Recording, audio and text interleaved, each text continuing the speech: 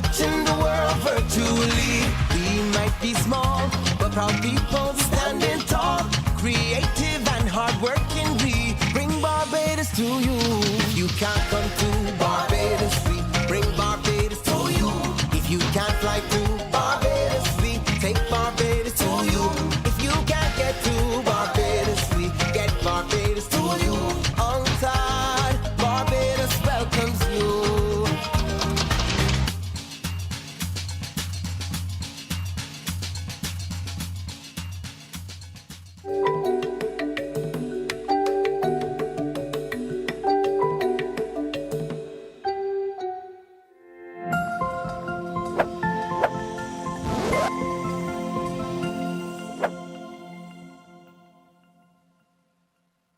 Good day, everyone. Welcome to the Creative, Cultural and Technological Emancipation Plenary of the Creative Industries Trade Digitization Forum for UNCTAD 15. My name is Adrian Green. I'm a spoken word performer, artivist with the Barbados National Transformation Initiative and columnist. And today we have a very diverse and esteemed panel to discuss our topic with you. And I'm going to give you some brief introductions. First, we have Josanne Leonard. She is a senior level professional with 25 years combined experience in media, strategic communications, government relations, stakeholder relations, and public affairs. She has a keen understanding of development and economic diversification issues for Caribbean economies, with specific knowledge of market access and regulatory issues in a number of sectors, including the cultural creative industries, telecommunications, copyright, broadcast.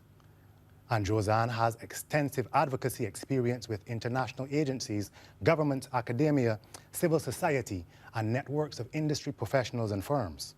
She is also an experienced broadcaster and radio TV producer who has worked with clients and affiliates in the Caribbean, the USA, Africa, and Europe.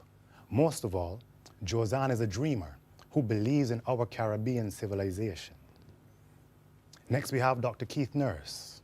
Dr. Nurse is president and principal of the Sir Arthur Lewis Community College in St. Lucia. Keith has published numerous scholarly articles, papers, and books on the political economy of international trade policy. His current research interests are climate change and trade policy, migration and diasporas, trade and innovation governance, and the creative economy. Dr. Nurse has worked as a consultant to governments, NGOs, and international, regional, and national agencies in the Caribbean, Africa, North America, and in Europe, and is a former president of the Association of Caribbean Economists. He is also the executive producer of Forward Home, The Power of the Caribbean Diaspora. Next is Dr. Michael Quett. Dr. Michael Quett is a visiting fellow of the Information Society Project at Yale Law School. He received his PhD in sociology from Rhodes University in South Africa. Dr. Quett is the author of Digital Colonialism, U.S. Empire and the New Imperialism in the Global South, and is among the most cited scholars on the topic of digital colonialism. He has been published at the New York Times, Al Jazeera, Vice News, Wired, Slate, Mail and Guardian, and Counterpunch. And he has appeared on BBC World News Radio, NPR, and The Real News.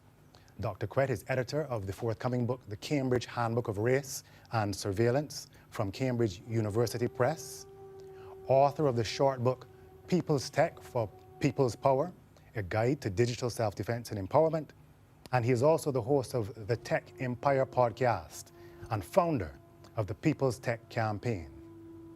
And finally, we have Mr. Trevor Wood. Mr. Trevor Wood is a technology professional with 20 years experience. He works as Director of Application Delivery Services at a regional financial institution. He is responsible for developing and executing the company's data strategy and overseeing the delivery of strategic solutions across a diverse project portfolio. Trevor is also a former cultural industries entrepreneur. This former valedictorian of the University of the West Indies Cave Hill campus, graduating with a double major in computer science, also holds a master's in banking and finance with a distinction and various technical certifications. Trevor was the founding chairman of the Brewster's Road Crew, a prominent Barbadian events promotion team. He spent 10 years producing events during Barbados' Cropover Festival, including two 24-hour shows. The team focused on showcasing aspects of local culture through their events and were keen adopters of technology, being among the first to establish a social media presence when the platforms first launched. He is an aspiring writer and is passionate about promoting local culture, creativity, and creatives. We are pleased to welcome our esteemed panel to discuss creative, cultural, and technological emancipation. And with this Creative Industries Trade Digitization Forum, we are operating from the perspective that the promise which the creative industries and technological advance holds for leveling the playing field for small island developing states will not fully be manifested unless we take a serious look at some of the embedded and entrenched inequalities in the global contemporary system.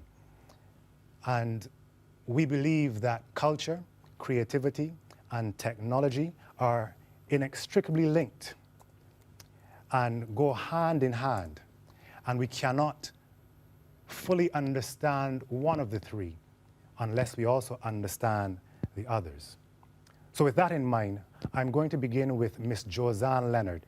And I'm going to ask Josanne if she can explain in her mind and from her perspective and from her vast experience being involved in the culture and creative industries and media, what is the relationship between the creative and cultural industries, and what is their importance to the development of small island developing states?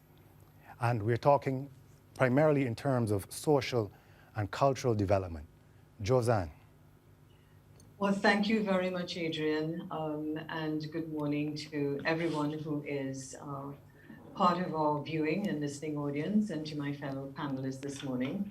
And I don't know why you sent me high up in the batting order and with that big question.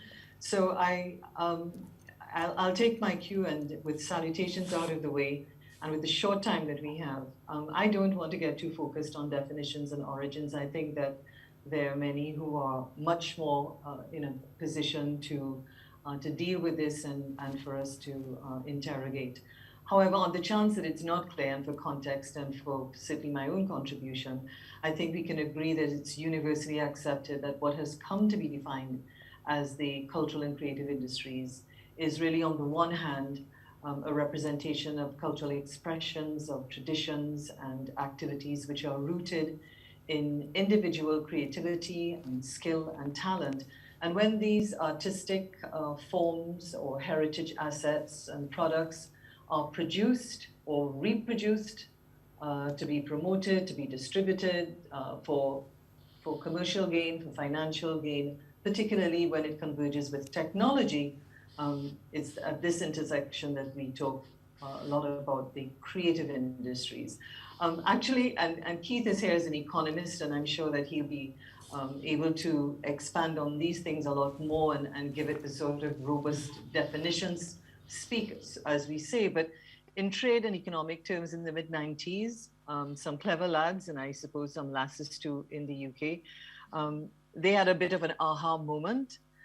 From a policy perspective, the UK government began formally at that time mapping what they coined the creative industries, mainly because they recognized the economic contribution to the UK economy, the potential, of course, for the creation of jobs, and the promise of generating significant wealth. And of course, today we know that the United Kingdom is one of the largest producers in the Western sphere, because of course China is a different proposition altogether, but they're one of the largest producers of cultural goods and services. In fact, when I was at the High Commission in London working under Minister Assam, I remember one of the very first reports that I read, which is called British Invisibles, which was prepared by their Department of Trade.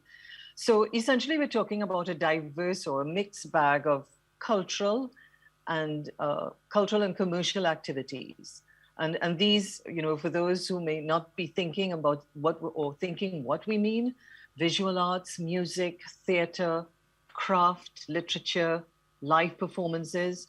Then we have the whole technology side with television, radio, film, video, and a whole new paradigm actually of the internet, which is far different from the World Wide Web as imagined by Tim Berners-Lee, with the mega GAFA club, GAFA meaning Google, Apple, Facebook, and Amazon.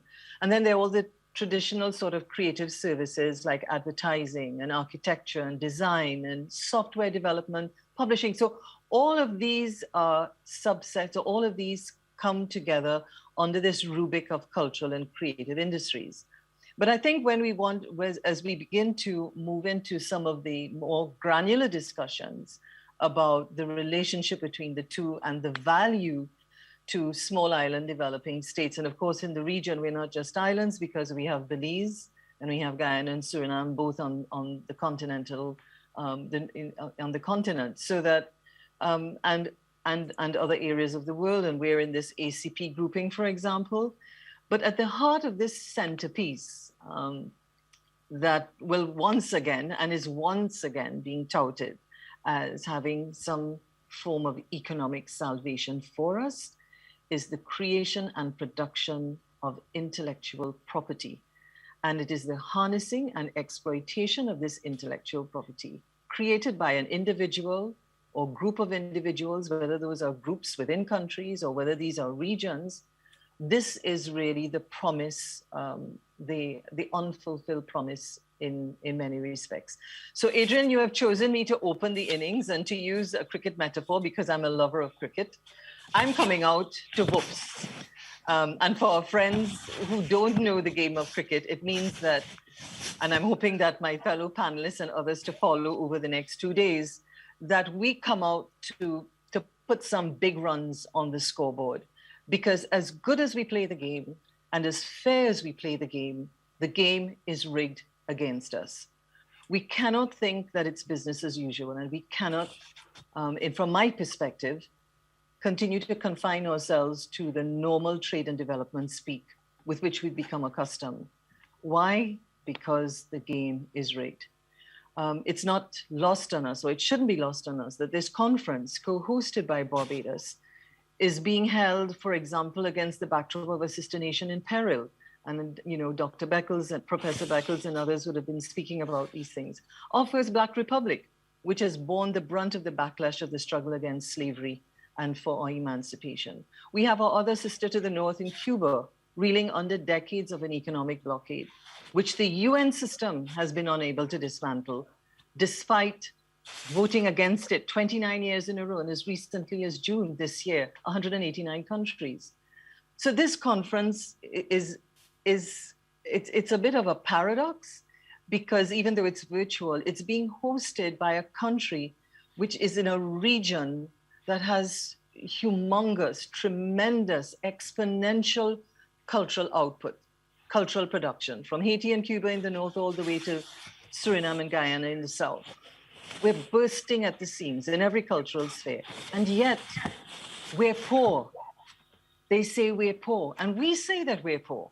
Josanne? The rules of the game ensure that the big countries of the developed world are able to exploit our cultural products with very little redounding to our benefit. And hopefully this discussion and others will lead us more into not just talking about trade, but fair trade, and fair trade in a development pact in which we, the children of empire, have to reimagine our place first and foremost. So that's my opening salvo, Adrian, and forgive me, but I think that I needed to put that down as context as we drill down into the conversation. No forgiveness necessary, Josanne. I think you have set us off on very good footing, and I hope that Dr. Nurse is paying attention in the field, because the ball is coming to him.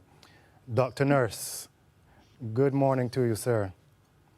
And good morning, Adrian. Good morning to my panelists as well.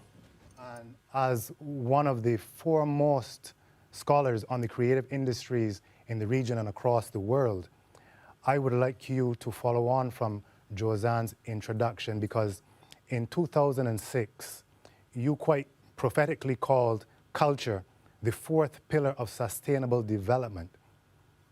What did you mean by that?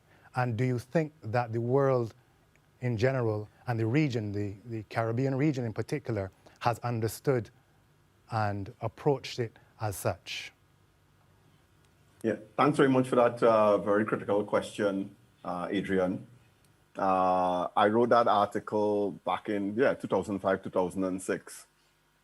And when I was first asked to comment on it, I really had to do a lot of background reading on the concept of sustainable development. And in the traditional literature, and still today actually, sustainable development is defined as having three pillars, which is economic, social, and environmental.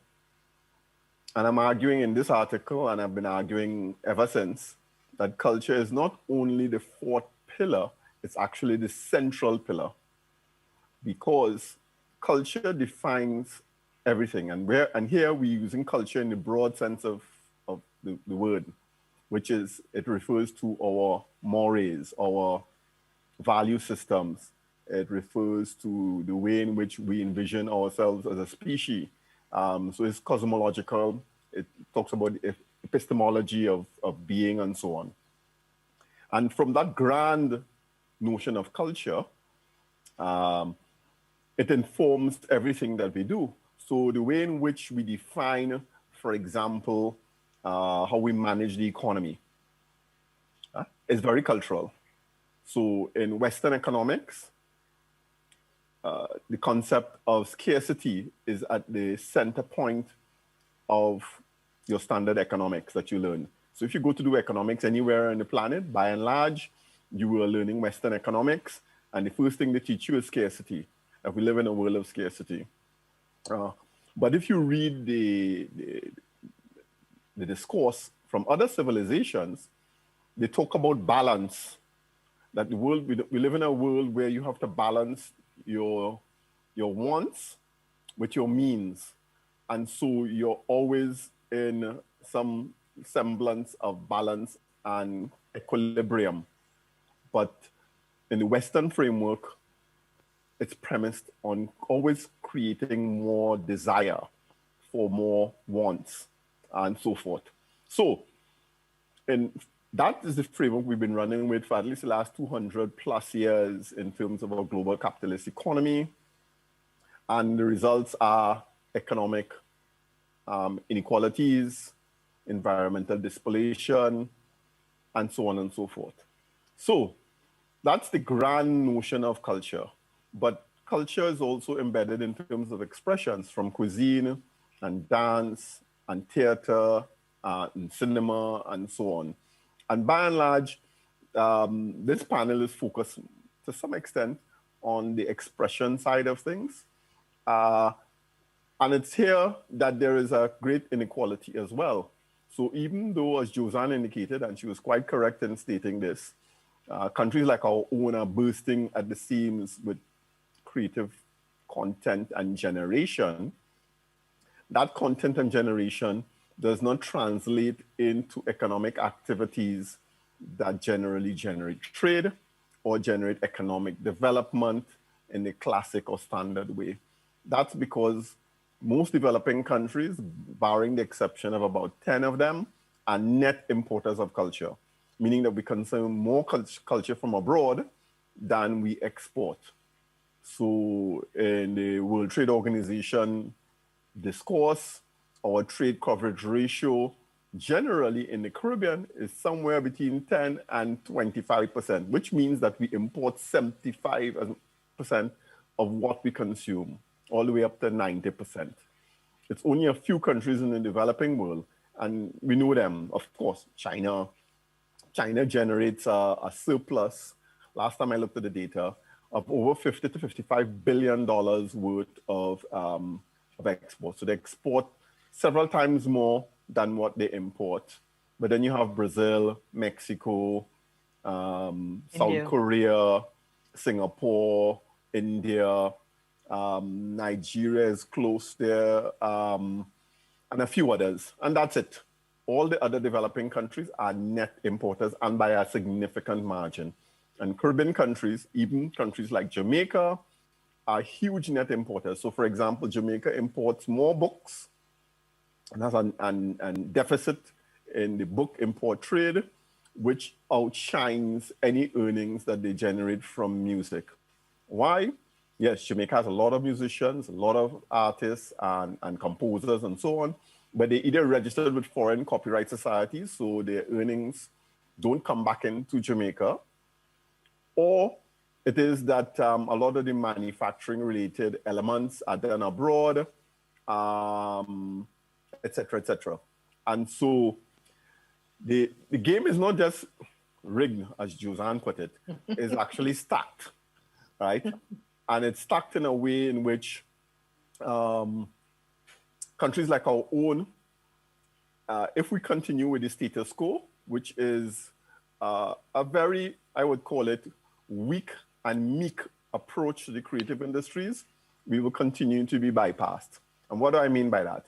Is that we've been very slow and very hesitant to invest in the infrastructure that is required to generate sustainable creative industries. That's everything from training people to be good artists or training them to be creative entrepreneurs. It also means putting in place the infrastructure, whether it's digital now or even before in terms of copyright regulations and copyright management organizations, to ensure that we are able to generate not only wealth, but also to ensure that those resources flow back into our economies.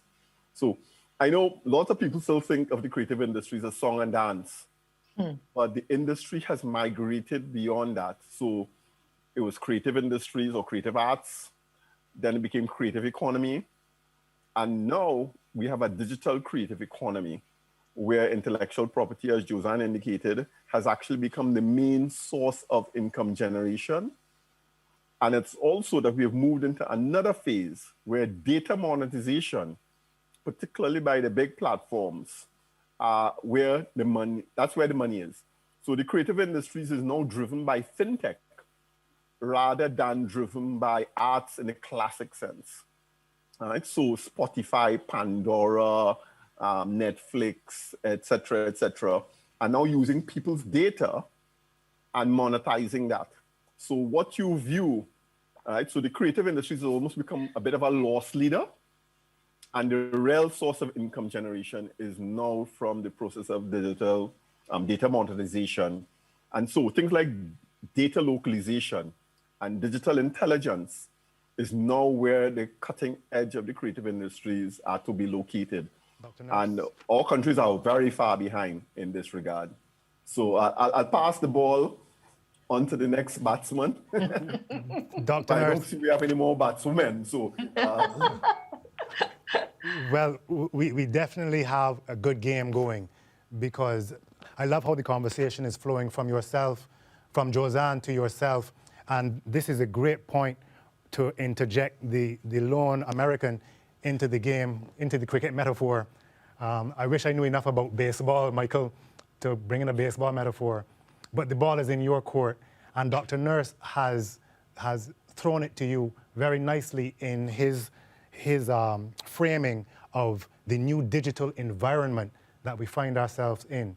And this is where much of your scholarship is focused.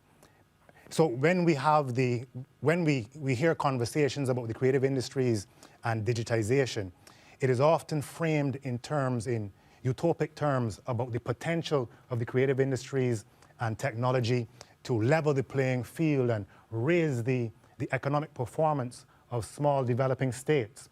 But your work is focused on something that you call digital colonialism. And this is a very heavy term, considering the history of colonialism for our nations. Can you please explain what you mean by digital colonialism and how you are framing this rigging and stack game that our previous panelists have spoken of?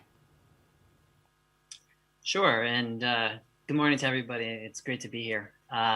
Okay, so digital colonialism is the use of digital technology for political, economic, and social control of another group of people or a country.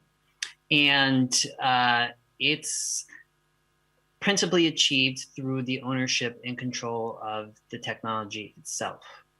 And the comparison here, or the evolution here, is one of a colonial form, in the sense that if we look at the prior early days of colonialism, infrastructure domination was a major part of how colonialism was achieved, where you had Europeans who showed up in other people's parts of the world as predators who imposed their will violently on the population, often settled their land. That's something that's not done as part of digital colonialism. It's not settler colonialism, but that they installed infrastructure like railroads.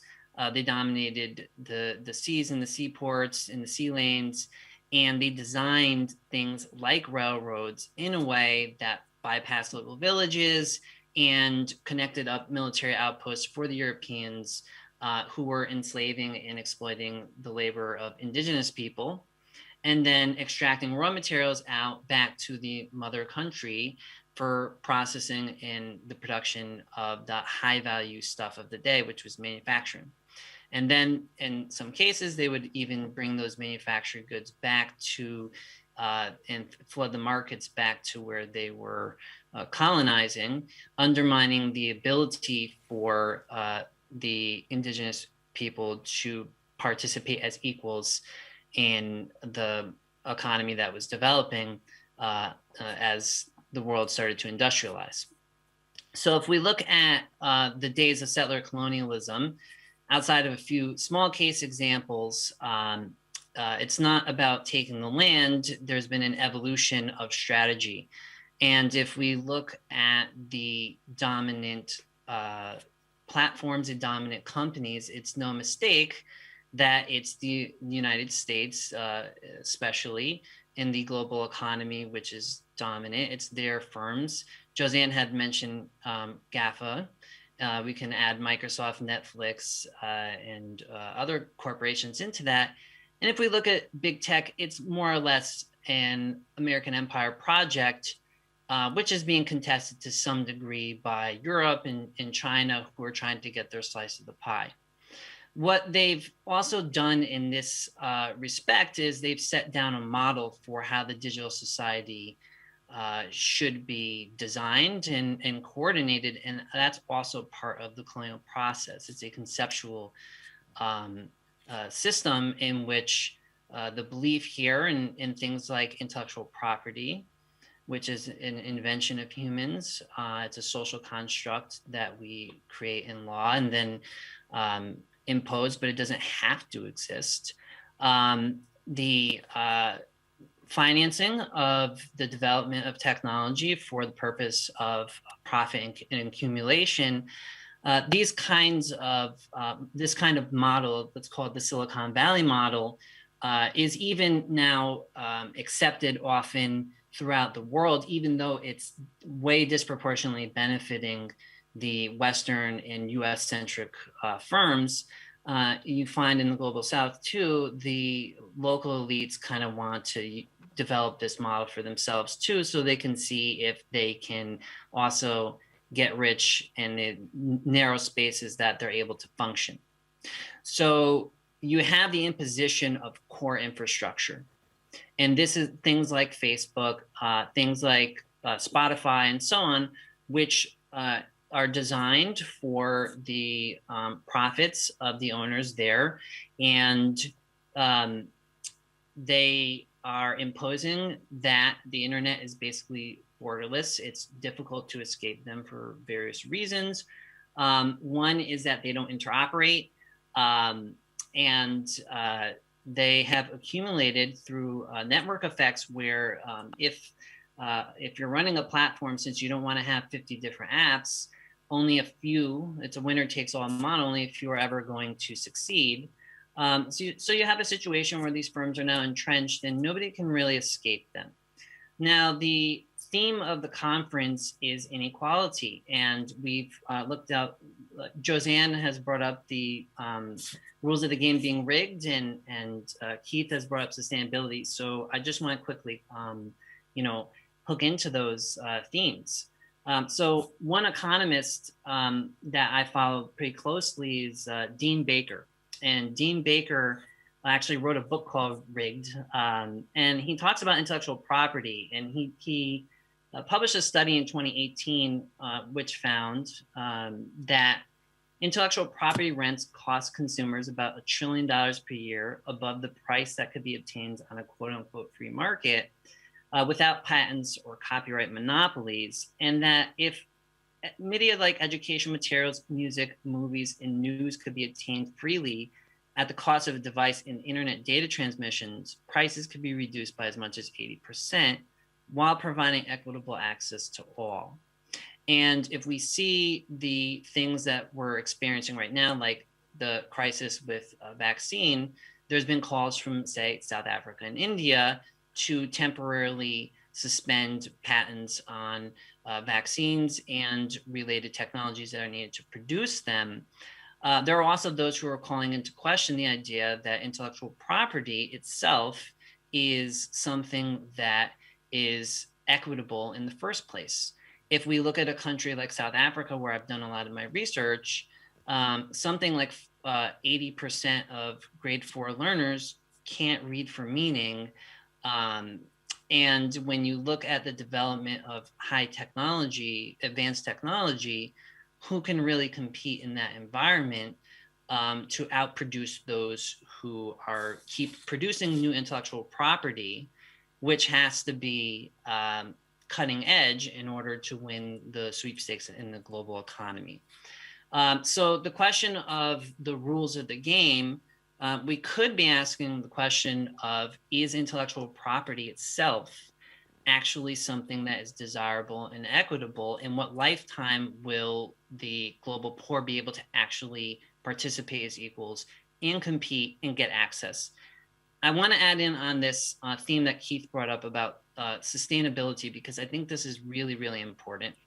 In 2019, United Nations Sustainable Development Goal, I believe it was Development Goal 12, talked about the limits of material resource consumption in the environment. And they were pulling in for this studies that are linked up in a community of researchers and activists who are, it appears, even though they didn't use the word, who go under the term degrowth. And degrowth basically means that there are limits to how much we can extract physically from the environment before we overheat it and collapse the environment because of overexploitation and extraction.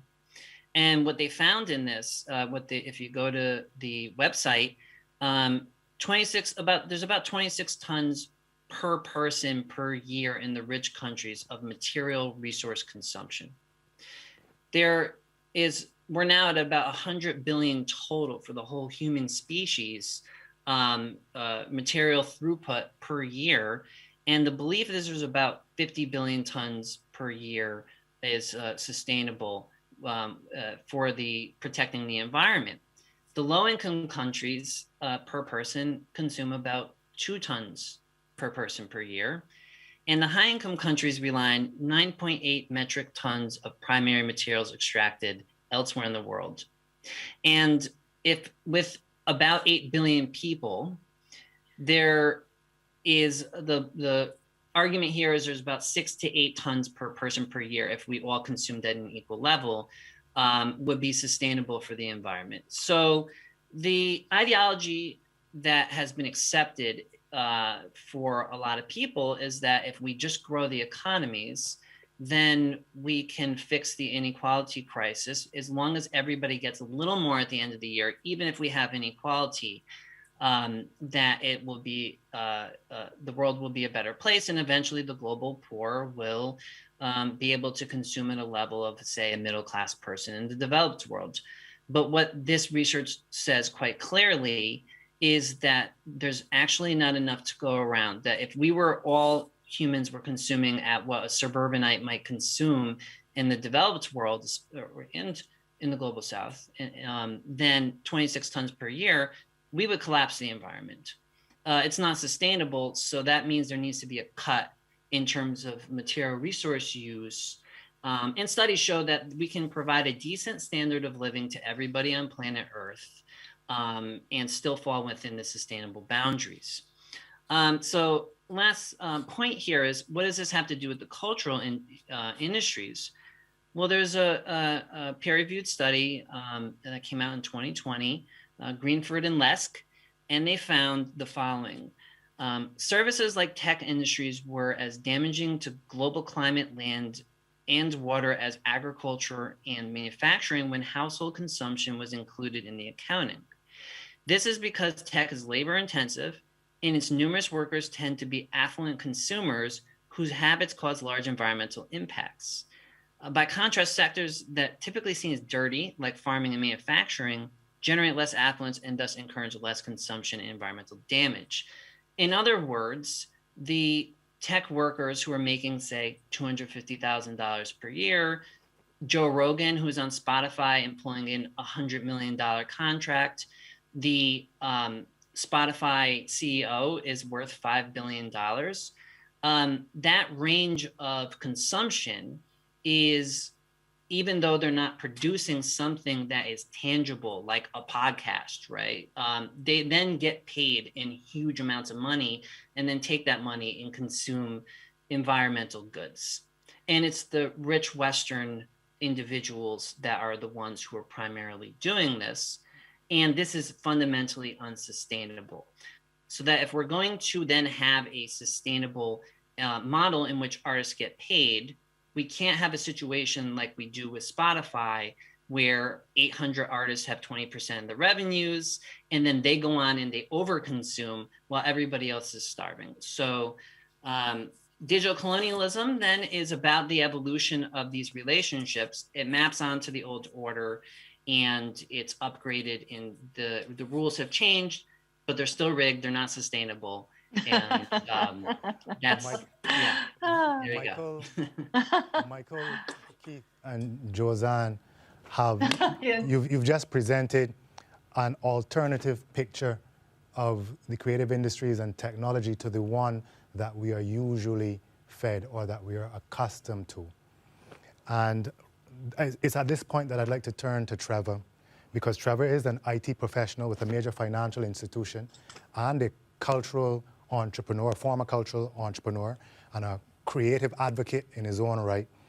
And what our previous panelists have talked about, in order to fully grasp and to fully appreciate, requires a serious mindset shift from the dominant mindset that we are exposed to today. And if there is going to be the changes that they suggest need to be made, then there are going to have to be shifts in the mindset of the populace. As a professional in the corporate arena, as someone who's engaged with FET and event promotion, do you think that your peers and your party goers, are they concerned with these issues? Should they be concerned with these issues? And if they should, how do we get them more concerned with these issues? Are you concerned with these issues? All right, well, continuing the cricket metaphor, thanks for allowing me to come to the crease. Normally, people who bat last are either tail enders or they try to score their runs very quickly and aggressively. So I'm hoping that I might fall into the latter category. And I think what we're hearing is that not necessarily that the rules have changed, but that the game has changed. And to answer your last question, well, one of your last questions first, Adrian, I don't think it's top of mind for consumers or necessarily producers. And I think there are different reasons for that. I think, there's a saying about teaching somebody to fish, but if they're starving, you have to feed them while they learn. And I think what's going to be important in changing the mindset is allowing people to navigate the game as it stands for their benefit, as well as providing alternatives. So I can speak from my own experience. At a macro level, there's a challenge with equality, but at a micro level, for people who want to get their services out there, the perception certainly is that the barrier to entry is much lower. And I think that's by design because as Keith said, all of these platforms are created specifically around marketing, gathering data, and making consumption easy, and making marketing easy. And I think that, you know, again, to Michael's point, even though there have been some incremental benefits at the micro level to individuals, it certainly doesn't amount to equality, looking overall at the way the benefits accrue across the board. I guess what else I would say is that we're seeing an increasing, I suppose, awareness and not only that, emphasis on social responsibility by tech companies and by all companies. I think, you know, in its worst manifestation, you see like a cancel culture, where if you are online and you fall short of, you know, a moray or you follow the favor of your consumers, then you can very quickly find yourself irrelevant. So what I would say is that the platform is there to some extent. I think there has to be some kind of targeted advocacy to make people aware of exactly what they're participating in, what the real rules are, the progress they can expect. And I think people would be receptive to that.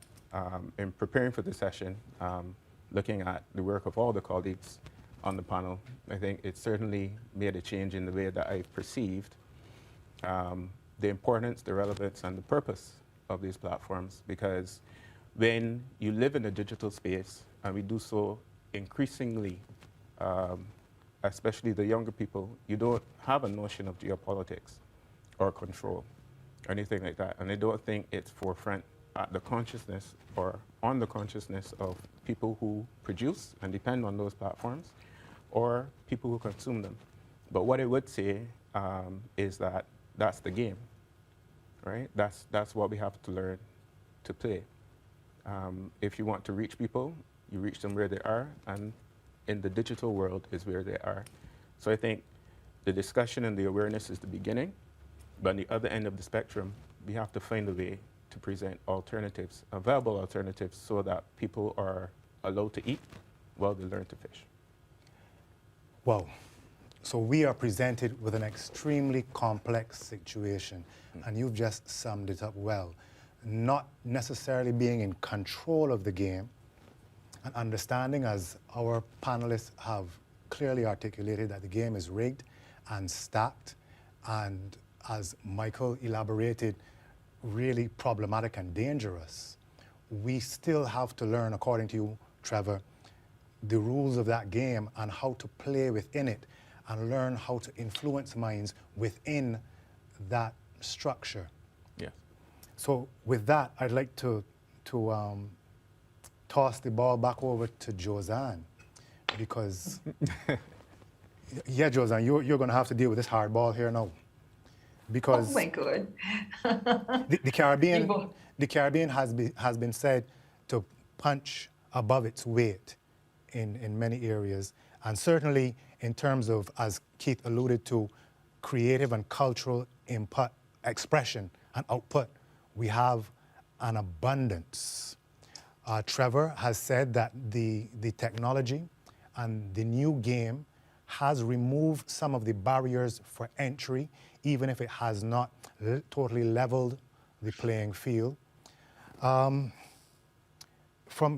your perspective, how do Caribbean creatives approach this situation, this complex situation, given the removal of the barrier to entry that Trevor has articulated, but balancing that with an understanding that there may be a responsibility, should they choose to accept it and become aware of it, to help to change the game that they are in essence tied to?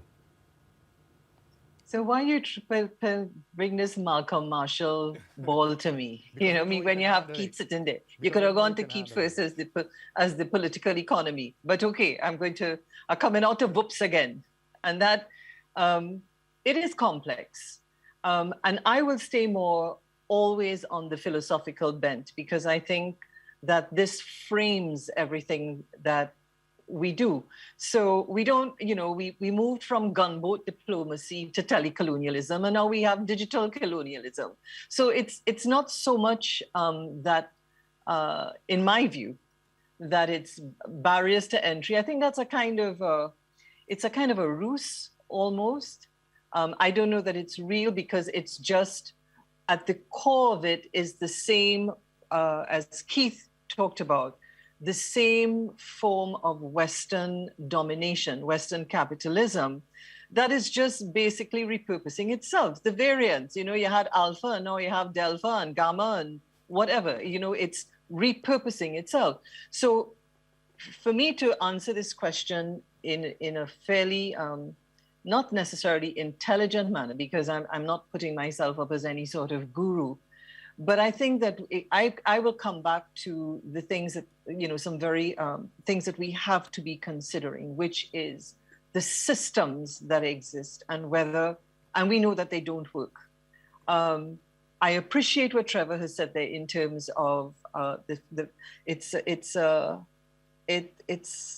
not even an aphrodisiac. I'm looking for another word. It's a kind of inducement where you think you have the power when you really don't. When you look at iTunes, let me draw an example. Let's take music, because music is such a big one for the region. So we have Spotify Caribbean. I saw Jamaica advertising the other day, somebody in a chat that I'm in, Black Business Matters, that we're now going to have Amazon Caribbean. In other words, we're continuing the game. We're continuing to play the game, thinking that it's going to change, but it's designed not to change unless we decide that we are going to have different approaches. So yes, know the game, but knowing the game is not necessarily just we know how to manipulate the technology. And I'd really like, maybe in another discussion, because the one and done can't do, because Keith alluded to, well, he more than alluded, he spoke about data and AI. And, I have a theory about AI, for example. AI is being created by, I don't know, some little fellas in Silicon Valley in board shorts and funky places, and they don't wear jackets and ties, but it is their bias, it is their cultural conditioning, it is all of these things that are at the input stage to create the technology. So when we talk about artificial intelligence and it being the leveling, it's the panacea or one of the panaceas to fix our problems. AI isn't something that is coming out of the atmosphere by itself. It's being created by humans. It is being created by humans. How much of that are we inputting into for what we have to do about our business? So I'm a disruptor, Adrian. I understand that for example, and I don't want to go too much into it, but look at what has happened with vaccines. I'm not talking about whether you're for or against. The power of a few media, big tech companies to drive a particular narrative. Their associations or not with other economic interests. That should be very worrying to us. That's a lot of what Michael was referring to in terms of the construct. Digital colonialism. So we had gunboat diplomacy, and then we had telecolonialism, and now we have digital colonialism. I think that we really have to mash some brakes. To answer your question, we have to mash some brakes, and we have to have, it's a mixed bag. We have to have stronger political will in the region, for example, to be able to create the systems and to drive the development agenda in our regions, because we're not simply talking about the Caribbean, we're talking about other parts, developing regions of the world. But as we're speaking, we're not, I'll speak as a Caribbean person. So we have to have that. We have to have education. Yes. The education doesn't start when you come out and you really want to be an artist and then you go to BCCI in Barbados or Edna Manley College in Jamaica or UTT in Trinidad and Tobago. Education in terms of digital understanding the world in which you're operating, it comes back to education. So it's not a quick fix. And Trevor is right. We if you're going to play the game, because for example, we didn't invent the game of cricket, but we learned to beat their backside with, we learned to really, you trounce them in, and they kept changing the rules on us. When we dominated with our fast bowling, they changed the rules. So, you know, I think that we have to confront our own, I wouldn't say demons, but our own weaknesses in terms of our cultural confidence, because that is what is going to enable us to sit at the table in the midst of our friends here in UNCTAD and other places to drive an agenda that is about our people, whether it's in Brazil, whether it's in India, whether it's in the Pacific, whether it's in the Caribbean, whether it's on the continent, Africa. We have to have these kinds of discussions. And a big part of it, and Keith and others talk about the political economy and the structures, those things have to change. If they don't change, we're just really always playing catch up, or we're just going to continue to be the downloaders. In other words, what's created for us, somebody comes into the region and they tell us this is good for us, and this is what is going to energize us, and this is going to give us some kind of competitive advantage. And then we have a class in the region that says, okay, we know how to take advantage of that. And we create inequity within our own jurisdictions. We create barriers to entry for people who may be micro as opposed to conglomerate. Thank you, Josanne, and you're dovetailing nicely with a lot of what was said earlier. Michael spoke about the complicity in colonialism of local elites who do learn to play the game for their own personal benefit, but not necessarily for the benefit of the entire society. And I really appreciate your staying in a philosophical vein, because while, as we've noted, many developing regions are very prolific in terms of creative expression and creative output, we also need to have great output and innovation in philosophy and critical thinking. And when Michael spoke earlier about, at a certain level, children reading, not being able to read to understand, and you spoke about education, we are seeing that the situation is very, very deep and complex. And I want to go back to Keith here, because way back in 2006, Keith said that the cultural industries should be a pillar of sustainable development. But Keith, you also said that we need to rethink our idea of sustainability. And I'd like you to say a little bit about that, as well as if we also need to rethink our concept of the creative industries, which is also a philosophical concept that comes out of a different environment, out of the UK. What do you have to say on that, Keith? Right. Thanks again, Adrian, and thanks again for passing the baton. I'm changing the analogy now from Josanne to me. We've just finished the Olympics. What I would say is this. If you look at the global society, we are really in crisis for all the sustainability issues that Michael referred to. We've probably gone over the tipping point in terms of a whole range of things, temperature rise, sea level rise, and so forth. And the Caribbean and many other small island developing states are defined as hotspots from a climate change perspective. So that a country like Barbados, in 50 to 100 years from now, would lose a large share of its coastline and 70 to 80% of its hotel infrastructure. And so the economy as we know it in Barbados would be decimated.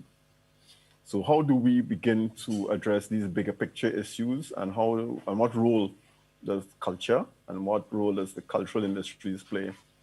Well, the key thing is that much of the impact that we see from climate change is self-induced by humans, and it relates to our lifestyle. It relates to our wants and defined needs, and the way in which we conceptualize ourselves as a species on the planet. All of this is not immutable. It means that we can change it. And I think we will be forced to change it. Otherwise, you'll have to find another planet. Mind you, some of the same tech billionaires are already creating aircraft to go to another planet. So lifeboat ethics, Huntington's lifeboat ethics applies here. Funny, right? funny. So those of us who can't afford to get that aircraft will have to... Spacecraft. It's a spacecraft. We'll have to deal with the mess back here. So if we take that as a given, then I think that the creative industries and the cultural industries have a critical role here to help shape and reshape Narratives. identities about lifestyles and what, how do we create a consumption culture that is within our means, which is the point I think Michael was making. So if we start from that as a platform, then there's a tremendous set of opportunities that emerge from that process for us to educate the populations worldwide about a consumption pattern that is more sustainable and leads for sustainable development. Now, if you read the Sustainable Development Goals, the 17 of them, and they're really scripted around notion of the 3 pillars of sustainable development: the economic, the social, and the environmental. The cultural is given short shrift, and that's because it's a tacit acceptance that the existing cultural ideology holds hegemony and is to be unchallenged by and large, so that we will continue to be, to tinker here and there with the culture, but not do any major structural or systemic transformation. That is not going to be sufficient to address the crisis that we are in as a species and as a planet. So soon enough, we'll have to kick in with this alternative and more expansive notion of culture and the role of the cultural industries. And what do I mean by that? So for example, we need to change our textbooks, right, that are embedded in our educational system and the stuff that we are training or teaching our young people, right? So for example, rather than training them or teaching them about scarcity is the key thing in economics that we have to address, the issue is probably distribution, right? So if you change the narrative, I think that's the point that Josanna has been making. If you change the narrative, you change the paradigm and you change the potential outcomes. If you don't do that, then we are going to be playing continuous catch up. And I fear that we are losing that game. The other side of the equation, though, is this, and Josanne's hit the nail on their head, is that you could only make a substantial contribution in this arena if you have cultural confidence.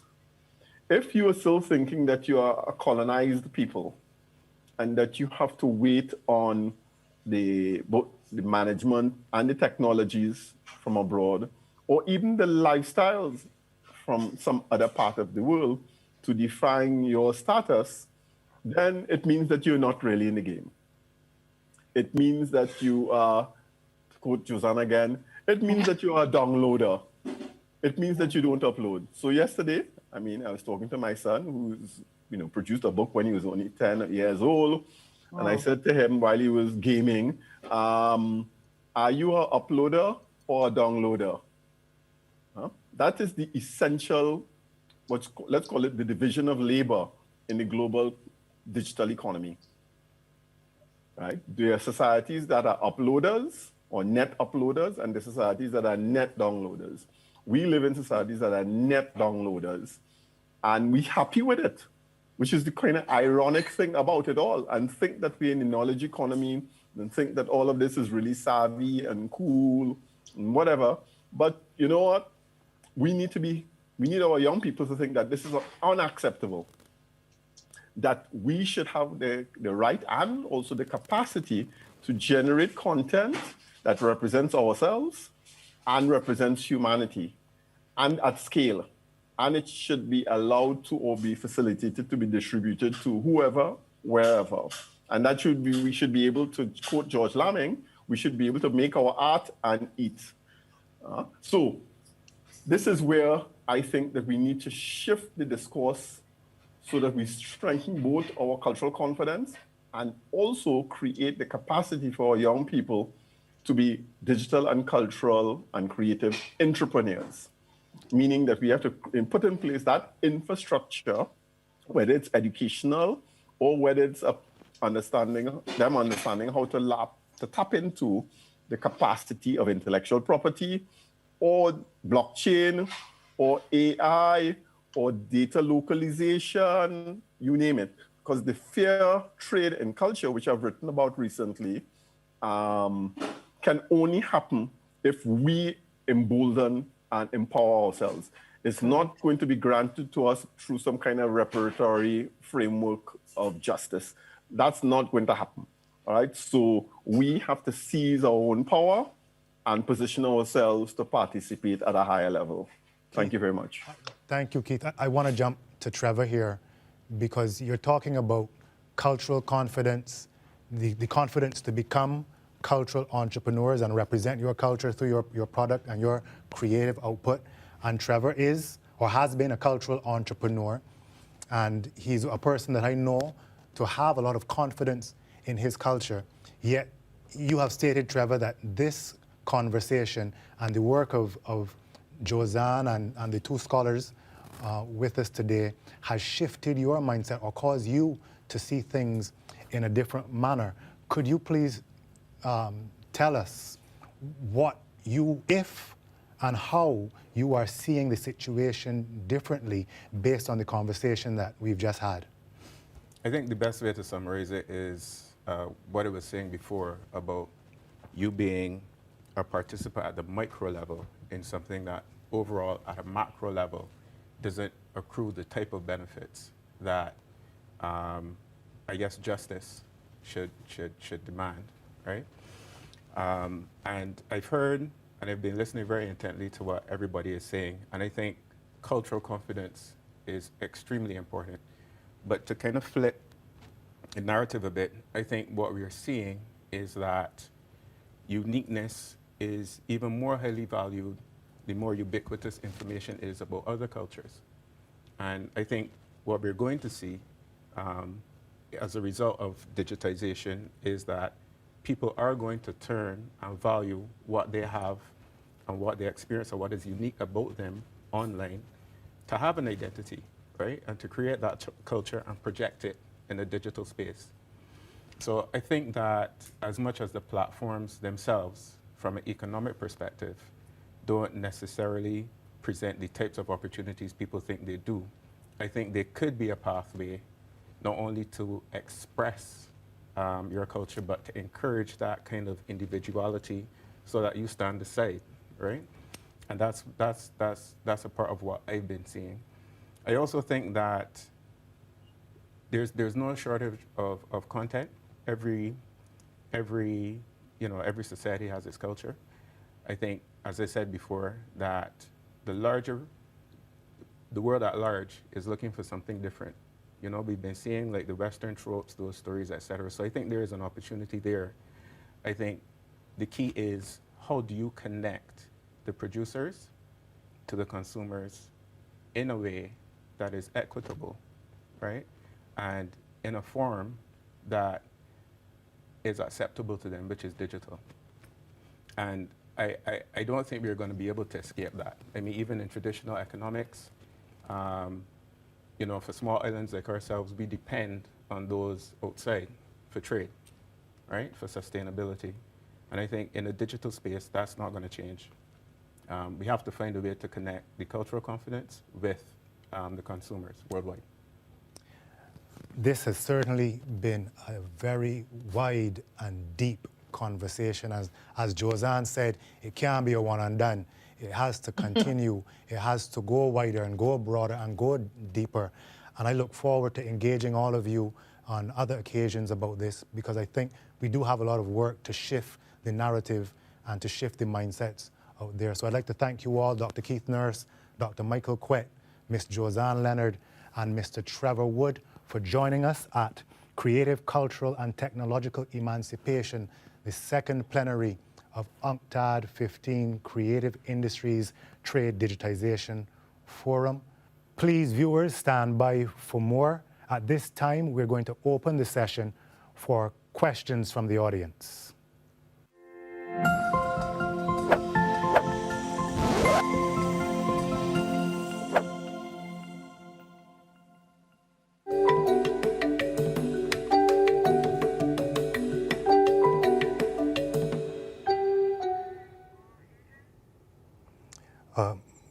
panelists, that was, as I said, it stimulated a lot of thought and a lot of discussion.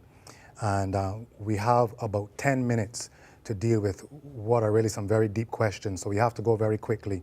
So I'll start with this first one. Someone says, we are far behind in a race that may be going in the wrong direction.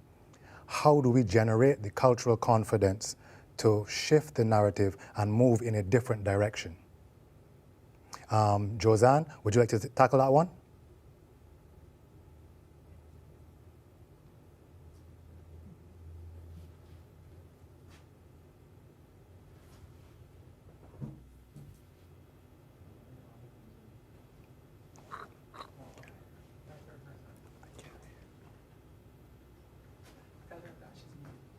Josanne, I think you're muted, Josanne.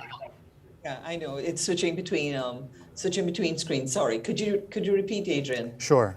It says we are far behind in a race that may be going in the wrong direction. How do we develop the cultural confidence to shift the narrative and move in a different direction? Oh, that's a big one, and I think there are very many dimensions to it.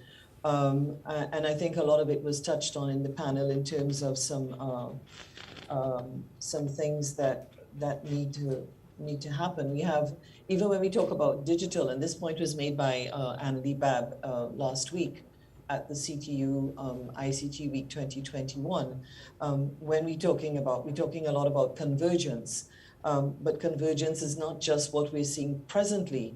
Convergence is also looking at what models, what economic models, what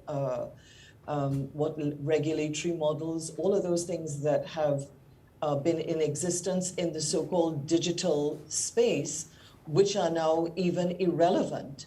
And so I think there's no easy question, there's no easy answer, because now there is this convergence that is beyond the idea of just technological convergence. You know, the reach of big tech, the fact that fintech is on the horizon. I think that we have to now begin to drill down. So I don't have a simple answer, and I'll think a little more about it and come back. I'll throw it to Keith and Michael and Trevor. That's fine. Keith, do you have any suggestions on what needs to be done to develop this cultural confidence, to shift the narrative and move in another direction? Yeah, well, you know, we've long been advocating that we need to strengthen our sense of history and history of self. And that needs to be done nonetheless. It doesn't matter what the technology is, it doesn't matter what the terrain is. This is a fundamental requirement for an understanding of self. And one can argue effectively, we have data to show that in the Caribbean context, we have been underinvesting in the notion of self. So if you look at the curriculum from primary, secondary, and even at the tertiary level, our young people are not being introduced to our luminaries, for example. And across language zones. All right, so there's a way in which we pigeonhole ourselves in the English-speaking Caribbean, and so we don't know about the contributions of others and intellectuals from the Spanish-speaking Caribbean, or the French-speaking, or the Dutch Caribbean. And so we are allowing colonial fragmentation to limit our understanding of the Caribbean itself. So we need to also break through that particular barrier. The other thing that we have to do is be as savvy as we can with the contemporary technologies. And we are not necessarily going to be the inventors of these technologies, but we have to know how to utilize them to our strategic advantage. And so everything, you know, I remember making an argument to some of the multilaterals almost 10 years ago about training people on apps. And the response was, well, we don't think that's so important, at least not for the Caribbean. Well, I mean, if you are not able to produce apps, you are really out of the marketplace. Okay, so we didn't invest in it ourselves, and the multilaterals didn't invest in it on our behalf. And so today, we have very little capacity in this area. And that's because we didn't have the confidence to pursue this on our own account.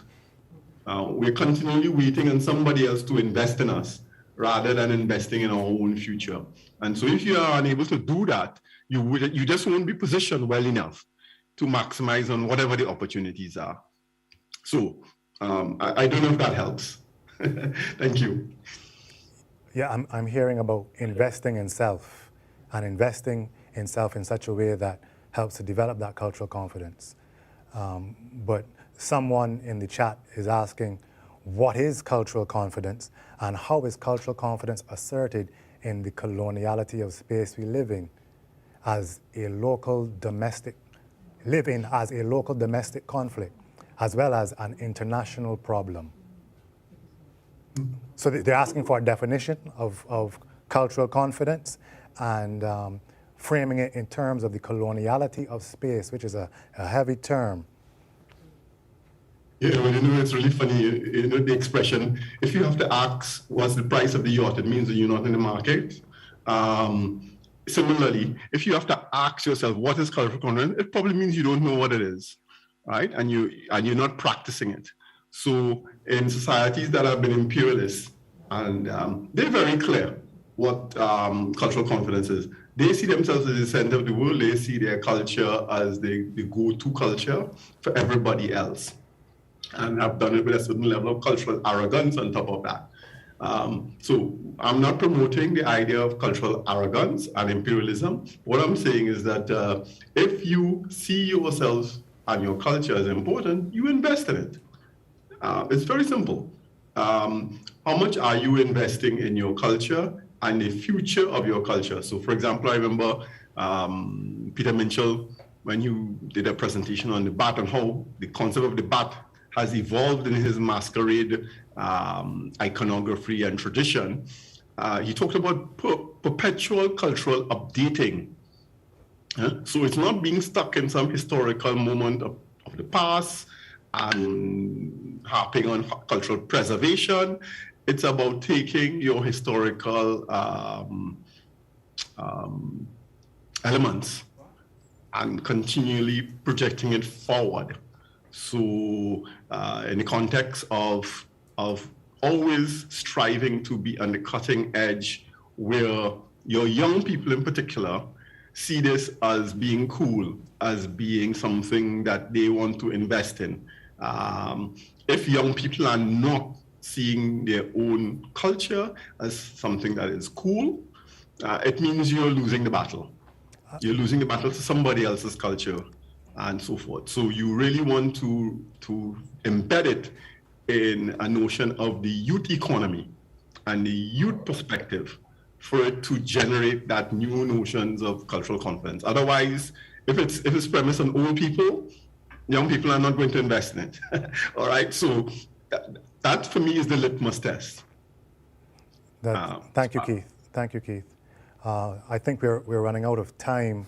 I would love to continue this conversation because it is really a lot to unpack, a lot to dive into. There are other questions coming in, but we have to go to our next session in about a minute. So Michael, 30 seconds, if you could please give you your summation of the discussion, your closing point. Sure. I believe we should also look at confidence in terms of changing the status quo of how this economy works. And I think we could have a system in which we can have public subsidization of culture and we can free up from copyright and still reward the people who produce and have it be an egalitarian system. And I think that should be pushed for very hard. Yeah, in short. So the final question is about sustainability, Michael, and I'll also leave this with you. It goes, sustainability relates also to how different groups function within spaces of cultural labor. Therefore, where is our labor being resituated and whose objectives are being met? Yeah, well, if you look at the way these cultural systems function, they're basically built to concentrate resources to the people who own and control them. That's your shareholders and your owners of your infrastructure, and also to reward high-value artists and to push out a handful of people as celebrity performers and entertainers. And at that point, so much more of the labor is just lost, and you have giant armies of starving artists who are trying to get in and make it big. And so in that sense, I think that the exploitation takes place in the fact that these are very inequitable systems, and we need to try to challenge that fundamental thing. We can have reforms along the way, but those reforms should be seen as part of a bigger picture to push to really fundamentally redesign the system.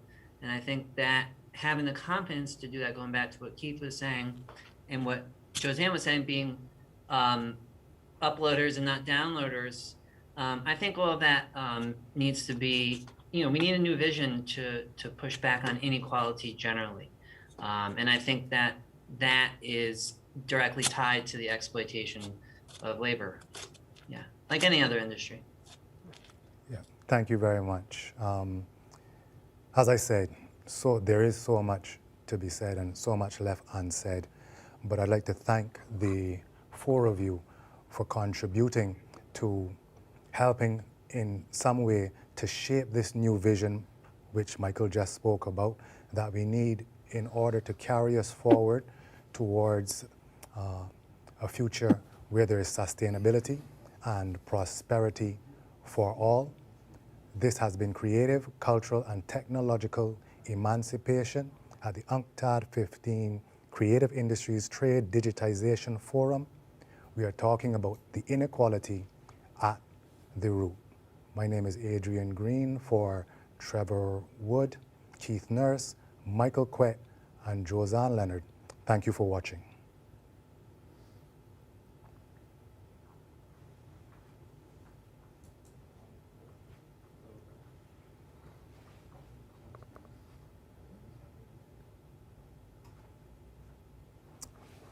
Ladies and gentlemen, thank you very much. That was wonderful. My pleasure. Thank you, that was great. And development. As we move from inequality and vulnerability to prosperity for all, the Creative Industries and Trade Digitization Forum takes a closer look at the pivotal roles being played by culture and creativity in conjunction with technology and innovation in upholding and improving the economic, social, physical, and mental well-being of people across the world. Today, we present to you a word sound showcase entitled Spoken Words to Mend Broken Worlds. This international lineup of poets takes on the task of addressing the roots of inequality in today's world. They are proof of the power of the arts to evoke introspection, shift consciousness, and affect social change. The first poet we have for you is Danica Thomas. Danica Thomas is a poet, arts educator, and activist from Trinidad and Tobago. They are recognized internationally for their work on gender issues, LGBT+ advocacy, women's empowerment, and environmentalism. Danica is the 2018 Grand Slam champion of the first Citizens National Poetry Slam, third place winner in 2019, and four-time finalist of the competition. They have performed and spoken at TEDx Port of Spain, the Trinity College Hip Hop Festival, the Women Deliver Conference, the Nairobi Summit, and several other local and international events. Danica's work has also been published in several literary journals, including Moco Magazine and Shade Literary Arts. Ladies and gentlemen, Danica Thomas. Speak. Because if you don't, who's going to do it for you? Who's going to prison break your voice from the asylum of your mouth, so to not let your words be anchored in your throat, making wasteland for things left unsaid? Speak. So to not let the things that you care about be devoured by fear. Silence has a way of eating everything alive, knows that even though it is an abstract concept with no actual mass, that it is capable of bodying even the biggest bodies among us, is able to make us feel small, unseen, unheard. Silence, be bold-faced like that, be bad John like that, is all of the talk and has all of the bite to go along with it. Speak. Because lives are at risk, because there are people who cannot speak for themselves, who are unable to articulate with words how the world works over time to quiet their existence, because young people are a force of nature and should not be taken lightly. Speak, because the opposite can be deadly, dangerous, damaging. Be private zest in the middle of a lockdown, in the sense that even when they tell you you can't, find a way to tell your story. There is a revolution waiting to take shape on your tongue, eager to take its first breath, to grow limbs, to take its first steps, to grow up into being an adult and multiply into every corner of the earth. And it begins with you, opening your mouth and speaking loud enough to be heard, because what will change if you stay silent?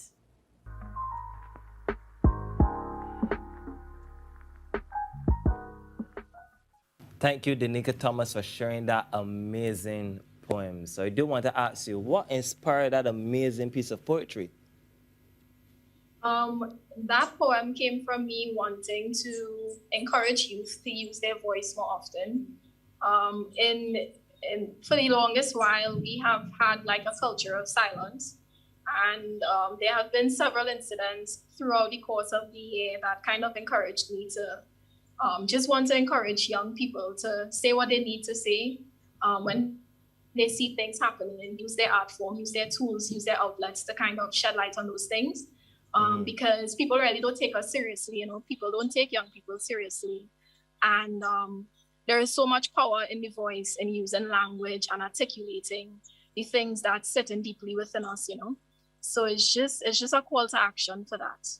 I agree 100%. And as a young person who doing poetry, what role would you say poetry plays in society, especially when it comes to trade and development?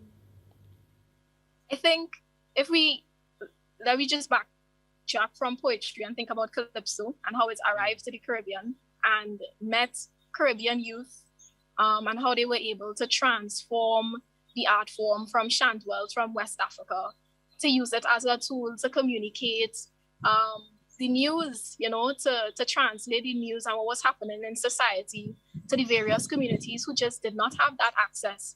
They did not have access to the news, to information, it didn't have the World Wide Web then. And so Calypso was like the internet, it was like the news, it was like CNN for poor communities, where they would get updated, whether it was actual news or satire or comedy, to relieve the stresses of these communities. And I think that's the role that spoken word can play, because honestly, there is a way in which spoken word translate the world that is palatable, it could reach various communities at the same time. It isn't too heady. It could be broken down into simple but beautiful language. And I think it just connects, it hits differently. So I think that's the role that spoken word poetry could play. It could translate something that is absolutely complicated and reach people who don't necessarily have like the educational background, don't have this big fancy language. We could use metaphors, we could use literary devices and just make it reach different people. It doesn't discriminate against race, against color, against sexuality, religion, it just hits home. And that's what I think. That's where I think spoken word kind of fits in this narrative. A beautiful, beautiful explanation. Spoken word really is a vehicle for truth.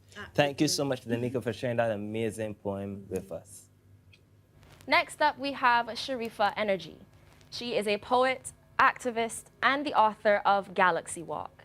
Sharifa Energy is also a creative writing workshop practitioner. Her poetry is raw, honest, and consistent against injustice. Witnessing her performing has been described as an almost religious experience. She was awarded the UK Entertainment Best Poet 2017 award and is a nominee for the Eastern Arts, Culture and Theatre 2019 award by the Arts Council. Her poetry has featured on BBC The One Show, Channel 4, and ITV. Ladies and gentlemen, Sharifa Energy. Tired with this world, the trauma of this. Tired of Gaza being bombed. Friends restless to hear from family on Skype to see if they are still alive. Tired of hearing the most morbid stories of survivors of genocide. Tired of attending protests and only being able to raise a flag. Shaking with tears outside embassies. The grieving of thousands of lives being more than overwhelming. Tired of seeing children lose their parents to the bullets of police in the UK and the US. Tired of seeing sisters who want to hug their brothers again. Mothers whose daughters will never give them grandchildren. Fathers and sons who never got to express their love for one another. Women who sleep beside cold pillows. Their lovers who never return. Tired of parents burying their just learnt to walk and talk children. Tired of seeing fellow communities mourning. Tired of the inferiority complex of Western liberal democracies, bombing and obliterating histories and libraries, pointing fingers as though ISIS are the only barbarians to have chopped off people's heads. Tired of having to mobilize. The spiritual war with ugly spirits running the globe isn't over yet. Tired of silent heartbeats making elite a bag of money. Tired of the number of people traumatized in prison multiplying, returning home with scars after decades in Guantanamo Bay. Tired of refugees' makeshift homes being labeled as jungles, voices in detention centers strangled and silenced. Tired of the pretense of racism being a new reality for migrants. Tired of Muslim graves being desecrated by BNP, UNCTAD, swastikas drawn on with poison. Tired of Muslim children taught in schools that Muslims kill, and African children taught their only history is slavery. How empowering. Tired of explaining resistance and demands for dignity of the wretched of the earth to feel-good advocates of non-violence all-day, everyday liberals, assuming charity is enough, hesitant to support self-determination and liberation. Tired of witnessing glee in the eyes of settlers who celebrate with fireworks when an indigenous family in the land they have occupied has been singed to death by one of them. Tired of feeling paralyzed at times when news reaches and senses are heightened, waking like we're all in funeral homes. Tired of knowing truths I'm not able to comprehend. Tired of seeing people hurting around me. Tired of knowing I'm far from the only one that's hurting. Tired of white supremacy and colonialism that never ended. Tired of the war machine, of Chilcot or not. So many inquests but still no justice. Tired of seeing pain in the faces of families haunted by the brutal loss of loved ones. Tired of smiles being snatched from faces, hearing news of another one. Tired of feeling desensitized at times, knowing I shouldn't always tune in for my own peace of mind, feeling there's infinite suffering. Tired of privilege pretending, going back to business, till one life is taken for every 1,000. Tired of no context commentaries when occupied restless people choose to resist. Tired of the actions of the oppressed under scrutiny, coming from mouths not affected by racist police, with no experience of living under military. Tired of peace and love slogans before justice and equality. Tired of imagining what this world will be like for my children and their children's children. Tired of wondering whether we've done enough. Tired of only being able to write words. And that was a piece entitled Tired by Sharifa Energy. Sharifa, can you tell me a little bit more about what inspired you writing this piece, Tired? Because it's a very powerful and potent message and it's very dense. So can you tell us a little bit about that? In regards to this poem, I think it's mainly just the reality of the numerous injustices that exist. I feel like there's so many, and you know, as someone who's a community activist, as someone who's actually always doing the work in the community and having to respond to certain things, whether we hear about Gaza being bombed, whether we hear about refugees passing away at sea, whether we hear about, just recent sort of information in terms of deportations, the government, just anything, fascists, the way footballers were treated recently back in the 70s, how 80s, how fascism was on the rise and people used to get beaten in the streets for just being present. I think there's just a lot of frustration and a lot to process, whether it's about Grenfell, whether it's about deaths in custody in the UK or in America or wherever else, in terms of like Indigenous rights. I think there's just a lot to take in. And I feel like I was just really overwhelmed when I wrote it, because I'm like, I am tired. I'm tired of, it's not that it means I won't do the work that needs to be done, but I am tired of the reality of the fact that there's so much to fight all the time. There's like, as a woman, a non-white woman, the sort of prejudices I've had to grow up around and resist. So it's just a continuation of resistance. So I tried to capture the numerous struggles that we have to face. And I think it's important for people that don't necessarily come from similar communities or may not tune into it or realize how dense it actually is, for them to just be able to see, like, it's almost like I list the number of things that there is to be frustrated about, to be upset about, to grieve, to mourn, and it's just the fact that whether it's about the Grenfell community, which was my local community, whether it's about fascists, and all the rest of it, like, it's about connecting all the dots as well and not leaving anything out. So you speak about how you're an activist, and I want to know what role your poetry plays in that, and what role you think poetry has in activism on a whole when we think about things like trade and development on a global scale. I think, poetry has its place in the space of documentation. I think it's really important for these times to be documented, and we do that through poetry. So it's important for people that are on the ground to to capture the narrative, to make sure the media doesn't hijack what is actually going on the ground. So that's what I do. So, whether it's like even, right now, what's happening in Haiti in terms of the earthquake, there's people that will just like naively donate to the Red Cross, but it's like, no, I can be like, with my knowledge, I could be like, no, like, did you not see what Red Cross did back in the day? Like, watch the documentary, where did the money go about Haiti and the Red Cross? And, it's about the reality of making sure people have a more critical view of the world, whether it's like critiquing NGOs, whether it's critiquing, the way like NGO workers have been in different countries, or how children are treated like from other countries as well by the West. And I think there's so much, or highlighting the reality of neo-colonialism, highlighting things. So for me, it's about, of course, there's a local aspect, but we connect the dots. So, we're able to relate to things where you're able to relate to things that where we are, someone was saying the other day about like how Nelson Mandela, when he came to England,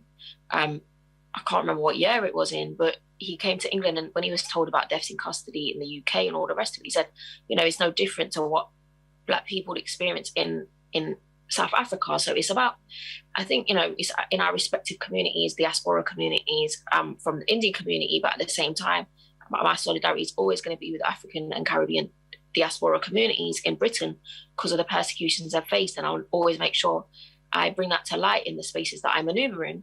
And at the same time, connecting the dots on an international scale is really important. So people don't pathologize people, and they don't have a perspective of like, say the children in Africa, but then you don't care about the Black children in your own communities.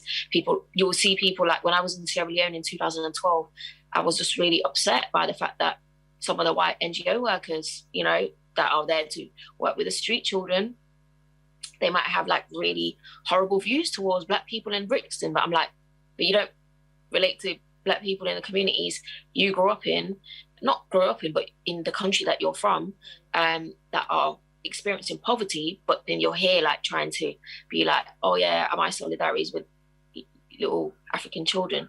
So it's that kind of a thing. And I think it's just, we use poetry to create empathy, we use poetry to create like a all-rounded perspective, and for people to have a deeper understanding of things that they don't necessarily think about. Thank you So I wholeheartedly agree with you, poetry being about connection, being about telling the stories from all the critical angles that are involved. Thank you so much for sharing your work with us. We thank you for being here. That was Sharifa Energy. The next poet coming to the screen is Tio Greenidge. Passionate and bold are just two of the many adjectives that can be used to describe this next artist. The passion that pours out of him on stage captivates listeners wherever he performs. His is a fire that is fueled by his belief in positive change through the arts and is evident in the many messages he explores in his poetry. As a performing poet, he has won the Barbados Community College talent show, BCC's Got Talent, which then motivated him to seek out larger audiences. He is also no stranger to the national stage, having placed 3rd overall in the 2018 iteration of the Spirit of the Nation show, where he also captured the award for Most Original Performance. He does not shy away from addressing the societal elephants in the room, often tackling topics many people turn a blind eye to, including race, poverty, and sexuality.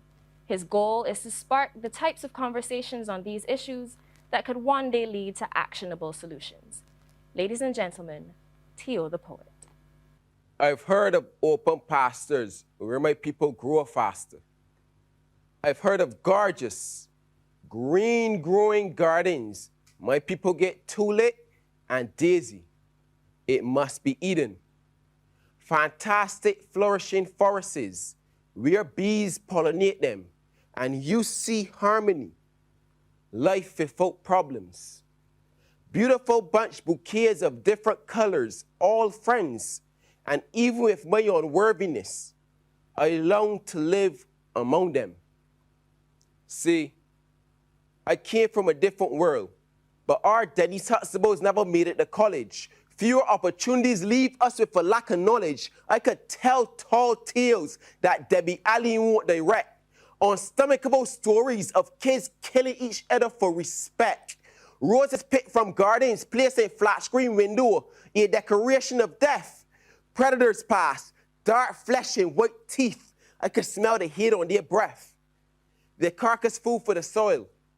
The food I eat, the price of survival is high in these streets. 12 enemies from Golden Gardens be a rose critique.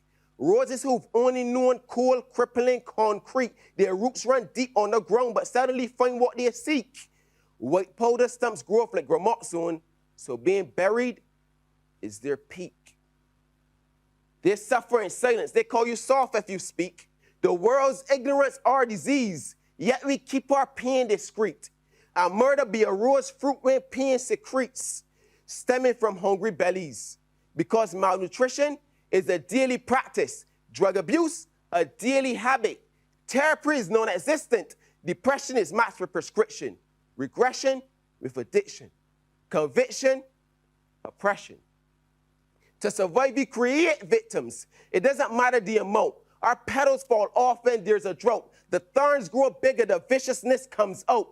Red ring of iron observing our roots. Luxurious fields our pursuit. Beyond the steps of white boots. At our seas they shoot. Bury them in the dirt, but nothing grew. Caterpillars bite our petals to help their cocoons. Destroying our beauty and dignity too. But despite being petal deprived, we survive. Ironically, our own decay helps us to rise. Our survival is the caterpillar's surprise, so jealousy brings back the butterfly with questions like, how could something I damage regain such beauty? How could you survive countless tragedies? How don't you want vengeance? You just demand to be free. How can you be so strong? It intimidates me. How have you found your roots when I've taken bites out of your family tree? How dare you frighten me? I pause, and then I answer. I've watched you abuse your power. Your generational wealth stood over me like a tree, it towered, uprooting families in poor communities, building barred gardens to hold roses whose seeds scream for daddy, raining bullets, a rose for each casket bed. Death follows innocence as they try to get ahead. And through these countless atrocities, I dug. So deep I found my medal, I rose gold. Now bear witness to the king, see me hero of my soul. Once broken pieces, now made whole. Put infinity signs on my value. No concrete system is going to determine my altitude. Your laws are corrupted politicians.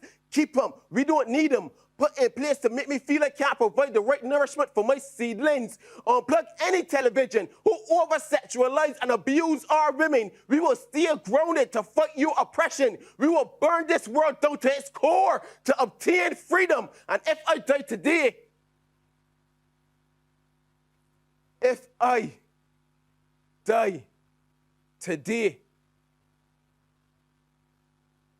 lay me on the grave of Nelson Mandela, of Bassa, of Rosa Parks. Lay me on the graves of Muhammad Ali. Let our seeds inherit my body, reincarnating in them all the fight I had in me.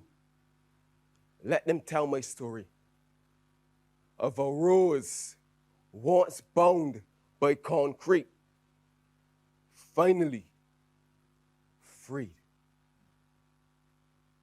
The next poet we're bringing to you is Tinashe Tafarinyika. With the belief that art is a catalyst for change, Tinashe has disrupted the Zimbabwe poetry scene. In 2017, she became the first woman and youngest person to receive a National Arts Merit Award in spoken word poetry in Zimbabwe. That same year, she also received a Bulawayo Arts Award for her poetry. Tinashe began performing at the Book Cafe in Harare and was a regular at the House of Hunger Poetry Slam and Sisters Open Mic. She won the Shakespeare 400-year commemoration Slam Bulawayo in 2016 and has performed at various festivals. In 2018, she became the only person to have won a NAMA twice in the spoken word poetry category. She released her first poetry video entitled Sarah Bartman that year. At the beginning of 2019, her account of the Zimbabwe shutdown was published in Brittle Paper, one of Africa's leading literary websites, and this saw her being announced as one of the new columnists for Konya Shasrumi, a Nigerian poetry blog, that March. In February 2021, she released her much-awaited sophomore poetry visual, There Is No Such Thing as Love. When not stringing words together, Tinashe practices as a medical laboratory scientist in her hometown Bulawayo, where she is based. Please give it up for Tinashe. Hi. I am trying to give you the kind of intellectual high that will tempt you to call me drug lord. I peddle stardust, not narcotics, so please call me Star Lord. And I promise, I will make the next 3 or so minutes feel like an infinity stone. I will keep hammering at your brain's creative hemisphere until you believe that all the T's in my name are for Thor. I will Oliver Twist you, make you bring your bowl and beg for more, because honey, you're a safe. And though I have a key, the dead air between us, it's starting to feel like airlock, and I am deducing like Sherlock that one key, it won't open you up. What we really need is a combination. So how about you and me partner in crime and poetic alliteration, have Bonnie and Clyde turning in their grace to take notes, because baby, we won't get caught. I have already rigged the vote. I am Olivia Pope's first scandal, and I could be your Annalise. I could teach you how to get away from murder. Criminology 101, and like criminals on the run, we could explore new identities. Take turns at being David and slaying giants until we are crowned kings, or be Count Dracula. But minus the photophobia, see the other vampires, they would call us daywalkers like Trevor Noah, and we'd appear on the cover of every diary belonging to a vampire. We could turn the bloodlust into wordlust, create beautiful constructions of words that'll last. Turn this poetry into a great house of stone, Zimbabwe, into something that time cannot corrode like the great Zimbabwe. It'd be great if one day we started an army of 300 to prequel the rise of an empire, because this art is Leonidas. It is virtually indestructible, and even when it dies, the whole scene is a spectacle. Let's re-enter our creative cocoons and be born again as more beautiful beings. Just you, me, this poetry. We could do such wonderful things. We could get so high that we start to hear our blood vessels sing. I am only trying to get you high because I just want to tug at your heartstrings.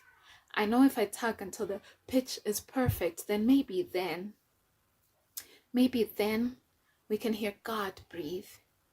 Hear the angels sing, because that is just the kind of beauty that poetry can bring. Poetry can be the 23rd Psalm, launch codes for a nuclear bomb, the beginning of a love story, the ending of a legend, the blotting of a coup, the glue that binds me to you. Poetry can be the combination that I use to unlock you. That was a piece by Tinashe Tafernike, and I really want to ask as well, what inspired you writing that piece, Tinashe? Okay, it's a bit tricky because I know I should say something deep and profound, but honestly, that piece was inspired by a bunch of movies and series that I so happened to be watching at the time. So there's no deep or profound. I wish I could say I was looking at all the horrible things in the world and I thought to cheer people up. No, I was just showing off. I can't even lie. So yeah, that was my inspiration. Okay, so even in the spirits of showing off, do you think there's a role that poetry plays in, and art in general, in the development, in trade and development, in global trade and development? Oh, definitely. Look at art forms like rap. Rap is made 99% of showing off, and hip hop is one of the biggest selling subcultures in the world. It's a whole thing. It makes a lot of money. A lot of people spend a lot of money on it. In as much as trade is between countries and everything, and artists should be heard and should say deep and profound things, it's also important for artists to get paid. That in itself, it's a form of trade. The artist is providing a service, a product. That poem, that piece of music, that piece of theater, it's something that costs resources to make. And once the finished product is out, it deserves resources in return. So arts has a place in trade because it's in itself a tradable commodity. Art is a tradable commodity, and the artist getting paid is in itself a form of trade. The artist making art for the consumption of people is a form of trade. So with other art forms, with certain art forms, people never question the value. That's why certain artists will fill up stadiums and everything. But if that person has prepared for years to be that brilliant, and you give them a certain amount of money, are you not trading? Are you not acknowledging that whatever they created is worthy of your time and your resources? So art has a place in trade, an important place, because it's a tradable good. The artist is the merchant. They're selling you something. And if you're buying what they're selling, it would be nice if you don't just buy with clicks and saying, yeah, that's good. Buy with money. It would be nice. For, I think artists all over the world can agree. Money is nice. So yeah, I think we should start looking at art not as something to just be a sideshow to the big and important things within economics. Let's look at it the way we look at water. Water is such a basic need, but for a lot of people, it costs money. And you can look at it the way you look at fuel, also a basic need. Stocks markets crash and everything over oil. So art, it may not be water or oil because you can live without it. A sad life, but a life nonetheless. But it's still a tradable good. It's still something deserving of resources, whether at an individual level or at a corporate level. So yeah. Very interesting perspective, and I agree with you. Artists all over the world will agree that it would be really nice to be paid. Thank you so much, Tinashe, for your offering. Thank you so much for sharing your work with us, and thank you for being here. No, thank you for having me. The next poet we have for you is named Crush. Crush is an international spoken word artist based in Dallas, Texas. Her chosen moniker, Crush, is also a self-descriptive acronym, which stands for creating realities using spiritual hands. Her poetry has taken her across the nation and beyond. She is a member of the Dallas Poetry Slam team, which is ranked first in the Southwestern United States and second across the nation. As a standalone act, she has also received a national number 15 ranking in the Women of the World Poetry Slam. Offstage, Crush is a businesswoman, curator, and visual artist whose motto is, aptly, do everything with love. Ladies and gentlemen, Crush, your poet. I am love. I am strength. I am beauty. I am more than enough. I love you. I love you. I love you. I love you. I love you. I love you. This is how I start my mornings. Before the fog settles in to consume the light on my road to self-acceptance, I step unshackled, foot in shower, ready to worship my naked. Rinse away the attempted invasion. You know, negative self-talk has its way of trying to take over. When I step out, positive affirmations shine high beams through the fog on the mirror. Breathe. Blink twice. Unsee the demons others tried to tattoo onto your skin. Reflections of their own shadows. Unsee your father's distance. You, a mere mirage in his rearview mirror. He is now the ghost in which you see no reflection at all. And how do you piece together a broken heart? Meditation in the mirror. Close your eyes. Breathe in a white light of healing and forgiveness. Breathe out dark clouds of hurt and insecurities. Release. Now open your eyes. See yourself clearly. Their broken is not a reflection of you. It's just misery loves a shattered ego it can look at itself in. If I wasn't afraid of bad luck, I would have put my fist through that distorted mirror a long time ago. Kofi Dodsey says, black don't crack but be the first to break, but I say we shall break the mold, break the stereotypes, break generational curses, break self-hate. So I ingest the courage to put my fist through anything attempting to crack my black. Image of me molded for others' entertainment shatters at my fingertips. Self-destruction.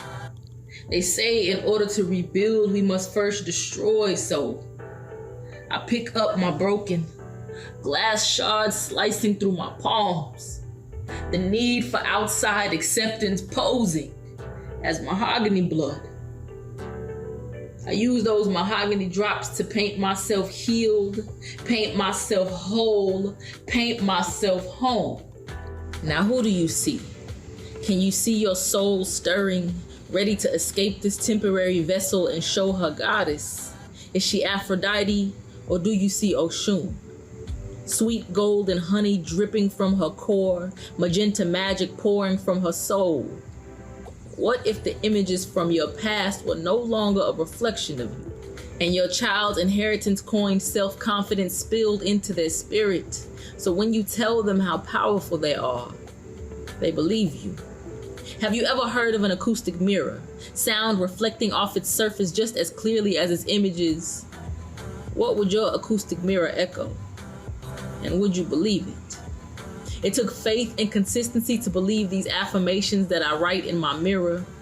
I grip my crystals and follow the smell of sage to my peace. Take another glance in the mirror, remind myself, I'm love, I'm strength, I am beauty. I am more than enough. I love you.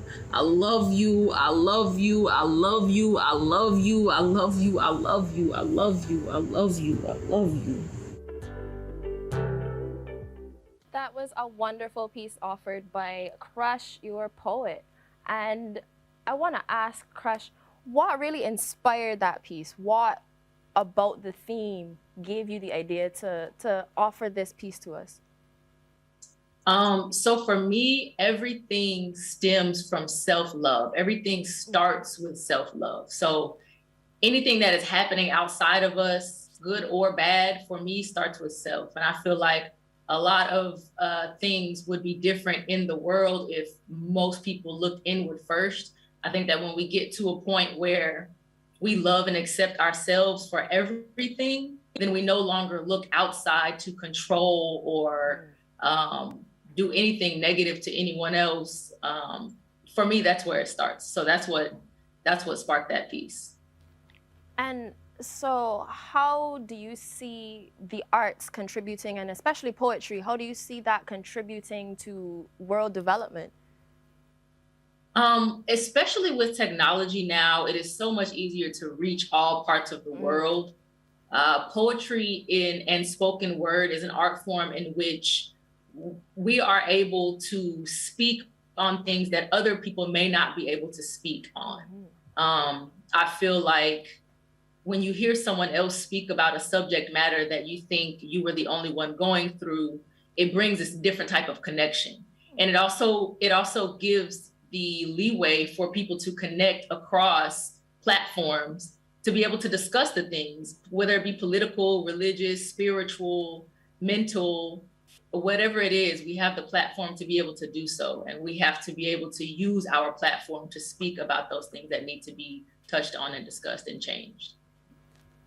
Thank you so much for sharing that piece with us. That was Crush, your poet. The next poet we have for you is Siyabonga Dlamini. Affectionately known as the Silent Writer, he is an MTN Swama award-winning poet, writer, blogger, voiceover artist, and creative based in Eswatini, who covers every subject matter through written and spoken word poetry wrapped in soothing Afrocentric rhythms. His writings often beam the light on feminism, environmental advocacy, and human rights, among other socioeconomic issues. He is the founding director of the Mic'd Emotions, a globally acclaimed online arts community movement aimed at uniting artists and art lovers and connecting artists from across the world.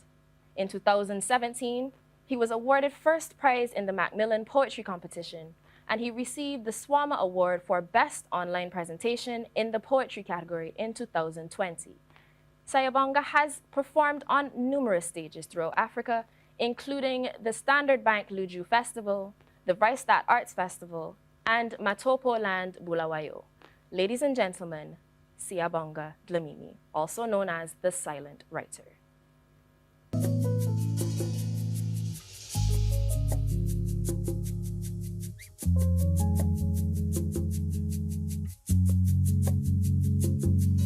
Hey. See, when tomorrow seemed like a distant mirage with better days and hope for the future gradually distancing itself from our very eyes, we had no other option but to stand together at a distance and reignite the fiery flames which were then flickering from our inside. But then again, we rise again, Asibe Munye, and always rise.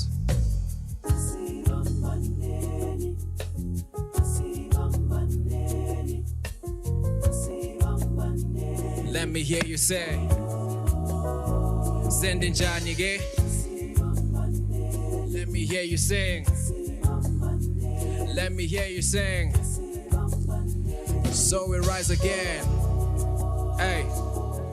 For there is nothing so amazing like the life that we live. Although at times you and I may grieve, I believe we are the tribe of tenacious demigods, averting the nemesis on our skin, releasing the Pegasus from within to pave a Milky Way in the galaxies. Inganit galaxies when made a little bit lower than the heavenly beings, with the universe encrypted in us, and likewise we are right inside the universe, although lost in between these many roads leading us to many homes and many homes and many hopes that many holds in fear of living under the gravitational pull of the moon, from which Victoria falls in attempts to gyrate on the meridian poles, where fake smiles have become a collage to camouflage the bleeding souls. All the bleeding souls are comforted when I say,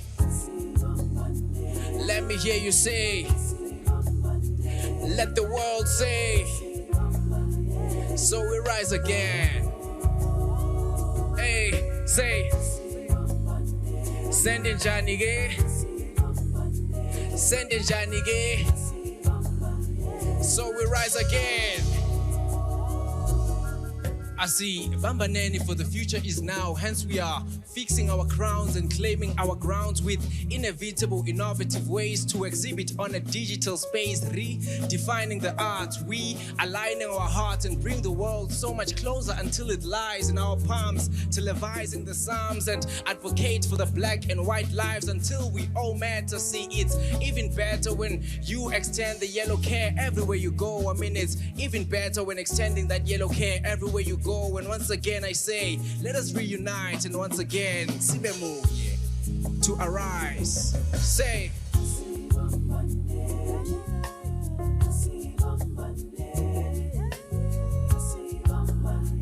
hey, let me hear you say, so we rise again, so we rise again.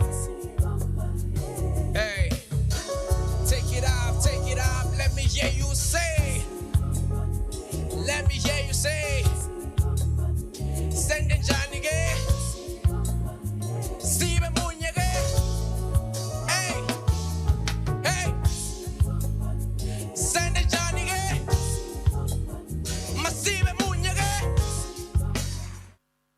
So thank you, Sia, for that lovely performance. I do want to ask you, what inspired that piece? Yeah, man. Firstly, thank you for having me. It's a pleasure. It's really an honor. So, Asibambanene, which loosely translates to let us be united, let us stand together, is a piece which is inspired by my subject matter, which often derives from human rights, advocating for human rights, equality, peace, love and light all the way. So the piece really revolves around standing together, unity. And when you pay close attention to the lyrics, boy, it is self-explanatory. Lovely, beautiful stuff. So what role do you think poetry plays in the role of trade and development? All right, so let us take it back in time whereby literature in ancient Egypt, it was only on rock paintings and the likes. Now, it was really, really hard to convey the message, right? But with the evolution of time, information was compressed into books, from books to, or rather from scrolls to books, from books to your personal gadgets, your phones, laptops, and all the likes. So looking at it from that perspective, it then expands to how we now come to trading and the communication, the exchange of information, exchange of cultural practices, and creative exchange, you know. So poetry plays a huge role because through poetry, we compress information, we compress a certain underlying theme.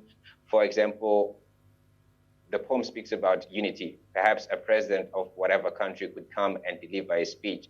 But in this case, poetry speaks about unity, speaks about the importance of being together, and definitely advocating for solidarity. So the importance of poetry, to get back to your question, is that poetry, or rather through poetry, we happen to put every subject matter in word, in rhythm, and in rhyme, so that we can pass on the information for generations and generations to come. Because fortunately enough, with digital innovation, we have your cloud storage, where information can be retrieved even after years and years, you know. But just to sum it up a bit, in a nutshell, poetry plays a really, really effective role when it comes to, what's that word again? Trade digitalization, because it is through poetry and other forms of art, respectively, that we manage to speak about health, that we manage to speak about socioeconomic issues and everything in between. Lovely. That was a beautiful poem and a beautiful message. Thank you, Sia, so much for joining us. Thank you for having me once again. Alrighty. And that was Sia. The next poet we have performing for you is Akeem Chandler Prescott, also known as Stoned with Cupid. Stoned with Cupid is a spoken word artist, photographer, songwriter, and creative director from Barbados. His work is an experimental blend of hip-hop, soul, storytelling, and theater, woven together in a neatly stitched poetic product. This product has earned him awards and prizes at Barbados' National Independence Festival of Creative Arts, nominations at the Guyana People's Choice Awards, where he was the first poet to be nominated for Music Video of the Year, and has even taken him on a 2-week performance tour in Bloemfontein, South Africa at the Vrystaat Arts Festival. His most recent accomplishment includes a feature in a regional Caribbean showcase organized by Catapult, and a second-place finish in the Vibesing Youth Outreach Program organized by the Caribbean Development Bank. Offstage, he possesses a Bachelor of Arts in Arts and Entertainment Management from the Barbados Community College and has been an ambassador for non-governmental organizations such as Advocates Against Domestic Violence and None in Three. Ladies and gentlemen, Stoned with Cupid. My friend, I wish you Godspeed. I wish you had God's feet to help you reach the end of your journey. I wish you could hear God speak. And I wish you would listen closely. Because you need to believe in yourself as much as you believe mistakes can happen. Because I can see the light at the end of the tunnel, and it reminds me how far I've come. Whereas you see the light at the end of the tunnel, and it reminds you of how much work is still left to be done. I wish you could see both our days are the same one. I wish you could be gentle with who you are in the now, and allow yourself to become who you need to be for tomorrow. I wish the burning passion in this poem, in these words, in these bubbles could solve your sorrows and help you connect to your higher self. I wish they could test your mettle and meddle in your fears so that it wears out your rusted self-doubt that clouds your judgment. So for once, you can see a positive outcome in a scenario. For Caribbean millennials, optimism lives in opposition to reality.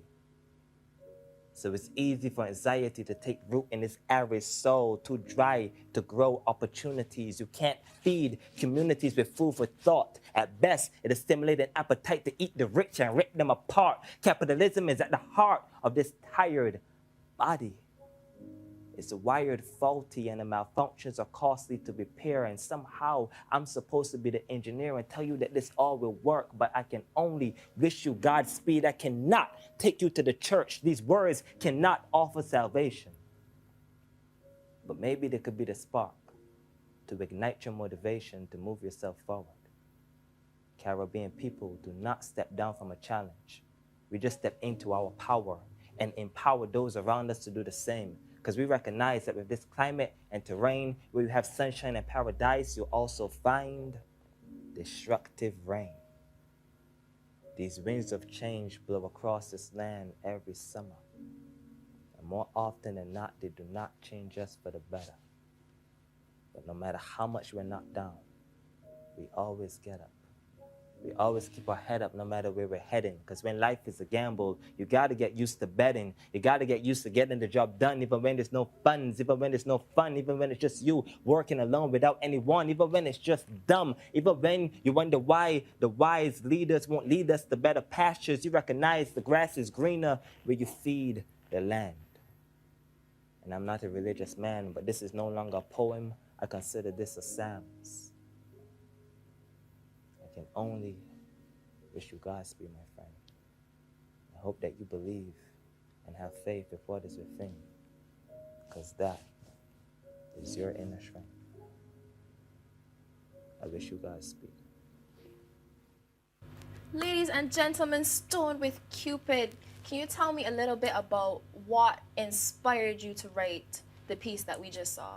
I think we've been going through some really dark times as of 2020, and I wanted to create a piece that kind of gives people hope because poetry can often be very depressing Yeah. and highlight a lot of dark issues. So I still wanted to retain that element of truth and darkness and the ups and downs of what life can be, but still give the person a hopeful message. So it's called Godspeed. And I'm basically wishing this person Godspeed and like wishing them the best through whatever it is they're going through, whatever that may be. In this pandemic, it's probably not anything pleasant, to be honest. So yeah, that was the inspiration behind the piece.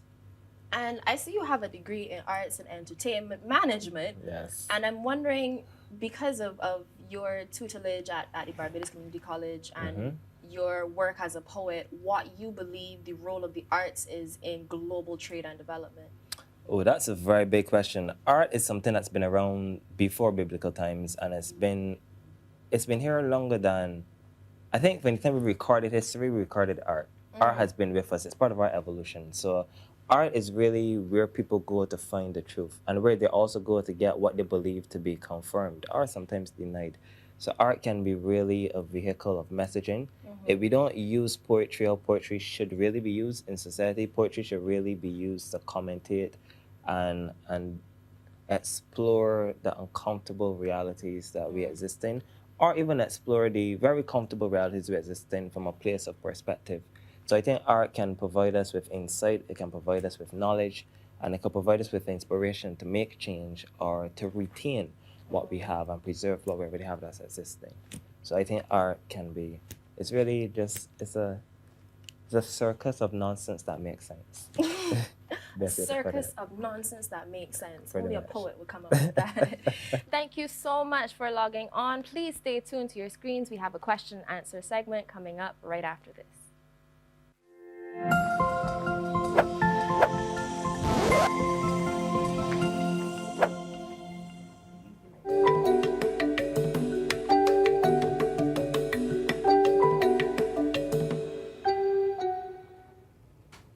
Welcome back. If you are just joining us, welcome to the Creative Industries and Trade Digitization Forum of UNCTAD 15. I have with me my co-host, my co-moderator, spoken word poet Akeem Chandler Prescott.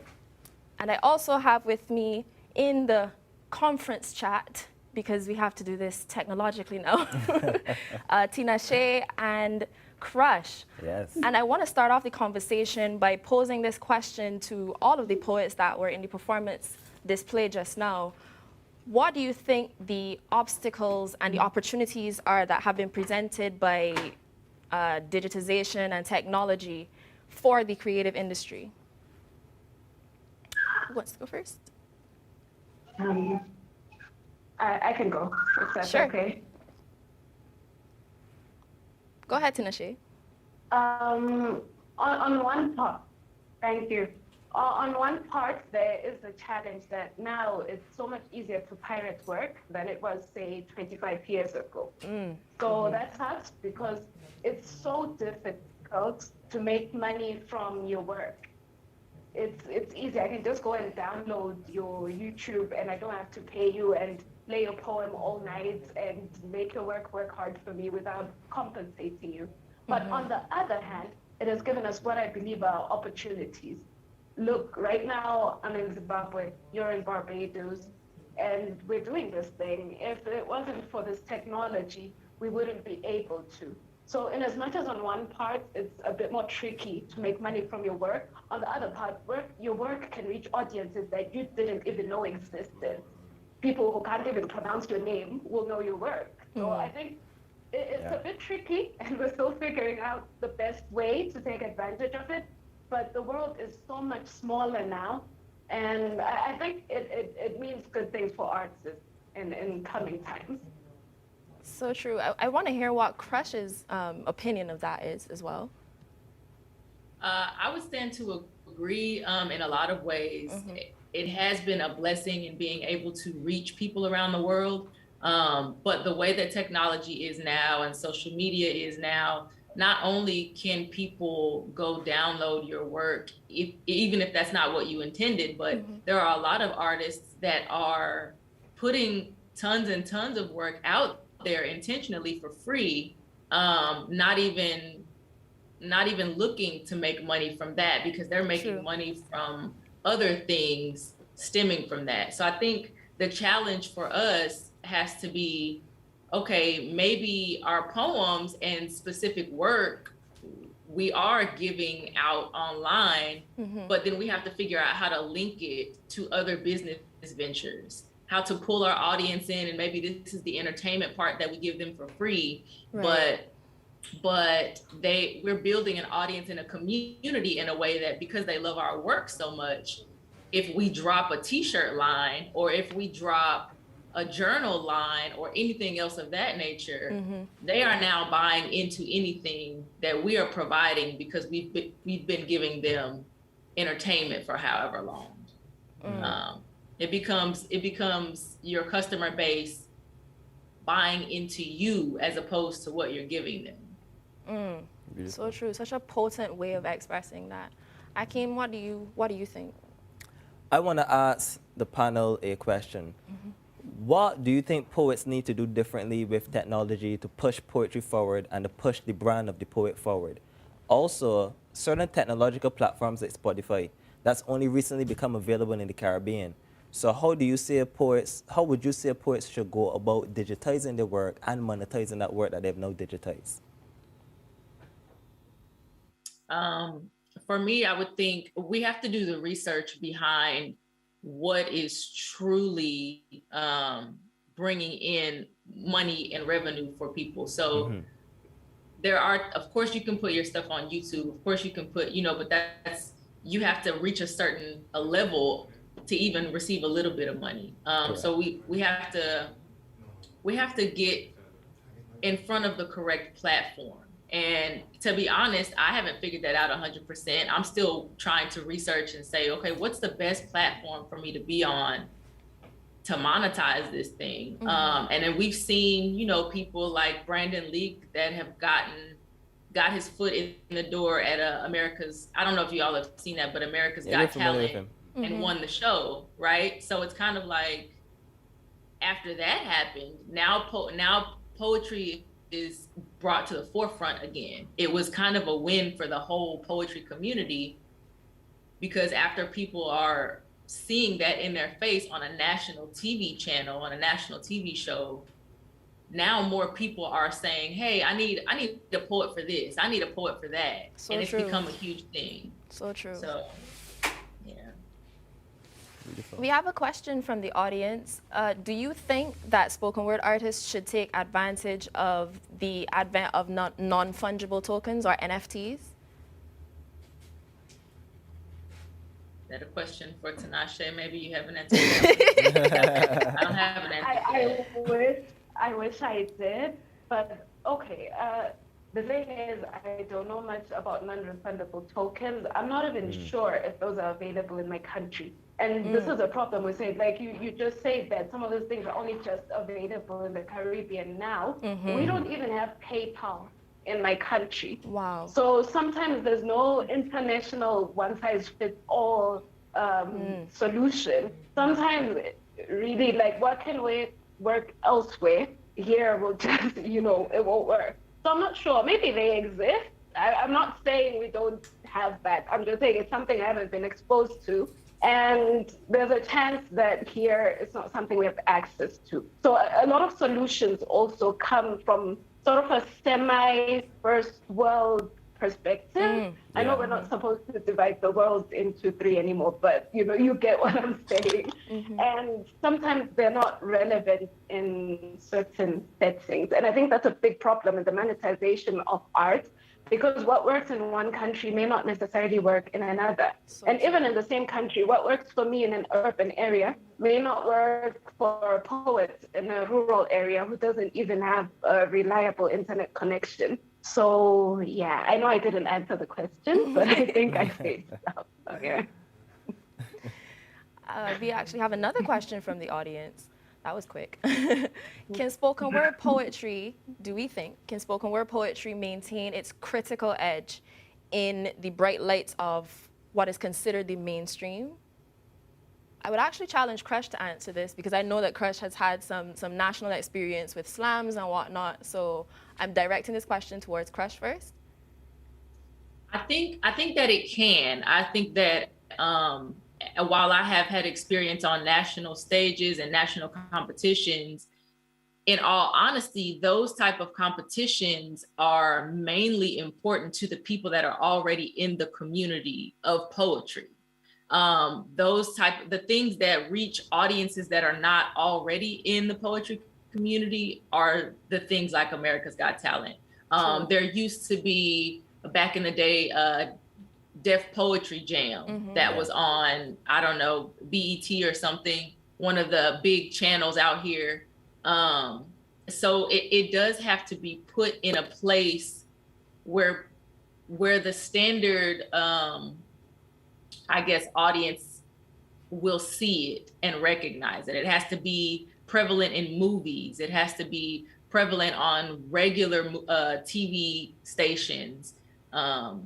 These pockets where we're doing these poetry festivals and things of that nature, there are a few people that trickle in that are not already familiar with poetry, but for the most part, it's our community.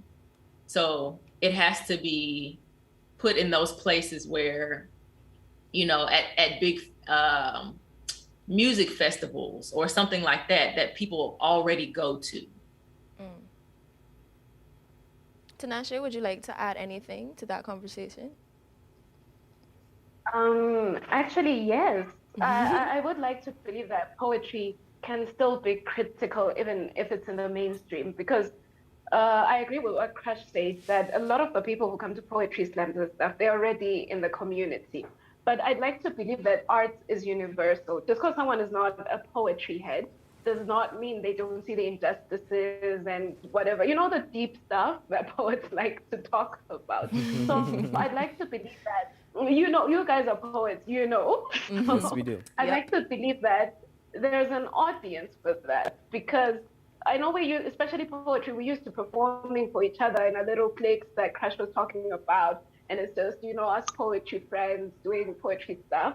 But the world really needs to hear what we have to say. I believe our art form is valid, and it has a place in the mainstream. It's taking a while for us to really find it, but poetry is beautiful and it's amazing, and people like it. So yeah, it can be critical and in the mainstream. We don't have to dumb it down so that ordinary people can listen to it. If it's so deep that no one can understand it, it's not a good poem.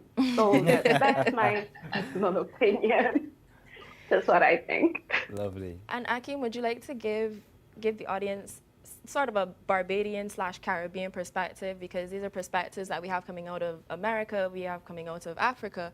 Right. But what is it like for us here? Can you explain a little bit more about what it's like for us here in terms of the conversation about poetry being critical within the mainstream? Yeah, so hearing the two panelists speak, it was almost like a mirror of what's happening here, because spoken word in Barbados is definitely not part of the dominant culture. It is subcultural, and as we go to our poetry events, we see the same faces. True. And if we can get new faces, sometimes it's people that were at the venue and poetry just happened to happen.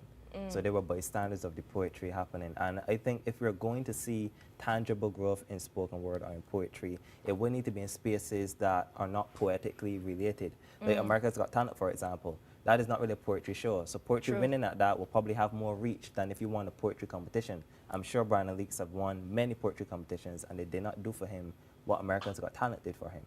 One of the things too that I actually want to touch on, and I would like the panel's thoughts on this, is that we kind of have the unfair reality as poets of having to be the administrator and the poet. In the sense where we don't have a record label, we don't have Warner Brothers, we don't have Def Jam, we don't got Sony putting money behind us globally.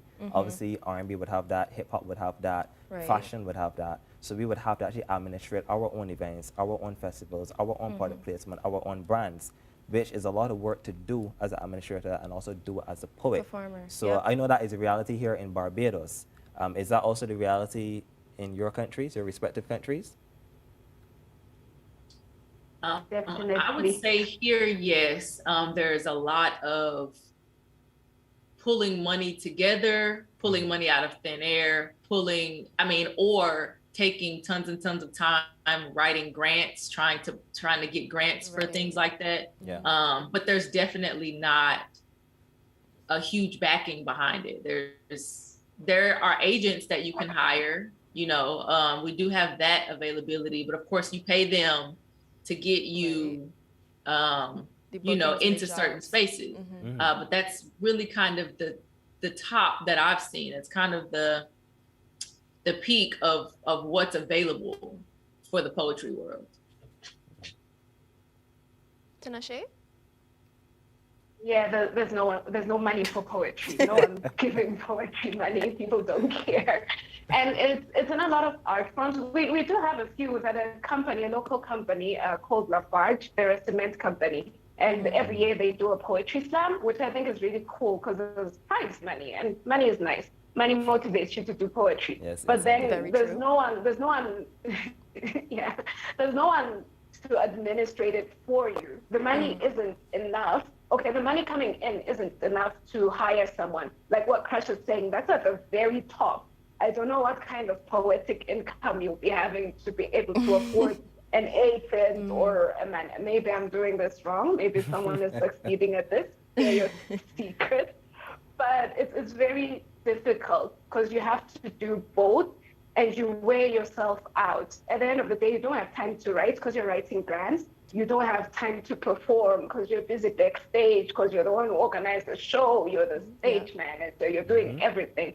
It's a lot, which is why I was happy you asked me a question before about how poetry fits into, art fits into economic whatever. We fit because you just have to give us money, because what we produce is valuable. And for us to produce better things, for us to hire that manager, that administrator, we need money. These words won't write themselves. We have to write them. To write them, like it's a pandemic, we have to be in a state of mind that, you know, like our brains should be functioning. But for most artists, having to do the admin and the creative part is difficult. And in the pandemic, it has been so much worse. So I guess what I'm saying is give us money. Moral of the story. I think we have time for a few more questions. Another question from the audience. How do poets feel about the difference between performing live and in person and performing, for example, on Instagram, performing online? What is that feeling difference like, if any, at all? Definitely a huge difference. Huge difference. I think we can all agree on that one. Yeah, I mean, when the pandemic initially hit and everything shut down, I was very, very grateful for those Instagram lives that started opening up. Because it did provide a way to reach people that I would have never reached. And it just gave us somewhere to be, to continue to perform. But after a little while, it became very, I don't want to say emotionless. Like you can't connect truly, you know, you can't, we can talk online, but the energy is not there. There's a different energy that you feel from people when you are in person. And to do it online, it's kind of like, okay, you get the emojis, they're coming up and they're talking, you know, in the chat, but you can't hear anybody, you can't feel anybody. It's just completely different. There's a lag, you know, technology is not seamless. It's just, you know, I much prefer to be in person for sure. And being able to talk to people after the fact, after you get off stage and, you know, being able to just touch people in general it's way different. In previous sessions, the panelists talked about the importance of artists to changing the narrative. So how, and I want all of you to answer this, how do each of you balance challenging your culture while being acceptable and being popular? I'm going to ask Akeem first, because I feel like Akeem's been silent for a while. Okay. Me personally, I believe spoken word is you speaking truth to power. So with respect to censorship, I say what I want to say. I may say in a respectful manner, but the message, the intent would be the same. With respect to challenging the Barbadian mentality and the Barbadian minds, for example, climate change is something that we have been avoiding as a planet. We speak on it, but do we really try to save this planet? I don't really feel like we really try. So if I'm writing a poem about climate change, I'm going to be very to the point. And I would take this sacrifice of knowing, well, okay, this may be too direct for radio play, this may be too direct for television broadcast, but I know the 500 people in the audience, or the 5,000, how much ever people in the audience, get what I was trying to say. And if I can change one mind, and that one mind could then decide to implement a policy that could change 100,000 lives, then I know my job is done. I won't really have a way of measuring that. I would gotta hope that I have that sort of impact. So that's really my thoughts on that. And Tinashe, what are your thoughts? How do you balance that? I don't think I balance. The thing is, if you are, like what Akin was saying, speaking truth to power, you don't get to play nicey and people won't like you. You're challenging them. Those people have they've been set in their ways. People have been dumping oil into the sea for 100 years. They will not like you coming and telling them, you know what, let's stop dumping oil into the sea. Let's save the planet. People won't be happy about that. So what I believe is that do it well. Even if you're insulting everyone in the room, I'm not saying you should, but let's say you are. Let's say your poem is an insult to everyone in a room. Do it so eloquently that they don't even see that they're being insulted. They'll be like, oh my God, this poet is brilliant, even though she insulted it. So at the end of the day, your talent will take you further than playing nicey or being politically correct. Because especially, I like to believe all of us here are people of color. We're not really at the top of the totem pole. It doesn't serve us to play nice. We're not going to get anywhere with that. So already we are going to annoy some people. Some people will not be happy with the things we will say. And the only way that we can go past that is just say it well. That's all you can do. You're a poet after all. Just structure the words nicely. They'll get over it. They'll stop dumping oil in the ocean, hopefully. Yeah, to piggyback on what Tinashe said, I think it's very important to deliver the message properly, right? So even if everyone in the room does not agree with what you're saying, if you have made, and not only making it sound good, but making an intelligent and relevant point to the fact that, yes, they can disagree, but if you're speaking truth, they have to realize that it's true, right? So even if initially they put up a block and they put up a guard because they don't agree, in the back of their head, if you have spoken truth, in the back of their head, they will be thinking about it still. And I know I have possibly a different perspective here because in America, it's a very big melting pot of a lot of different types of people. And there are still tons and tons of prejudices, but they are used to being, here we are still used to being approached with different perspectives, even though there's still so much fight back about what is right and what we accept and everything like that. It's still turmoil, but they're at least used to hearing it. So, so we are still here delivering the message that needs to be heard, and they will hear it, and eventually someone catches it and we'll go to make some sort of change. So true. Thank you so much, Akeem, Crush, Tinashe, for being here. Unfortunately, we do not have time for any more questions. I encourage you to stay on, stay tuned, and enjoy the rest of the Creative Industries and Trade Digitization Forum. My name is Cindy Marshall, and this has been Spoken Words to Mend Broken Worlds.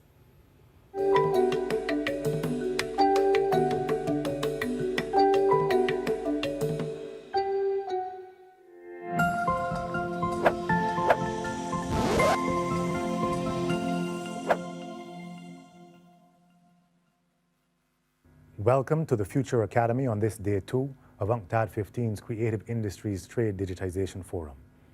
My name is Adrian Green, co-lead organizer of the forum. While in the 21st century change is seemingly constant, inequality remains at the root and rooted. If change is to be meaningful and beneficial, the knowledge and skills necessary to survive and thrive in the 21st century must be made accessible so that we can innovate towards sustainability and prosperity for all. To explore the theme 21st Century Skills to Shape Innovative Minds, I hand you over to your moderator, Mr. Matthew Springer. Thank you for the introduction, Adrian. Much appreciated. My name is Matthew Springer. I'm moderator of this wonderful panel on 21st century skills. I'm CEO of Holistac and curator of Bridgetown Hub Global Shapers, a World Economic Forum initiative. I'm member of the organizing committee for the Creative Industries and Trade Digitization Forum at UNCTAD 15. Before introducing our panelists, I would like to provide the audience with a background on 21st century skills. The term 21st century skills refers to a broad set of knowledge, skills, work habits, and character traits that are believed by educators, school reformers, college professors, employers, and others to be critically important to success in today's world, particularly in collegiate programs and contemporary careers and workplaces. Generally speaking, 21st century skills can be applied in all academic subject areas and in all educational, career, and civic settings throughout one's life.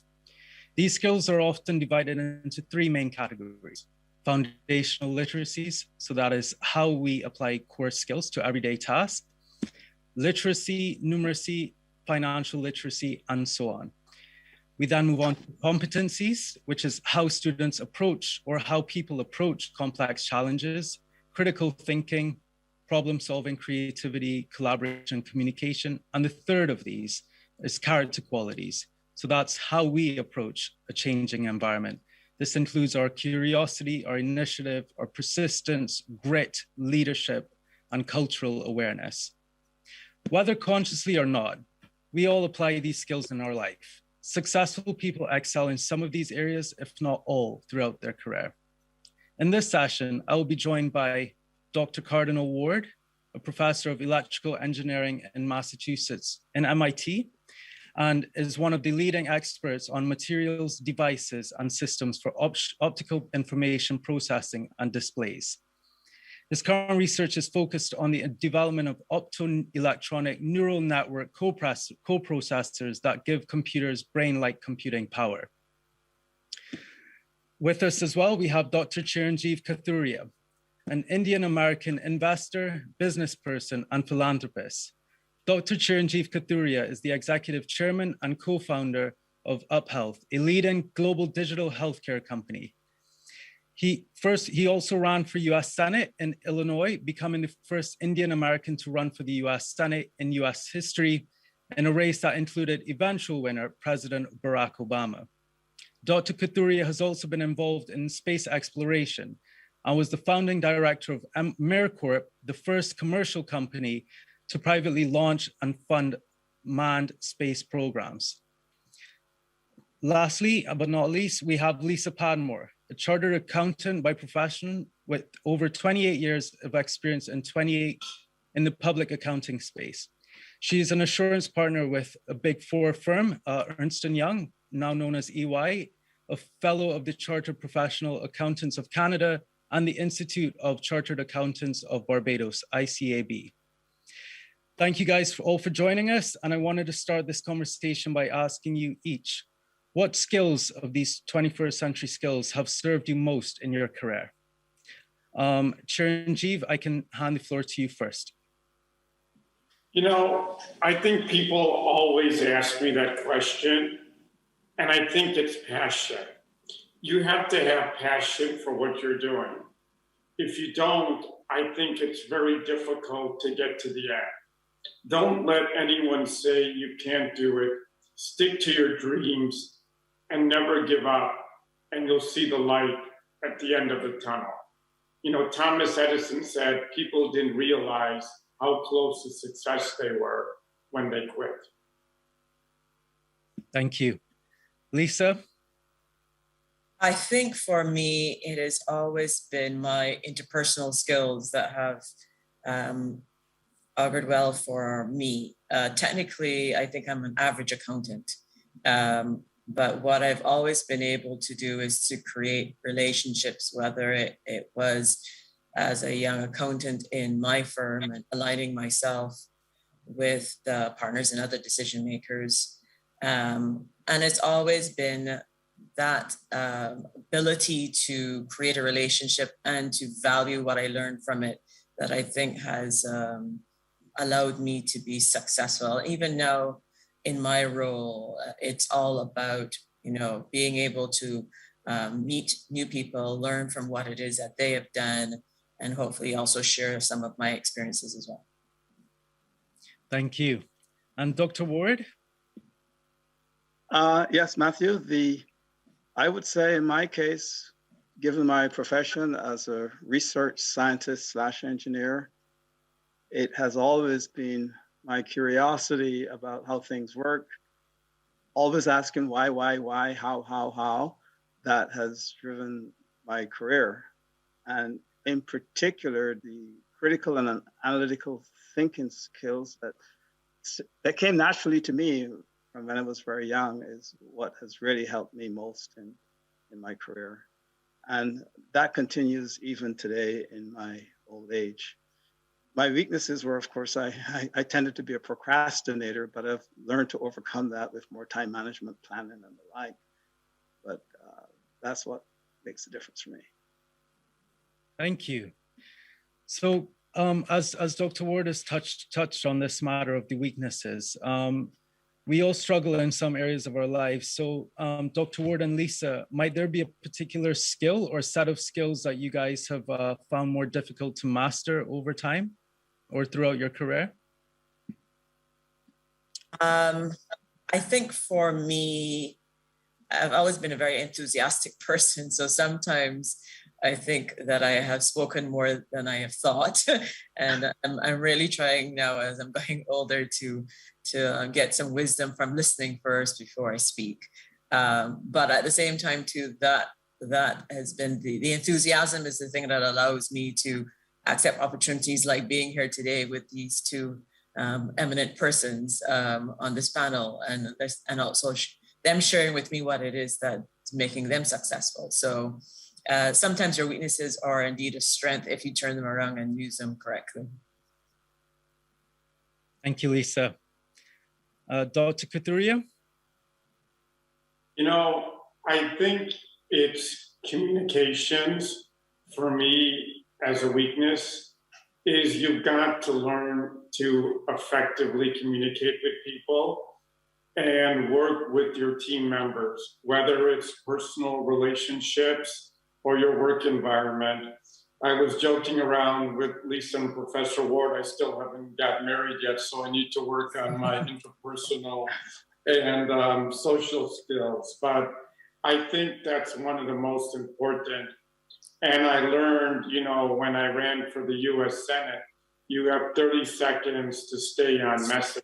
So that's always, very important, communicating to people. Thank you. Those are definitely great insights. So with regards to the skills that you guys, you mentioned some of these skills have served you particularly well. May I ask, how did you learn these skills and how did you nurture some of them where you may have found yourself lacking? Dr. Couturier, I guess I'll send that one right back to you. Listening to what Professor Ward said, he said it was procrastination. And I remember a quote from Alexander the Great when they asked him how he conquered the world, even though India might have stopped him, he replied by not delaying. So I think, one thing is you always got to keep working to get to where you are. And the other thing, I think, as Lisa, Professor Ward, or anyone can tell you, you do it by hard work. And my other favorite quote is what Walt Disney said. He said when people asked him what was the secret to his success, and if he could tell others how to make their dreams come true, his answer was simply, you do it by working. And I think you just learn through life and you develop those habits and you learn what is right and what is not right. Mm-hmm. Thank you. Lisa? I have to credit my parents first and foremost for creating an environment which was still very traditional. If I look at my upbringing, my mother was a teacher, so education's always been a big part of us. And I have a brother and sister who, like me, are all professionals, engineer, a doctor, and here I am, the professional accountant. One of the things that my parents did allow, without knowing that they were encouraging it, was me to be different.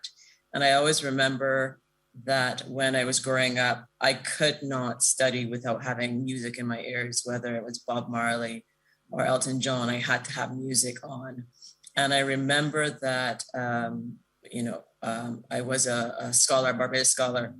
And when I was awarded the scholarship, my mother was interviewed for the newspaper, and she remarked that her daughter studied to music and she could never understand that. But I always thought that that was actually pretty forward thinking of my mother, is why she didn't understand it as a traditionalist in the sense of education. She still allowed it. And that was, I think, the beginning of the skills that, in terms of just even in my role now as an employer and a supervisor, it's trying to find out how people do what they do by rewarding the deliverable as opposed to rewarding the way that they do it, and that everyone evolves in a different way. Even my children are very different to me in terms of what it is that they like and how they learn. And it's just being patient and giving people the room to do what they do best, and kind of measure the result as opposed to, the way that you're doing it. So I think that my parents were very much a big part of those skills being nurtured in me. Fantastic. Thank you very much. And Dr. Ward. Yeah, I definitely agree with what Ms. Padmore has just said. In my case, I often think of it a slightly different way. I often say, necessity is the mother of invention. And so oftentimes, because of weaknesses that I have, and I have to admit, all of our brains are wired up differently. So my problems will be different from the others on the panel.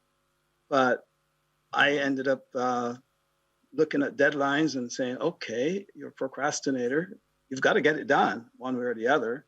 And I've come up with creative ways of overcoming my problems so that I can get my work done in a timely fashion, because procrastination leads to a lot of stress. So I don't encourage anyone out there to be a procrastinator. Learn from my mistakes. And so I ended up making lots of lists upon list upon list of things to be done, and I put numbers beside them. So we all come up with creative ways of overcoming our handicaps. And for me, that has worked, and I continue to do that to this day. I like to write my lists on paper, not on the computer. I'm still old-fashioned. I like to see them crossed out as done. And so over the years, I've developed my own skills for overcoming my deficiencies so that I can be productive. And I think the message to all of you out there is, you can do it. If I can do it, you can do it also. Thank you. Great point. I must admit, I'm also a fan of writing things down on paper, the old school way. Something about it just seems to make them manifest a bit more, and you just feel a bit better writing that out and seeing that crossed list. So I guess, right now, it's a pretty difficult time for lots of people, whether you're working for your own company or working within a company. It's usually, it's pretty stressful, especially with COVID and all of the uncertainty. So one thing that a lot of successful people tend to speak on is the importance of persistence and problem solving, sticking to it. And Chiranjeev alluded to this earlier, but it really is about making sure that you just keep on going. So as we all face difficulties, I must ask, what were some of your most challenging moments in your career, and how did you get through them? Lisa, if you may, I'll open the floor to you. Sure. I've had some, and even having one right now in my life, but I think the one that I would probably share is actually becoming a mother. And I actually became a mother after I had reached partnership. So I was a single person, I did all the work that needed to be done to become a partner. And then a year later, I got married, and a year later, I had my first child. And I think it is actually, you go through as a parent, the how do you balance trying to progress in your career and raising children that at the end of the day are going to be balanced, productive members of society. And for me, I went through a lot of emotions, as well as I actually saw the world in a very different place for my employees as well too. And what I would say is that it was the beginning of understanding that whole idea of the outcome. What is the outcome, and how do we assist in helping your employee or helping someone come to that desired outcome? It may not follow the same path that you did, but at the end of the day, we shouldn't reward people if they did it in a good way and they didn't, break any laws. So for me, it was that challenge of, managing the career and the aspirations that I had, which were still very high. But at the same time, to starting a young family, and how do I balance those two? And at some points, I actually made a decision that, the career was put on hold in the context of success, because the success at that time that I measured was actually that I wanted my child to be happy and to know her mother and to spend time with her. So for me at that time, success was defined differently. And I think that, when people have those decisions, we should be there to support them, because that's what creates employees that are happy and that can, at the end of the day, do anything. Great, thank you. Great insights. Dr. Ward? Yeah, for me, some of the most challenging problems I've had, they were probably technical, because I'm consumed, as you know, with my research, and it dominates a lot of the things and a lot of decisions I make in my life. But, I did all my degrees in physics. So my PhD is in physics from Yale, and immediately after I got my PhD, I applied for jobs, and I started as an assistant professor at MIT in a different department, electrical engineering department. So I had to relearn a lot of things and do things in a very different way from the way that we would do it as a scientist. I had to do it the engineering way. And so there was a huge learning curve for me at the beginning, adapting from one style of teaching and learning to another, although the basic principles are the same, of course. And that was a challenging part of my life. I was still quite young at the time, but failure is never an option for me. And I will rise to the challenge, even if it means I get very little sleep like you're getting right now, Matthew.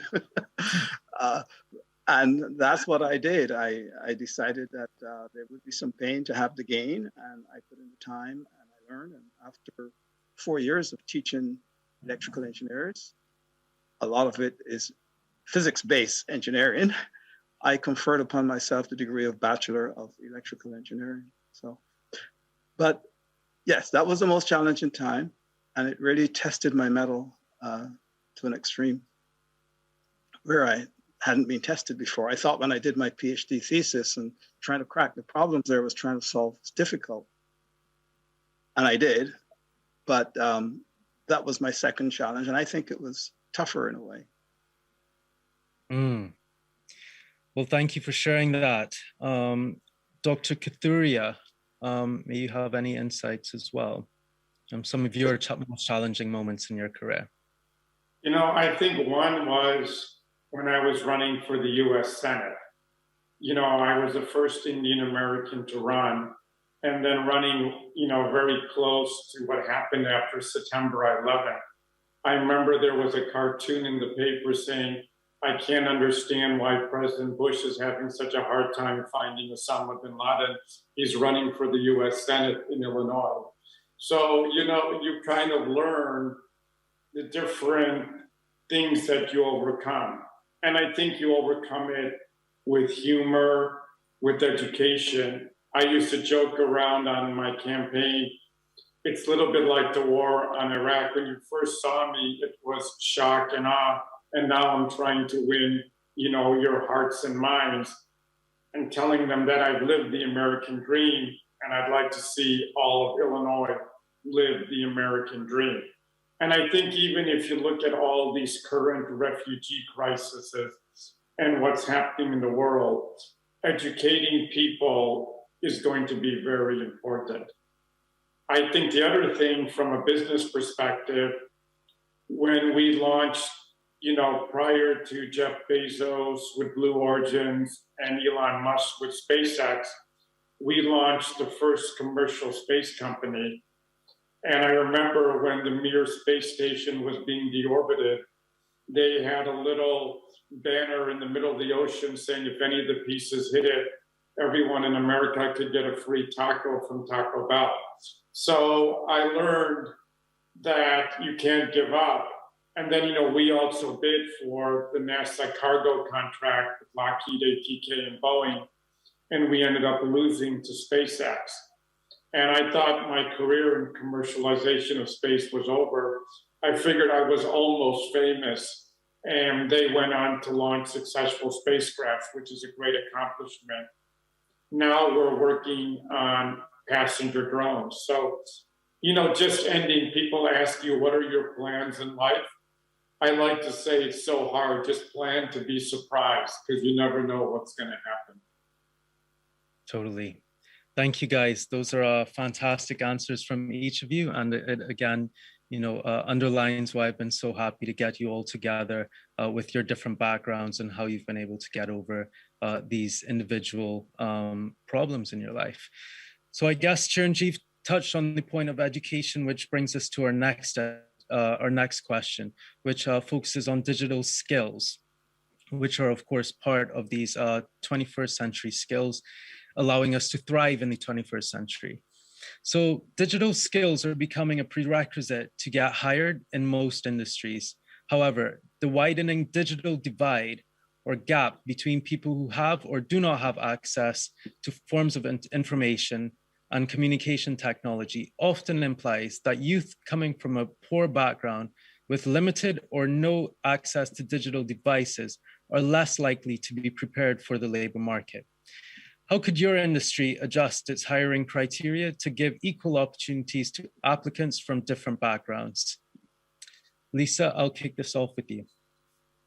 It's an interesting question. And actually I was thinking about it and saying, why are we waiting until they finish the education to then hire? So let's think more about how we're educating them, because I think that, if I go back to my own experiences in terms of the educational system in Barbados, it was very traditional, very British based, and it was based on outcomes. It was based on, getting a job that you'd be for a very long period of time. So there's little mobility. We didn't aspire beyond, our island. We wanted to work here and retire here, etc. And I talk to my children, and of course, the world's the oyster for them. It's all about being mobile, and even in terms of work, what hours you choose and where you work. So I think it comes back down to not that the hiring criteria changes, although I'm sure for some industries it should. It's how we are building that educational opportunity for our children so that they are indeed citizens of the 21st century and being able to compete. Not even compete, because I don't even think the competition is as important for them as it is for us. It's how do they exist and how do they help each other, because they're very much about collaboration and working together. And how do we at the end of the day provide more opportunities from how they're being educated? And I think that probably takes us to a conversation about what a 21st century educational system should look like. But for me, it's really not as much about the hiring criteria, because unfortunately, in my world, it's still very technical based, and what we do is based on, principles which have to be learned. But there are skills that I think are important that can be honed and encouraged in the educational system, which I think are not being done now. Mm-hmm. So I'll pause and let my colleagues also share. Thank you. Well, Dr. Ward, just a bit of extra background on Dr. Ward. He's dedicated himself to working with Caribbean governments and organizations to help stimulate economic development in the Caribbean area. He lectures frequently throughout the Caribbean at scientific and government meetings on the role of technology and education reform on economic development. Dr. Ward has also set up the Caribbean Science Foundation, which tackles a lot of these issues that we're discussing now. So Dr. Ward, I will let you answer the question and ideally give a bit of background on CSF, please. Oh, okay, yeah. And thanks, Matthew, for introducing the Caribbean Science Foundation, which has its headquarters in Barbados, but it serves the greater Caribbean area. And we're interested in improving the quality of life for all Caribbean people through the harnessing of science, technology, engineering, mathematics, or STEM, as we often say. And in the region, a lot of the countries rely on tourism. And for those that have oil and natural gas, kudos to them. They have a chance to both do the tourism and diversify their economy a little bit. But by and large, our economies in the region are not diversified. And so the Caribbean Science Foundation exists primarily to show governments what is possible in building new businesses and building an economic pillar based on science and technology. So Lisa, you're absolutely right. The youth are going to be very important in building the future for the region. And we are encouraging the Caribbean Science Foundation and has several programs that encourage youth to join its programs. Our flagship program is called SPICE, Student Program for Innovation in Science and Engineering. And we bring students from as far west as Belize and as far south as Guyana to the Cape Hill campus in Barbados every summer. And they study calculus, physics, biochemistry, robotics, computer programming, and so on, because these are some of the skills that you just talked about that would be important for creating the future jobs. And I think the future of work is partly embedded in the theme of this conference. And how do we bring along those that are less privileged, that have less access to the digital economy and the digital tools? And so the CSF is trying to help bridge that gap and setting up programs to show governments what's possible. So we have a robotics camp that runs in Barbados every summer. We couldn't run it the last 2 summers because of COVID. And currently we're running 2 workshops in computer programming, one on website development, and the other one is a Python programming workshop, because Python is one of the fastest growing languages. You can do AI with it. You can process big data. You can do video games, which is what the students are doing right now in the workshop. So that's a very brief background on the Caribbean Science Foundation. But I think to address the larger problem here with digital skills, we need in the region, and this is true for a lot of small and developing states, we need to get our people educated so that they can compete on a global level and bring in foreign exchange, improve the quality of life. And I think STEM is one of the ways to do that. Software companies, for instance, don't rely on having a lot of capital up front to get them started. And so that's an area certainly that should be pursued, not just in Barbados, but elsewhere. And it's particularly true that we must help the middle and lower world, because lots of times those that have the education, and if they have their brains wired up to do science and technology, they're going to be okay. They will find jobs. But how do we help the ones in the middle? And that is what I think we have to focus on, since it's all about opportunities for less privileged people as part of the theme of this conference. And equality, of course, is the driving theme. So innovation is going to be important. And I think teaching our kids and helping our kids to become innovative and encouraging them to be innovative from young is important in the educational system. And I use innovation in a very broad sense. It doesn't just have to be in science, it could be almost in any field. And yeah, technology is here.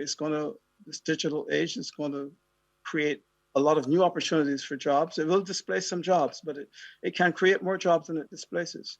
And that's why the workforce has to be nimble, has to be trained and ready to move up the ladder by being able to access and do these technology jobs that are coming along. Let me stop there and give others a chance to go on, because I can go on forever on this theme. Thank you very much, Dr. Ward, and thank you for the great work that you're doing with the Caribbean Science Foundation. It's amazing, and I know a lot of people who've been through the program, and kudos to you. Dr. Kathuria, what are your opinions on the digital divide and how we may be able to address this, if you have any? You know, I think the digital divide is probably going to be one of the greatest equalizers in the new economy. I think people, whether they're young, it's going to be more easier to adapt to a digital environment. Even in India, 77% of the people have smartphones. In Africa, it's approaching over 50%. And even in the poor or rural areas of America, people have access to smartphones. And learning digital skills are going to become probably more easier because you don't have to be in a traditional college room infrastructure. You can do things online. My friends joke around to find out if they have a date, they got to look at 5 different apps, whether it's Bumble, Tinder, Facebook, all of these different apps to find out. And I think you're finding that the young kids can really adapt to a digital infrastructure, and having a diverse workforce is very important. Look at the results from the new US Census. You've seen Asian, African American, and Hispanic populations growing the fastest. And since the founding of the US, the white population is beginning to shrink. So not only is it a necessity, it's an imperative, because those are going to be your future customers. Thank you. Great insights. So to the point of, companies and governments, what do you guys think these organizations and governments can do to foster more 21st century skills in the workplace and schools? Dr. Ward. Yes, I think both governments, schools, industries, you name it, and I would even add to that professional associations.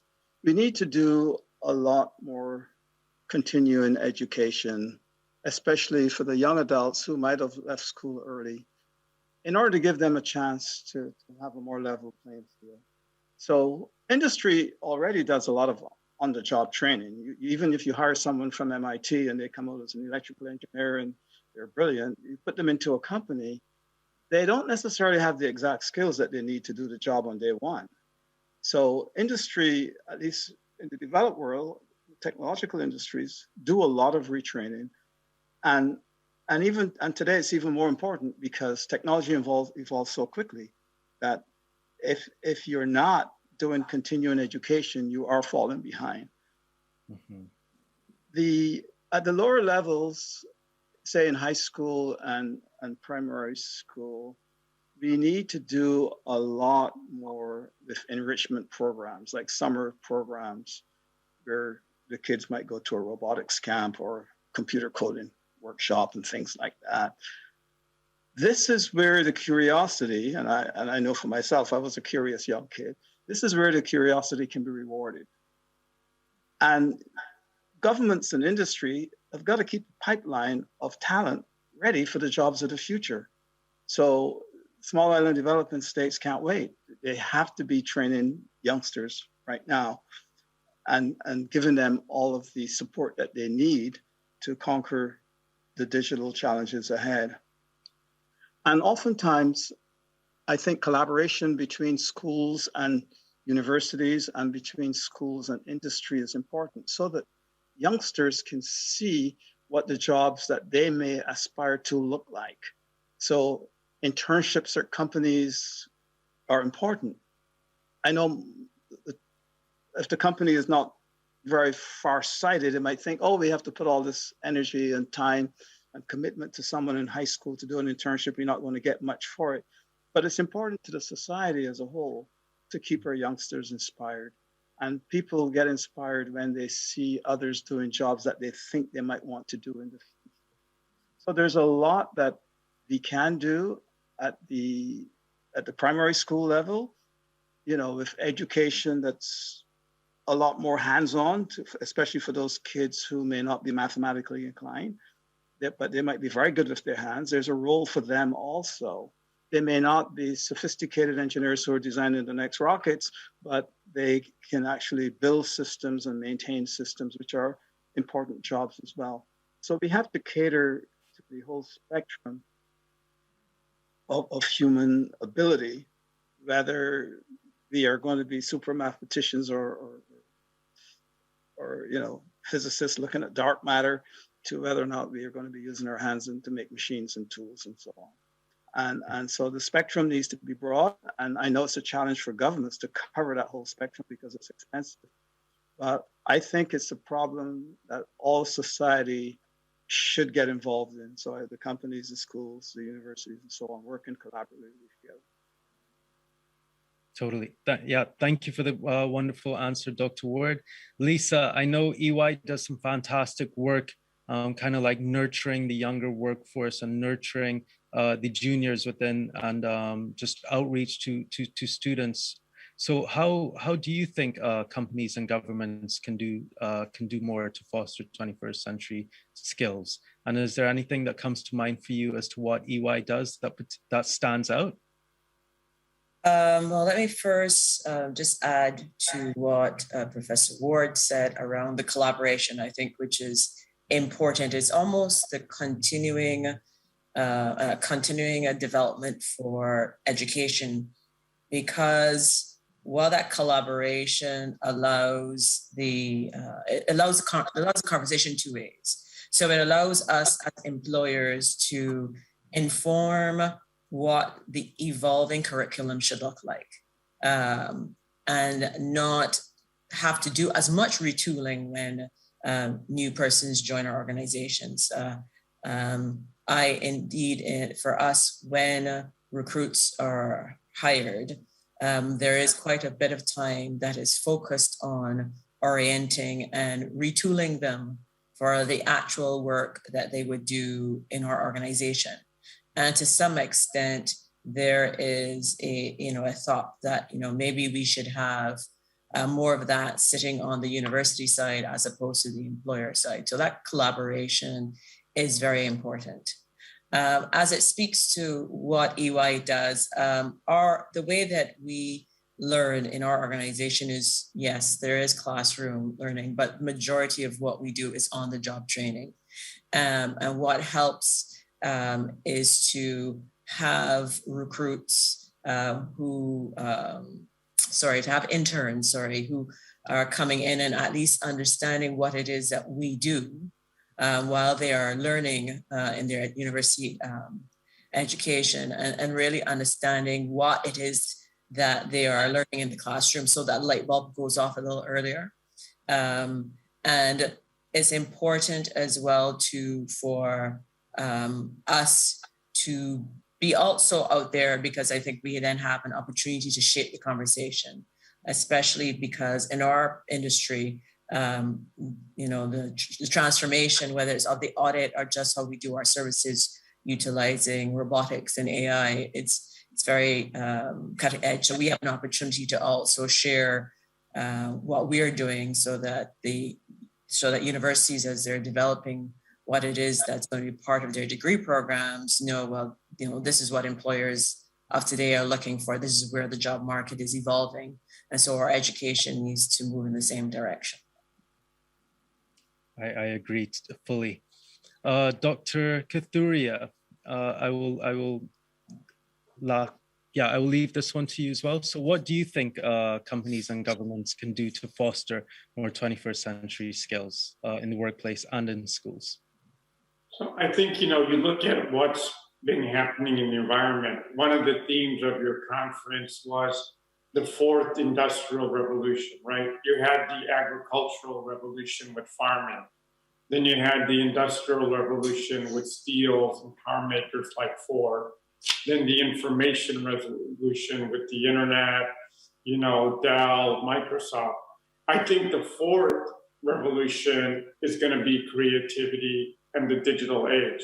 So you take a look at what's happening, look at the transportation sector, or even just trying, I would even look at finding your way around. You have Uber and Lyft, and you have Google and Google Maps. When we were driving, you used to pull out a map and stop at a gas station. Think about it, when was the last time you ever got lost? You look at the finance industry, whether you have Venmo or PayPal or Square, think about when was the last time you ever went to an ATM. The automotive industry, with Tesla and everything else that's going on, or the retail industry with Amazon and Chewy and eBay, you get things delivered to your doorstep. You see what's happening with traditional brick and mortar.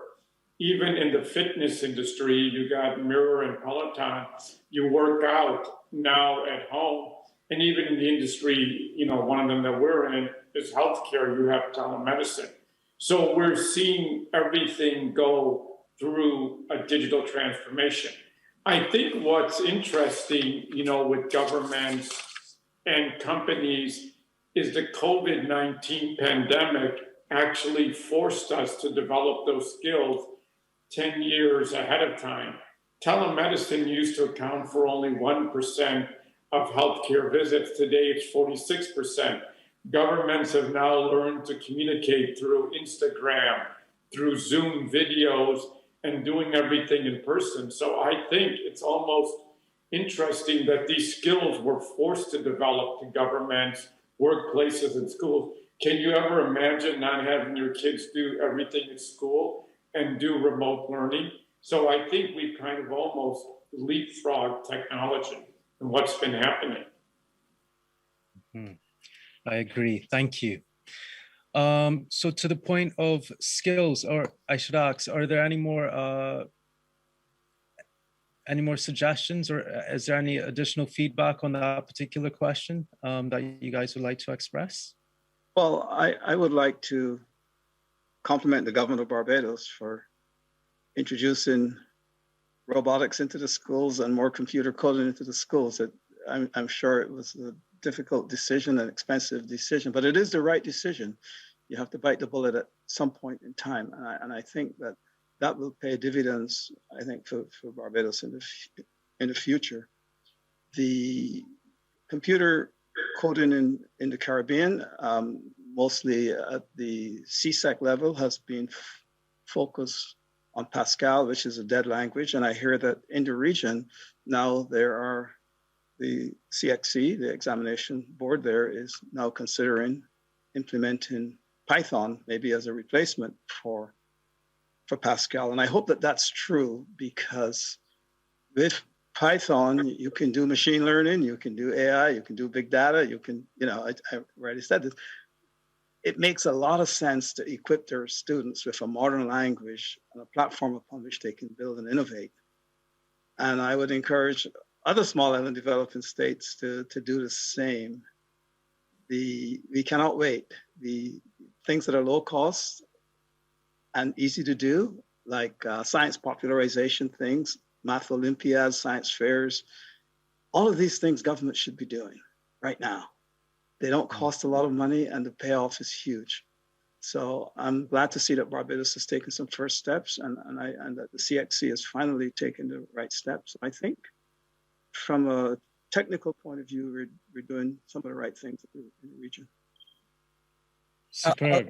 All I will add is that Pascal is indeed dead, because I did Pascal when I did my undergraduate degree at McGill and MIS. That was over 30 years ago.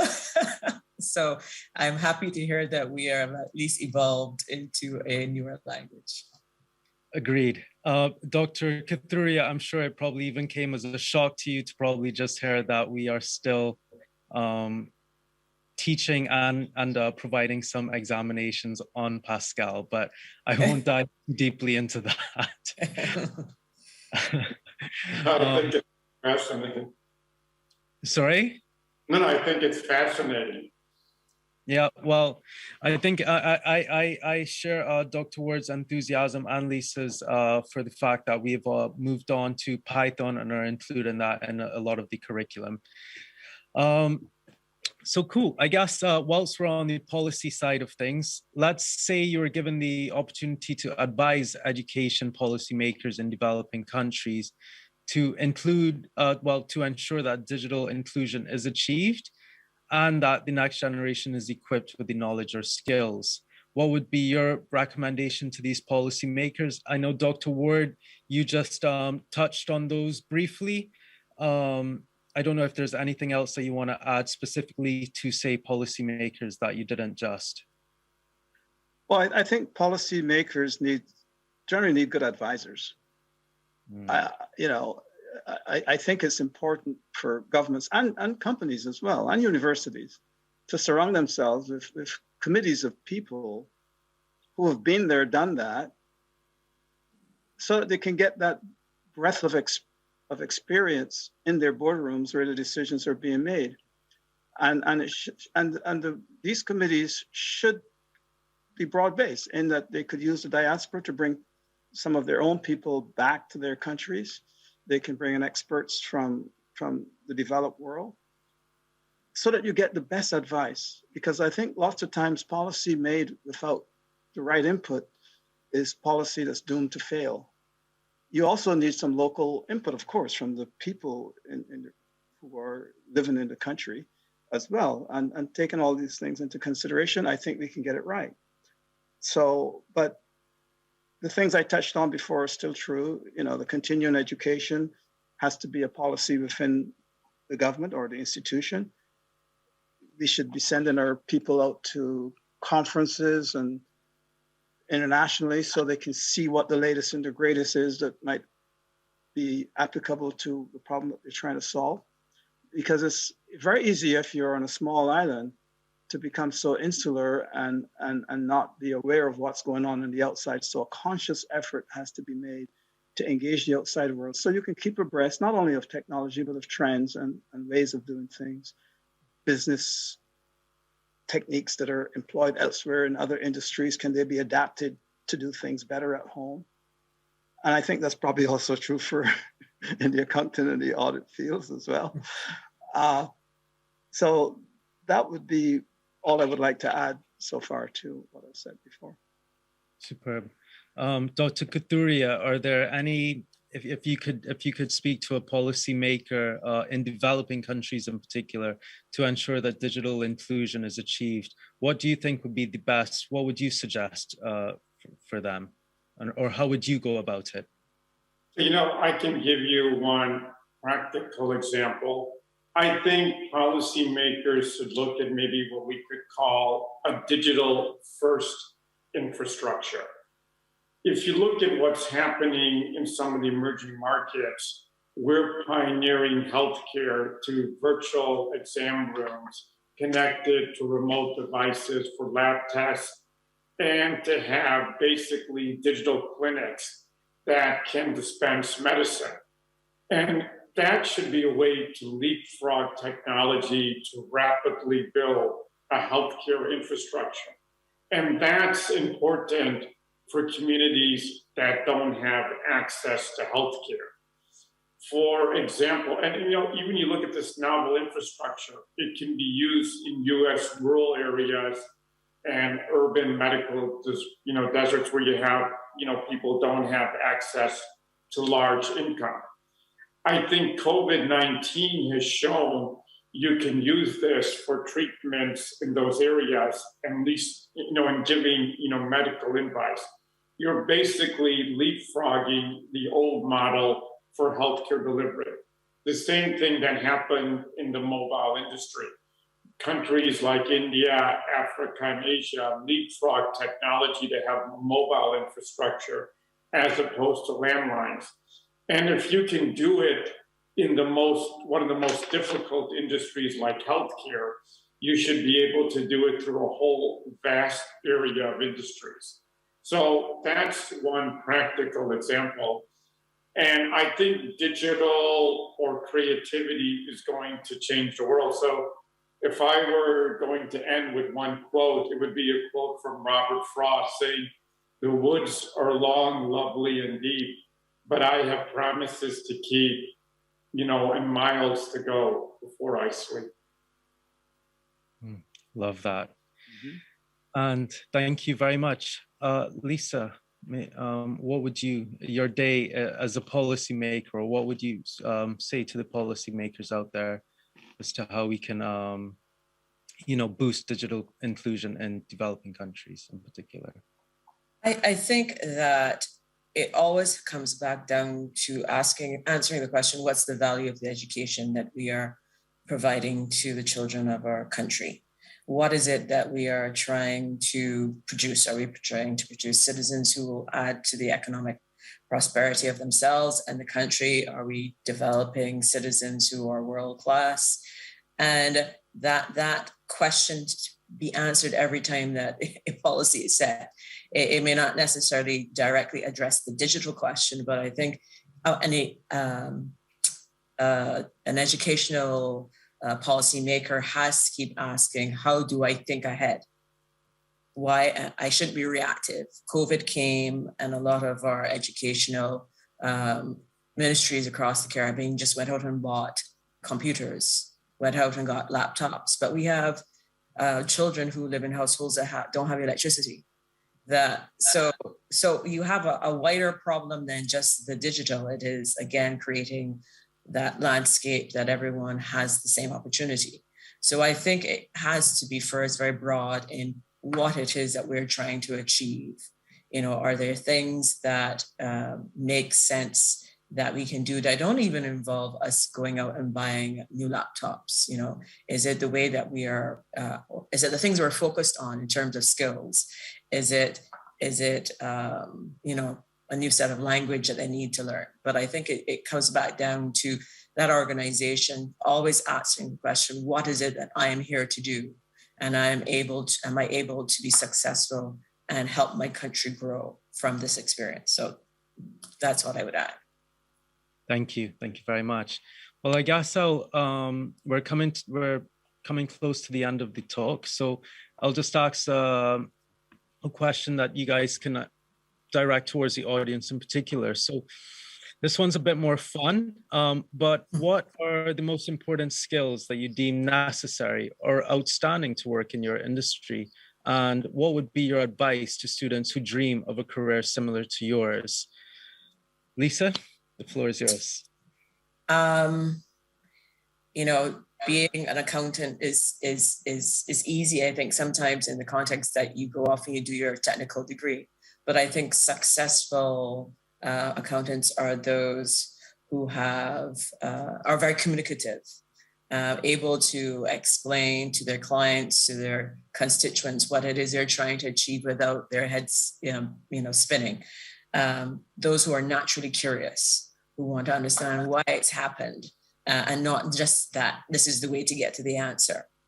Those who have skepticism, those who at the end of the day think about it and say, well, is there an easier way or is there a more difficult way to do this? How can I improve this? And are analytical and are want to get to the bottom of the answer. I think that those really will distinguish good professionals as compared to just those who pass an exam. And I think that those are the skills that need to also be rewarded and encouraged in our educational system. Wonderful answer. Thank you, Lisa. Dr. Ward.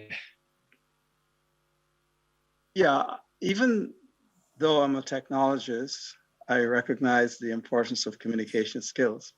And in fact, in my department at MIT in electrical engineering, you cannot get a degree from my department unless you take the 8 courses of humanities, and we in addition have an oral communications course where students have to present work that they've done previously and propose work that they might do in the future.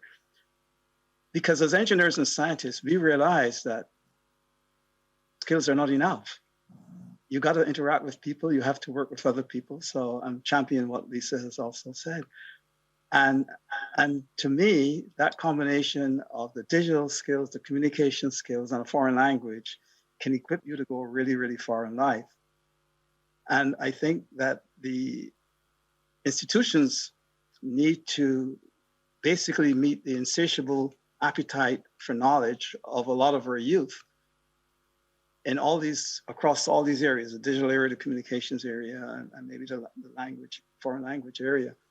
And that has served me well in my career. I mean, I fortunately probably had the gift in mathematics and physics and material science and so on, which allowed me to go forward. But opportunities were given to me when I was a youngster in Barbados, and even after I left, to actually hone those skills. And so those opportunities have to be made available to our people at all times, at all levels. And I think if we can do that effectively with giving them mentors and so on, and opening doors and making the right policy decisions that we came back to, small island developing states in general can prosper, succeed, and have a better quality of life for their people. Totally. Thank you. Well, Dr. Couturier, I guess this is going to be the last question for all of us, granted the time. So yeah, what are the most important skills that you deem necessary or outstanding to work in your industry? And keeping in mind, you've worked across a wide plethora of industries, whether it be the space industry or technology or health. So please, what between all of these, what stands out to you the most, and what would you recommend to someone who's looking to follow in your footsteps? So I think find something you love doing and believe that you can do it. And I think it always creates a lot of anxiety, whether you're younger or older. What am I going to do? And I remember watching this graduation speech, and it's called "Trust Me on the Sunscreen." And it says some of the most interesting and fascinating people when they were 20 or when they were 40 still don't know what they want to do with their life. So don't worry about it. He said, like, trying to solve an algebra problem by chewing bubble gum is not going to happen. So, Dr. Ward could probably relate to it. So don't worry about it. There's a whole social media careers never existed, 10 years ago. So there are going to be so many opportunities. Find something that you love doing. And someone always asks me, like, what's really important in your life, or what does celebrity and fame mean? If I were to ask you who are the 5 richest people in the world, or the 5 people who won the Best Actress award, no one could remember. But if I ask you who are the 5 people you love the most, everyone can name that right away, whether it's your father, husband, or wife, or significant other. So always remember what's important in life. Thank you very much, guys. I really appreciated all of your answers. So thank you for your valuable insights, discussion, and recommendations. That's about it for now. Thank you to Lisa Padmore, Dr. Chiranjeev Couturier, Dr. Cardinal Ward for this enlightening conversation. We hope that our audience enjoyed this panel, and we hope that we've provided you with enough insights on how to nurture 21st century skills in order to future-proof your career and personal growth. We will now have a little break and then reconvene here at the Future Academy for the panel, Fostering Workforce Mental Well-Being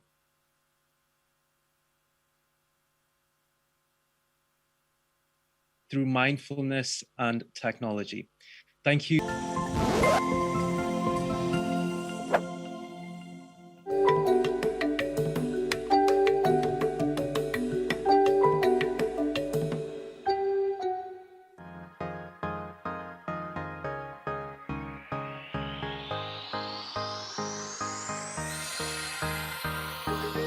Out of crisis and catastrophe comes opportunity, yeah.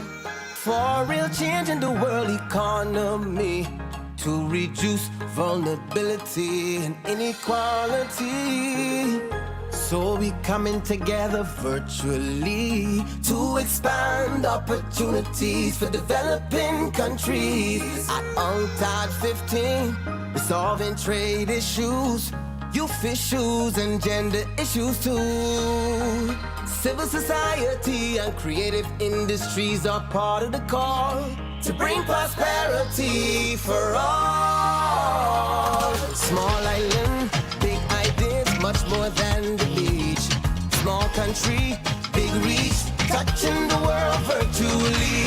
We might be small, but proud people standing tall.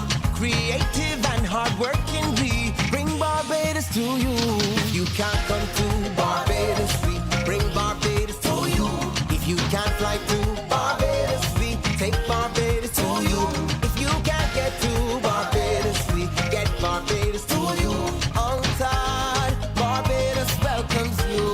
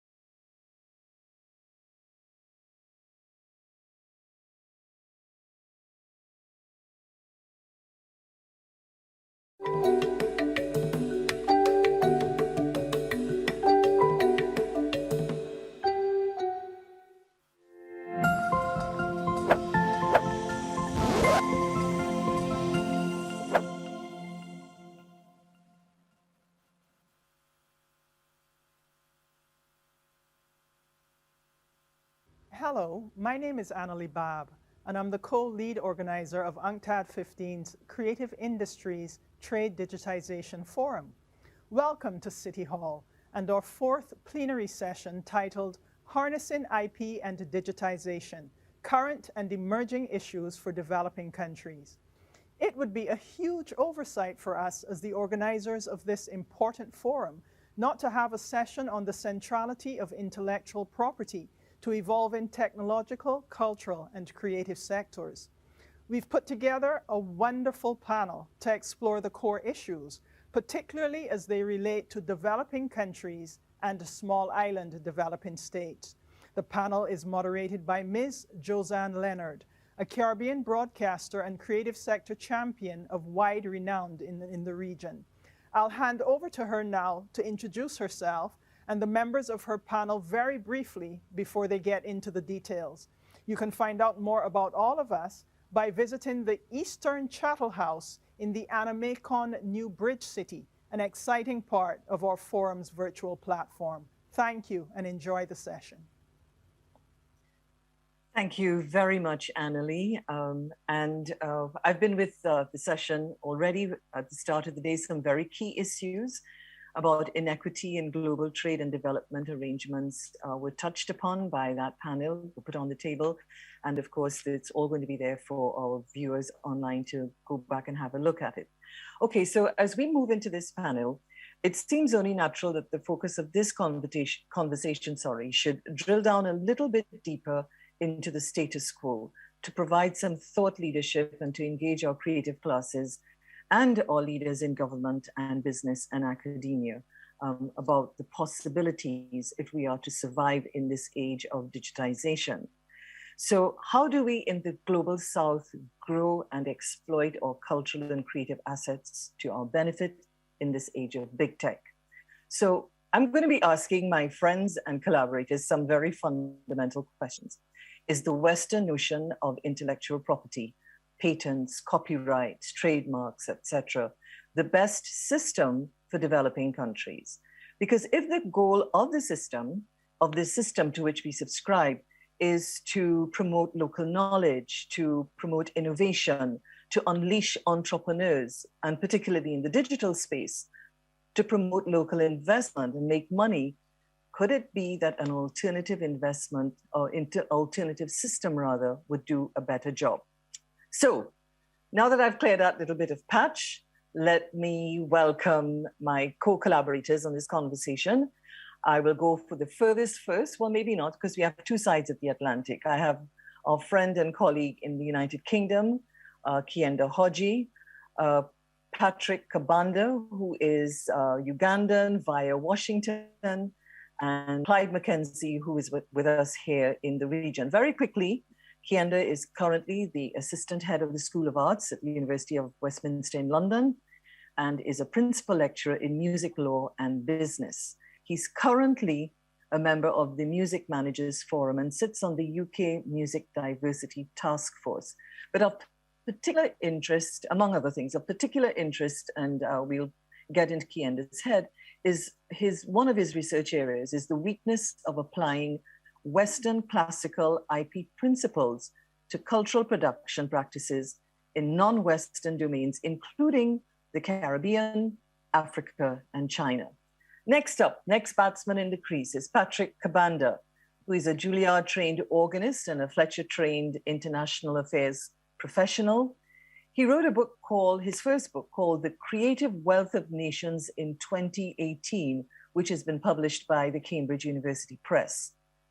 So when he's not playing music, which is really what he says he loves, and he's lecturing worldwide, he's doing the work of, as an academic as well. He's consulted with the World Bank and the Office of the Senior VP and Chief Economist, and has contributed to a number of their global reports. Last but not least is someone who is a friend and colleague of many years, and we've had many escapades in the cultural trenches in the region, Clyde Mackenzie. He's a director of Magnificent Ideas, a company specializing in the creation and development of audiovisual content, and also its sister company, Magnificent Events, which stages festivals, concerts, and other live events. He's currently the global network he's a director of the global network operators of Bridge 99, which is a new terrestrial broadcast entity in Jamaica. Kienda, I'm going to kick off with you and get Patrick to weigh in. We know that the predominant position of the North, of the developed world, is that a uniform standard of intellectual property protection will be beneficial to all countries. This means essentially that there's a little room for countries like ours to tailor our IP laws to meet our needs, unless, of course, we decide we're going to opt out. So it's a bit of a balancing act at best. Do you think that the time has come for us to rethink intellectual property regimes in developing countries? Absolutely.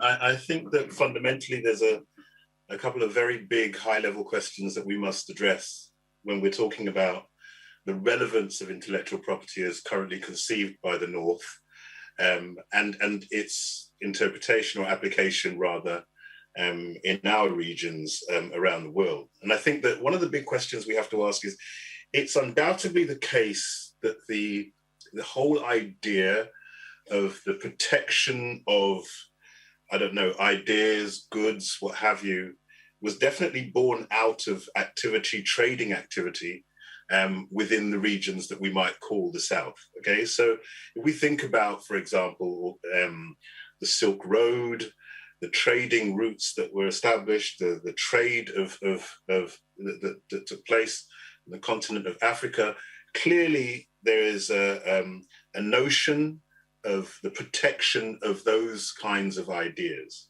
And that was born in those regions. I think that's true to say. But what we can see now is evidence, very clear evidence from the interpretation of the law, that the emphasis on interpretation of that protection is very much of the making of the Western, of the North. I think we can see that the whole idea of monopolizing ownership of non-tangible property is a complete anomalous to what we have known. And there's a difference between the protection of inventions and creations, which are then tangible, to the whole idea of non-tangible products, music, other cultural production, which I think has a completely different idea. It's undoubtedly the case that the North saw an advantage in controlling trade and wealth in the regions that we're primarily concerned with by instituting a regime of intellectual property in those areas, okay? And I think that when we start to interpret those regimes in relation to our own cultural production, and I'm talking about, by the way, not just music, I'm talking about the whole gamut of cultural production, we come across problems because our cultural production processes are very different, have evolved differently. They involve a whole set of different value systems, which potentially are missed by Western interpretations of intellectual property.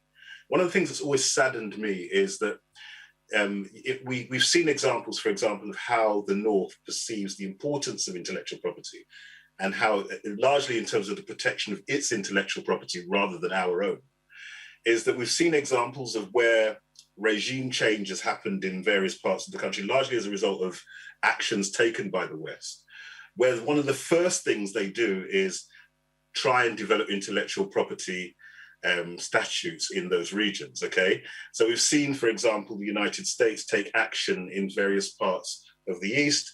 In nearly all of those examples, you can clearly see evidence of where one of the first priorities on the ground, as well as security, is to develop intellectual property in order to be able to shore up trade and to protect the trade of the property of the West. The defense is always, well, actually, we need to be able to create an economy, and the economy is largely based on us instituting some kind of infrastructure around intellectual property. But it's very rarely the case that anybody in those situations is concerned about intellectual property at first. It's about security. But the West has a particular perception of intellectual property and actually promotes that through various organizations like WIPO and using trips and so forth and trying to get people to sign up. But one of the things that happens is where those things do occur, it doesn't necessarily help optimize revenue. It doesn't optimize income. It doesn't optimize the wealth of the countries that are then sort of following those regimes. And I think that it highlights an example of why it's not relevant, or why we need to think about alternatives that are away from those regimes. Patrick, I'd like to ask you to come in here because Kienda just flagged up WIPO, for example, and of course TRIPS. And for those of our audience who don't know the TRIPS, the trade-related aspects of intellectual property rights, which were enacted in 1994, and actually govern the rules of the World Trade Organization, to which most of our countries are members. And implicit in that is the fact that in order to remain members or to reap the benefits of being members of the WTO, the World Trade Organization, that our domestic IP regimes have to be sort of compliant with this sort of framework, the framework of the TRIPS in particular. So you're coming from the continent, you live and work and so in the United States, and there are good examples like M-Pesa, for example, in Kenya. These are examples where we've had innovation coming out of different cultures, but really don't stand a chance, really, even though successful in their own domain, don't really stand a chance when they come up against Apple Wallet, Google Pay, and the rest of it. Yeah, thank you, Jazan, for having us here. And Kienda, I want to build on your remarks. It's wonderful to be here with all of you. The first thing I think I should mention is that there's a difference between notion and originality, in that the West may have a notion of intellectual property. That's the way they interpret it, but does not mean that they actually invented all intellectual property. We do have evidence that in China, it has been there years ago. In Egypt, it's been there years ago. So I think that one of the things to look at is how can we look at how this benefits other countries, because it's also, there's a trail of thought where they have been using some of these ideas. Now, I think the best issue is also fairness, because you just talked about TRIPS agreement. It's clear that TRIPS agreement is actually between countries, in that when I'm trying to trade with the United States, that's where TRIPS is really very applicable. When I'm trying to work within Uganda, TRIPS has no relevance. So when you ask me that, how can Uganda benefit from TRIPS, that means that Uganda has to be looking at the United States, not within Uganda. And yet some company from the United States can come in Uganda and actually take advantage of the local environment to see what they can do with their trade issues regarding intellectual property. So I think those are very, very important issues. And also when you're talking of fair play and digitization, right now, I think one of the major issues on the table, as they may say the elephant is the room, is antitrust, okay? Many of these big companies like Facebook, I think Google, Amazon, stuff, all of them who are really big technological companies in many ways, are quite monopolies, super monopolies.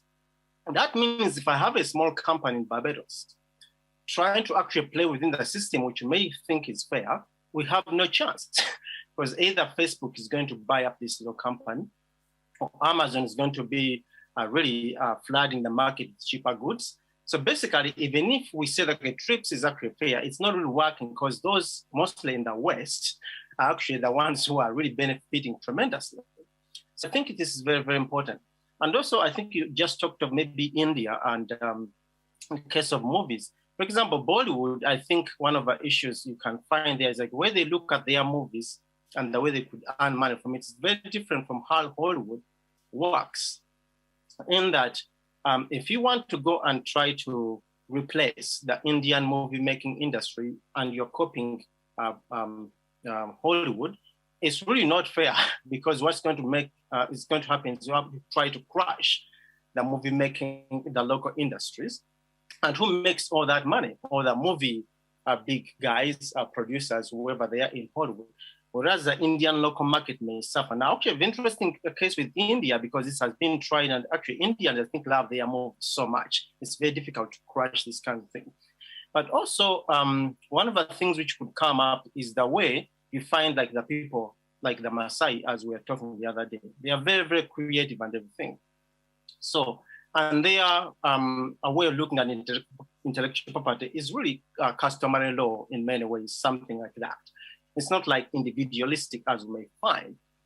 So when you find that a Western concept comes and you copy what the Maasai doing, is like a company like Land Rover or Nike, or they can go there and check maybe images of things and use them in their marketing, but for them, they own it. And that if you are not even very careful, you may find that they can legally beat you in the court, because in Maasai, the protections are different. Okay, it's something which is there. And this is where the delicate dance comes in. How can really be fair? But should we say that some company like Nike can go and mimic how the Maasais walk or whatever they do with their cultural life to sell shoes and make so much money out of it, and yet Maasai people are starving? I don't think it makes sense. Thank you. Clive, I know that we're talking about the global thing, and we kind of will come in and out and use some of our own experiences. Do you want to throw anything here in terms of framing this conversation about the existing regime? Because we talk about that, but we know it's not so easy to change, because that's going to require an Herculean effort, which includes governments largely. And so we will come to the point where we have to talk about how we will operate in them. But in the context of this ideological position that has been put on the table by both Kienda and Patrick, what say you? Well, I navigate a number of different spaces. I'm a businessman who sometimes moonlights as an academic. And as a result of that, I tend to have, different perspectives on these matters. I think the whole notion of intellectual property protection was predicated on the idea that innovation should be rewarded. And in point of fact, this incentivization of innovation, as it were, would lead to greater creativity and greater wealth creation. We have seen that the reverse is actually taking place, at least in terms of the restrictive nature of these intellectual property regimes. And so in many instances, decisions of creativity in the case of patents are not taking place in the labs, but in the courtrooms, because people are using restrictive practices to prevent others from adopting technologies which they want to claim and own for themselves. And so that's a serious challenge, because what it means is that something which was originally intended to protect the creators and to engender innovation is, in point of fact, foreclosing on innovation in many instances. The Disneyfication of copyright protection, for example, is another prime example where, Disney believes that, holding on to the copyrights of some of its cartoons and all of that is a way of fostering innovation. Now, it's an argument which really is specious at best, but the fact is it gains currency because Disney has clout and is able to influence Congress to extend these provisions. And so we have to be mindful of that. But and it's very important for us to understand the ecosystem in which we operate. And at the same time, as you said, realizing that the difficulty in overhauling the system is really monumental. And therefore, we might have to look at the system and decide how we can use some of the strengths of the system and of our opponents to our advantage. So it's almost utilizing the judo move. I had to employ a lot of that growing up because I was very small. And so in my own self-defense, I had to use the strengths of my rivals against them. So I'm saying that we, for example, in Jamaica, and I speak specifically here, have been good at technological appropriation, particularly in cultural production. And we have customized quite a bit of this to create an enormous impact on modern popular culture. I mean, hip hop, reggaeton are all offshoots of experimentation which took place in Jamaican studios, and the creation of the dub, which is something that was really the effort of people like Tubby and Scratch Perry. This is the basis of many of the popular music genres today. Hip hop, I mean, uses the same kind of production techniques and the same kind of approaches. And that is very important, that we are able to create around the edges and to push the envelope somewhat when we can't overhaul the system. Have we been benefiting sufficiently from these innovations? I would think not. And that is why we need to have a better understanding of the ecosystem so that we can better navigate and circumvent some of the challenges that exist. And so, for example, you know, we celebrate Rihanna today. I mean, because, you know, she has recently been declared a billionaire in US currency. And that in itself is a triumph of the use of intellectual property. Now, the question is, could we have even benefited more? And yes, the answer is certainly we could have. Now, what other benefits can we derive from the Rihanna story? How about telling that story? Because we now, as Caribbean people, would be able to tell that story with a greater sensitivity than most other people would be. And that doesn't preclude collaboration with people from outside, because we don't necessarily want to have the whole hog. Sometimes it's a case of wanting to be able to insert ourselves in certain spaces. And the Rihanna example is just a sterling one. I mean, but there are so many stories coming out of this region. And I mean, the Marleys, the Eddie Grants, the Ernie Ranglins, you know, the Peter Minchells. I mean, there's so many of these stories that would resonate globally. I mean, I'm just doing a documentary right now on Dennis Johnson. Many people don't know this man, but he was a world record holder in the 100 yards, a Jamaican, and he got injured and he came back to Jamaica. And what we see now as the real dominance of Jamaican sprinting is primarily due to him, because what did he do? He indigenized the coaching program. He brought coaching. In other words, Jamaicans didn't have to go abroad. So Usain Bolt, Shelly Ann Fraser, Elaine Thompson, they're all homegrown and home trained. They went nowhere. And what we've seen is a conversion of these athletes, some of whom were even not stars in primary and secondary schools. They become superstars, all because the program of training was repatriated. So I think what we have to do is we have to think of how do we indigenize the capitalization of these ventures, because that will bring more value to our creative efforts.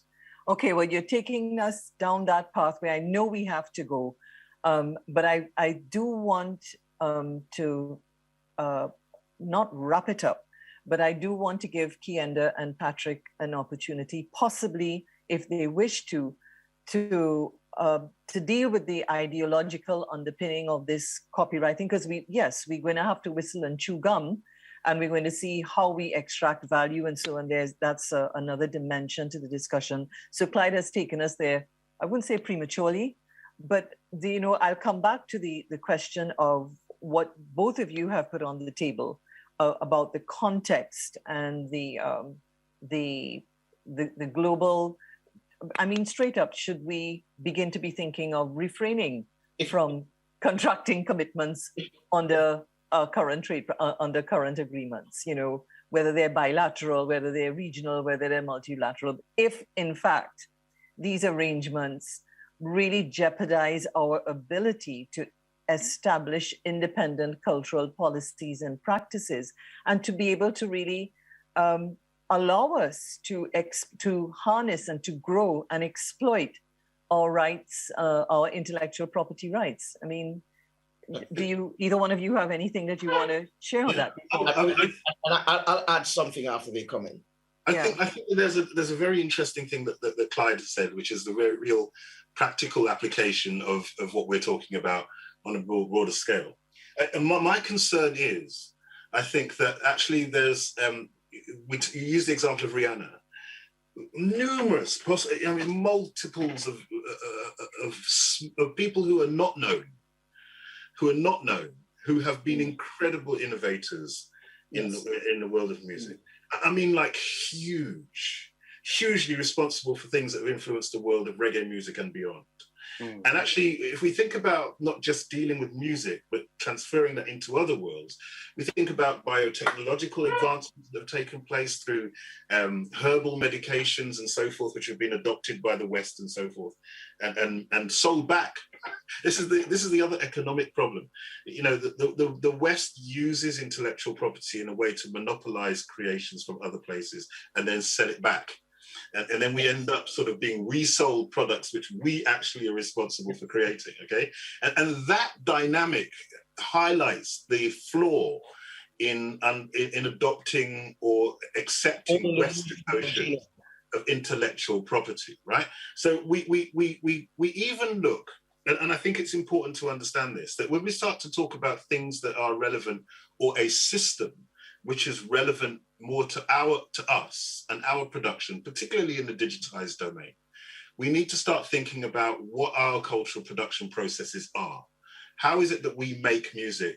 How is it that we make products? How is it that we invent, innovate other things? Because I take on board Clyde's point again. You know, in the American Constitution, this idea that intellectual property is there in order to promote innovation is not really what's happening. We're not seeing that. I often give my students the question, debate the question, does copyright in its current form protect owners more than it does creators? Because we need to distinguish those things. The West talks about copyright being the protection of creators. Droit moral is at the heart of intellectual property, is the protection of the author. One of the examples why we can see that this actually does not work even within the West. So what does it mean for us if it doesn't work within the Western context? And I'll give you an example. So we talk about moral rights. Moral rights fundamentally establish protection for the author as conceived, arguably conceived, and I know Patrick will also have a commentary on this, but arguably conceived in Europe. This idea that, you know, droit moral, although we know that even earlier notions of intellectual property protect from the creator. In the United States, one of the big, mass-producing countries of the world, where are the moral rights? Where are we talking about the emphasis being on the creator? In the UK here, we have an interesting position, which actually somehow also reflects our geographical position, in that we have the concept of moral rights, but they're waivable. In other words, corporate, in an attempt to monopolize the creative works of individuals, routinely ask those individuals to waive their moral rights, which is something which is completely unknown. They're unassailable rights in Europe, and in America they don't. They're talking about them, but they don't necessarily exist in the same form. So even within the context of the West, we can see that there is that notion, that different way of looking at intellectual property. Now, if we add our own regions, we can hardly expect the protection of our intellectual property to be seen as in terms of our creators. I'll give you an example. So we start to talk about non-tangible cultural heritage in terms of the protection of this work. Now, my argument about this complete campaign for us to be given this title of, you know, having our national heritage protected is that it shields. It actually avoids dealing with what I think is what we really should be dealing with, creating a system that at its heart creates wealth, income for the creators and those people who do own the work in order to be able to boost local economies of small countries. So if we start to talk about, oh, but it's already covered by cultural heritage, it's okay, it's fine, it's all right, it's good, then it doesn't really do anything economically for those people that are responsible for creating the music. If we were to look at a new system that was beyond that, then there'll be far more Rihannas.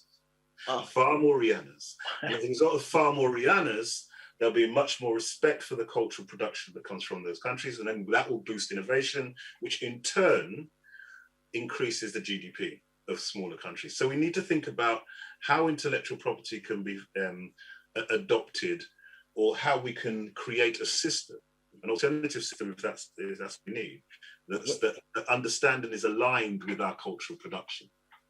Patrick, you wanted to come in there. Okay, you want to come in, Patrick? Okay. Yeah. Yes. I think thanks, Kienda, for those comments and also Clyde. Well, I think one of the things which maybe actually also Clyde you had mentioned when we had our pre-discussion is we also have to look at the contexts of finding ways of how we tabulate. Because in my own work, I argue that if you are trying to protect a Nigerian movie from copyright piracy, and you really want to enforce this, that's had nothing to do with how you want to maybe now try to make sure that COVID sort of drugs or the way to make them is also protected. They are completely two different things. I think things like drugs, like for COVID, patents for that, HIV, which is a big problem when I was growing up, that is in the same basket under the TRIPS agreement, but clearly we can't use the same yardstick to assess that, oh, piracy is good, or we should just give away knowledge because, you know, we need to have free drugs and parties to make drugs. At the same time, we also have to have ways to make movies generally. And what normally happens is that some people who are able to manipulate the system, especially the movies, make a lot of money, whereas other artists who would actually also be making money are unable to make the money. So I think that's very, very important. And also the other thing we should look at is in terms of knowledge transmission.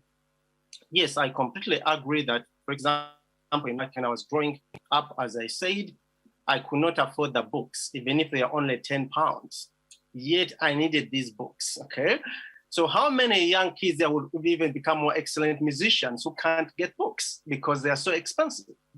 If we can make these books free for them, get them without making sure if they copy them, we say you are breaking the law or something, then maybe we'll be able to transmit this knowledge better. But at the same time, I don't want to go to Barbados and play on a wonderful organ and record some great organ music there, and someone just gets this music and makes it without even acknowledging me or making money off of it. And it's like, oh, it's free knowledge, and I'm struggling to pay my student loans. So these are kinds of issues we have to try to see how we look at business, moral cases, and how we can really make sure we find the right balance. Then the other thing is also can connect to geographical indicators. One of our latest cases, you may have seen that in South Africa, they have this wonderful tea. I don't think I can pronounce the name correctly, but it's Robias tea. They just now made South Africa, I think that tea is the geographical indicator. I think you have to make sure that you label it right. I can't be from Uganda and also just claim that I'm making Robias tea. It's now they have the geographical indication in South Africa. Now, this is a very interesting case because there are many cases where some company in Alabama or some place in Thailand or some other place can go and claim to make that kind of tea, whereas farmers in South Africa are starving. So how can we make sure that we find the right balance to come up with these very complicated issues? Then the other thing I think we need to do is that we need to take our knowledge seriously. Many universities are not funded very well, okay? Many lawyers, legal lawyers, are trying to really make sure they understand how the justice system works to actually really make sure enforce copyright laws and things like that. So if our own governments are busy trying to focus on oil and other maybe soil and copper and other things which are material and not investing in the knowledge sort of transmission and where we can promote our knowledge, I don't think it helps us. Because I think if I'm in Uganda and I create a music a video or something, and within Uganda, the richer people are, the more they want it for free, then how are we going to be able to enforce it when it can actually contribute to our country's development and be more musicians if we are not really taking this seriously? So those are some of our points I would like to leave with you. Clyde, you wanted to jump back in here. Yes. Yeah, I wanted to say that, you know, in terms of the trade architecture, in terms of the algorithm which runs the digital platforms and system, nothing is neutral. And in point of fact, most of them are skewed against us. And therefore, as a long-term approach, we're going to have to look to see how we can, in the short term, well, circumvent some of the challenges and the obstacles which they present.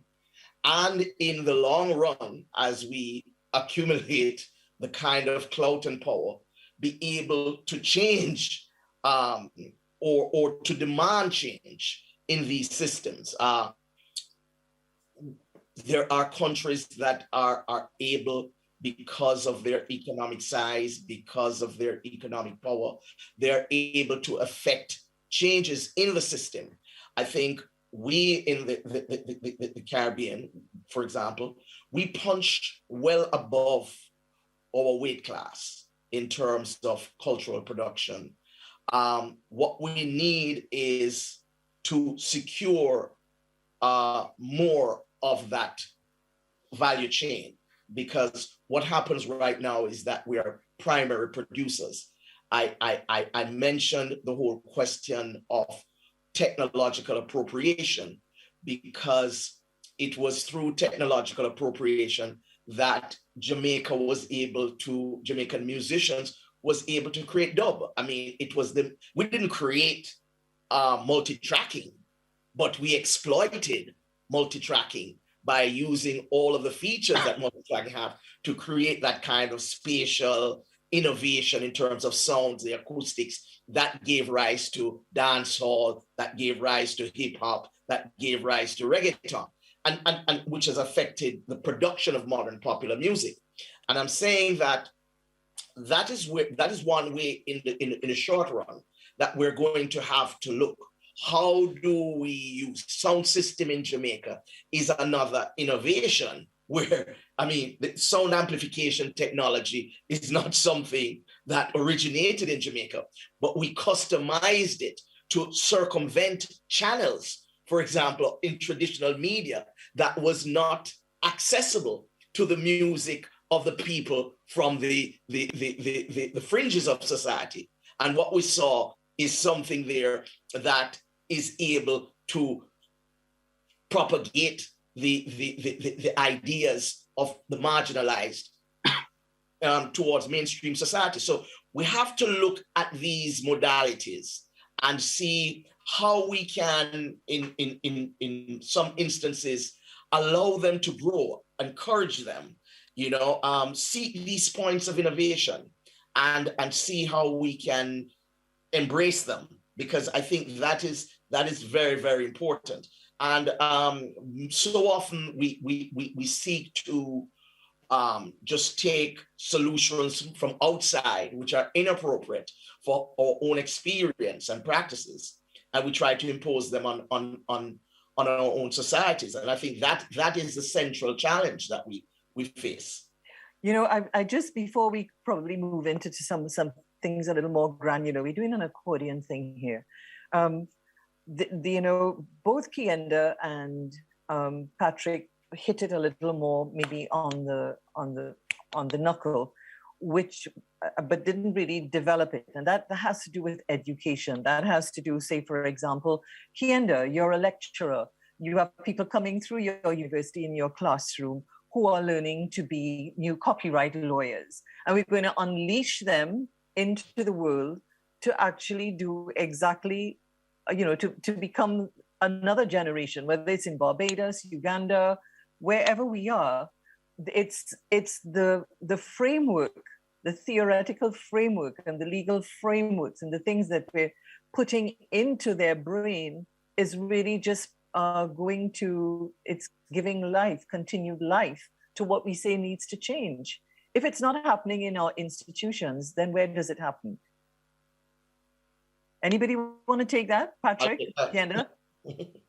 No, it's a very, very, very interesting question. And I pride myself on saying to students, and I think this is what we need in order to get over that problem, Jazan. It's like if you teach music, and some of my colleagues in the department that I manage teach music, right? They teach music production.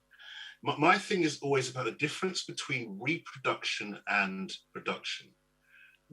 Recreation or creation. You can't, we all know that the whole idea of recreation is a contradiction in terms in itself, counter to the whole copyright idea. But one thing that's really interesting is that my whole approach, and our whole approach should be to develop an idea in the minds of the thinkers of the future, of the building blocks of intellectual property, rather than this is what you need to apply. So within our regions, the Caribbean, Africa, on the continent of Africa, wherever else we are, it's our responsibility to ensure that the knowledge that is given about the existing regimes is then used to create new regimes. So we should be encouraging, we shouldn't be taking it from the point of view of almost perpetuating what I argue a WIPO does.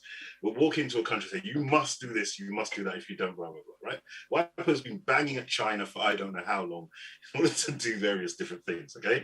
But my feeling is that at the end of the day, it's important for us, it's incumbent upon us to give, if you like, an idea that there are various options. There's Creative Commons, there's various different other notions of how systems can work, so that then new thinking can come about, not just how you interpret. We should be setting exams that should be like, saying, okay, what's the meaning of moral rights? Define moral rights from the, what's paternity or what's integrity into the moral rights, aspects of moral rights. We should be saying, what would you do? Taking into account the cultural aspects in your own region to create new systems. So you're right, Josanne, it's about education.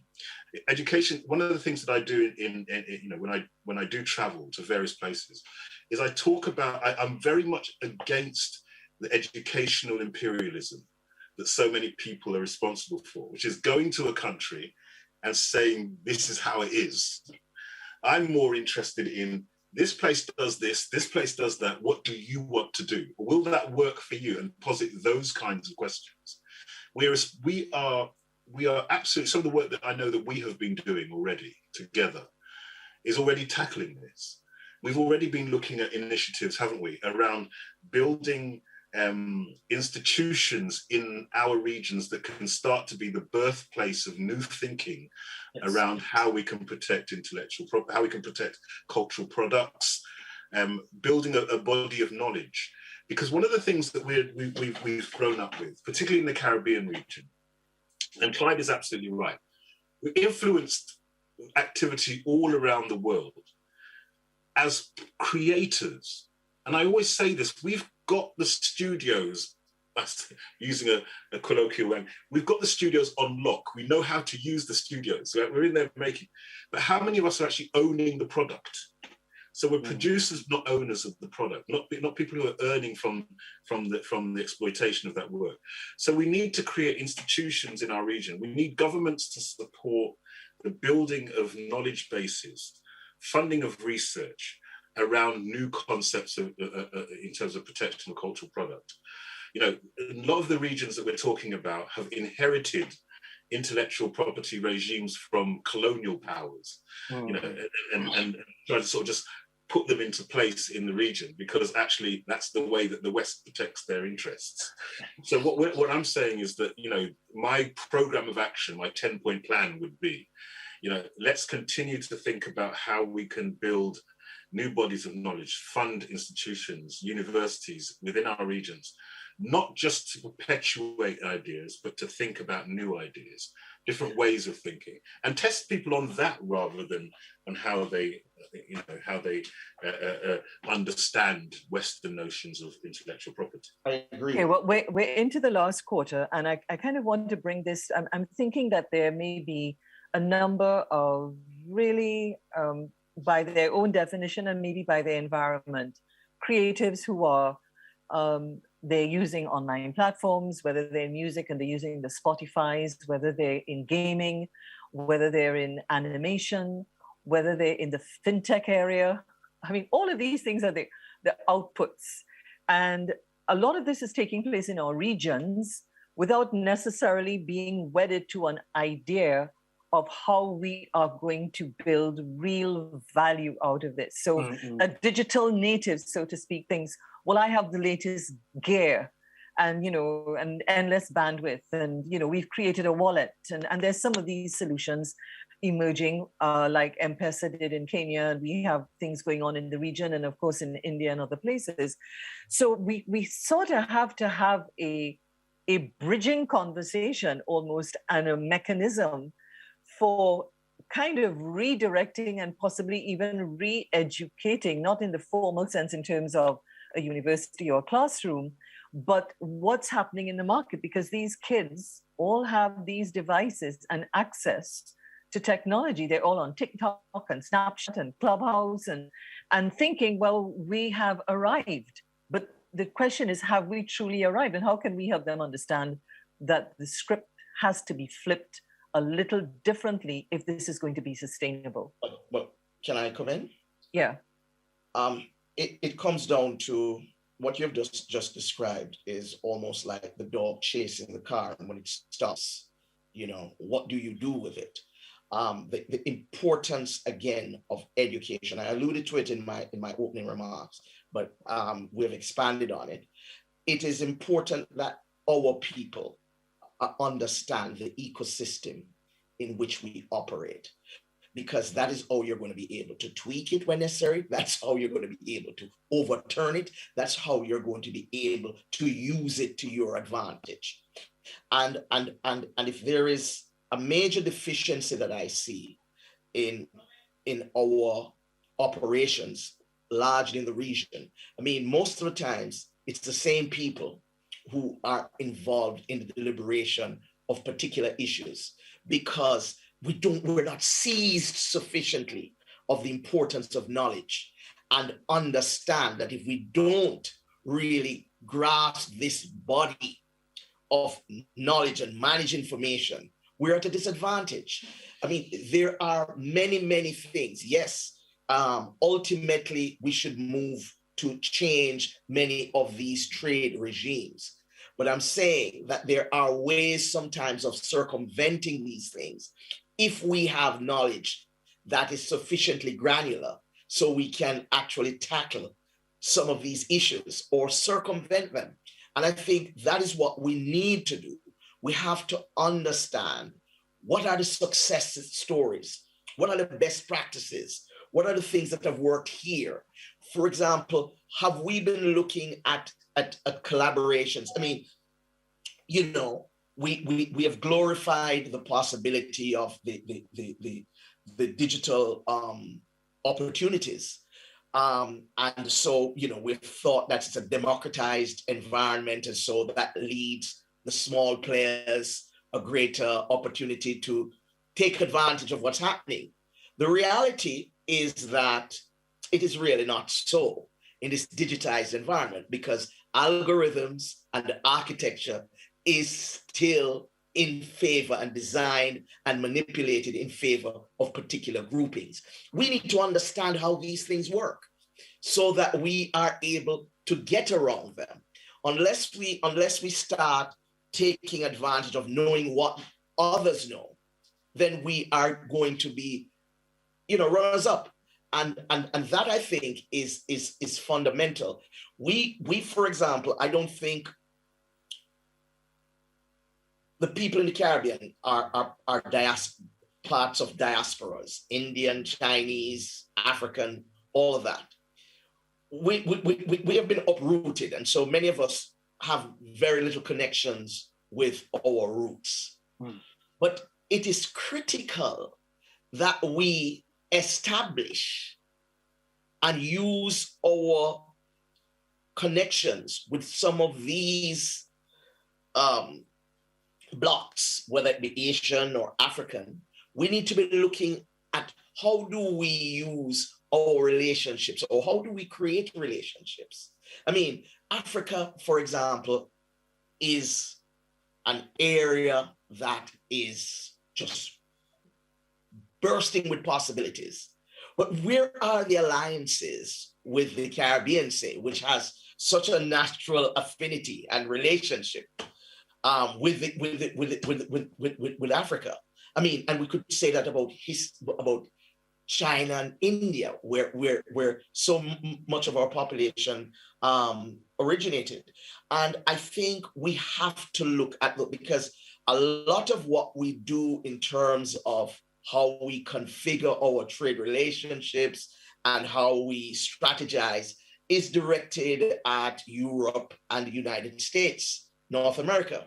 And we have to now start looking at how do we start the South-South kind of arrangement that so many people like to talk about. I mean, there are solutions sometimes in India that would be much more appropriate to Jamaica than looking to the United States or Europe, where the cost of that solution might be manifold times what it is from one of these developing countries. I know Patrick wants to come in here, Clyde, because I'm looking at the time and I'm going to give everybody a chance to kind of do a quick wrap. But Patrick, you wanted to posit something here. We talked about education. We talked about... Yes. Yeah, there are quite many good points which were pointed out there, but I'll just add on some things. I think that as one saying goes, you can't really go forward without knowing your past. And I think it's very, very important. In that, for example, for me, when I was doing research, I was surprised to find that actually software, hardware first studied in where? Actually, the area which is now Iraq. How many of young people know that Iraq is known of what? I think ISIS would be the trademark. But actually, and for me as an organist, it was remarkable to find it was actually some kind of organ they were playing with to make sure it plays itself, and they developed these concepts. Okay. Now, recently, I was speaking at the UN because it's actually the first the year of the arts for the African Union, and also the International Creative Economy. And in one of the panels, I mentioned that many of our young people want to go into coding and technology.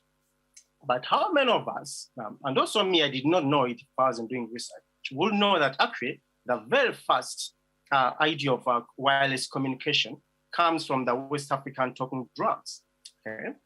So if you don't know these kinds of things, you're always going to believe that the best comes from the West, and this is where the trouble comes from. Okay, and we don't get a chance to really teach our own education. I don't think the Ministry of Education in Uganda needs permission from the World Bank or something to actually teach the African curriculum in a full-fledged way. And we were even talking of globalization, everything. Globalization is not new. Africa was trading with China and Arab countries way long before even, I think, maybe America existed. Yes. And I think that the linkages we want to come up with here is that in terms of intellectual property, we actually have ownership on some of the things. How can our curricula and understanding of things really help us to really that we argument this and talk about things with pride, other than always thinking that we need to get the best ideas from the West? And that's really to do with education in many ways. Well, I'm going to throw the pigeon among the cats because this discussion is one like many others during this forum that we need to be ongoing, and there is a case to be made for a previous UNCTAD where then Minister of Culture in Brazil, Gilberto Gil, who is a renowned Latin American musician of Afro-Brazilian heritage, hosted UNCTAD in Bahia. I was very fortunate to be able to attend. And he wanted to set up a South Center for these, a repository, they say observatory, a center for the creative economy for the South. And, it was all well, and everybody applauded, la, la, la, la, la, and they had all kinds of good speakers and ideas, but nothing came out of it because we have to get to the next stage, which is commitment. So maybe we need to posit something at the end here that could possibly begin to nudge our decision makers, our politicians, our business class, our academic class, because this is where the leadership needs to come from. The constant thing about, oh, well, the artist needs to know, or the creative needs to know, or the micro entrepreneur needs to this and needs to that. The environment doesn't exist. It's not going to happen. They're succeeding or penetrating in spite of. So I'll come to you first, Kienda. Yeah, I think you're right. I think that it's incumbent upon us to ensure that we create these repositories of historical. Patrick is so interesting in what he says. Again, you know, I've even been talking in the UK amongst some of us about the origin of manuscript music notation being found evidence of that even originating in Africa. You know, the whole idea of noting music playing and stuff, right? So it's the historical knowledge that we need to capture. And I would suggest that what we need to do is to encourage our leaders within the Caribbean region, within Africa, wherever, to come together on a mission to maintain this history, to promote the history. But in addition to educate, I think that it's all about education. We talked about this before. So I think that it's the things that must be linked together in a holistic way. It's all well and good talking about historical examples of history. That doesn't necessarily do anything in terms of forward motion. And the kind of forward motion you're talking about, Josanne, is only allowed to happen through what Patrick referred to, Sankofa, the idea of understanding what happened in the past and using that in order to be able to educate people about the future. So institutions around the Caribbean, we should have, if we like, and these are just ideas, but we should have governments in our regions determining that universities shouldn't, where there's creative programs, there should be adjoined business programs. There should be programs that provide people with an understanding of intellectual property and also business practice within the creative industries. I'll just touch on one last little thing to do with digitization. It's true that digitization was originally perceived when it started to happen, when the internet, everybody was talking about democratization, as Clyde said. But what we need to understand is actually that intellectual property is a double-edged sword. And as it's being used in the digital realm, is as a way to try and control those repositories and to control the monopoly, to further tighten the monopoly in cultural products. And that's exactly how we need to understand. We need to understand how the beast works.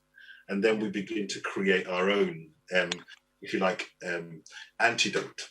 30 seconds, Patrick, because we're going to have to make some time for our question. Take your time, Patrick, sorry. I needed like 30 minutes, but here we go. First thing, I actually believe that all countries are wealthy in terms of culture. And the first thing I say, for example, my book is called The Creative Wealth of Nations, in that even Barbados, Jamaica, Uganda have culture, India. No, all these countries have immense wealth in terms of culture. But we focus so much on natural resources like land and oil and stuff. Until we break that kind of thinking, we will never be able to really get so much from our culture. Because when we start to see our culture as a way of wealth, it's going to really make us even richer. Okay? Because the world runs on ideas. A lot of people fall for American culture because of the so-called soft power they're able to entice, until some place like Taliban says, hell no, not here. So what I'm trying to get at is we have to take our works, our culture seriously. And the other second thing to point out is like, I really believe in this concept where culture leads, trade follows. In that, if I want to come to Jamaica, I want to come there because Bob Marley is my hero. I was sometimes some small town, maybe actually was the capital of Sweden, Stockholm, and all these people selling Bob Marley hats. And like, what is this all about? You know, that for me, I'm going to come to Jamaica because of culture. I'm not coming there because you have the best kind of maybe oil or whatever it is. But culture really does drive a lot of trade. And I think all of these things are very important, how we can harness them and sing we promote our culture. And education comes also with culture. And I think using this concept, we can really do further. But it will mean shifting our minds to see that we take our culture serious as a form of wealth. Clyde, you get the last 15 seconds at this point because we have some Q&A coming up. Well, you know, the importance of education, we can't stress enough. I mean, and that idea of the marriage of business with academia is so important. I remember just talking at a function the other day, and I was saying that I think our tertiary institutions are too dependent on tuition fees rather than being able to generate business from partnerships with their students and their academics. So these institutions should be collaborating. You should be having these incubators and accelerators that ring these institutions and are able to resolve issues, real problems in those societies. So if culture is our emphasis, the incubators should be able to resolve those problems, deal with those issues, and that would be able to generate enormous amount of money for our academic institutions. And it would also lead to greater and better placements for their graduates, many of whom sometimes have to struggle to find jobs and meaningful ways of engaging themselves. Well, we haven't even begun to touch some of the more granular issues that we talked about when we were sort of bumping our heads together, because we know we will be constrained by time. But I think this is really maybe regenerating a conversation, not just in the Caribbean, but across the South. But we have, you know, 3 people from the diaspora and from the continent, from the continent here, because we need to talk about some of the realities in the market that have to do, or in the environment that have to do where money comes from, the fact that we're always hearing how poor we are, and the fact that we sort of defer our development agenda because, on the one hand, because we have to go cap in hand begging for some sort of debt relief or grant funding or development aid, just the begging bowls all the time. So this is something that we would need to explore. And as you said, Kienda, yesterday, we have a lot of skin and effort in the game, and we need to actually really push the envelope. So I can't thank you all enough for at least clearing a little green patch in this field that we're clearing.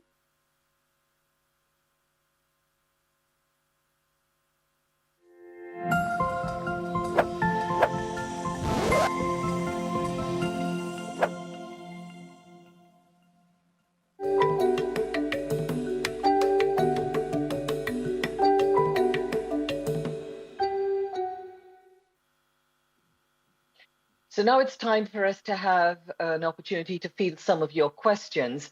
And there've been a plethora of questions. And I'm going to go very quickly. And guys, I suppose we're going to have to constrain ourselves as well in terms of how in-depth we go and the amount of time. One of the big ones that came up was the fact that both Kienda and Patrick raised these issues of possibly contemplating an alternative kind of system of intellectual property regimes. How can, in fact, we deal with the unprecedented convergence of digital platforms, when in truth and fact, what you might have been talking about had to do with maybe the old digital model, and now we're dealing with this accelerated occurrence of digital platforms where there are cross-border flows, et cetera, et cetera. So Kienda, Patrick, and of course yourself, Clyde. Well, if I might just say one or two things. I mean, I think there's a couple of things about a dual approach to this. One, it's about historically dealing with an opportunity to regain some headway in relation to what has already passed. We've already, within the region, lost out on incredible amounts of earning from cultural output. We do need to do something about that. It's not as though we can start to think about replacing those structures only for future production. We do need to do something about the past. I have spent an incredible amount of time dealing with historical issues. So I have a number of artists, for example, from Jamaica, old reggae artists who come and seek my counsel in order to try and see if they can recover missed royalties and all kinds of stuff that go back many, many, many, many years. And I think that there is definitely a need for us to think about how we might be able to use the existing regimes in order to be able to deal with the past. And like we were saying earlier on, it's about learning from that past that will allow us to be able to develop systems for the future. One of the things that I think in relation to the future, not necessarily as an alternative, but something that will help us optimize earnings through creative product, would be things like the blockchain, for example. So I'm very interested in how we can harness the system of blockchain in order to be able to provide ourselves with, if you like, a more democratized transactional process. And I say that slightly guardedly, because the whole idea about sort of democratization we've already talked about, we know where that leads to. we know that the false comfort that people get from the idea that the digital realm is somehow much more democratized is we know is not borne out in reality. So I think that if we're talking about alternatives and what we need to do, we need to be able to educate people to understand these new platforms, the platforms that you referenced, Jazan. We have to absolutely understand how they work and what benefit they can bring us. And we need to do what we normally do within the Caribbean diaspora, within the African diaspora, is to innovate. There's no doubt at all that we would know once we understand how these technologies work and how they can benefit us and how they can potentially replace some of the existing systems. That I have every comfort in knowing that that we will be able to optimize our income and to generate income for our economies around the world. I want to come to you, Patrick. Sorry, I want to come to you.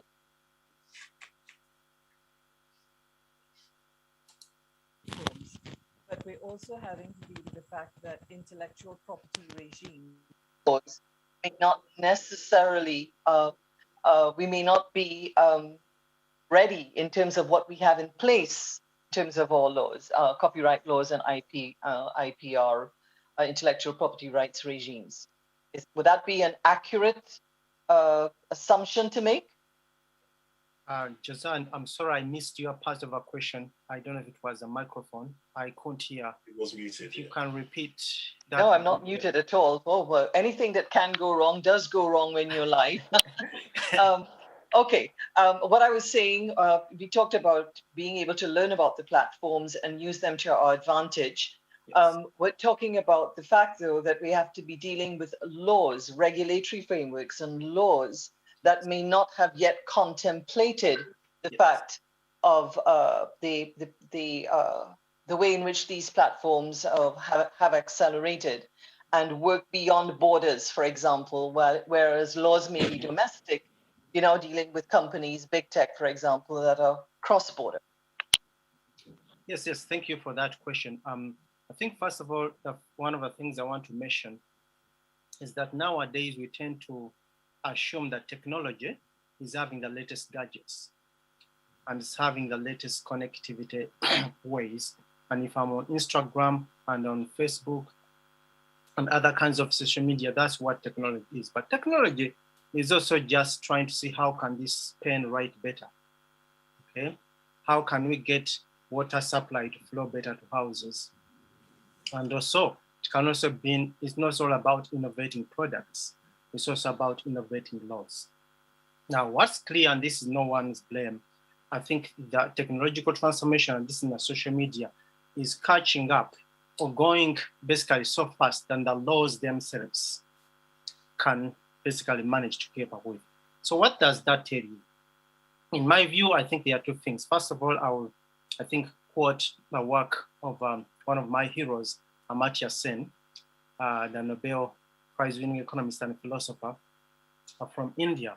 Amartya Sen like to say that I think we should be careful not to blame technology for the problems, because it will always be there. But how we interact with technology, it's like saying I'm using this pen and I'm writing poorly and I'm blaming the pen. Maybe the pen's way, the ink is flowing quickly and I can't control it, but arguably what I say and how I use it also has a lot to play, other than just always blaming basically the pen. But I think here, what we have to look at is maybe we're asking so much because it must be going to moral philosophy of the way we are thinking about the world. I think the capitalistic structure, at least the way it's being practiced. In fact, Yole Shoyinka has just come up with a new novel since 1973. And when I was reading the review in the New York Times, it was saying that American culture, for example, is based on a slavery mentality. In that I want to extract and extract and take and take and take.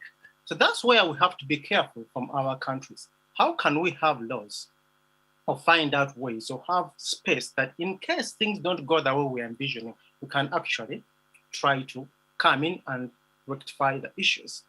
In the United States, I think as I mentioned earlier, the questions of antitrust are very, very big. In that if I come to Barbados, if I come to Uganda, if I come to Jamaica, all I want is gobble and take and take and take. Clearly, technology can enable that, but what's the moral fiber, or what should we look at it in terms of equitable growth and benefit for everyone?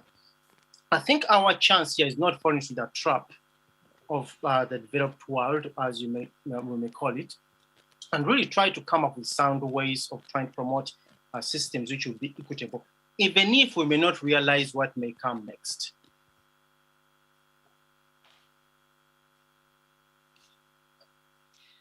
Clyde, I'd like to come to you because we had this one was a question that was posed specifically to you.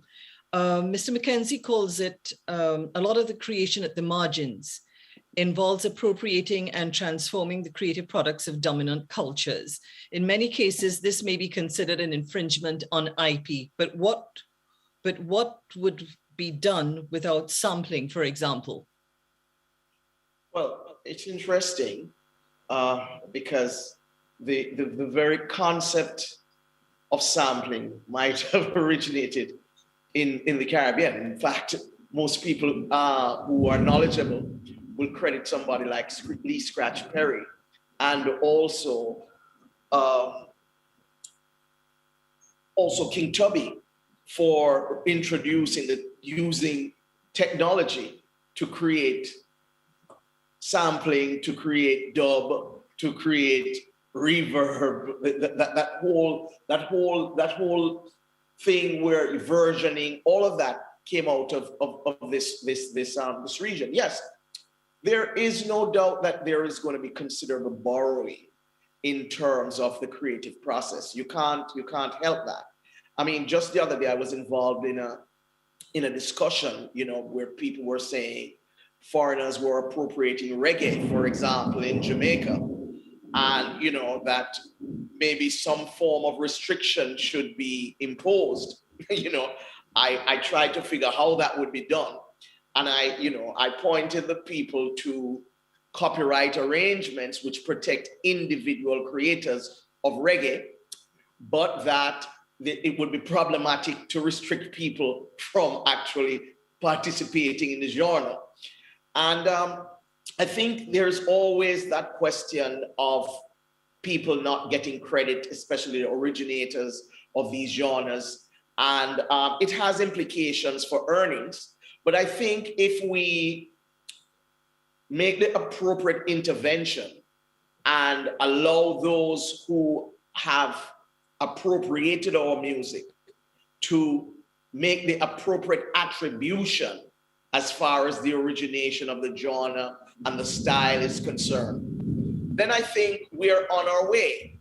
I think we have to have these discussions where we take control of the narrative, because in many instances, we are lagging behind, not only legislatively, as you pointed out earlier, in terms of taking advantage of the situation, Josanne, but also we are lagging behind because we are not the ones who are responsible for the narratives.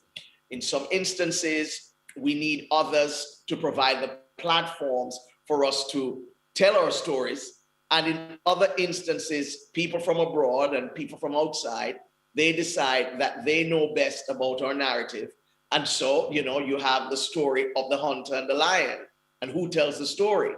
So I think it's very important in terms of how we protect our IP, that we take better control of the narratives. Because by taking more control of the narratives, whether it is by way of documentary, by way of docudrama, by way of feature films, we are able to use our own cultural products. I mean, it is no accident that Jamaican music got a significant boost from the Holiday Come in 1972. And that really introduced it in a serious way to the Jamaican music to the United States in a serious way. And so we have to think also in synergistic terms in terms of regional collaborations. And we have to think in terms of synergistic terms in terms of discrete disciplines. So I need to jump in here, Clyde, because we're going to have to wrap the session to come out on time. And I'm going to encourage the people who are posing questions to be able to interface with you, to interface with all of you on the platform, because a lot of questions have been coming. If we could do this in 45 seconds, one big question that came: should we be looking at taxing big tech in our local jurisdictions, given what has just happened in Ireland, in France, in Australia, where the big tech guys are actually, by way of the EU legislation, for example, where they're making billions of dollars? And should we be thinking about that? Really quickly, Kienda, go around the table. Yes, absolutely, 100%. What we need to do is to understand that these big tech companies are largely appropriating our content, and they're making huge amounts of profit from exploiting what we create. One of the previous speakers in one of the earlier sessions today talked about the net, if you like, the amount of product that we generate that then gets brought into other countries and made money. So, we have to have something come back.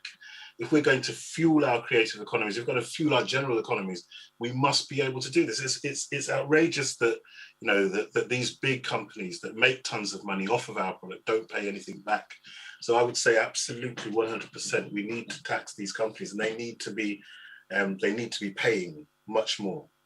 All right. Well, I'm sorry. I knew that we all knew that our Q&A time was going to be very short, but I'm going to encourage everyone to interface with the comments on the platform, because questions have been coming fast and furious. And it would be good if our participants can hear from you directly, particularly if they directed something, a question to you. I see one to Kienda, maybe another one to Patrick. So all that's left for me to do is to thank you all for being a part of this really important discussion, which we need to carry forward, and to thank you who've been online. Stay tuned for the next session coming up. I'm Josanne Leonard. See you over the next day or two.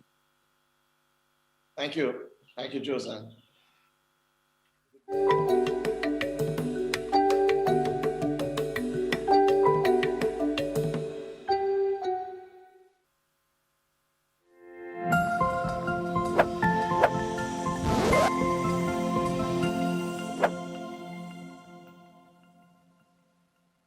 Welcome to the Future Academy on this, day number 2 of UNCTAD 15's Creative Industries Trade Digitization Forum. My name is Annalie Babb, co-lead organizer of the forum. I'm a former journalist, diplomat, founding CEO of Invest Barbados, and most recently, special envoy to the Prime Minister of Barbados and a special advisor on innovation, science, and smart technology. In my consulting practice, I focus on development issues affecting the sustainability of small island developing states and less advanced economies, particularly in the context of digital transformation, the new digital media, technology, and innovation. Today, I'm excited to moderate the Future Academy's 4th panel, Fostering Workforce Mental Well-Being Through Mindfulness and Technology. We've brought together an experienced group of mindfulness practitioners to guide our understanding of this important topic. I'll briefly introduce each of our panelists in a moment. You can find out more about all of us by visiting the Eastern Chattel House in the Annamacon New Bridge City, an exciting part of our forum's virtual platform. Few would argue that the world is in upheaval as we enter the third decade of the 21st century. A COVID-19 pandemic, record job losses, rising food and fuel prices, an escalating housing crunch, a spiraling climate crisis, growing poverty and inequality, religious, ethnic, and other intolerances, the rise of frontier technologies that are blurring the lines between man and machine. All are impacting the mental health of individuals from every walk of life. More than ever, mindfulness is needed to help people better navigate the world's growing complexities and to develop collective solutions to the intractable challenges of our time. Research shows that employees and entrepreneurs with positive overall well-being are more likely to thrive throughout their professional lives and careers. In companies and institutions where workforce well-being is prioritized, employees are more likely to feel empowered and experience less burnout, resulting in the ability to enhance their performance and create collaborative, empowering work environments. This fourth Future Academy panel, part of UNCTAD 15's Creative Industries Trade Digitization Forum, is aimed at fostering workforce mental well-being through mindfulness and technology. It explores how improvements in mental health might be facilitated by mindfulness apps and best practice. A special thank you to Mr. Matthew Springer, founder and CEO of Holistic and one of the architects of the Future Academy, for his foresight in conceptualizing and creating room for this inspiring panel. Jamie Bristow is director of the Mindfulness Initiative, a policy institute centered on mindfulness and compassion training. It grew out of a mindfulness teaching program for politicians in the British Parliament. Jamie now helps politicians around the world make capacities of mind and heart serious considerations of public policy. He has supported the introduction of mindfulness training in more than 10 national parliaments. His research publications and advocacy have had a global influence on the cultivation of inner capacities. Dr. Sankyal Chaturvedi is a professor of organizational behavior and leadership at the Imperial College Business School, London. He also leads the school's Gandhi Center. The central focus of his research is in the areas of leadership, mindfulness, and collaboration mechanisms in teams. He uses behavioral genetics methodology to advance the understanding of the biological basis of behavior. He also examines different conditions and mechanisms by which leaders can be more effective across levels and contexts. Chris Ruan is a trustee of the Oxford Mindfulness Centre and a former member of the British Parliament. In 2013, he set up free mindfulness classes in the UK Parliament. Since then, more than 150 British members of Parliament and peers have received mindfulness training, along with 250 members of their staffs. In 2014, he worked with Professor Lord Richard Layard to establish the Mindfulness All-Party Parliamentary Group, a cross-party group dedicated to developing public policy on mindfulness in health, education, criminal justice, and the workplace. Working with the Mindfulness Initiative, Chris was active in producing and publicizing two reports, the Mindful Nation UK report and Mindfulness in the Workplace. Welcome, gentlemen. My first question goes to Jamie, and I'd like to ask you, what is the mind? What is mindfulness? How do you define those for people who don't understand? Well, the mind is a set of faculties that gives rise to what it is to be a human being, our conscious experience.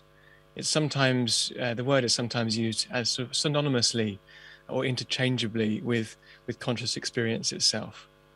And the mind changes depending on what the conditions are. We're probably quite used to having a cup of coffee and suddenly the mind feels quite different. You know, have a couple of beers and the mind feels different again. So the mind has kind of moods. It can kind of feel tight or contracted or open and spacious. And particularly in the workplace, it can be scattered and distracted, or we can feel sort of focused and concentrated. So it's like the mind, this experience of being human, can take on different shapes, different colors or tones. And so mindful awareness is a bit like just having, it is a bit like one particular shape for the mind. So it's a type of awareness, a kind of shape of the mind, that is attentive particularly to what's happening in the here and now, in and around us. So in our own bodies, in our own minds, but also in our environment, what's happening with other people, and the world. And it's so it's the regulation of attention in the present moment, and in a particular way that gives it this shape. So it's a way that is open, curious, and kind. And it turns out that this kind of shape of mind is really helpful for things that we'll go on to shortly, and we can develop the ability to have it more of the time. And so perhaps the primary way to think about mindfulness is as a capacity or an ability to have this shape of mind more often. Okay, that was excellent, Jamie. Thank you. Sankal, what's your view? How would you describe or explain the mind and mindfulness? Thank you, Annalie. Jamie has already started hinting towards what I was kind of planning to talk about. In psychology, mind refers to the aspects of intellect and consciousness manifested as combination of thoughts, emotions, memory, will, imagination. It's sort of brain's conscious and unconscious cognitive processes which we are brought together. Whenever we are feeling, thinking, it's the mind that gives us a process itself, a thought process for reasoning of why is it happening. So it is where we process things. But mindfulness, which is extremely important to understand, it derives from there, but there are three interconnected components which were hinted by Jamie as well. One, associated with the attention, which is internal to us, focusing on what's inside ourselves, our strengths, our weaknesses, that's something you can regulate about. Awareness, the second part, is about something that is external to us and gives us strength and weaknesses of the environment having a push through.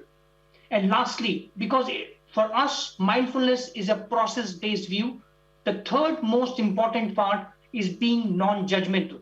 One of the things that we humans try to do is try to look for past, present, and the future at the same time, in the present moment.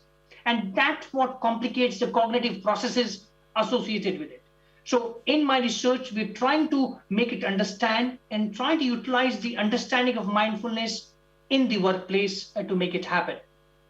That's wonderful, Sankalp, because I think you kind of led into the next thing that I wanted to ask you in particular. What does it feel or look like not to be mindful?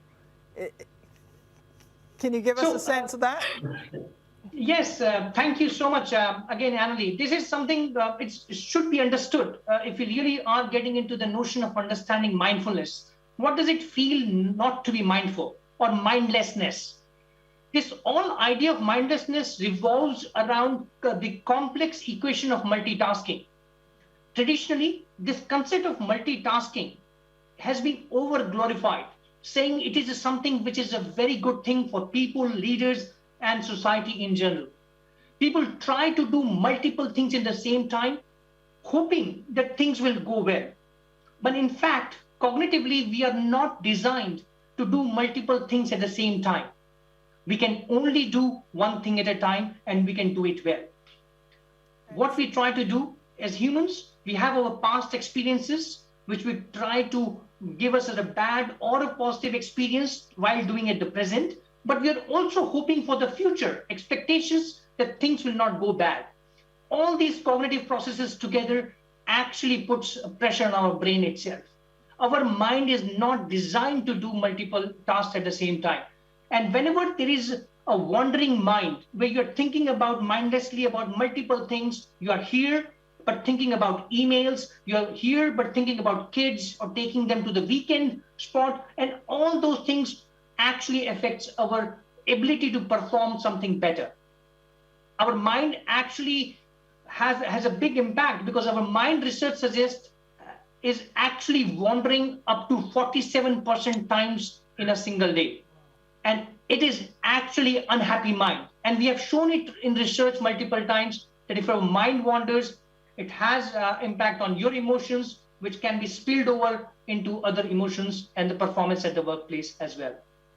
Well, that is absolutely fascinating for me. I want to go to Chris now and ask him a question, this notion of mindfulness.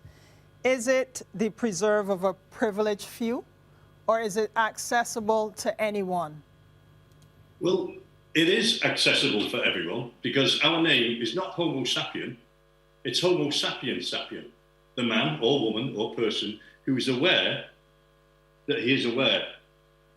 So it's about awareness, it's a foundational human experience. I think a lot of it has been lost over recent years for various reasons: loneliness, alienation, atomization, isolation. We are feeling rudderless in this world. And some people have latched on to mindfulness. They've been early adapters or early adopters. And research in America in 2012 showed that the people who were most into mindfulness were white, female, well-educated, and I don't know how they found out this, that they were slim and middle class. And the field has been largely dominated by that. But now it's breaking out into different areas where it should be. We're seeing mindfulness appear in Kenyan jails, sponsored by the prisoners themselves, delivering it to the guards. We're seeing in Wales mindfulness at the school gates, where parents and teachers are getting together and meditating together. We're seeing it in US prisons, in UK prisons, in Washington street gangs. And that's where it should be, where there is stress in the community. So it shouldn't be for the privileged few. And I'm glad that the privileged few led the way on this, but it should be opened up to the whole of society. It is there, it is innate, it's in the First Nation people in North America, it's in the Maoris, it's in Africa, in Ubuntu. So it's there, and it needs to be expanded and taken around the world, the whole of the world, in these troubled, stressful times. So that prepared the pitch beautifully for what I want to ask Jamie next. I wanted him to tell us a little bit about his own personal journey to mindfulness, and then perhaps to take off from what you just said, Chris, how is mindfulness relevant? Specific examples, how is it relevant to people's everyday lives, and not just the privileged few, but people anywhere and everywhere? Jamie? Well, I, like most people, according to research, started practicing mindfulness in order to develop some self-regulation in my life. Like, some people come to it, like me, because they want to be able to concentrate better in their workplace. Some people come to it because they want to want some help with managing depression, staying well, or managing anxiety. Others, their main issue is sleep, and actually they'd like to sleep better. And then over time, when I developed that better self-regulation, I regulated my attention, I then started to use this greater awareness of my inner life, this greater sensitivity of my body, of my heart and mind, to start to inquire into my experience, who I was, and that kind of the deeper questions in life. And as I mentioned, research shows that people often start with this self-regulation benefit and then move on to this self-exploration. And that has huge implications for who we are and how we are tuned into what's most important to us and how we live our lives. But the evidence is really strongest in we could say 3 categories of health, performance, and relationships. So, for instance, in the United Kingdom, mindfulness has been available on our National Health Service since 2004, I believe, for the prevention of recurrent depression. And there is evidence for that it helps with a number of other mental health conditions, and also physical health as well, like living with cancer, dealing with irritable bowel syndrome, and pain management. So that's in health. And then, because this is a training of the mind, this training has implications for the performance of the mind. So we have focus and concentration. We also have improvements in working memory. That's how we can combine different sort of concepts in our mind and keep things in our minds as we think about them. It also has implications for how we live and work with each other. So some of the politicians that I've worked with who practice mindfulness say that actually it's their wife that has noticed the biggest benefit, or husband, or there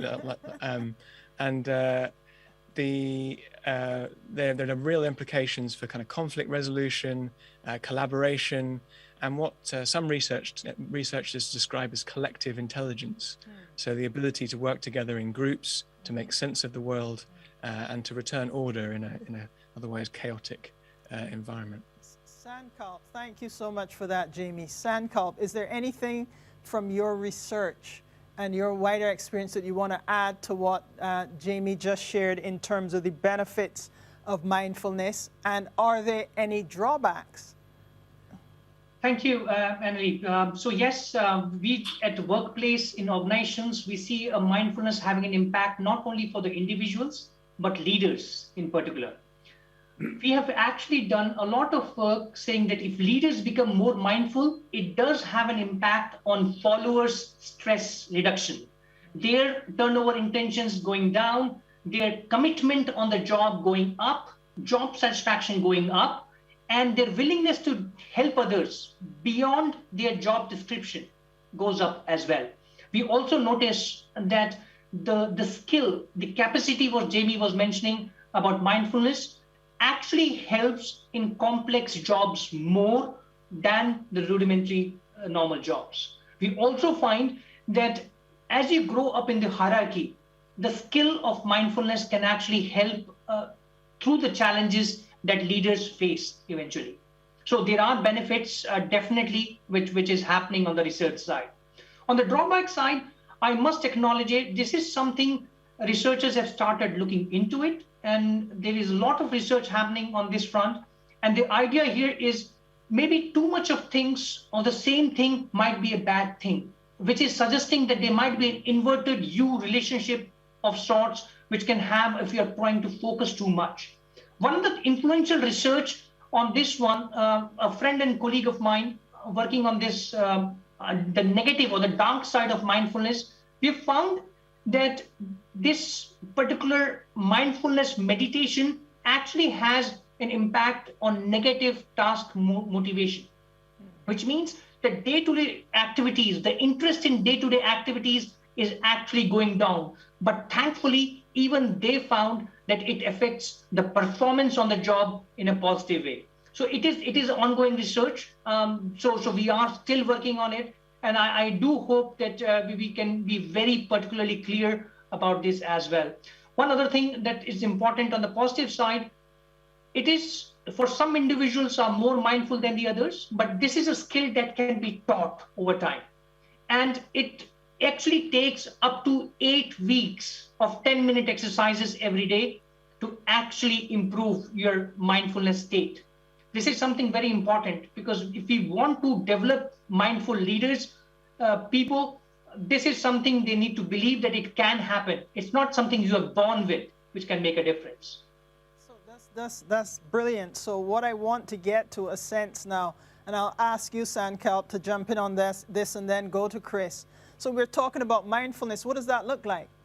Daily, what is a mindfulness practice? Can you give us some idea or examples, and then I'll ask Chris to do the same? So in particular, the way we have tested what we call the trait mindfulness. Is it some individuals more mindful than the others, using the survey techniques, which we try to give mindfulness measurement every day to individual to understand what is the static across days but also try to see if there are changes over time based on the intervention. And in my work, we have tried to do mindfulness intervention by breathing exercises. We have tried to use music as an intervention, which can actually help calm down the nerves over time. There's some work we have done even with the sports interference. So people who are playing sports, like a sport like squash that I like, that was my journey starting into mindfulness research as well, making a difference of my ability to focus on the present in the moment, which made a big difference. So there are multiple benefits in different parts of life overall. Chris? Yeah, well, my take on it is that the techniques are very important and they need to be mastered. The techniques of using the breath or the body as an anchor, of mindful walking, of mindful movements, of work on the mat. But the techniques are only the start of mindfulness. They're the key that enters you to the path of mindfulness. And if you concentrate too much on the techniques, the mastery, you may lose out on the mystery. That's not my quote, that's from Rosenbaum and Bohart in this marvelous production of the APA's, American Psychological Association's latest journal, double edition, double thickness on mindfulness. So I think that mindfulness should imbue our everyday life. Thich Nhat Hanh talking about mindful walking is a technique, but every step should be a mindful step. He said, the miracle is not walking on the water, it's walking on the earth. And I think that is absolutely true. And talking about ways into mindfulness, different people come to mindfulness for different reasons. Jamie's outlined his for attention and focus. Some come because they're struggling. And our wonderful teacher in the Houses of Parliament, Chris Cullen, said, you may come to mindfulness for a specific reason, but it will affect you in a different way. Mindfulness doesn't come in through the front door. It comes up through the floorboards. And mindfulness, I think, means different things to different people at different times. And I know I've been on my journey, mindfulness journey now for 13 years, and I'm finding it more wonderful by the day. And the gifts of the mind, gratitude, compassion, focus, attention, awareness, are all there for the taking. But you do need the techniques, but techniques for a purpose. So that is absolutely fascinating. As I'm listening to you and listening to all of you, I keep thinking, how do you practice mindfulness in a world where people are just glued to their cell phones or their handhelds? I remember traveling one year, and I think it was a major airport in the United States I was traveling through. And I love to wander and people watch and so, and I got onto a tram, and there were maybe about 20, 30, 40 people in there. There was not one that wasn't glued to their phones, not speaking to each other, not engaging. So can each of you talk a little bit about, first of all, how does technology and this digital age that we're in that is moving to the frontier technologies of artificial intelligence and all of these things, how do you get people to think about mindfulness in that context? I'd like to start with Jamie, and then Chris, have you jump back in, and then Sankalb as well. Thank you, yes. So before I started working in the public policy of mindfulness and compassion, I actually worked in the technology sector in a couple of different startups, innovators in the area of how you help people through their smartphones to become more mindful, or to train their minds and train their hearts. So there is obviously a lot of benefit and potential to harness that technology to help with mental health. And now I'd say probably most people practice mindfulness through some kind of app. That's often the first way they get access to it. And it's a really great gateway, I think. There are limitations for that, and I think many people find a great benefit in doing a face-to-face course where they meet other people, or they go on practice weekends to really feel the kind of what it feels like to really deepen their mindfulness practice. But in terms of, scaling this and making it available for people who can't afford the time or the expense to go to a class or a weekend retreat, and apps like Headspace, which is one of the companies I worked for, make their app available to public servants, students, people who can't afford to pay for it. Obviously, technology is also having a deleterious effect on our attention, and making us more alienated from each other in the way that you've described. And so we perhaps need to train our minds to be able to tear ourselves away. These technology companies are making their products as addictive as they possibly can. And they're using computer algorithms, AI, in a kind of runaway process to feed us more and more of what we find most addictive. So, and they're capturing and selling our attention to the highest bidder in many cases. And so to train our minds, to regulate our attention, to be able to attend to what we most want to attend to rather than what the technology companies want us to attend to, it becomes a kind of political act, a kind of act of emancipation. And I think it's a foundational 21st century skill, an act of psychic or psychological self-defense in a world where we're hardly, I think, equal to the technology giants who know us better than ourselves in many cases.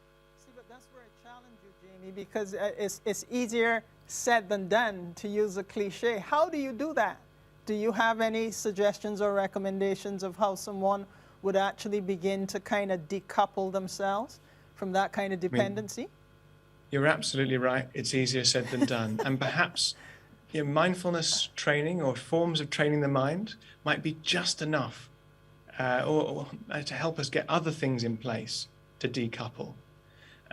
So knowing where our mind is at all times, rather than it kind of being sucked into a black hole, and 3 hours later we come out and go, whoa, it's 1 a.m. and I've just been scrolling through Facebook or whatever. That's a really important part of it. But then we can also do other things, like digital detox on a Sunday, turning off the notifications on our phone so that we're not constantly pinged. I have no notifications on my phone. I have to choose to go into an app to check what's going on there. And that's made a huge difference to my life. Now, there are many others who are working on this. For instance, the Center for Humane Technology, founded by a former Google ethicist, and they have lots of advice for how we might legislate and actually have policy change which regulates some of these technologies and things we can do in our own lives. But they've also suggested that mindfulness is a foundational training which might tip the balance in our favor. Excellent. Chris, I want to jump to you and ask you, how can mindfulness prepare young people for 21st century world? And I also ask that in the context of our young people really are digital natives. I think that if you took many of them, certainly in the developed world, you took away their phone or their iPad or computer, they feel like you cut off an arm. So there you go.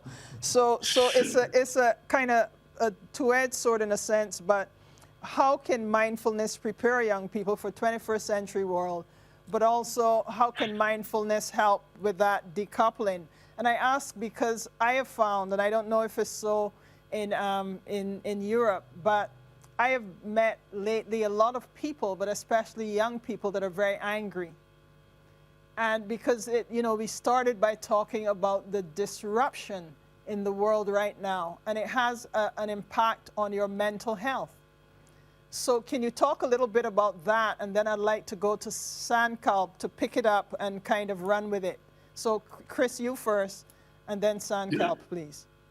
And I was a teacher for 15 years before I was a member of Parliament for 21 years. I taught meditation, but not mindfulness, back in 1987.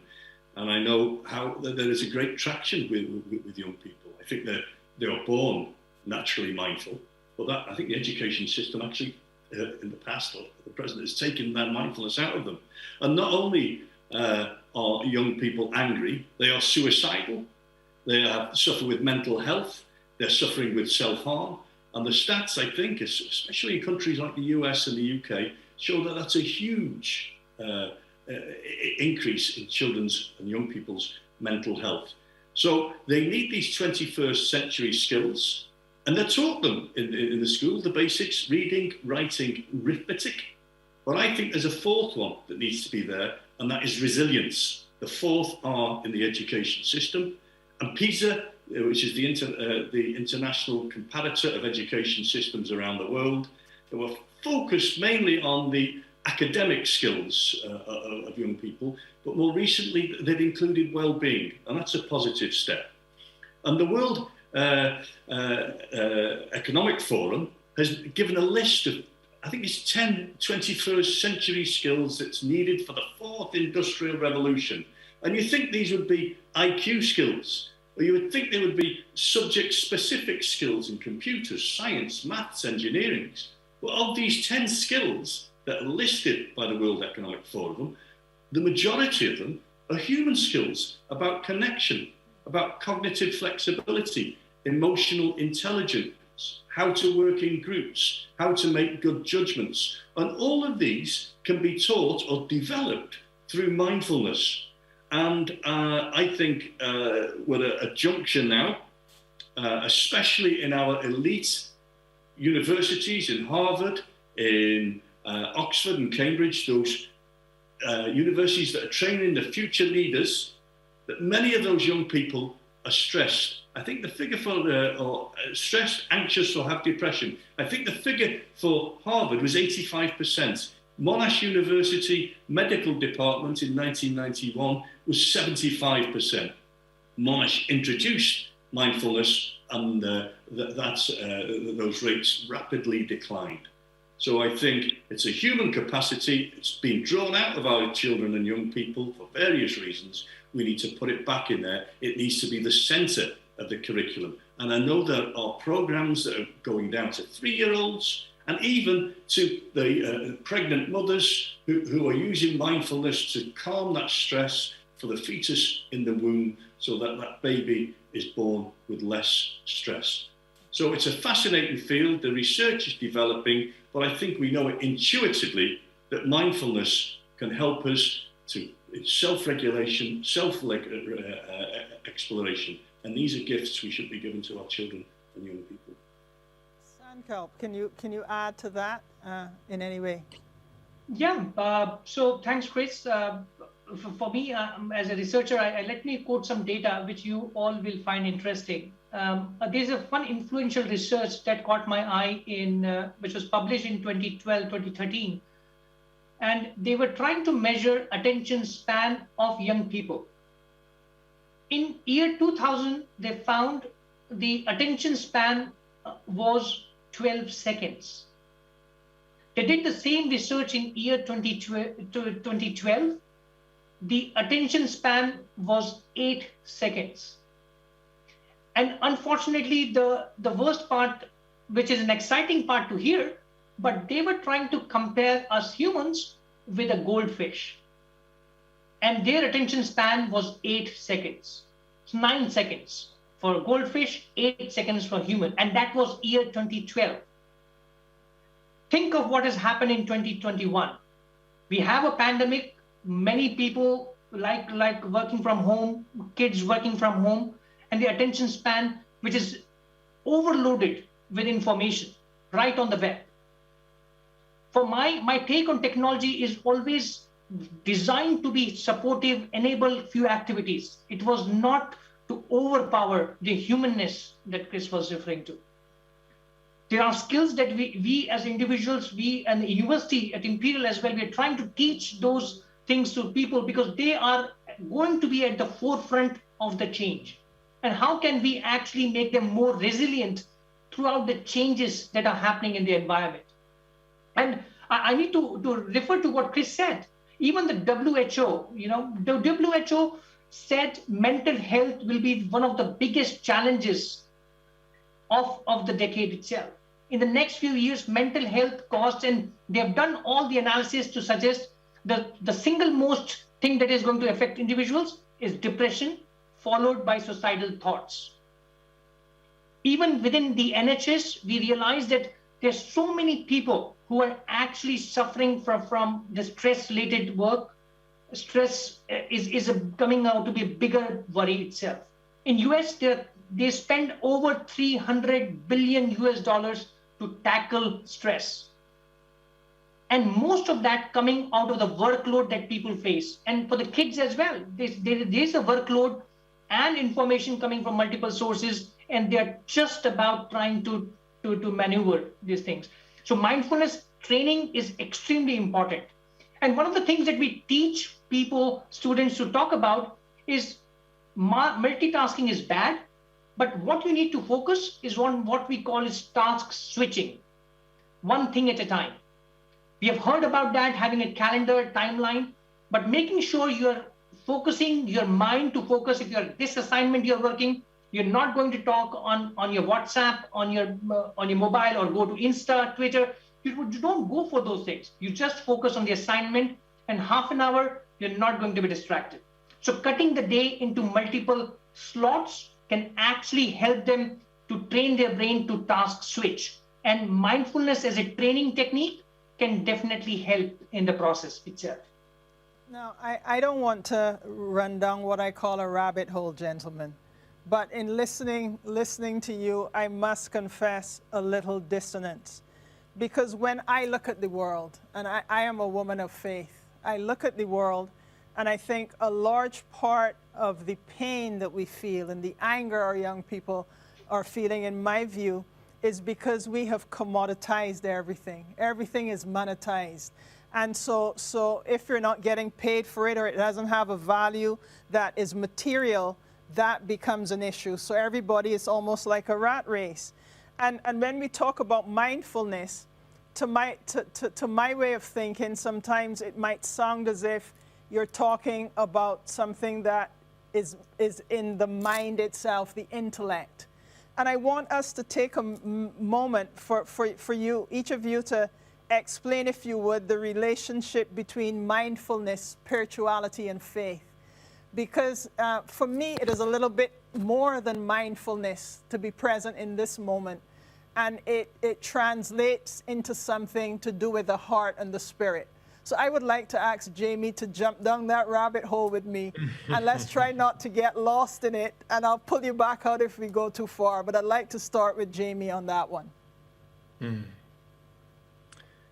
So many of the spiritual faith traditions of the world have practices and traditions which could be described as mindful, that mindfulness is a foundation to types of prayer and inquiry and cultivation of positive qualities in one's life. There are, in the Christian tradition, particularly with the Desert Fathers, in the Sufi tradition, in the Indian traditions, their mindfulness has an important role. The place it was perhaps most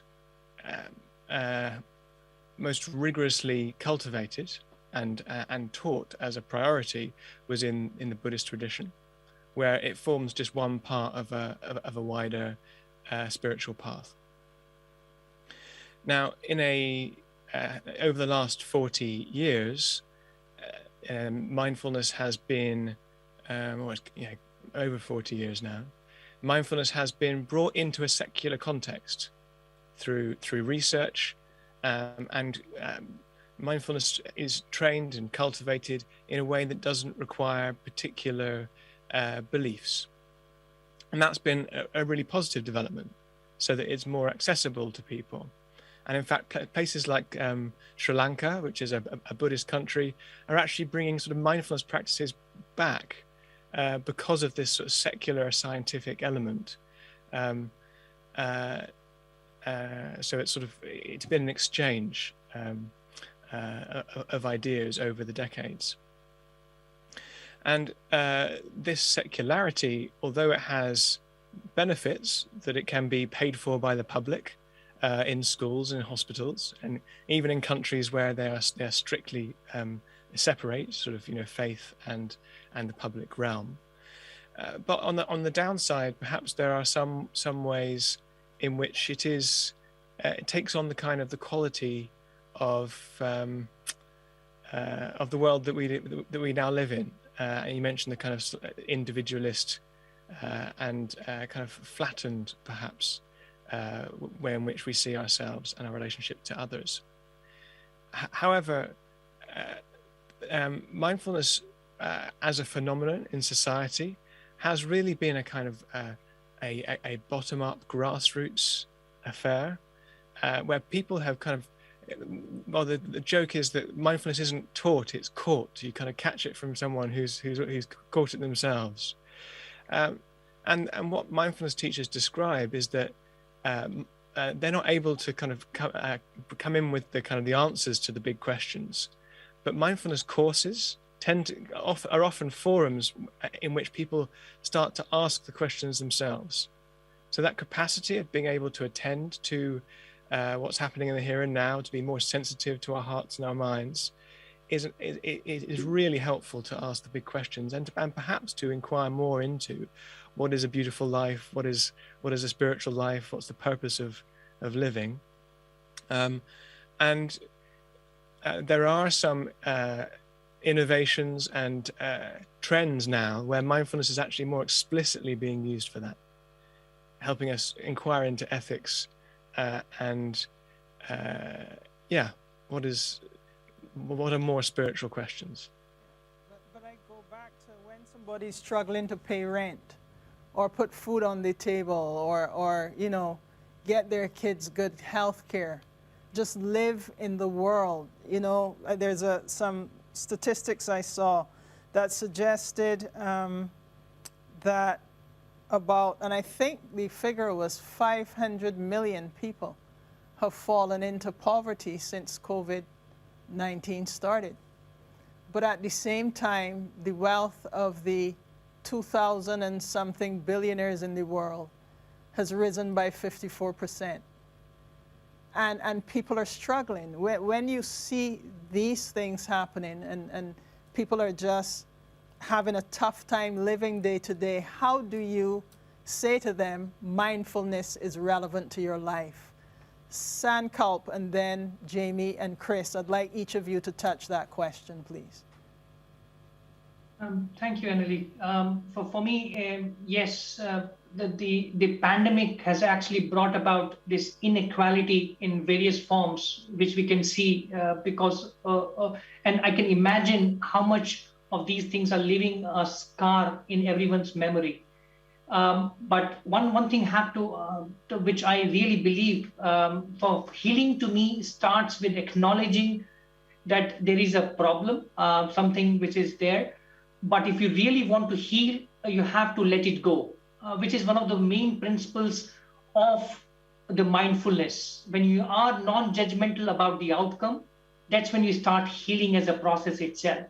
There has been inequality. And for me, that's where there is a purpose associated with what is faith or religion, what is spirituality, and what is mindfulness. For me, as a researcher, I try to differentiate them. Faith or religion is about those specific set of organized beliefs that a sect or a group of community actually believe in.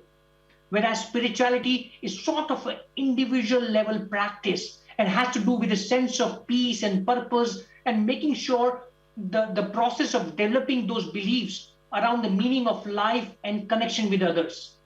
Whereas mindfulness is with the whole idea of being non-judgmental in the moment and not worried about the past, makes it easier for people to start thinking about it. We can't do much about inequality unless there are systemic policies wherein the institutions and organizational leaders can come together to understand that there is a need and we need to solve it together. And it may start with individual level, with the bottom up we talked about, but it has potential to start with the mindfulness as individual, mindful leadership for teams, and going to the mindfulness culture itself. So we can go up if we are trying to bring different people as a belief system as we move along across this path. And it is, as I said, it is unfortunate, but we do need systemic policies to help us through the pain that humanity is suffering right now. Okay, so I'm going to come back to that, Sankalp, because that's the closing question I want to ask everyone. But Chris and Jamie, do you have anything you want to add to that before we move on quickly? I think we're coming to the end of our conversation. But please, Chris and then Jamie. The pandemic has left a huge tale of mental distress, and the United Nations and the World Health Organization were alerting governments to this last March at the start of the pandemic. And I think mindfulness can help in two ways. It can help the individual, even though there have been job losses, hopefully those jobs will come back, but they have to be in the right physical and mental state to access those jobs when they arrive. And if you're suffering with mental health, the traditional route, certainly in the West, is antidepressants or it is talking therapies. And I think there's been an over-reliance on antidepressants, and the queues for talking therapies are massive.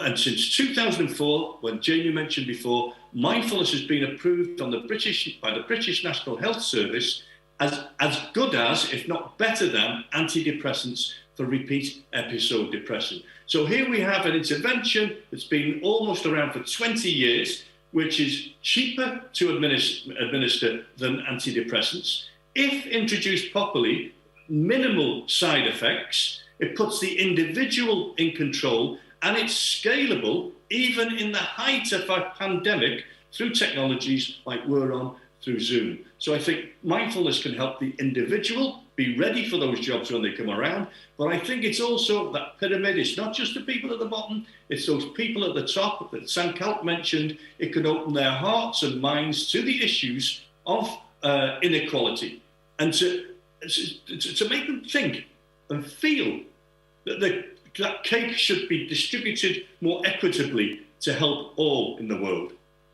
Thank you. Jamie? Thank you. There's a couple of things I'd like to say briefly. Firstly, we talk about economic inequality, but there's also obviously other types of inequality that interrelate with that, and inequality in education and cultural opportunities are well known about. What's starting to emerge is that there's a kind of cognitive inequality developing, and it sort of connects back in what we're talking about in terms of technology use. Like if those people who are educated into understanding the effect of technology on themselves and are able to train their minds to defend themselves and to be more attentive and have better working memory, that's developing an extra kind of form of inequality. So that's why we should have policy in place to make this not just the preserve of the rich who happen to know about mindfulness and can pay for it, but instead we're all taught these foundational skills in school. And the other thing I think, Annalie, your question points to, which has been responded to by the mindfulness world in recent years, is addressing the fact that it has primarily been an individualist pursuit that's come in through a clinical health channel. But now, rather than just looking at individual distress and trying to use mindfulness training to combat that, we can use this sort of greater awareness and sensitivity to look at social drivers of distress, the patterns in society, and develop capacities to work together to address those sources. And this is something called social mindfulness. And there are new training programs that very specifically broaden that lens, so it isn't just about me and my distress, and more about our collective predicament. So that's a wonderful way for us to wrap this up. Sankalp talked a lot about policies, and you just mentioned that as well, Jamie. So in the closing moments, if each of you can identify one or two policy areas where you think governments or the international community need to be engaging with respect to mindfulness and making it more mainstream? What would those areas be? You are aware that you are the United Nations Conference on Trade and Development, or the Creative Industries Trade Digitization Forum. So in a sense, you're speaking to the world, but if you had to speak to government leaders, to international leaders, on one policy area for each of you that would make this mainstream and perhaps help us to address some of the existential challenges of this time, what would those three areas be? I'll start with Chris, I'll go to Jamie, and end with Sankalp. As an educationalist, a vice principal, a deputy head teacher in a large school, I would say education is the key to take mindfulness forward. From the earliest possible age, as I said before, from pregnant mothers right the way up to degree and postgraduate level, indeed throughout life, continuing education. And as I say, and again, another plug, this is Jamie's the head of an excellent institute, the Mindfulness Initiative. This is a recent publication about evidence-based guide for mindfulness in schools. So the evidence is there, the best practice is there. What it needs to do is be galvanized and globalized, and institutions like the UN can help to do that. So I would say education. I would also say for refugees and those suffering through war, that some of them have no states to represent them. The United Nations is already sponsoring mindfulness in some war-torn, traumatized areas through the marvelous work of Paula Ramirez, a Colombian national who is working and living out in South Sudan and Palestine, Iraq, Myanmar, helping those refugees to stabilize themselves and their small families. And these are the most traumatized people on earth. Those are the people that we should be reaching out to. So I would say in education and in the most distressed areas of the world are two areas that the United Nations should focus on. Thank you. Chris mentioned education, and of course that's the place to start. We need to balance what we currently have, sort of knowledge, skills with capacities, transferable capacities of mind in school curricula. In the workplace, I would say that with the coming disruptions of the fourth industrial revolution and the potential changes in our jobs, we need to develop what is most truly human in order to compete with the machines. Because if it can be done on autopilot, which is the opposite of mindfulness, then a machine will probably do it better than we do very soon. So we need to develop our conscious awareness, our ability to hear and listen to each other, to collaborate, to be creative, to have collective intelligence. And so it is the 21st century skill set. Mindfulness and compassion training underpinning emotional intelligence and what makes us truly human. Thank you, Jamie. Sankalp, last word to you, sir. Thank you. One thing that I actually feel surprised about is, even though United Nations has recognized mental health as one of the SDG goals, the understanding of mental health is actually tabooed in society. It's people are not taking mental health as a normal disease around us.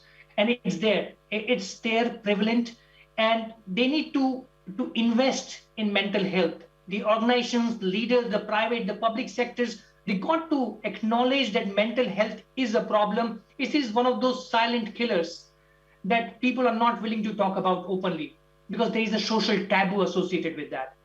So if they really want to proactively create an effective and balanced life, mindfulness as a practice and a philosophy can give leaders a potential, powerful, non-intrusive tool which can actually help them. And my request is to recognize mental health as a normal disease and make people speak up. Education will make them proactively happen, but these things, if you are trying to stay away, people will come up and to talk about those things and actively engage with mindfulness as a practice. And we have a lot of work to do to make it happen together. We sure do. I trust that this is the beginning of that work, and that we can find ways to advance it from here on in. So thank you so much, gentlemen, for joining us. Please don't go anywhere, and I'd like to ask our audience also to stay tuned, because we do have a question-answer session coming up. Thank you so much.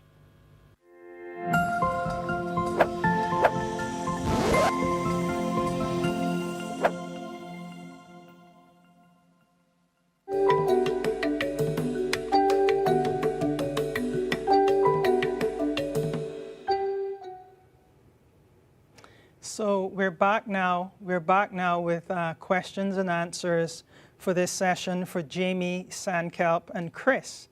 And we have quite a few questions coming in, but I'd just like to start with one, Jamie. You said something that really struck me. You talked about how to train your mind and how to train your heart. And usually when we think about mindfulness, we don't often think about heart stuff.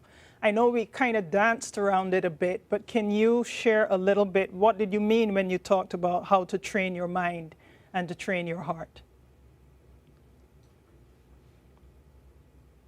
That question is for Jamie.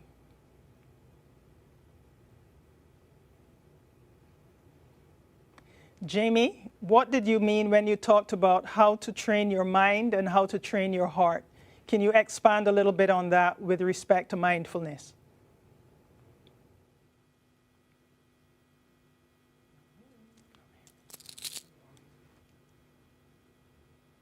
So the word mindfulness obviously contains the word mind. So our consideration obviously goes there first. However, being mindful of our thoughts, our emotions, and our bodies are also part of the mix.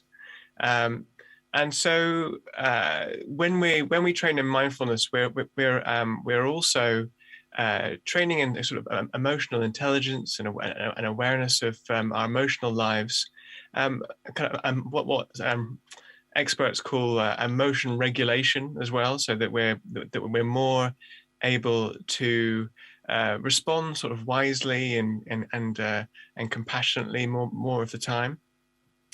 So training the heart is definitely part of mindfulness, but you can also specifically cultivate other qualities directly, like compassion. And there are certain practices and there are training courses that target that specifically. So in some cultures, in some languages, the word for mind actually is inseparable from heart. It's like heart-mind is one word, and really it would be helpful in English if we had something similar. Excellent, thank you so much. Well, we have some questions coming in. Somebody asked the question, how do I start being mindful? Chris, would you like to start off on that one, and then Sandkelp? Yes, you can start mindfulness in many ways. There are apps available. There's some great free apps out there, including Insight Timer. It's got, I think, 90,000 meditations on there, various lengths, and there's Headspace. So you can come in and dabble and try different practices through those. You can sign up for a course, an 8-week course usually, and I personally think that is the best way to have that professional one-to-one training. So there are many ways, and I think different practices affect you at different times during your life, or during over the course of a year or course of a period of time. At the moment, I'm into my mindful movement and my mindful stretches, trying to be in my body, my mind and body connected. Jamie mentioned before practices to increase your compassion, like loving kindness.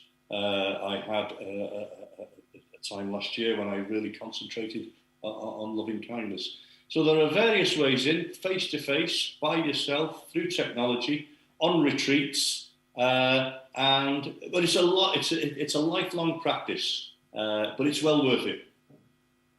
Excellent. Sankalp. How do I start being mindful? Yes. So for me, the first step is to be motivated. If you really want to be more, mindful, you got to start somewhere. And there are lots of, as Chris was mentioning, different tools at present. There are lots of YouTube videos, but if you want to follow systematically, there are a couple of apps that I personally have seen the differences in how people are engaging with them. One is Headspace, which Jamie was part of, but also something that's coming up called Calm app, which is pretty good actually.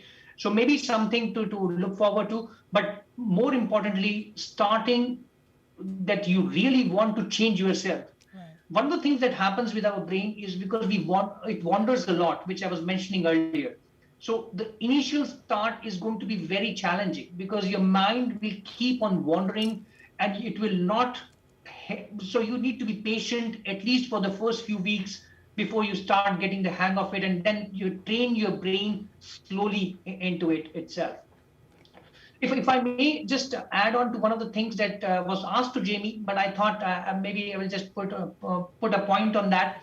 Our brain, as you all know, divided into a left and a right side. Left is much more on the logical side of remembering the data, which we think about logical thinking in the terms of the mind, but also the emotionals, the experiences stored on the right side, which something is important to think about because we are trying to balance the left and right in that sense of trying to engage both of them to concentrate on your breath or your activities, being mindful in those things, which something would be useful as well. Excellent. Can I kind of jump off of that question a little bit? And someone sent in a question that says, what makes a good or effective teacher of mindfulness? But I'm also interested in what makes an effective, successful student of mindfulness. So can you kind of expand a little bit on that, Sankalp, and then I'd like to go to Jamie for that same question. For me, the starting point is always practicing it. Even though we do it a lot research-wise and talk about preaching it to other people, one of the things that I realized, unless you practice, do it yourself, you cannot really teach these things. For me, you practice and then tell other people how not to do it. And if you're not authentic towards that, it does make a difference in how you think about it itself as a concept. But it's like swimming. You can't tell people how to swim just by talking about it. They got to experience this throughout so that they start delving into the problem itself. So as I said, the starting could be as easy as trying to focus on breath because our mind needs a goal.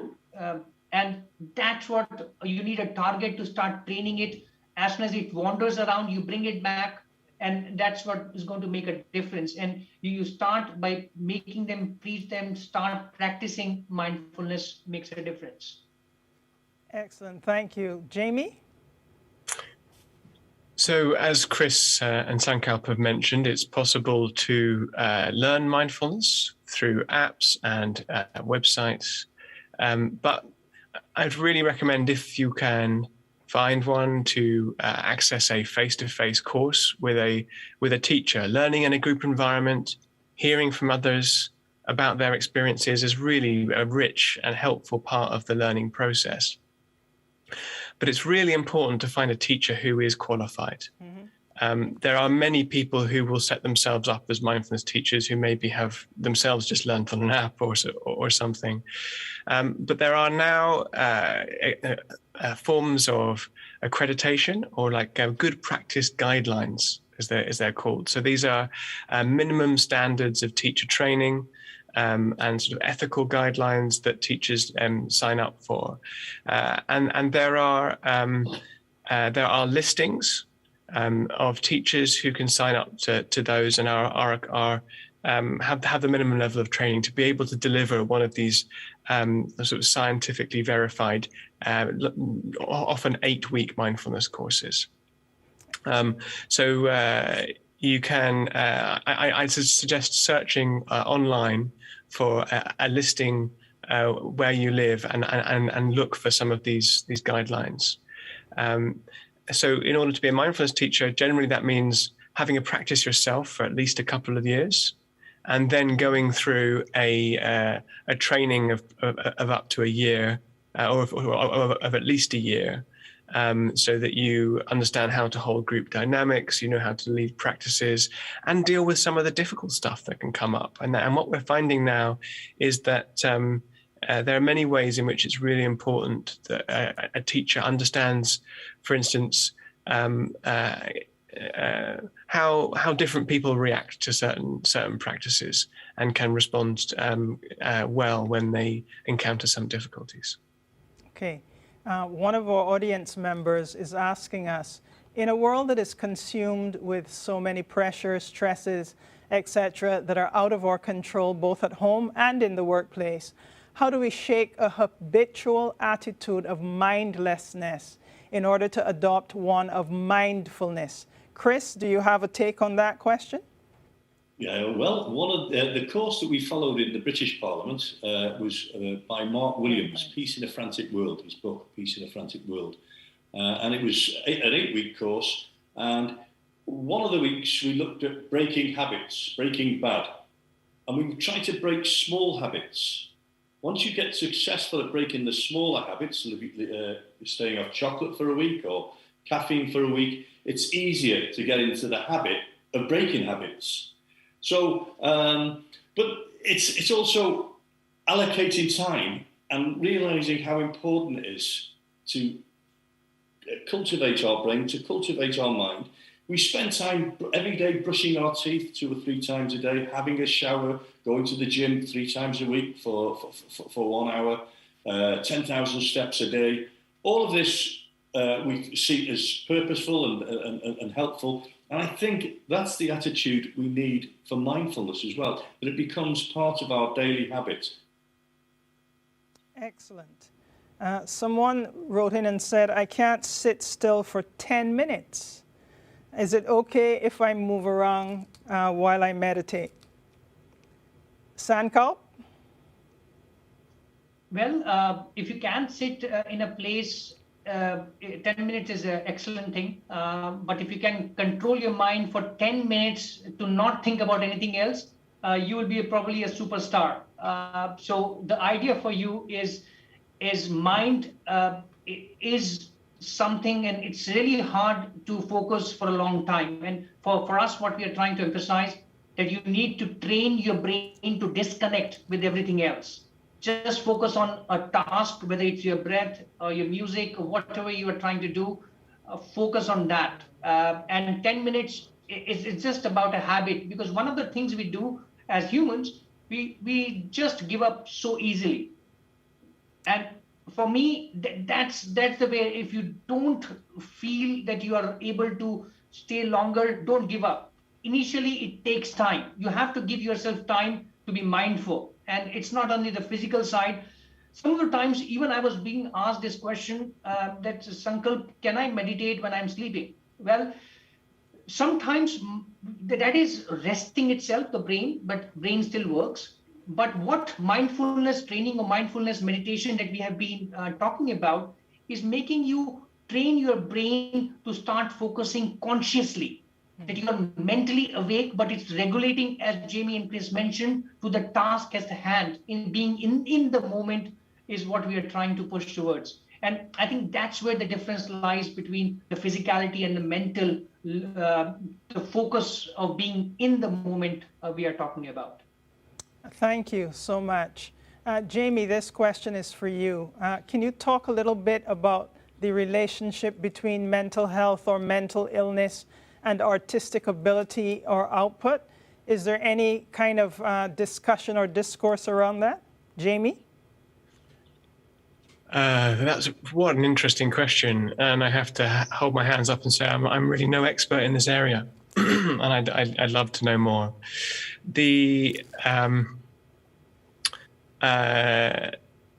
There, obviously, anecdotally, there is an association between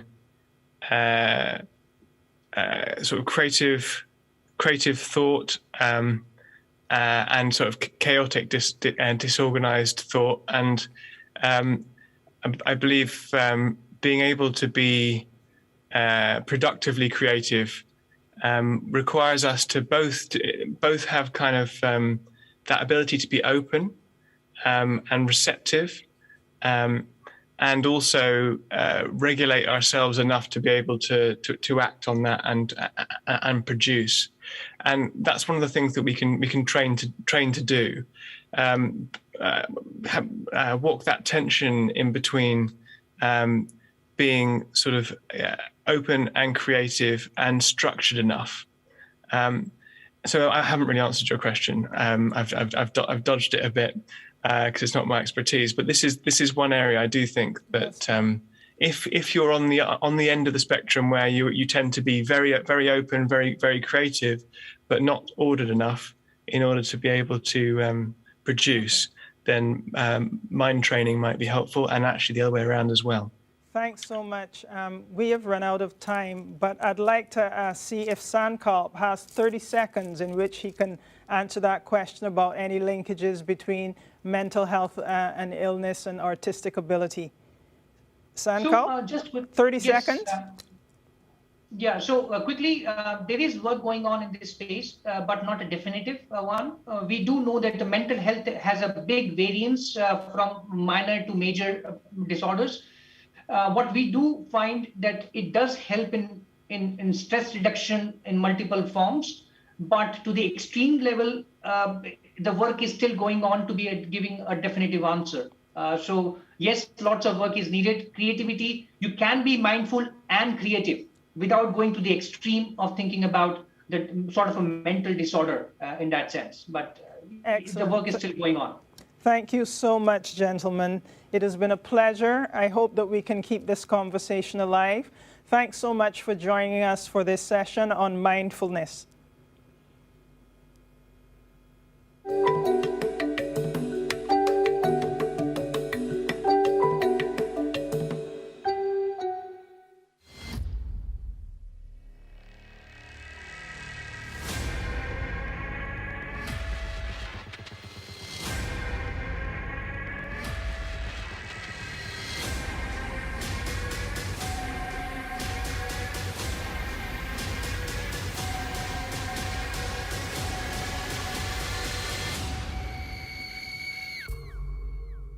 Hi, my name is Aisha Kamashong, and I am the founder and artistic director of Rhythm Tribe.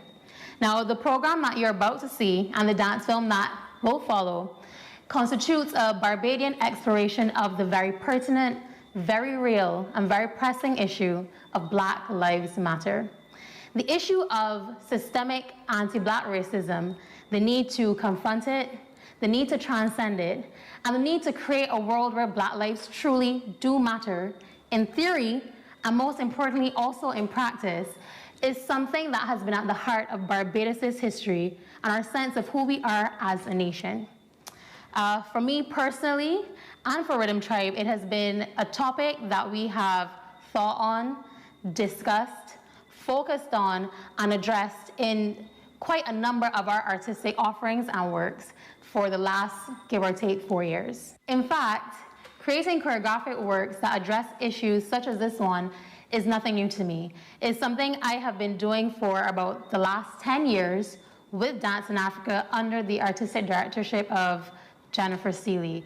And I'd like to say that we have a special relationship. I'm also a member of that group, but I will definitely say that I found my choreographic voice while working with them, and I managed to create my own niche in choreography on Dance in Africa. And I always like to say that I like to put up a mirror to society, and that's what I try to achieve whenever I, get my brain going and I decide I'm going to illustrate something or choreograph something.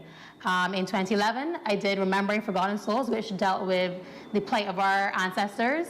In 2012, I did Her Story Chapter 21, which looked specifically at the plight of the Black woman. But most recently, in 2015, I did a piece called Black Lives Matter, and this was done for the National Independence Festival of Creative Arts. The piece won a gold on Dance in Africa, and it was on the heels of the Trayvon Martin killing, Eric Garner, and Mike Brown. So it actually should come as no surprise to anybody that on the heels of this situation with George Floyd, that I would feel moved to create something to follow on to Black Lives Matter. And that's why I decided to call this project I Can't Breathe. And in the months that followed the truly horrific public lynching of George Floyd, we witnessed what appeared to be a fundamental breakthrough in popular consciousness worldwide to the evils of anti-Black racism. Now, this led to a widespread declaration of enough is enough, and the historic scourge rooted in centuries of slavery and colonization that so scarred and so marked the history of Barbados and the other Caribbean nations. You know, we really and truly had to do a follow-up to the Black Lives Matter piece that was done in 2015. Now, before we dive straight into this conversation, I must thank the National Cultural Foundation for coming on board with us on this project. They definitely have a history of creating platforms and encouraging and supporting us artists to tell our stories, to tell untold stories, to tell Barbadian stories, and just, you know, in fact, just expressing ourselves through the arts. And so we are truly appreciative of the support that they have given us on this dance edutainment offering that we have for you. So without further ado, it is my absolute pleasure to present to you the I Can't Breathe project. Do enjoy.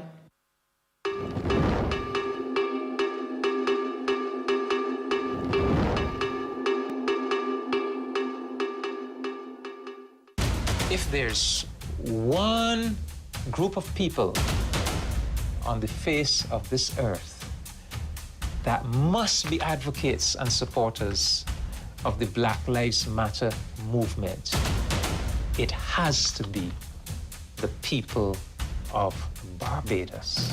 We are the only country in the Caribbean which has a substantial white minority which still rules us. Those who say that the Black Lives Matter movement is not relevant to Barbados are not conscious people, and they are miseducated. From a poor man to a rich man or whoever it is, as long as it's a human being, it's a human being, and we treat people as a human being. When Barbados get free, the whole Caribbean and the whole world will get free. I used to live in the United States, and I was harassed by a policeman unprovoked one day. I went to visit a friend of mine called Mike Humphrey, who is also a very good songwriter and trumpet player.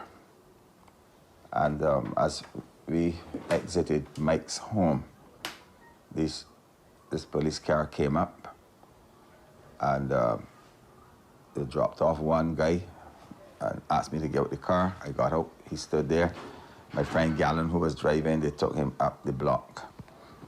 And in less than 20 seconds after that, this policeman just shot me like that and said, "What you got there, man?"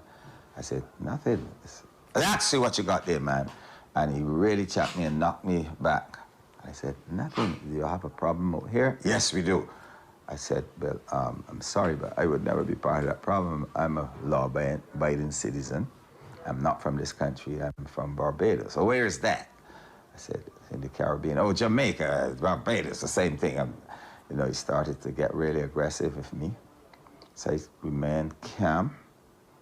And then he chopped me again and told me, "Stand on the sidewalk or we may have to take you down for more questioning." I said, "That's not a problem with me at all." And only when the other police came back with Gallon that he stopped checking me. So when people talk about Black Lives Matter and so on, I could have been a victim like anybody else. It means a lot to me. And furthermore, when it comes to understanding the contribution that Black people have made to the world, I mean from way back, Egypt, Ethiopia, and come across, I am quite aware of that.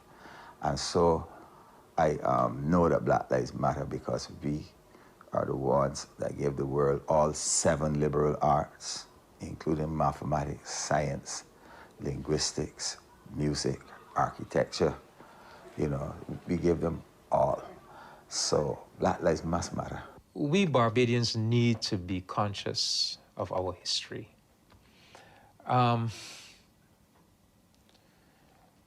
we occupy a very special place in this whole phenomenon of anti-Black racism, particularly where the English-speaking world is concerned. We need to know that Barbados was the first Black slave society. Barbados was the first place in human history where a society was organized totally on the basis of slavery. I'm not talking now about a society that had slavery as a feature of it. There have been many societies like that throughout human history.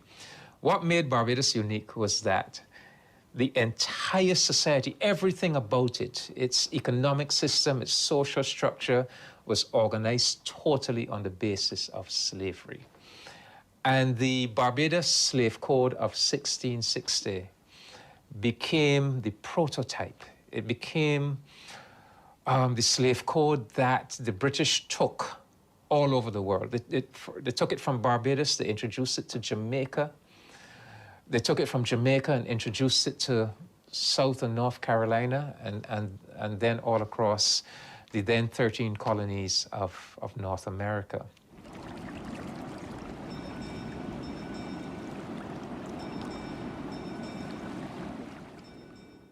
We actually, Black people in Barbados have never really become conscious of the 1937 rights. The 1937 rights has never gone into our head as to why the Black people was writing for their rights.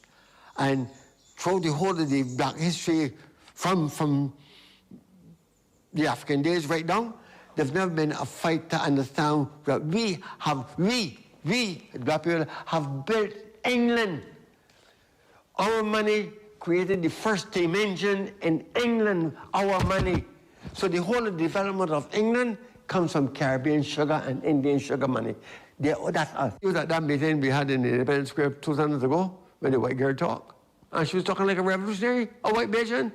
I think that one of the important things around Black Lives Matter is to ensure that we recognize that it is relevant here as well, and how we can present that and how I've wanted to present that is in a series of conversations or allowing myself to be heard. There is some racial segregation around, well, between communities in Barbados, and that's a reality that we have to deal with and we have to face in order to unpack and to rebuild a better future. I firmly believe that we need to talk in order for things to be addressed. So this is me talking. My mother's mixed race, so I am white presenting, which has led to a lot of interesting reflections on my side and questions around my identity, how I move, how I operate within a majority Black country, while at the same time, how can I offer my voice to support my friends, my family, those that I love, especially when they face oppression. Barbados was a very difficult place in which to be a radical, a Black power radical. So you had to sublimate your activity and your attitudes and your very serious orientation and your impulses to pull down the system, break down the system, mash up the system. So you had to sublimate them, that is, put them into socially non-threatening activities like folk singing and drumming, etc. And I tried wherever possible, like community college, to inculcate a sense of Black consciousness in my students, some of whom, as I said, have become cabinet ministers in Barbados. People in Barbados started some serious, very, very serious research. And the Cultural Foundation under Alan Ben Martley encouraged my research, and that has been the foundation for our activity in Calypso and Crop Over. I immersed myself in those things. I was the first Black person to work at Cable Wireless in the West Indies. And that in itself was a shock to me, because I'm working among white people that I never knew, never talked, never went to school with. There was no connection between me and them. And you had to live and work in that kind of society. And you learn that the society that you went to school with never taught you whiteism as a position. And I found out that we had a cricket club at Cape Wireless and a football club. And we had, at that stage, 5 black people working at Cape Wireless. But they couldn't get a player in the cricket team or the football team. It was all run by the white management and the white Barbadian players. And so I got together the 5 black brothers. We found out that the club, Cape Wireless Club, had meetings once a year on a Sunday. And the Sunday coming up was when they were supposed to have the meeting, but we also found out that they never attended any meetings.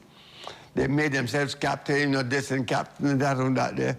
So we went to the meeting alone, the 5 black brothers, and we created the captains, the cricket captain, the football captain, the hockey captain, everything as the 5 blacks. But when we had to go and pick the team to play cricket in Saturday, we couldn't pick 11 because we only had 5. And the white general manager called us in for a meeting. And so he's very diplomatic, he was very calm and talking. And he asked us why it is we wanted that caused us to have this meeting and change the leadership of the club. And he said, because we joined and we want to play cricket and football like everybody else. He said, that's the only problem? Yes, and the white people won't let us play. The white people left Cape Wireless Club and joined the other white clubs in Barbados. Wonders Cricket Ground, Carlton Cricket Club, YMPC Cricket Club, and Football Club. So again, we didn't have a team to play. So we had to remove ourselves from the Cape Wireless Club to allow Cape Wireless to play cricket because we didn't have sufficient black members. But over the next 2 or 3 years, we got the black members and we went back and we became the captain of the cricket, of football, cricket, lawn, tennis, everything for the club. And the white ones left completely and joined the white clubs. So that's the first place I got that whiteism was really bigger than just the color of your skin. It was the power. There is a practice in Barbados, and if you young people are not yet victims of it, you will soon be. Look in the newspaper every Sunday, and you'll see a column just as big as that, and it says, work permit. Hail, Selassie I and I, right, work permit. And it says, and I could say it in my sleep, having found no one suitable, it is our intention to apply to the Chief Immigration Officer for permission to advertise for non-national for the post of XYZ. That happens about 36 times every year. And most of the people, about 30 of those 36 instances, are white people coming into Barbados for what I call job reservation, like executive chef in the hotels, like manager of this and that, right? And not only does that person come in, he's a male, he brings a wife and 2 children.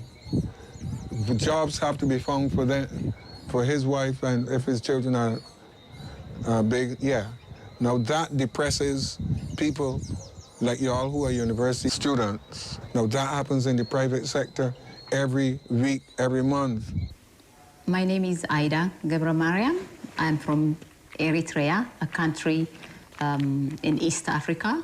So where I grew up is where everybody is the same. Different shades it could be, but everybody is the same. I didn't experience colonialism, and I didn't experience racism. So when I came here, didn't really understand how people felt, and I was always, when people get offended about being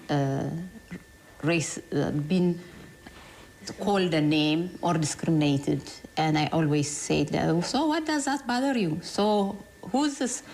I didn't understand them, but slowly, I understood, and I read books. But the way I grew up, I didn't understand racism, which I feel very lucky as well, because when you get to understand racism, it's not a nice thing to happen to anyone. If we work hard and empower our children from home.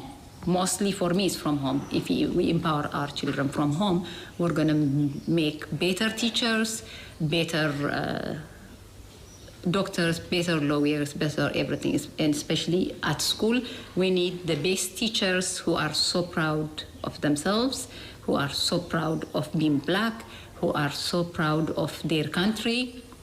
And the teachers are, after the mothers and the parents in the house, the teachers are the most important people in a country, where they have the children every day with them and they raise them to be a man and a woman. So we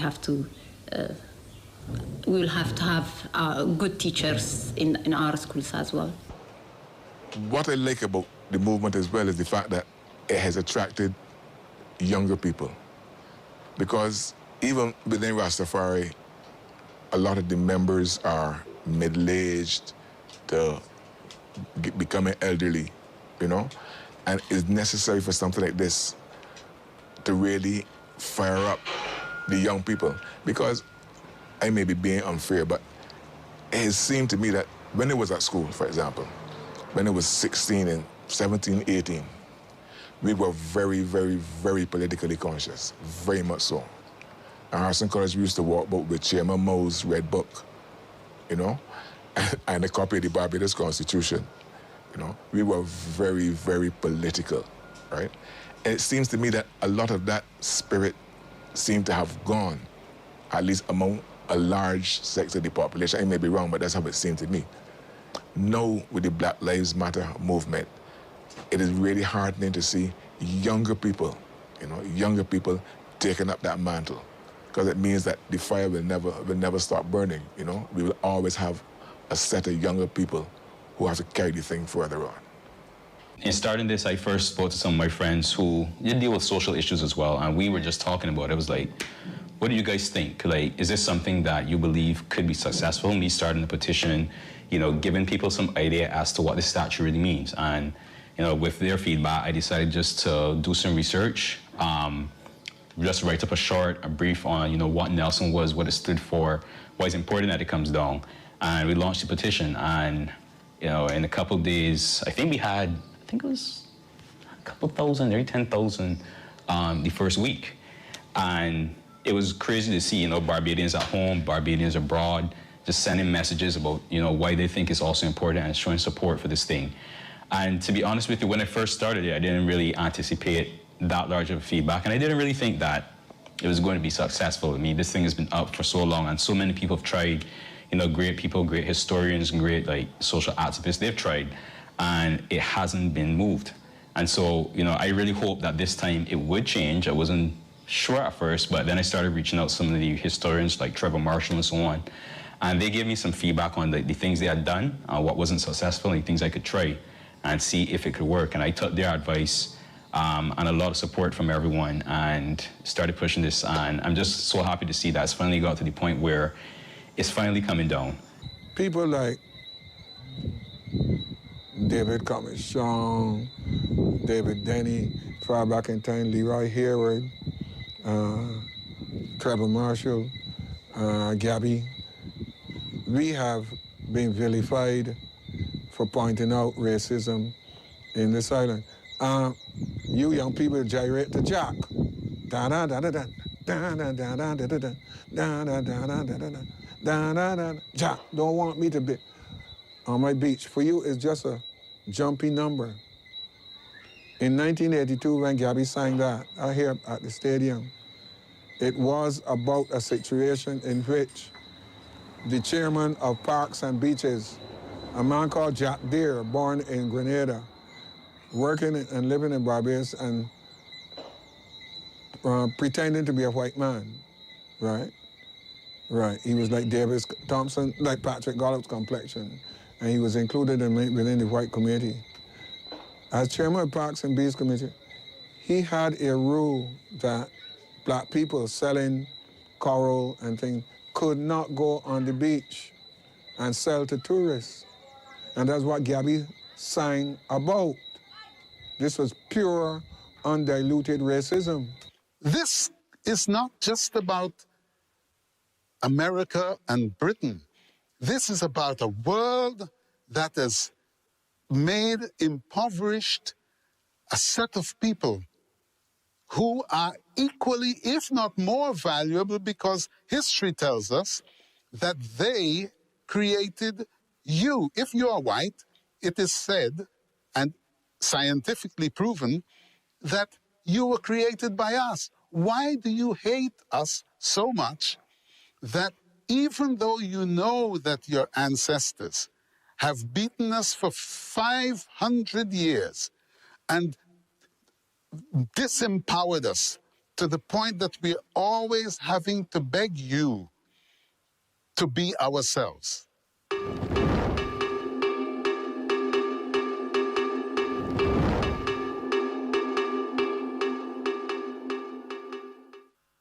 No, we know that you can't change the past, but history is another story.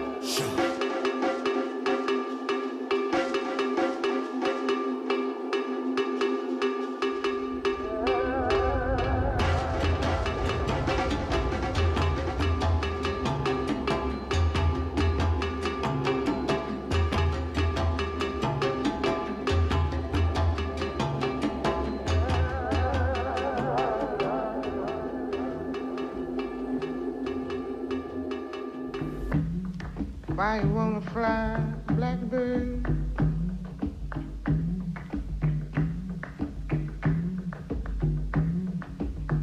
You ain't ever gonna fly.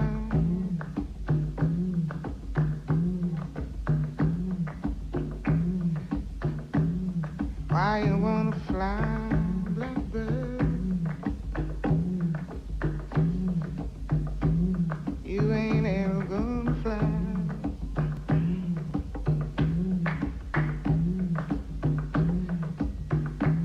No place big enough for holding all the tears you're gonna cry.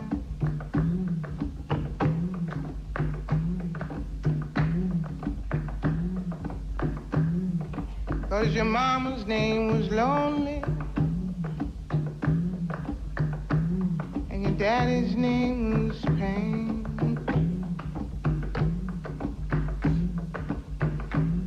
And they call you little sorrow,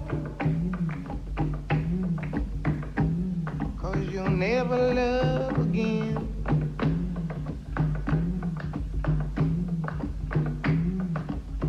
So why you wanna fly, blackbird? You ain't ever gonna fly.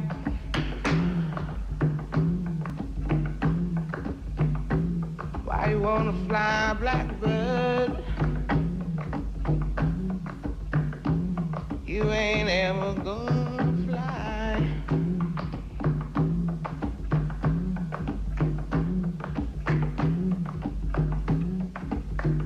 You ain't got no one to hold you. You ain't got no one to care.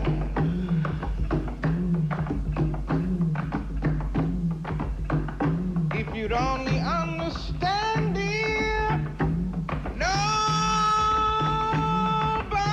wants you anywhere.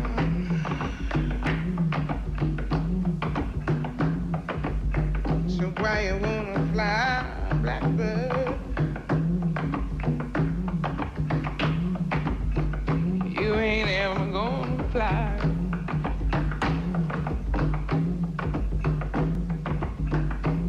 Why you wanna fly, blackbird? You ain't ever gonna fly.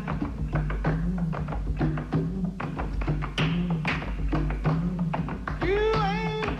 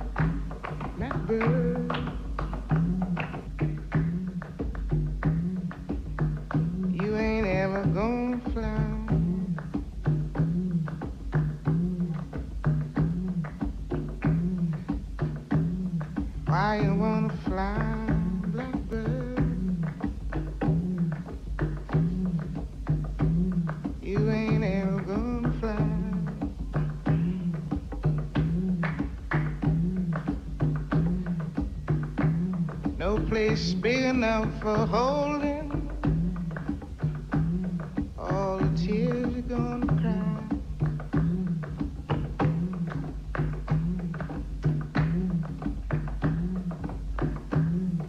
'Cause your mama's name was Lonely, and your daddy's name was Pain.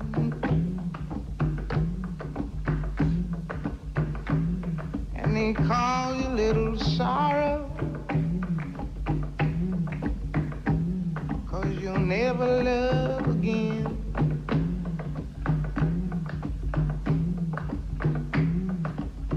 So why you wanna fly, blackbird?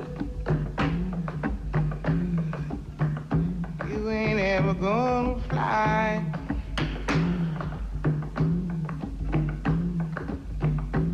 Why you wanna fly, blackbird? You ain't ever gonna fly.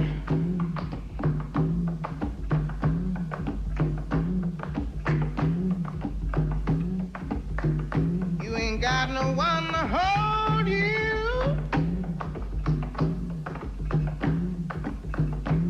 You ain't got no one to care.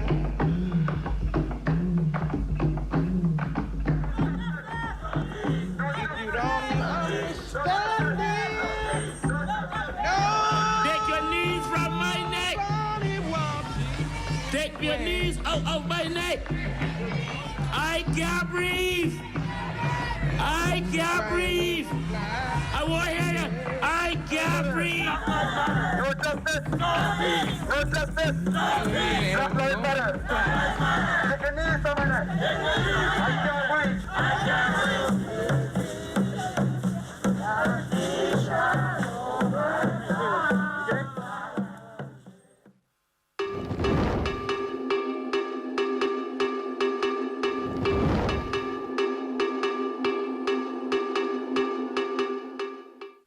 For a race of us, I experienced so much prejudice and abuse and demonstrated so much resilience at that. The Black Lives Matter movement is important to me because I think it is time that the world understands that we are here just like everyone else. For far too long, we've been basically held hostage in the past, held hostage in the current. I think it's really important to understand that being the source and being a source of power, a source of presence, a source of strength, it's really not our place to be othered and to be ostracized. Rhythm Tribe is an edutainment group. Our focus has always been on edutainment. We have a huge platform and we've always been interested in just letting persons know what is important to us. And you would always see us, you would not see us do a Valentine's Day shoot, but you would see us do something for Black History Month. You would see us do something for Emancipation Day. You would see us do something for any social injustice that occurs, which this was not out of the box. Us doing a Black Lives Matter project was not out of the way because we've always been focused on these type of projects. The rehearsal process, it was tiring, but that's normal. The video shoots, however, it was very emotional. One emotion that I felt throughout from the different, because we did it like 4 days, was anger. It was frustration. It was just being, tired of being treated the way that we are being treated.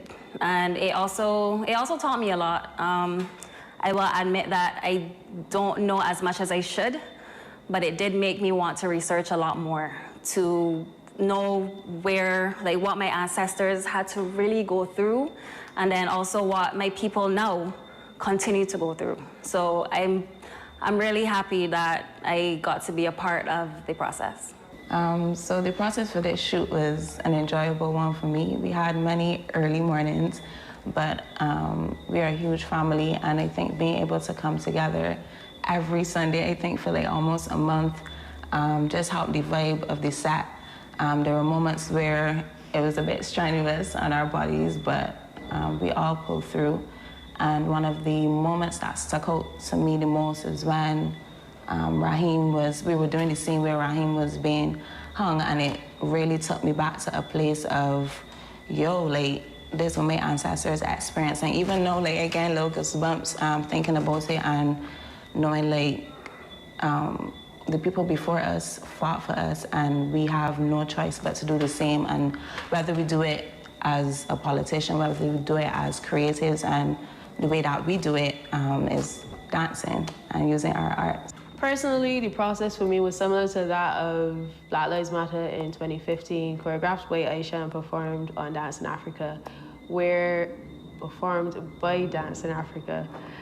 I felt like it was very important for me to take on the role and get across the message of the role I was playing, the character I was playing. And this project was the same. And I remember from doing that, I had to research some stories on even the descriptions and the bio of the piece so that I could embody the role. And no, it was just very present situations that would have happened like a week ago or 2 weeks ago. So again, that's where the frustration and the anger come for me, that we are still doing the exact same thing, feeling like a revolving door and we're not progressing in the situation. Doing a project like this is very important for us because as much as people wouldn't say or it's not broadcast, things like this still happen around the world. It may not happen here, but around the world, we still have a lot of the acts being committed to our African brothers and sisters. The actual shoots, it started off as, all right, we're shooting today. That was supposed to be one day. And then the project evolved and it evolved and it evolved into something that is, I think, even greater than us. For me, the shoot was, I think, even more difficult because we're actually following on from someone that was senselessly killed. And for me, through the shoot, I lost my brother earlier this year from a senseless killing. So going through that process and having to think about that and what they went through and then having to deal with that as well, it was extremely hard, if that's the word I could use. It was extremely difficult.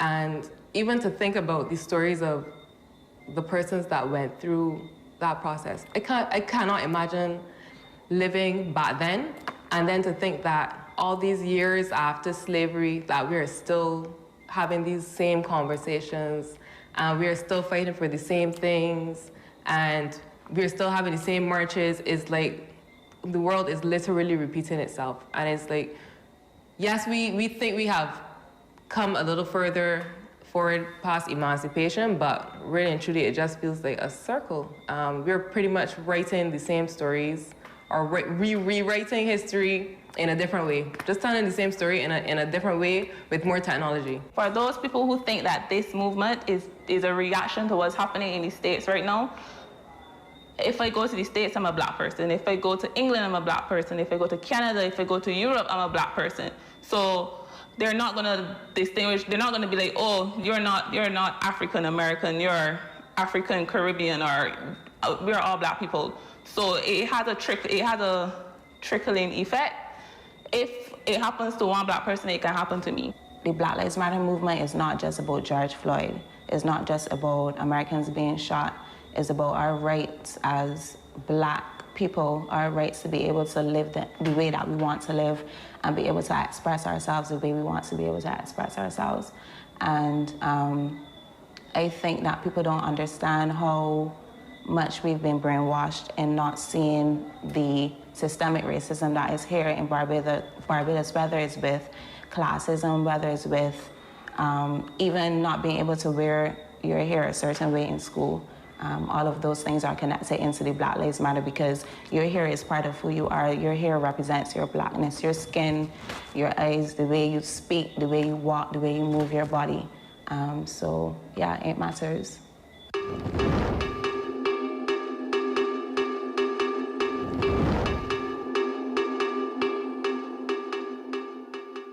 We, of all people, if that history, if all that suffering is to have any meaning, any redemptive value, we of all people must see ourselves as the champions, the defenders of the values of Black dignity and universal human rights, freedom, for Black people. And so that brings me to this, because this is what I really want to talk about. This is the text of a resolution that the Barbados House of Assembly was moved to debate on the 23rd of June of this year in response to the George Floyd incident. And the Barbados House of Assembly, speaking for all of us, that is our resolution. That is what our House of Assembly resolved in our names and on our behalf. And we should be so proud of this.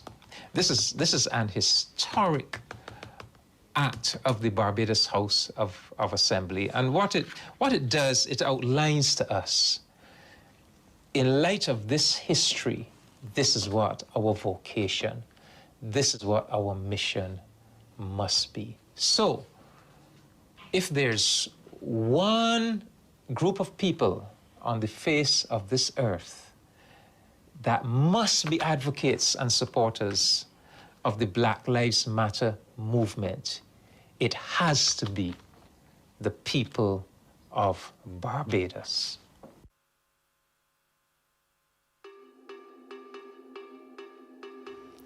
Barbados House of Assembly, Black Lives Matter Resolution.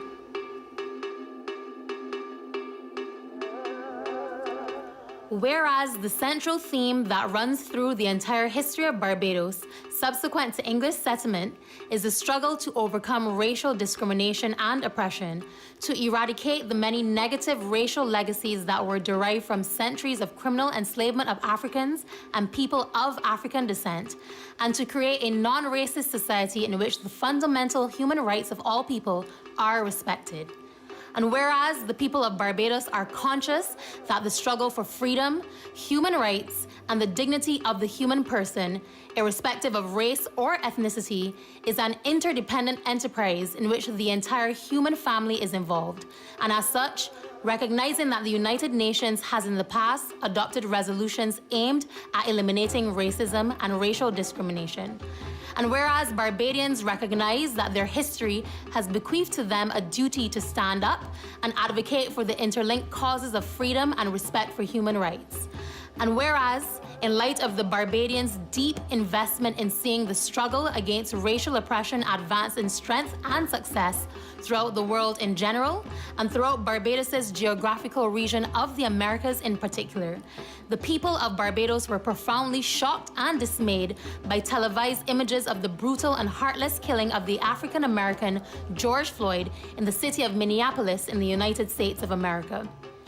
Be it resolved that this House of Assembly, acting on behalf of and in the name of the people of Barbados, A, reconfirms the commitment of the nation of Barbados to champion and advocate for the cause of freedom and respect for human rights, inclusive of the eradication of all forms of anti-Black racism.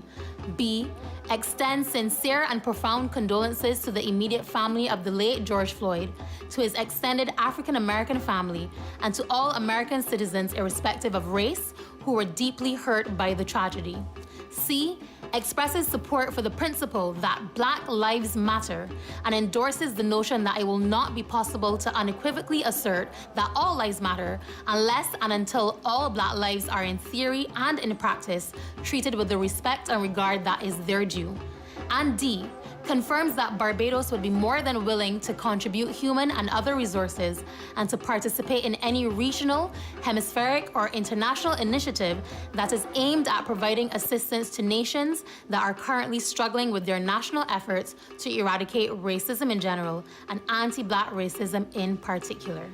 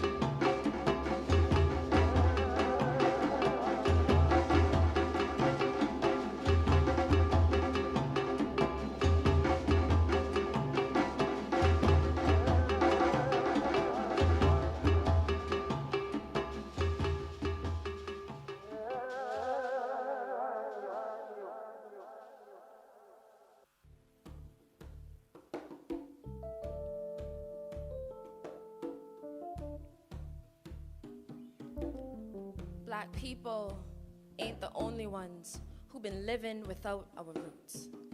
Those unripe fruits they reap by backcombing their entitlement, trying to create afros without the hardship, caricaturing the symbol of Black existence, teasing tension into their experience that they know nothing about.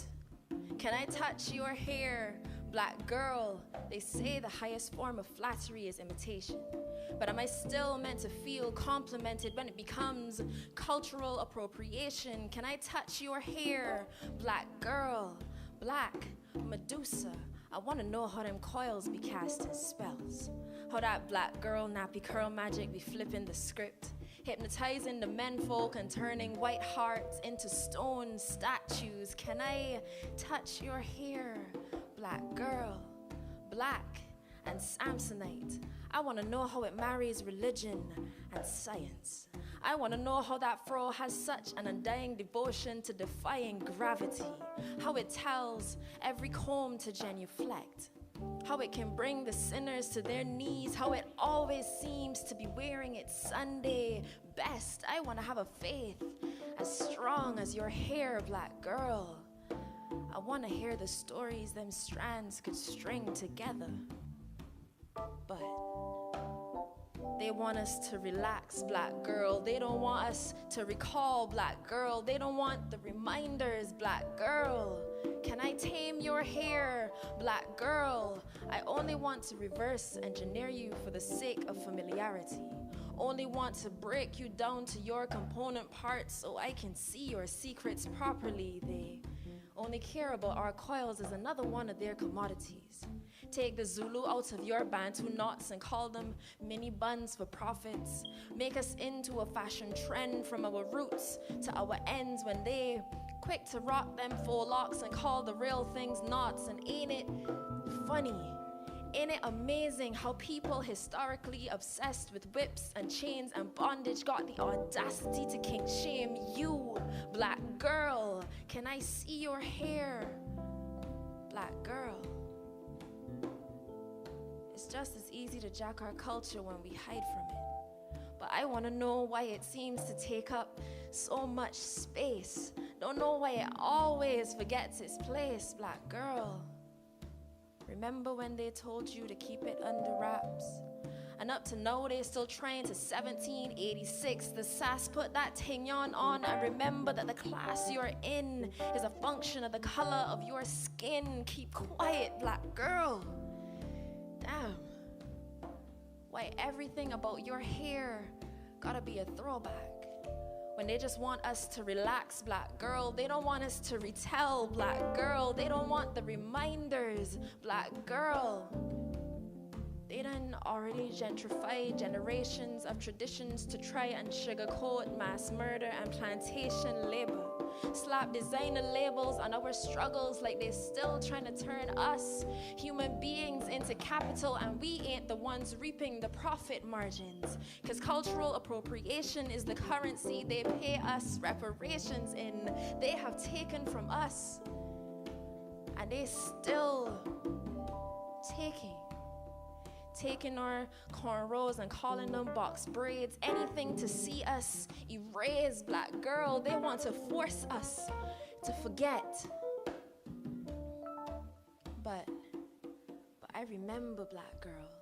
I remember the brawn in them braids and how it ain't got nothing to do with boxed in thinking and everything to do with breaking the box with our bare hands. I remember, Black girl, how they tried to claw tight our heads, how we adorned the shackles they made for our hair with bright colors and beads, how we wear our history on our heads, in our hearts and on our sleeves. It ain't a thing on no more. Now when we put that thing on, we breathe free. Our crown is revolutionary. So let me ask you, can we love our hair, Black girls?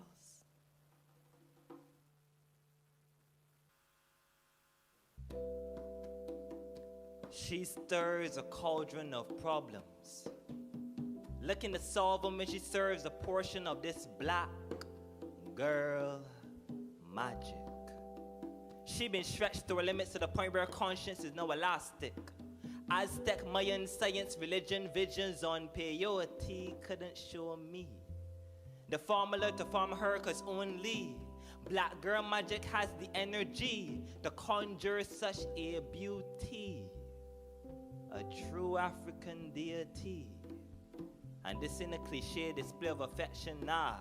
This is a mantra, an anthem, a declaration of admiration, signed, sealed, and delivered to your location or wherever you may reside. If chivalry was dead, consider it revived, cause I will climb mountains with my bare naked fingertips so they are chipped and filled with grit if it means that the summit I could kiss your lips and pick your brain for a second. In the race war, black girl magic is your weapon. They reckon you're crafting potions when they see you mix coconut oil with olive, and then you warm it on a stove with your arcane knowledge, cause only sorcery can explain such a rich moisture deposit. And if logic won't suffice to explain how a black girl could shine despite having such dark skin, then it must be sin, and therefore condemn. Cause what if she casts a spell that has an effect that she didn't intend, like making white men like her and fall in love, or even worse, a black man having a fair trial in court? What if her magic makes police want to stop killing black people for a sport? What if the sweat excreted from her pores contains pheromones that make white women want to look like her? What if it's something worse? What if black girl magic is a curse that brings equality to a white privileged world? What if the last spell she casts actually works, and that cauldron that she stirs serves social justice? What if she is all the things we thought she wasn't, and sisterhood is her new coven? What if crow's feet are only used by those who accomplish the feat of old age? What if she casts a good vibe spell by burning hard weed and sage? What if she casts a protective barrier to protect her friends from the men with which they lay? What if black girl magic is actually real? If that's the case, I just want to say to all my fellow witches I love when are bad, and please continue to practice your faith.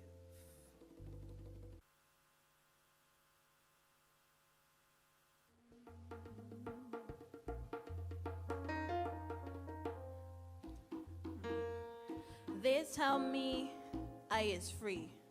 I and I control my destiny. I am my own woman.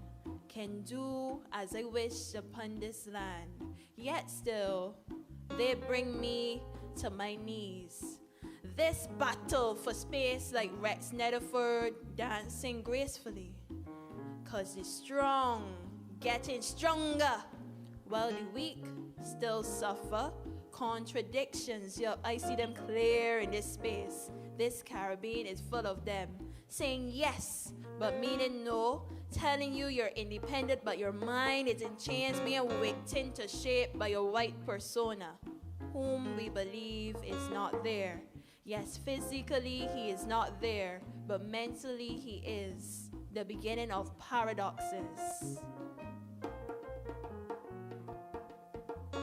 No man is an island. No man stands alone. Yet when I stand up and begin to fight, I am the Lone Ranger in the fight. With my only weapon in hand, I take command to eradicate the mental confines of Caribbean society. Finally fulfilling our destiny to reason, even though they claim Caliban had no reason, but we did.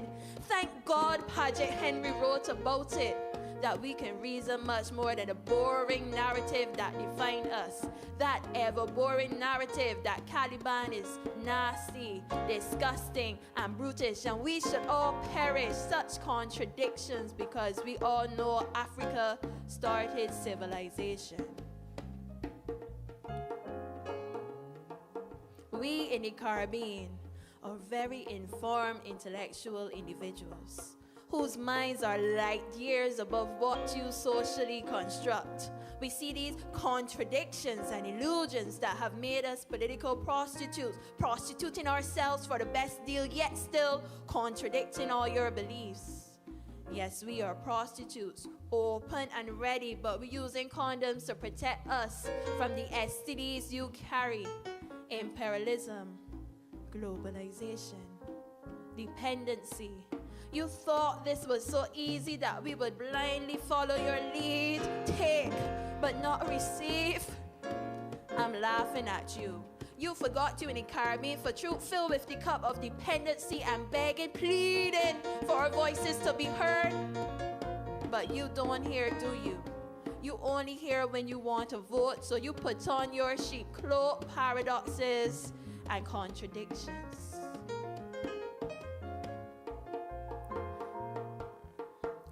Big bad wolf. Yeah, right? You forgot you in the Caribbean, right? That could put up a good fight and keep their culture intact. You try to inject us. I dare you do that. Our philosophy tells a story you try to hide. We have no philosophy. Lecturers, lecture them for we so they see the Caribbean full of life, not just for sea, sand, and sex, for a deeper understanding of self, who you are. Who feels it, knows it, shall radiate in your mind like the beat of a Congo drum. I am who I am shall radiate on your skin, creating goosebumps, educating your mainstream mind, for you have been brainwashed all this time. Poor soul, you should have read that all that glitters is not gold, because half the story has not been told of what we have to offer. It's like grandma's secret recipes. Until death do you start, yet still I must start, because writing is an art. A pen is my tool to uncover these paradoxes to you, so you can free your body, mind, and soul from the belief that we in the Caribbean ain't got no reason.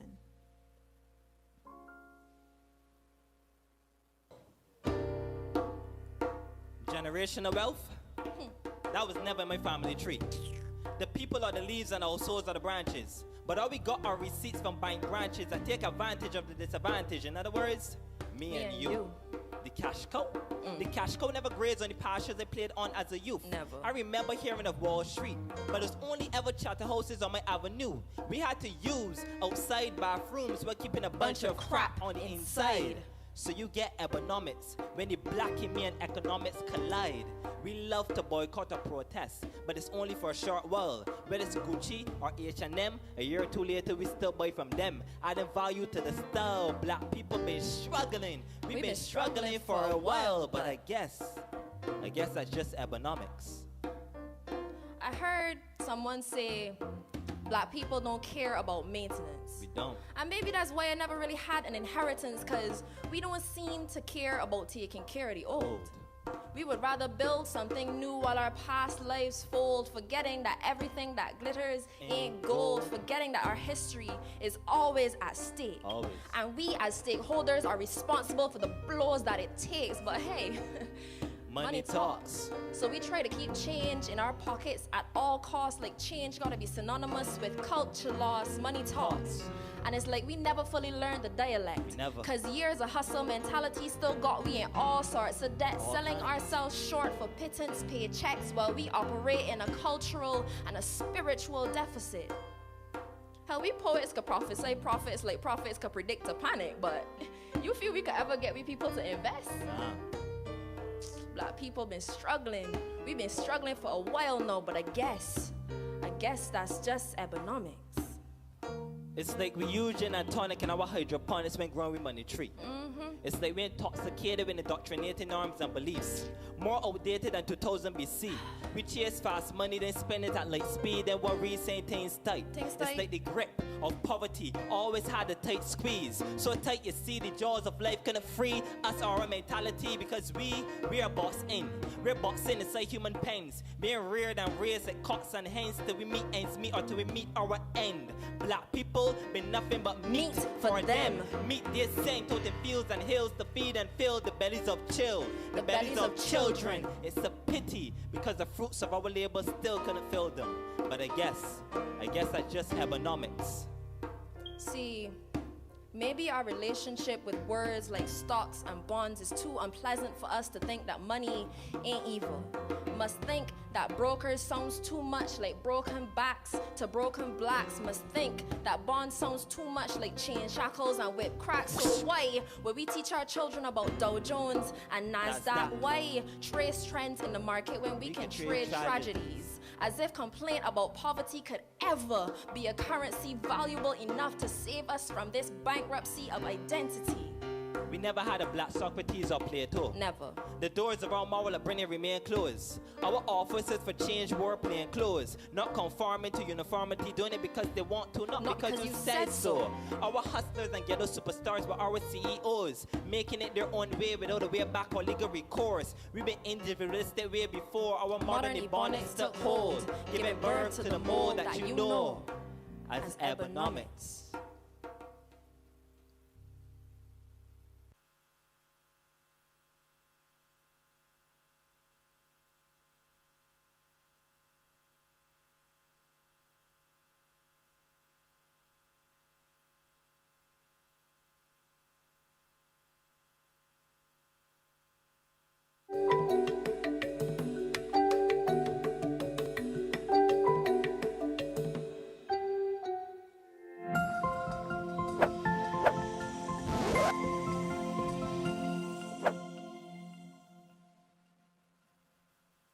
This is day 2 of UNCTAD 15's Creative Industries Trade Digitization Forum.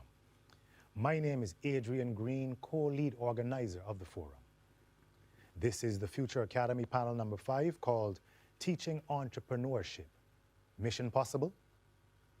One of the biggest myths about starting a business is that all entrepreneurs must either learn to do everything themselves or be natural-born geniuses with a brilliant idea.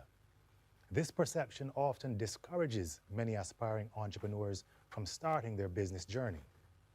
Education for entrepreneurship. Is it possible and is it necessary?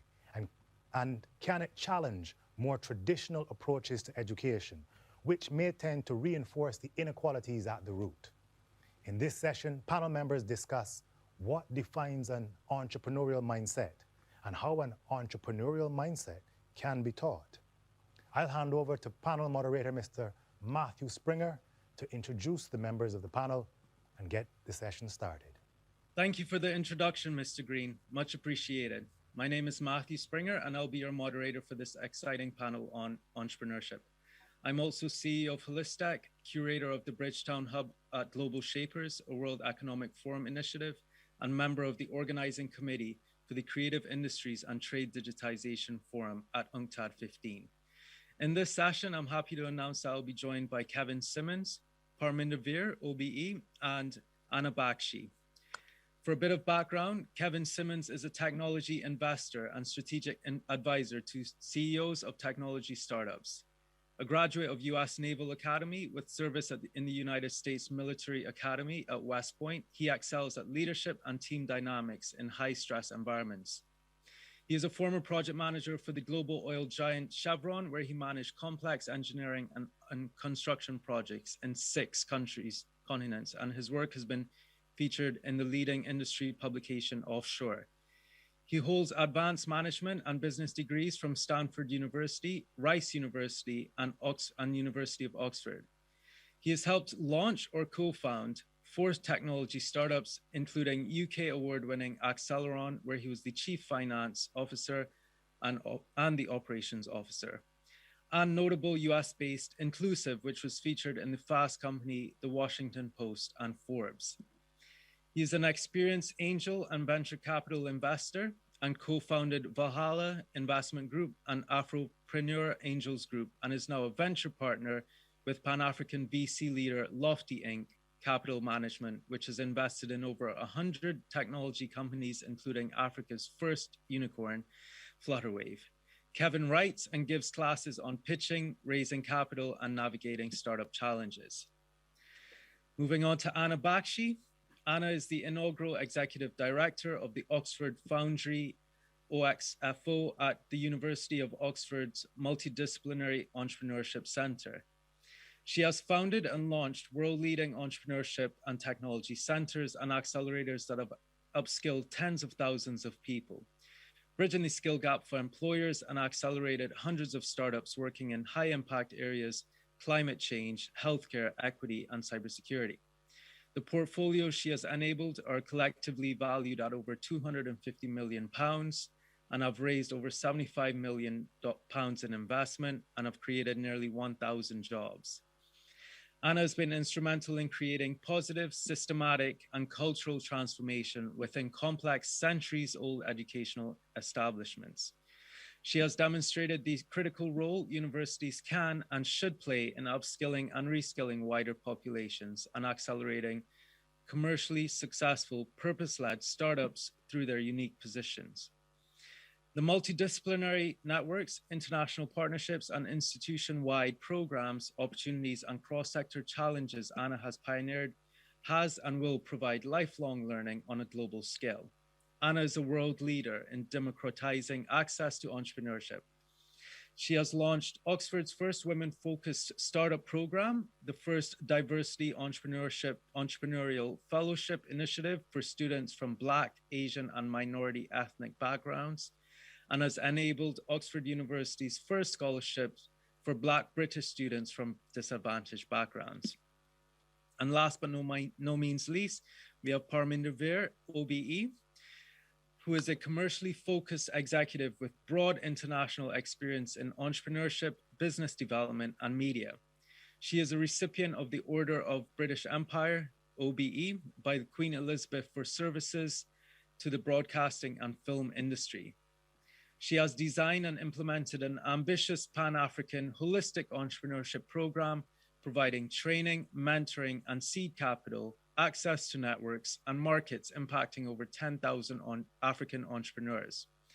She's advocated for entrepreneurship as the best path for social and economic development on the continent, changed the African narrative through entrepreneur stories, and helped shape the agenda for the growth of African entrepreneurship. Prior to her work in Africa, she was the investment manager for Ingenious Media and CEO of PVL Media. For over 2 decades, she enjoyed a distinguished career as a film and television producer with the BBC, Carlton Television, as well as the CEO of her own production company, Formation Films. Through her work, she has challenged the mainstream media to open up itself to stories and perspectives that emerge from the margins. She was the co-founder of the Cultural Diversity Network campaign to increase the diversity of talent on and behind the screen. She has also served as non-executive director of numerous government boards, including the Department of Culture and Sport, UK Film Council, and UK India Business Council, contributing to the development of international strategies and policies. In a professional career spanning 40 years, she has dedicated her life to telling untold stories, resourcing the skills and imagination of underserved communities. Guys, thank you all for joining us. You have some incredibly stacked backgrounds, and it's my pleasure to host you all. So thank you for being here. So to dive right into it, there's an increasing number of entrepreneurial programs which are available, from public sector and private sector to foundations. We have incubators, accelerators, and startup competitions, in addition to those courses taught at university. However, there's a great deal of skepticism around the idea that entrepreneurship can be taught by academics in a classroom. Countless successful entrepreneurs never even went to university. Many didn't even graduate from college. So, to start things off, what is your take on this matter? Are today's institutions managing to instill in these students the penchant for imagination, disruption, and counterintuitive action required for effective entrepreneurship? Anna, I'm going to start with you. Lucky me. Thanks for the introduction, Matt, and thank you for having us here today. So yes, I would say I'm biased, having spent the last 10 or so years building these entrepreneurship centres within higher education institutions. I would say that we've moved away, or we are slowly but surely moving away from the narrative of entrepreneurship needs to be taught within conventional academic settings and really looking at what does the interdisciplinary nature of educational institutions mean for teaching entrepreneurship. Now, that doesn't mean just an academic in a classroom, but it means an academic in a classroom that might be a professor of data science working with an alumnus of the university that might be someone like Kevin, for example, that graduated at West Point and knows a lot around resilience and leadership and has come back to support, mentor and advise. And then it could be bringing in somebody else like Parminder, for example, who's been exposed to hundreds of thousands of startups from different backgrounds and actually creating an optimal environment where you've got one campus of academia, yes, in the conventional sense, but you've also got incredible student talent across different disciplines. You've got an underutilized and now hopefully increasingly being utilized alumni body that's exceptionally successful, and you're bringing them together to create optimal environments where entrepreneurship isn't being taught in a conventional sense, it's being taught through an experiential sense, i.e. through challenges, through competitions, through accelerator programs, etc. Now, does that defeat the question of can entrepreneurship be taught? I think that's a whole different dialogue, right? I think it can be taught to a certain degree, but it is like the nature vs nurture debate, where to some people, yes, entrepreneurship or entrepreneurial skills or personality might be innate. And then you've got the whole spectrum where it just wouldn't be a career pathway.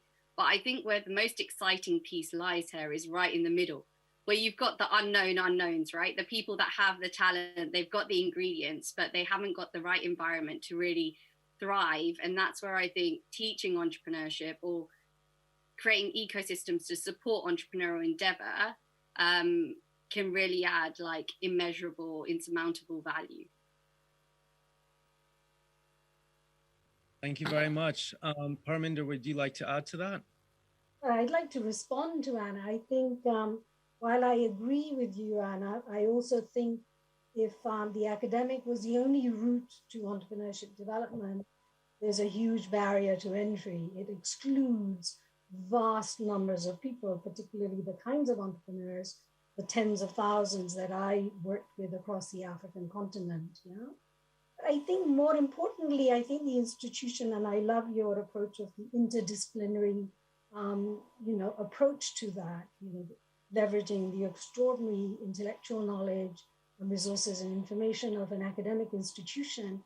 I think it would be fantastic if those academic institutions really developed programs that was about developing an entrepreneurial mindset, because it's not just entrepreneurship and creating SMEs, who are running their own businesses, but actually what certainly the business community and corporates and the private sector needs today are entrepreneurial mindsets and those skills that certainly we always imagine that only entrepreneurs have those skills, which is, thinking out of the box, the ability to take risks, thinking about opportunities, Whereas in fact, within, particularly the corporate and the private sector and the public sector in particular today, we need those skills even more now than we've ever needed them before. So my answer to that is absolutely no. The academic route is not the only route and not be the only route, because there's a huge economic ticket attached to that, and it almost at the start of it begins to differentiate those who can afford to pay. It is literally hundreds of thousands of pounds, right? And that precludes a vast majority of people who have amazing entrepreneurial ideas, who've seen extraordinary gaps in their markets, right? And have come up with the most, mind-blowing solutions to those gaps or those opportunities, business opportunities in their markets. Thank you very much. I totally agree. Kevin, is there anything that you would like to add to this?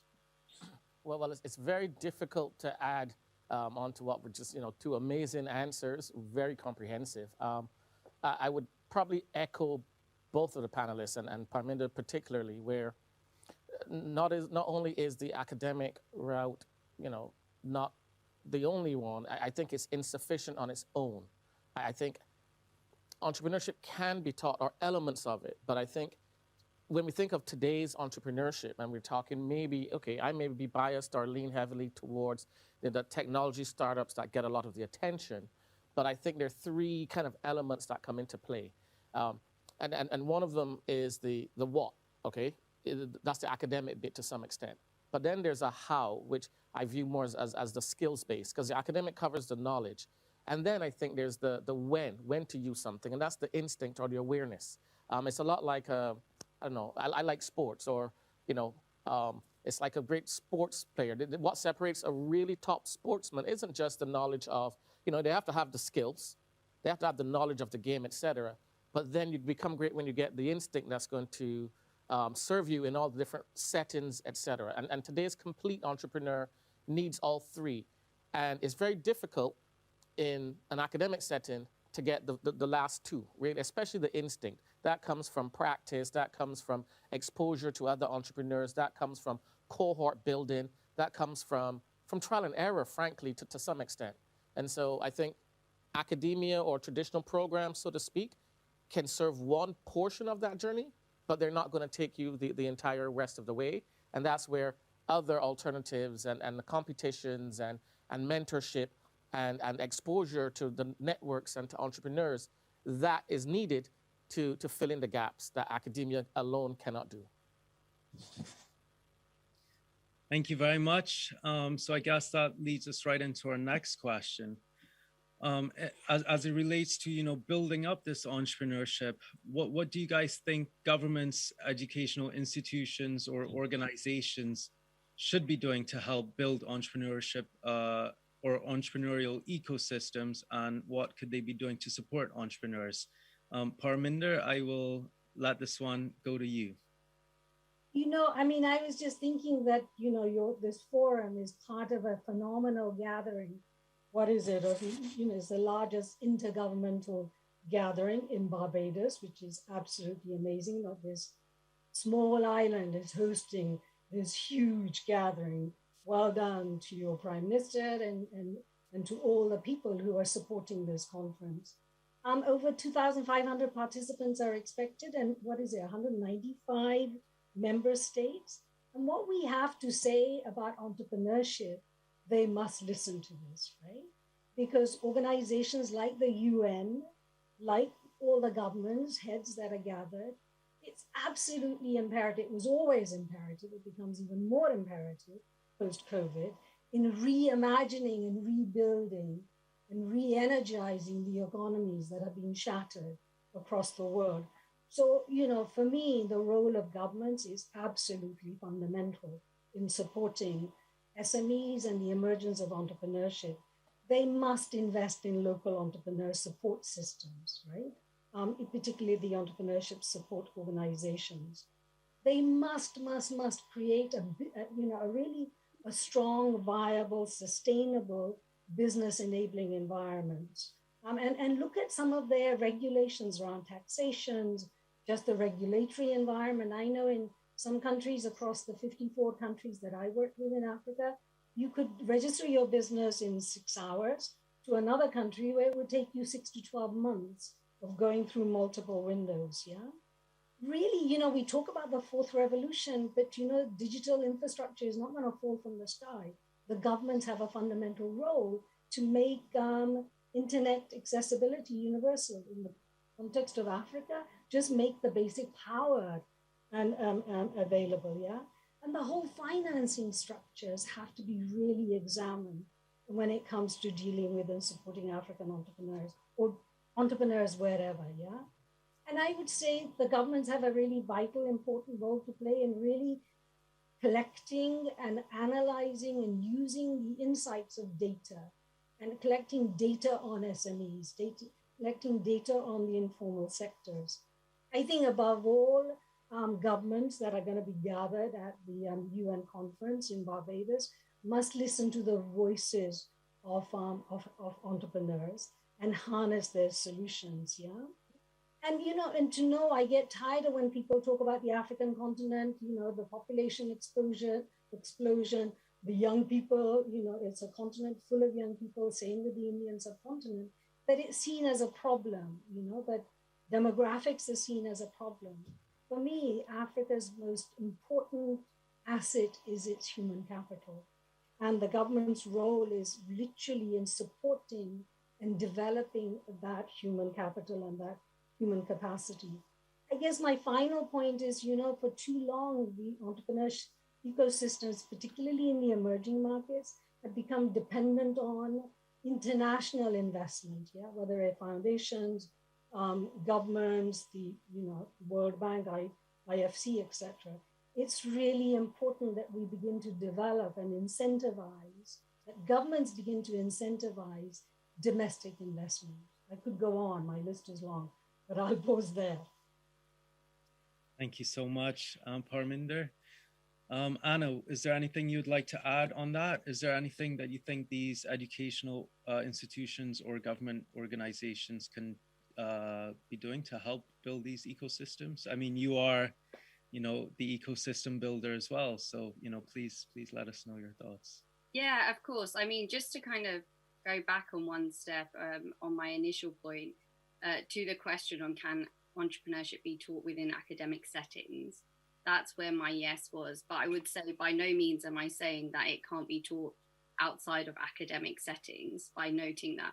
I would also say that people's perceptions on conventional academic settings might be like 5 years ago or 10 years ago. It's really progressed, right? So as Kevin was saying just now in terms of that mentorship and that venture acceleration, so I know it's Oxford, but for example, over here, we house our own accelerator program that's been modeled on a commercial accelerator where we're taking on like hundreds of ventures, idea competitions, and they're going on to raise like 15 million. They're going on to create jobs. So they're going through that same trajectory that you would do outside. The only difference is that they leverage on an institution's networks, external and internal, government, private sector, venture capital, and beyond to help accelerate the growth of that said venture and increase its livelihood or like life cycle, basically. And I think that even with governments, going to your point just now, Matthew, the value of learning when it comes to entrepreneurship and skills and training and giving opportunities to young people in the millions, whether that be in entrepreneurship and technology skills and training. Parminder spoke more about the entrepreneurship mindset, so looking at entrepreneurship for the workforce alongside scaling those ventures, like, is huge, right? Like the magnitude of impact that can be created even if it's investing in education up until 16, up until 18, right? It's not something that you have to go to university to access. But when you're speaking to people, for example, that have gone through the private school system, by the age of 15, these people have, like young people, have gone through several idea competitions. They've learned about what a business model is.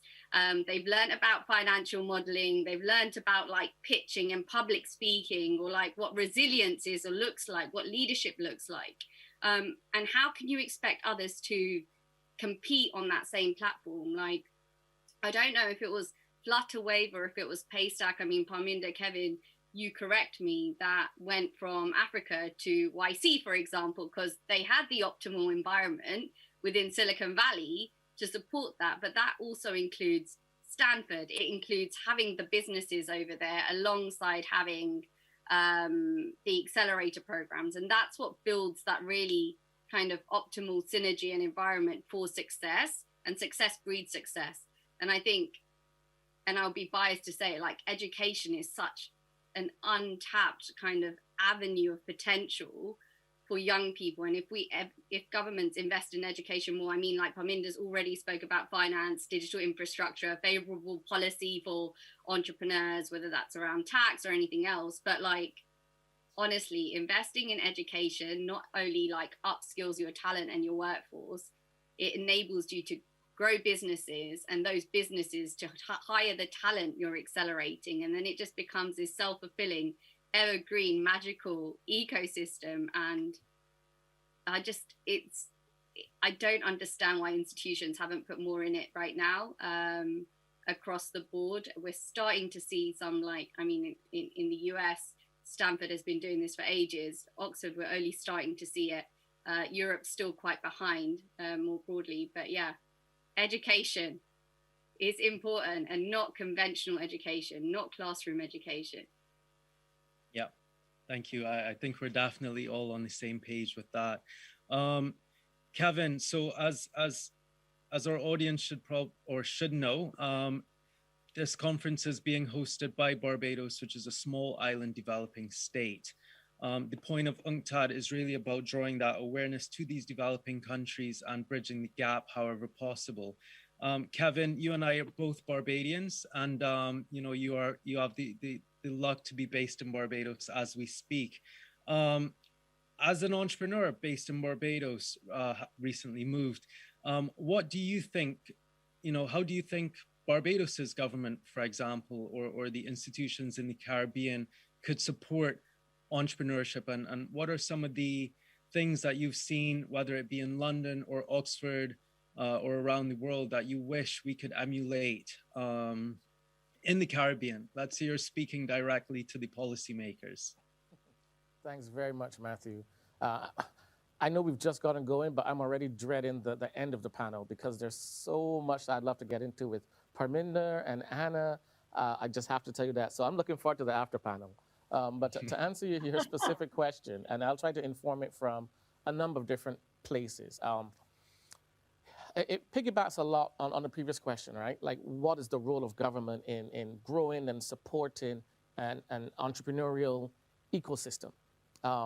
And everything that was said before, yes. And I kind of would group them into three just because somewhere in my background there was a stint as a consultant. So I think in threes and I speak in threes, right? So the first is going to be that rules and regulation, okay? And that is to do with everything from ease of setting up businesses, from a supportive environment that allows people to try and to fail, even within the regulations, et cetera. And that's fairly clear, and I don't think many people would push back on that. I think the second piece, or the middle bit, which I would probably group into resources and response. And those resources are, like Parminder mentioned, the infrastructure. You know, I mean, once upon a time it was physical infrastructure, and that's still needed in the Caribbean and in other places, but also the technology infrastructure, the digital infrastructure, that's also still needed. And when I say the response is, one thing that I sometimes find, maybe frustrating from where I sit is, a very well-established business that has passed the entrepreneurial stage, that's, that runs itself into trouble, there's often a response from government or from supporters to help that business. Which is, I get it, because, you're focused on the problems today. But if you think of entrepreneurial businesses as the businesses of tomorrow, there also needs to be a response sometimes to assist those businesses. And so that's all about creating that environment of supportiveness for entrepreneurship. And the last R, just to kind of throw it in there, is going to be, I would call it recognition of risk. In addition to celebrating the winners, yes, everyone loves, in my business, in my field now, we love to talk about Ian at Flutter and all these guys, and I love that space I'm in. But I think in addition to celebrating the winners, it's really important to celebrate the process. And that, because it's a portfolio approach. You have to understand that that's just one of, it's a picture. And I think that governments, actually the entire ecosystem could well do with understanding that and celebrating that a little bit more. Now, just to kind of bring it home now to like the, to where we are. And yes, like you mentioned, I've just recently started to split my time and to relocate here to help with an accelerator lab with the UNDP. So the United Nations Development Program has started this program of accelerator labs embedded in all of its regions to specifically bring innovation and bring people like myself who don't have a development background into the development space. And I think that's the model that we all have to kind of look at in terms of, as I said, increasing the tolerance for risk generally in the society, in our organizations, in our institutions, making rules and the regulations simple and supportive of that. We can talk a little bit about what's happening in Africa at the moment in the fintech space, and lately there's been quite a few moves by the CBN, or the Central Bank of Nigeria, that are challenging for the startup ecosystem and for investors like myself. So that's one when I talk about clarity and around rules. And then the resources, making risk capital available or incentivizing it, like Parminder mentioned. So when I'm in the UK, there's a very supportive ecosystem in terms of what we call SEIS and other tax relief schemes that allow me to take those supportive risks of a founder. That's not yet in place here.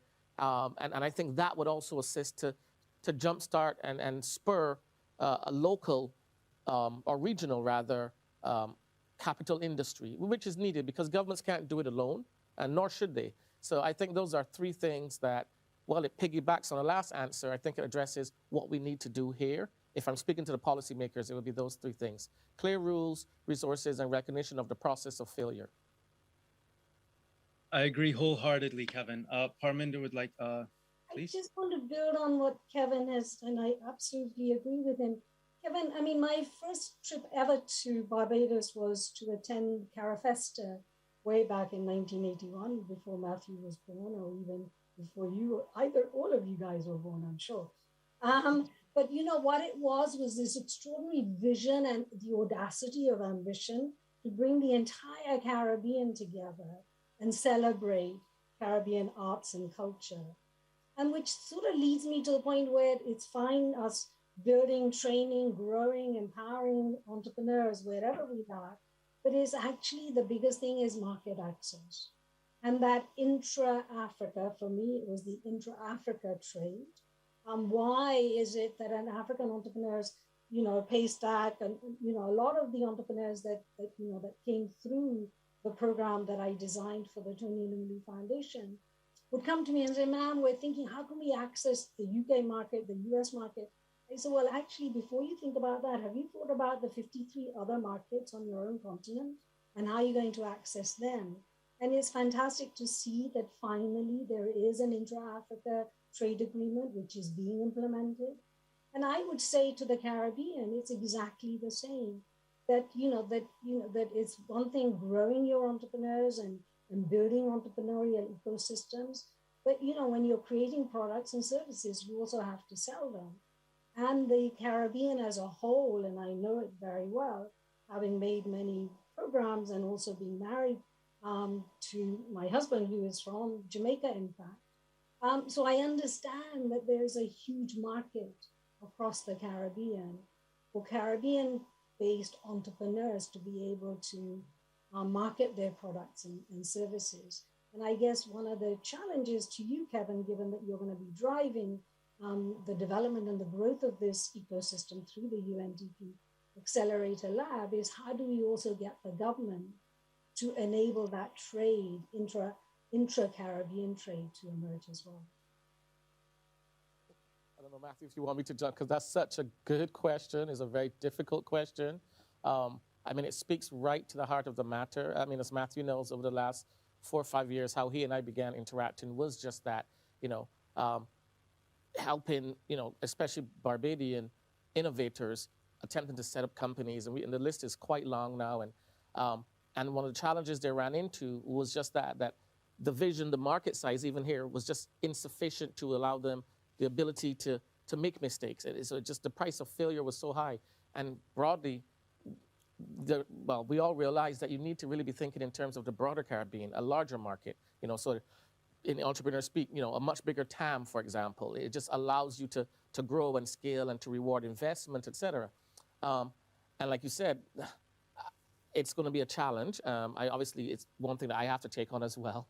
How do we get the governments of the Caribbean to recognize that and see that just as Africa's doing now and just as has occurred in Asia, that collaborative approach, that knocking down of barriers, that ability to really unite those markets is going to have a net positive effect for entrepreneurship in their individual countries. It's going to allow solutions to come to market that would be starved otherwise, just because it's just too small, for example, and that's just a fact of gravity. I'm going to recognize it. I'm not going to say how, because I don't have the answer yet, Parminder. I don't know how yet to convince or persuade governments to do that more deliberately, but that is the challenge of the day, I would suggest, for Caribbean entrepreneurship, definitely. But there's a lot, it's not about reinventing the wheel, as we know, Kevin.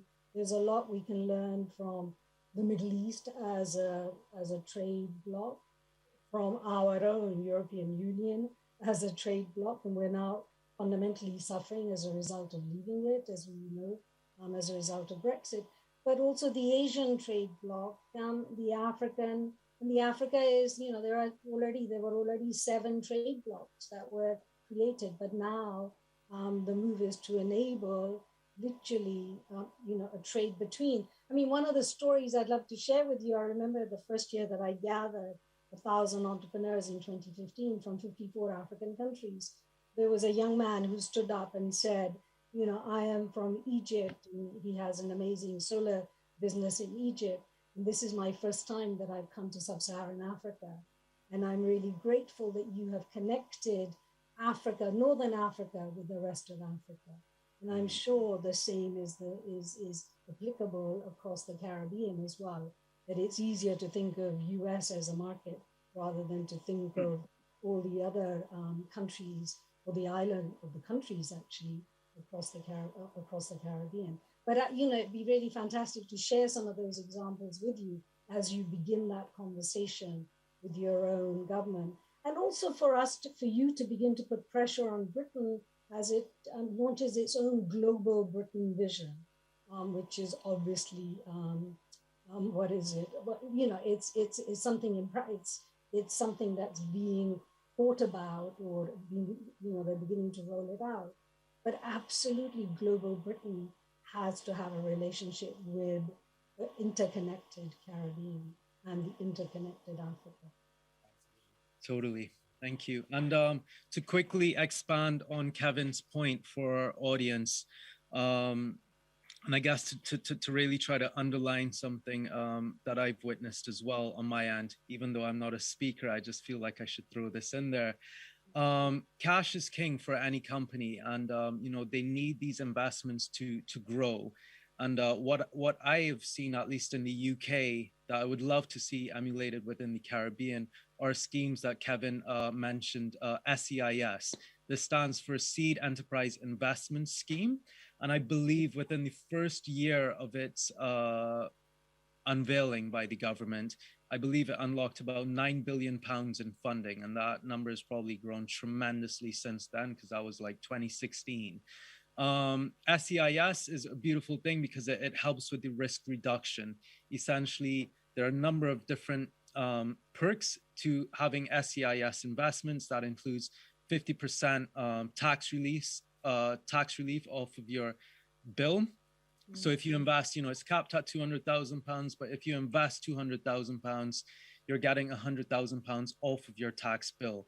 There's also loss relief for another further 25% on that, and 0% capital gains if you hold your shares for more than 3 years. So from an investment standpoint, it's really about, it's a risk reduction. And that's a classic example in ways in which I've seen the government here in London, where I'm calling in from, it's a really good way in which I've seen them take some of that risk reduction and allow some of that capital to flow into the industry and, drive that innovation.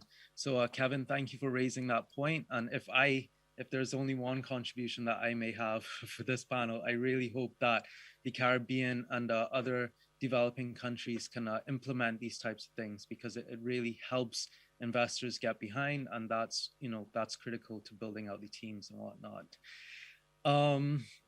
So is there anyone that would like to build on that before I move on to the next question? I mean, Anna, I don't know, but I really do, because I think, yes, all of those schemes, and and I know that the UK creative industries sector benefited, amazingly. And that's how I ended up at Ingenious Media and structuring the World Cinema Fund, SEIS and EIS and others. But in all of this, we must not let the banks and the bankers off the hook either, right? Have you've been an SME? Have you tried getting a loan from a bank, particularly in the African subcontinent? And I'm sure it's the same in the Caribbean. So I think it's really important that we begin to engage as we develop as not just the entrepreneurs, the SMEs, the entrepreneurship support organization, the academic institutions, everybody really, begins to educate the bankers on what it is to be an entrepreneur and what are the challenges that entrepreneurs face and what are some of the risks that the bankers have to take. In Africa, you could you go to a bank and they said, yes, of course, we can give you a loan. The interest rate is between, 25 to 30%. Which entrepreneur is going to be able to support that? Yeah. So that's on the kind of commercial banks, but also the DFI, the development banks as well. And I, certainly started to work with the French Development Bank and with the Africa Development Bank in looking at ways that they could begin to structure financing that allows and enables SMEs to be able to leverage their products and services. Agreed. Anna, is there anything you would like to add to that? No, I completely agree. I think with the banks, etc. as well, I think, look, culture is playing a huge part here. Yes. And that's literally a core thing, right? And you've seen that within the UK and also the West Coast or the States more broadly. Like you've got Silicon Valley Bank, you've got British Business Bank, you've got more organizations that are now culturally understanding the value of the SME clients and high growth startups, and they're taking on more risk. I think it's starting to be done. There's more data around, and hopefully there'll be just more leaders influencing that. And this is, I guess, exactly what this talk is about, right? Like influencing that. But I think it all boils down to a culture of acceptance and support and empowerment and encouragement when it comes to entrepreneurship. And that literally means every single facet of society and the economy, which is absolutely clear from, the examples that Parminder and also Kevin have given as well. But yeah, that would be my only addition. It's culture and actually looking at how do you influence and change culture in old organizations conventionally. And that's tough, but it's not never been done. It has been done. So Kevin's like, yeah, that's me working for the UNDP in Barbados. Like, you'll do it though, Kevin. You'll do it. Like, it'll happen. And that's the main thing, because you're entrepreneurial, right? And that's what entrepreneurs do. They like push the status quo, and they push hard to change culture. So it will happen slowly but surely. That's why, the fintech revolution is really taking hold across the African continent, and I'm sure will come to the Caribbean as well. So as you said, Anna, yeah, entrepreneurs, also look for ways of going under, over, through, around the phenomenal obstacles that are constantly put in their path.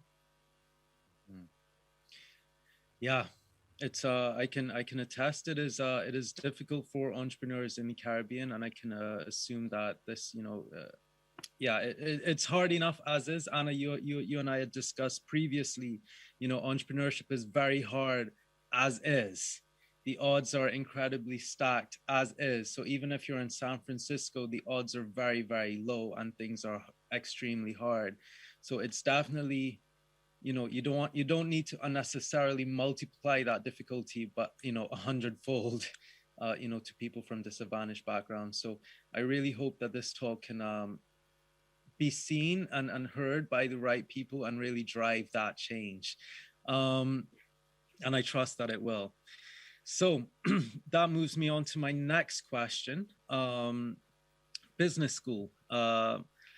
Business schools' access and affordability could represent a roadblock to many aspiring and talented entrepreneurs, especially if they come from an unprivileged background or underprivileged background or developing countries. Some of them are probably even watching this talk right now. Do you have any suggestions as to how they can sharpen their entrepreneurship skills without having to enroll in a business school? Anna, I'm going to throw this one at you as you are dialing in live from Oxford. Yeah. First and foremost, just stating the absolute obvious, your one success in life is not determined by their education. Like it's just not. I genuinely don't believe it is. I didn't study at Oxford. I'm working and leading an entrepreneurship centre at Oxford right now, right? I studied at Queen Mary's and then Manchester. But even if I hadn't, I do think that you do need environments, no matter how talented you are in life, an environment of support, right? Whether that's through your family, but then looking at, are you a first gen within your family to be an entrepreneur and build a business? Do you need financial security? Actually, can you take that risk of being an entrepreneur? Your peer group, I don't know whether it's a workplace support, like you need something. And I think Kevin touched on it as well when you asked your question about what governments should support you on, around the ecosystem of support and encouragement. So I would say, no, you don't have to go to business school. If you do choose to go to business school, there's no disputing the fact that business schools do give incredible opportunity to access networks, a platform and a profile that wouldn't come in such a conventional route outside of business school, right? So if you're going to a business school, like for example, we said we've taken on 29 entrepreneurial fellows at the University of Oxford. In the last 8 weeks alone, they've got bursary funding to work with high growth startups in our accelerator. They've got a bespoke leadership curriculum, and they've got like mentorship and training roundtables from everyone from the co-founder of Twitter to the co-founder of Evernote, the chairman of McKinsey Africa and beyond. So straight away, you're giving these individuals not an advantage, right? Like they're getting access to networks and an audience that might have access to capital if they're building a business or whatever else at a far easier, like the kind of like the accessibility is far easier to them. Whereas outside of, I think, the education ecosystem, it's more challenging because it's really more reliant on your individual hustle. It's reliant on your individual networks, where your parents work, or do you know anyone that knows anyone? It's required on individual self-confidence and self-belief, and there are different skills and environments that you need. That being said, it's not being done, right? If you've got the raw talent, you've got the raw talent. You just have to go out there and identify the people, the resources, the tasks that you need to do, and go out there and get it, right? I mean, to go back to basics, I'm still a firm believer in like cold calling, for example. Cold calling still results in investment deals, but it's just not as accessible on your fingertips. That, again, just feeding off that as an individual, if you have broader ecosystem of support, i.e. you don't need to go through an education institution or do an MBA to apply to an accelerator program. Right, you've got Entrepreneur First, you've got Techstars, you mentioned there's some in Barbados, UNDP Labs. I'm presuming Kevin's not going to have a kind of entry requirement that you need to have an MBA over there, amongst many other organizations. And if government also, again, to access funding support, tax breaks, etc., you can do it either way. I do think that educational ecosystems provide an advantage. That being said, outside of them, you can still capitalize on it. It's a very long way of finishing on one sentence. Great. No, I agree. As with everything you guys say, I mean, I don't think there's going to be a single thing you guys utter that I do not agree with. Kevin, do you have anything to add on this matter? I was scared you were going to come to me. This is a question I've considered heavily for a long time. I'm incredibly supportive of business schools, and I'm incredibly critical of business schools, right? And so, sit and listen to Anna. She's talking about, the world I'm fortunate to some extent to be moving in.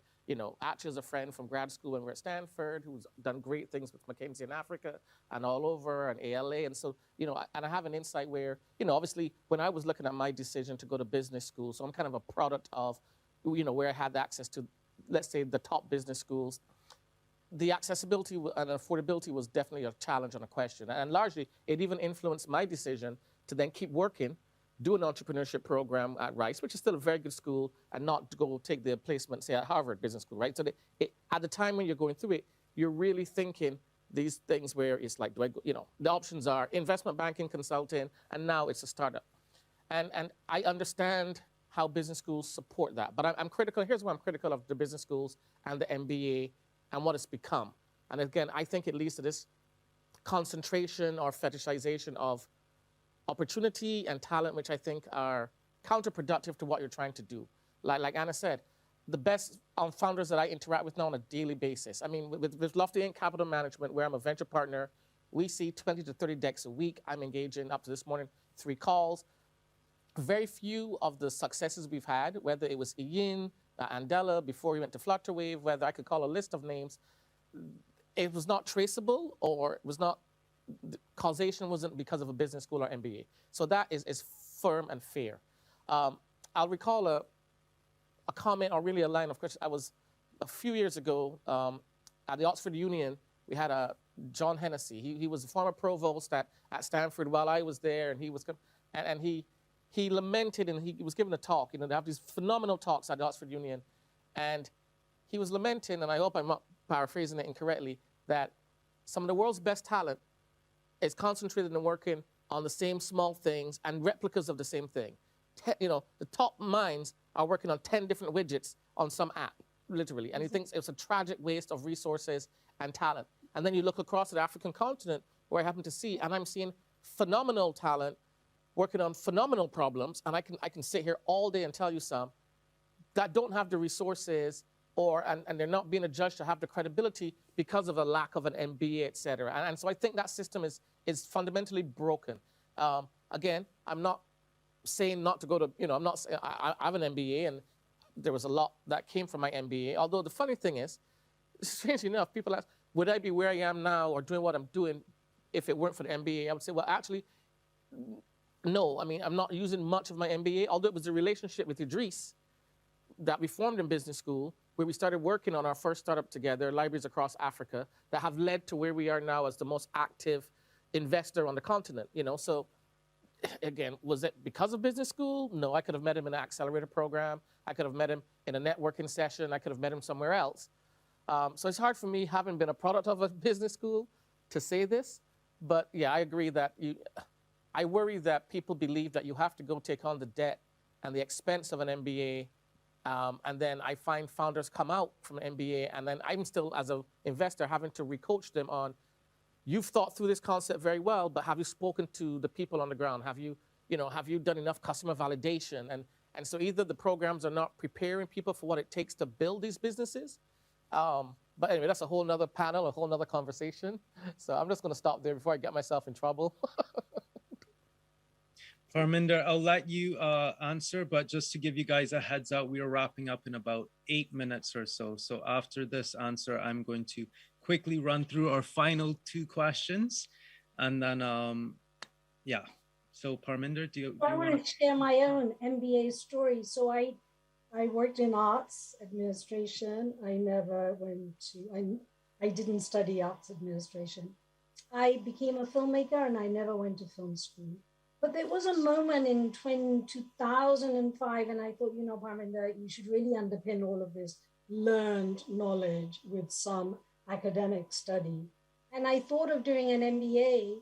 And at the same time, I wrote to the chairman of Ingenious Media, and I said, I have this idea that I want to create a World Cinema Fund. You guys know how to do this. And here's my business case for why.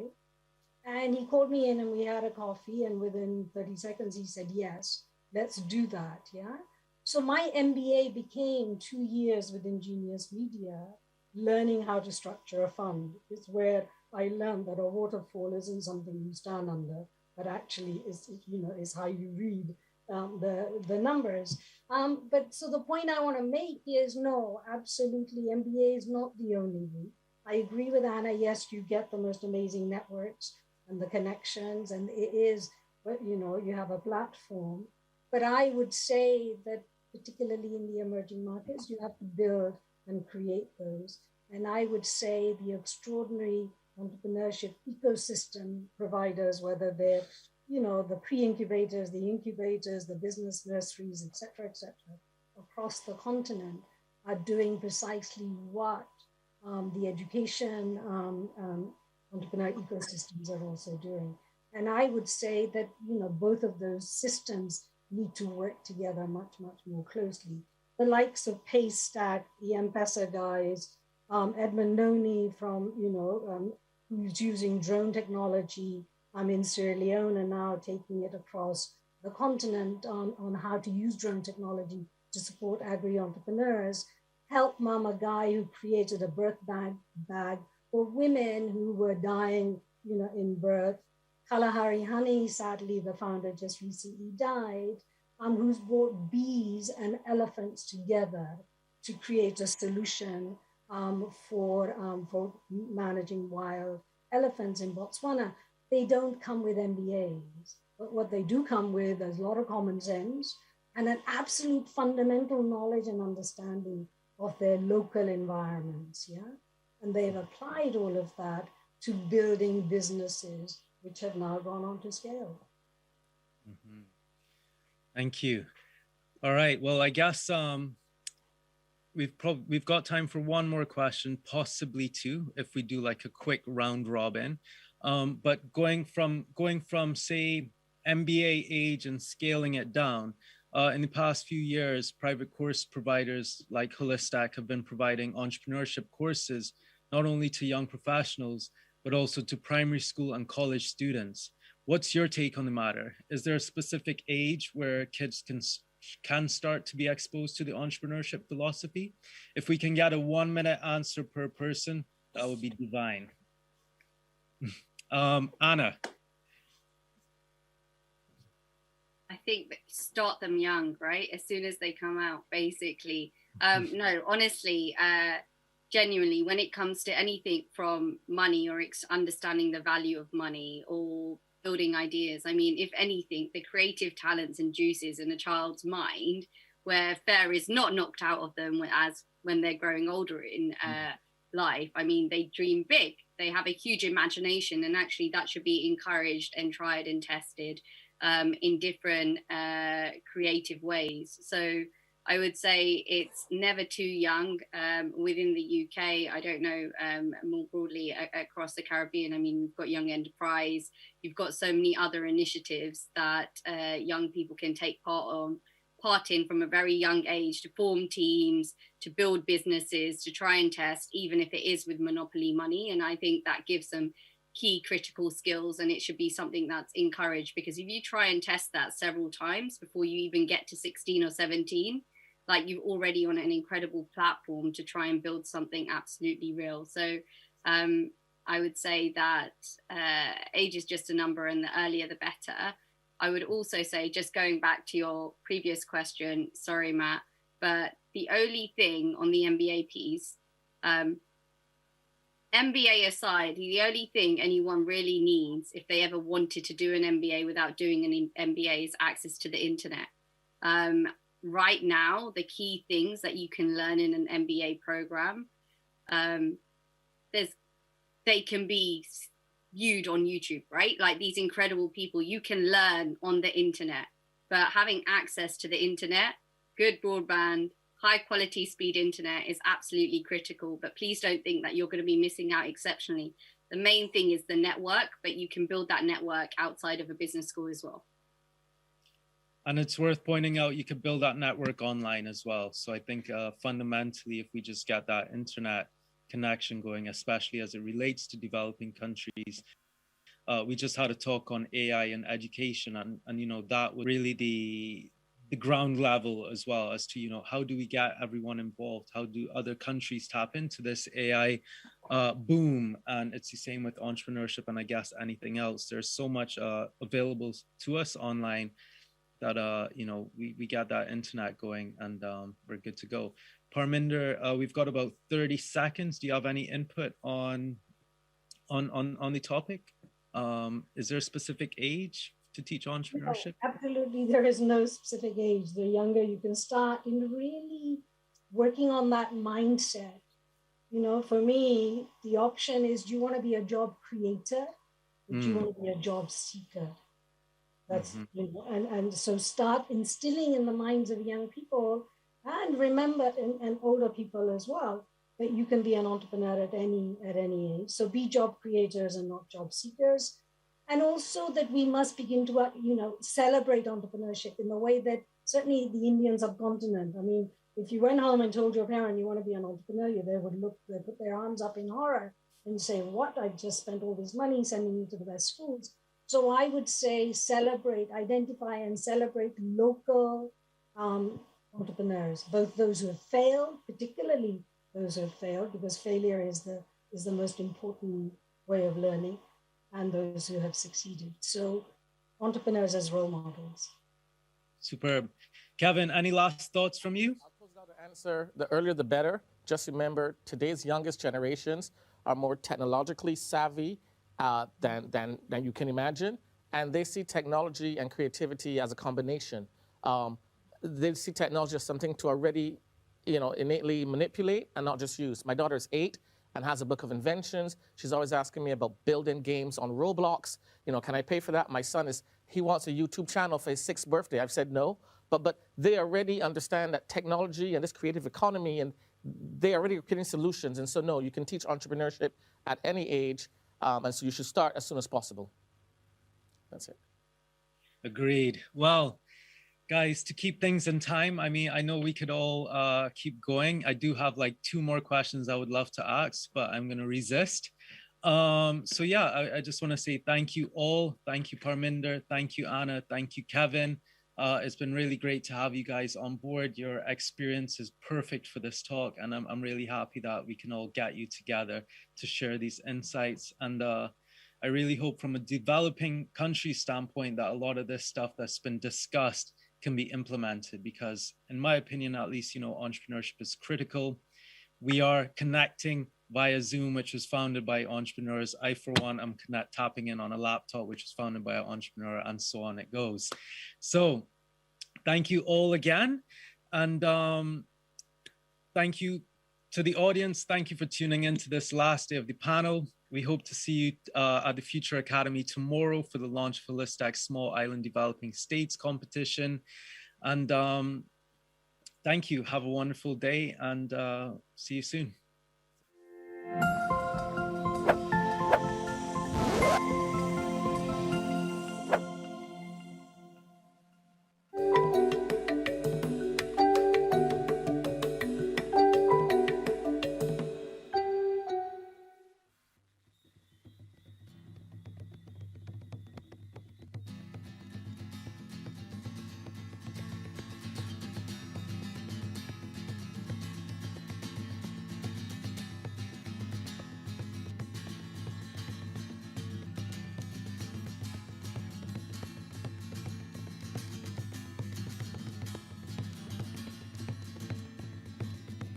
Papa, Mama Dlo.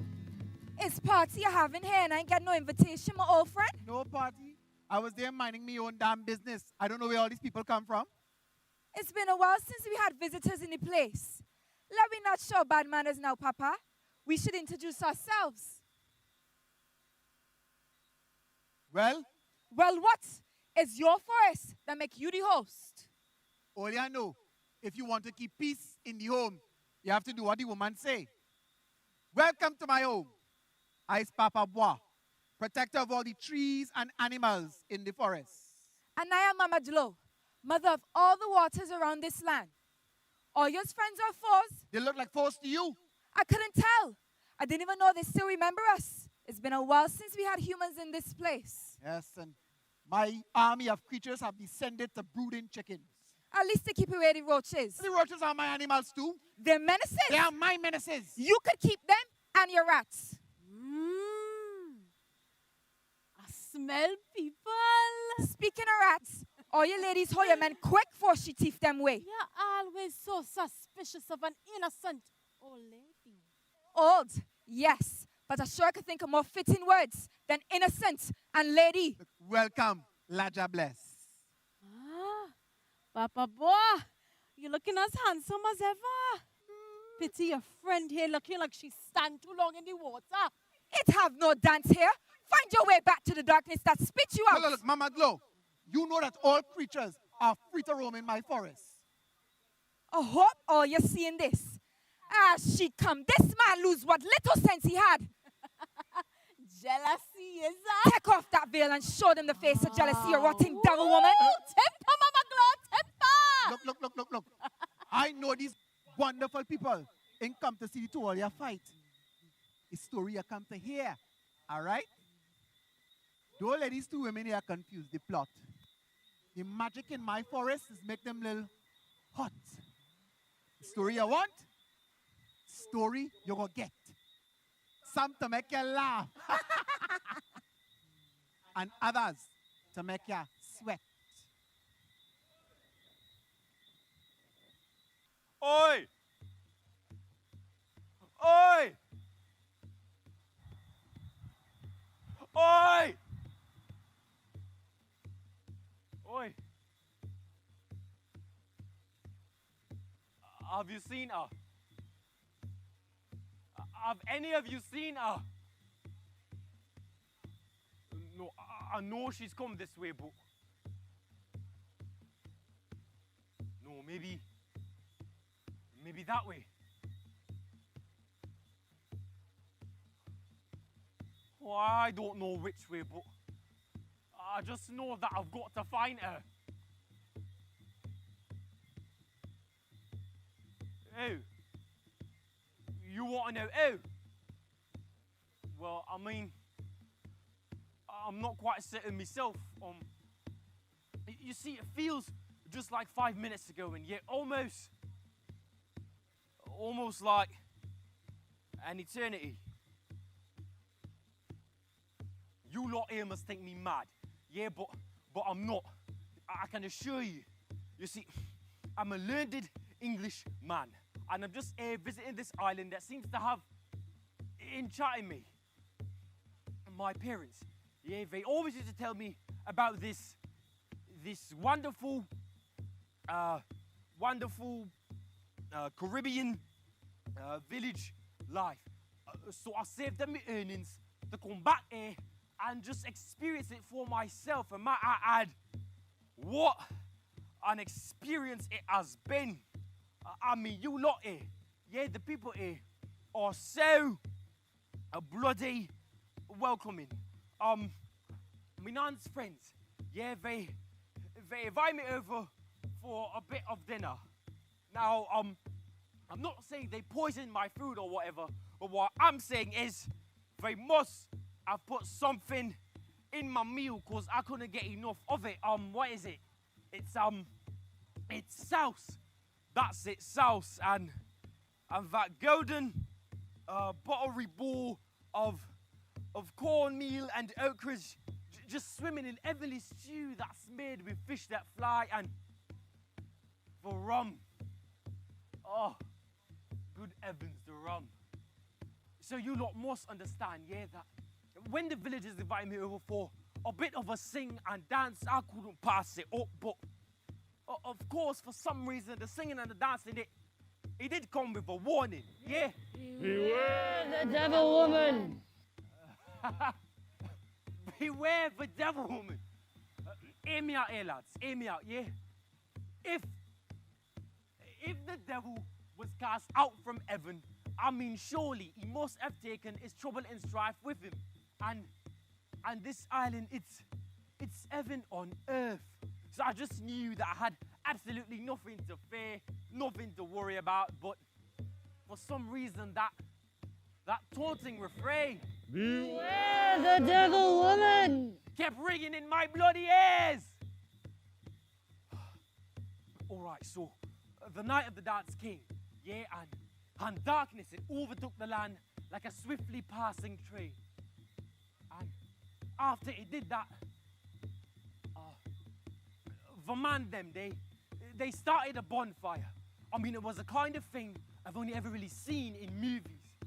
And after they started the bonfire, this bewitching drumming, it started. And it tasked even the most shy among us to dance. A dance we did while bottles of rum were just going round and round and round. And I swear, yeah, at one point I looked into the bottle and there was a man looking back at me. I mean, he looked like a poor lost genie drowned in fine liquor. Yeah, but I drew the bottle ever so closer, and with a raspy voice, I swear I heard him whisper, Beware the devil woman! Beware the devil woman! And that's when I knew I'd simply, completely fallen off my rockers. I'd had enough. I had enough to drink, enough to eat, enough for the singing, enough for the dancing, enough for the lot of it. So I took whatever modicum of dignity I had left and made my way through the reveling crowd to just head to me bed. If I could find my bed. But that's when I saw her. She was the most beautiful vision I'd ever seen. Just there, at the edge of the forest. All right, I couldn't see her face, yeah, but I was mesmerized by the beauty that I couldn't see. And in that moment, I just wanted her, so I begged with her. I pleaded with her to just have a sing, have a dance with me and join in on the festivities, you know what I mean? But when I approached her, she turned and she ran away without uttering a word. It was the weirdest thing. But I still wanted her. So I chased after her once again, but of course, I heard the villagers' fading voices saying in the background once more, Beware the devil woman! Beware the devil woman! all right! Beware the devil woman! All right! Devil woman this, devil woman that. Whatever you lot here, or bang off order, yeah? Leave it out and sling your hook, please. Because this woman, she was no devil. She glistened like an absolute angel.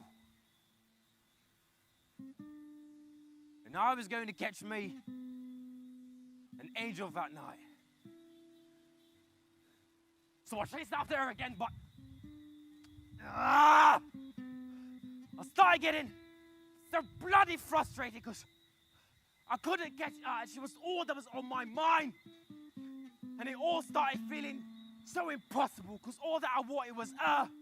But now I found myself here with a forest of trees behind me, you know, surrounded by whatever the hell you are.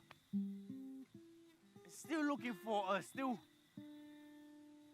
looking for a way out, so please, if any of you can help me at all right, please. I'm still looking for her, still looking for a way out. She's my only hope, please. Help me find her. Help me find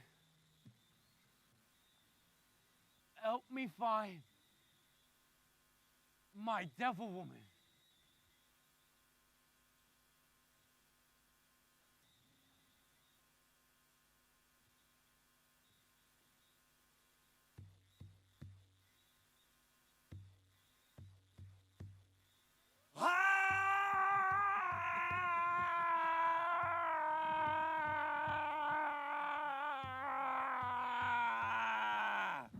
Tell the story of the devil woman. Ooh, I am so misunderstood. Search the forest for the devil woman. Yes, come and find me in these woods. Don't be tempted by the devil woman. Attempted? I am quite good. Take the head of the devil woman. Oh, I'm sure you wish you could. devil, woman. But you can't get vexed. The money call you by your name. I don't go get back in your bottle and drink some milk, Baku. But the poor little tourist man just wanted to have a good time. Now look what you gonna do to he. Dudu, darling, he do that to himself. And it's not my fault he listened to the voice in the bottle. Ha! If it only get to he before he done drunk, I gotta save you from you. Didn't you have a master to go back to, Baku? Oh, yeah. Hey! All creatures, whether mystical or natural, are free to roam in my forest. It is only humans who get stuck here, and all because of their own weakness. That should have taken advantage of. Well, watch out, pot calling kettle black, Baku. You're nothing like you, witch. So what about that time when you turn into a snake and make that poor servant fall off a ledge to his death? That is an accident. It is an accident when you cover that farming cowitch and make it go mad just because he say a few bad things about you, Baku? You know very well. He ain't too nice to talk bad about nobody. And then they had that time when you hold a whole village hostage and break windows and injure people when you rocks, Baku. You know very well it happened how you make it sound. When I done know a hungry man is an angry man. And it's the same thing that goes for me. All you got to do is remember my simple little rule. Now listen. If Baku belly pack, you and me gonna roll like that. But if Baku belly empty, it's trouble, you can see. If Baku belly pack, you and me gonna roll like that. But if Baku belly empty, it's trouble, you can see. If Baku belly pack, you and me gonna roll like that. But if Baku belly empty, it's trouble, you can see. If Baku belly pack, you and me gonna roll like that. But if Baku belly empty, it's trouble, you can see. My name is Boise Baku. Some call me Mr. Boise. Others call me Buck. Well, it don't matter what you call me. Just don't call me mischief. Boy's a playful soul and I like to have my fun. But if you don't got my banana and milk or call me by the wrong name, well, I'll just be prone to the occasional tantrum. I remember I had a time when this man found me down by Joe's River. And he took my bottle and started to rub it there like it did a lamb. So I had to stop and ask you this, so, boss man, what you think this is? I ain't no genie. And you for surely ain't no Aladdin. So start dirtying up my glass bottle and take out the cork and let me out, please. So he started to take out the cork in slow motion like he was expecting me to ooze out in a puff of smoke. By the time the cork went out, he big two eyes still inside my bottle. Ha! But then, I jump out. Boom! The man is so scared and frightened he not even his pants. And he did look a little confused. So I started to feel a little sorry for him. So I opened with some introducements, you see. Good day, my good sir. My name is Boise Baku. And since it is you that find me, I now belong to you. Now, if you want to keep me happy and our friendship ever true, just remember my simple little rule. If Baku belly pack, you and me gonna roll like that. But if Baku belly empty, it's trouble, you can see. So I come to find out man in there, Frankie. And Frankie make sure he take care of this Baku. But you better shout for me high above all he thinks, but he'd only give me one job, which was to make sure nobody thief nothing from him. But let me tell you, every morning and evening like clockwork, he had my banana and milk there, boy. Yeah. And it was as though he knew to put sugar water to them banana trees and feed them cows with honey, cause Baku they live in the life, boy. But I come to find out that Frankie had a brother that they named John, and that Johnny just so rubbed me the wrong way. So one evening, Frankie bring my banana and milk as he normally does, but not mean to sound a little ungrateful. It a lot more than usual. So I asked him what's going on here. He can't tell me. Boise, I put a little extra banana and milk here for you, cause I gotta leave for a couple of days. So I just put extra in the event that John forget to feed you. Forget to feed me. Forget to feed me, but he can't be right. So I had to tell you straight up. Come now. My dearest friend, you know my love for you is true. You're gonna let that Johnny stay in your house. But remember, this deal I made was with you. So tell he no, and tell he again. Make sure that idiot fully aware of my simple little rule. If Baku belly pack, you and me gon' roll like that. But if Baku belly empty, it's trouble, you can see. So my own two eyes and my own two ears, I watch and listen to Frankie give his brother specific instructions. Make sure you give Boise his banana and milk every morning and every evening, all right? As soon as Frankie left, that idiot took up my bottle and I was looking inside. Mind you, can't see Baku, but Baku could see he. That fool bird getting reason he don't understand how he brother could waste good food for an empty bottle. So by his foolish reasoning, he ain't taking not one, but two of my bananas. I drink all of my milk. And then to add insult to injury, he getting use my bottle as an ashtray boy. That had my head so hot that evening, man. Cause when I done know it, they mean war. When I done know, if Baku belly pack, you and me gon' roll like that. But if Baku belly empty, it's trouble, you can see. So I start small that evening now. Move a little chair here and there. Break it down. Sit down the saucepan of food on the floor. Ka-splat! And close the door and keep pace every now and then. Blam! And that Johnny still wasn't getting it. So I had to up my game now. I call for all my animal friends from the forest. I call for the cats, the rats, the ants, the chickens, the mahogany birds. All of them come and attack you one evening. He swiped left. He swiped right. I ain't do nothing. He went to use bay leaf. He went to use bacon. I ain't do nothing neither. All the swiping he was doing, it wasn't doing nothing until all the animals running out of the house. Then I didn't know it was my turn, man. I took out some big rocks about the same size as my bananas. I started to build infinite rocks that he had like in a video game, man.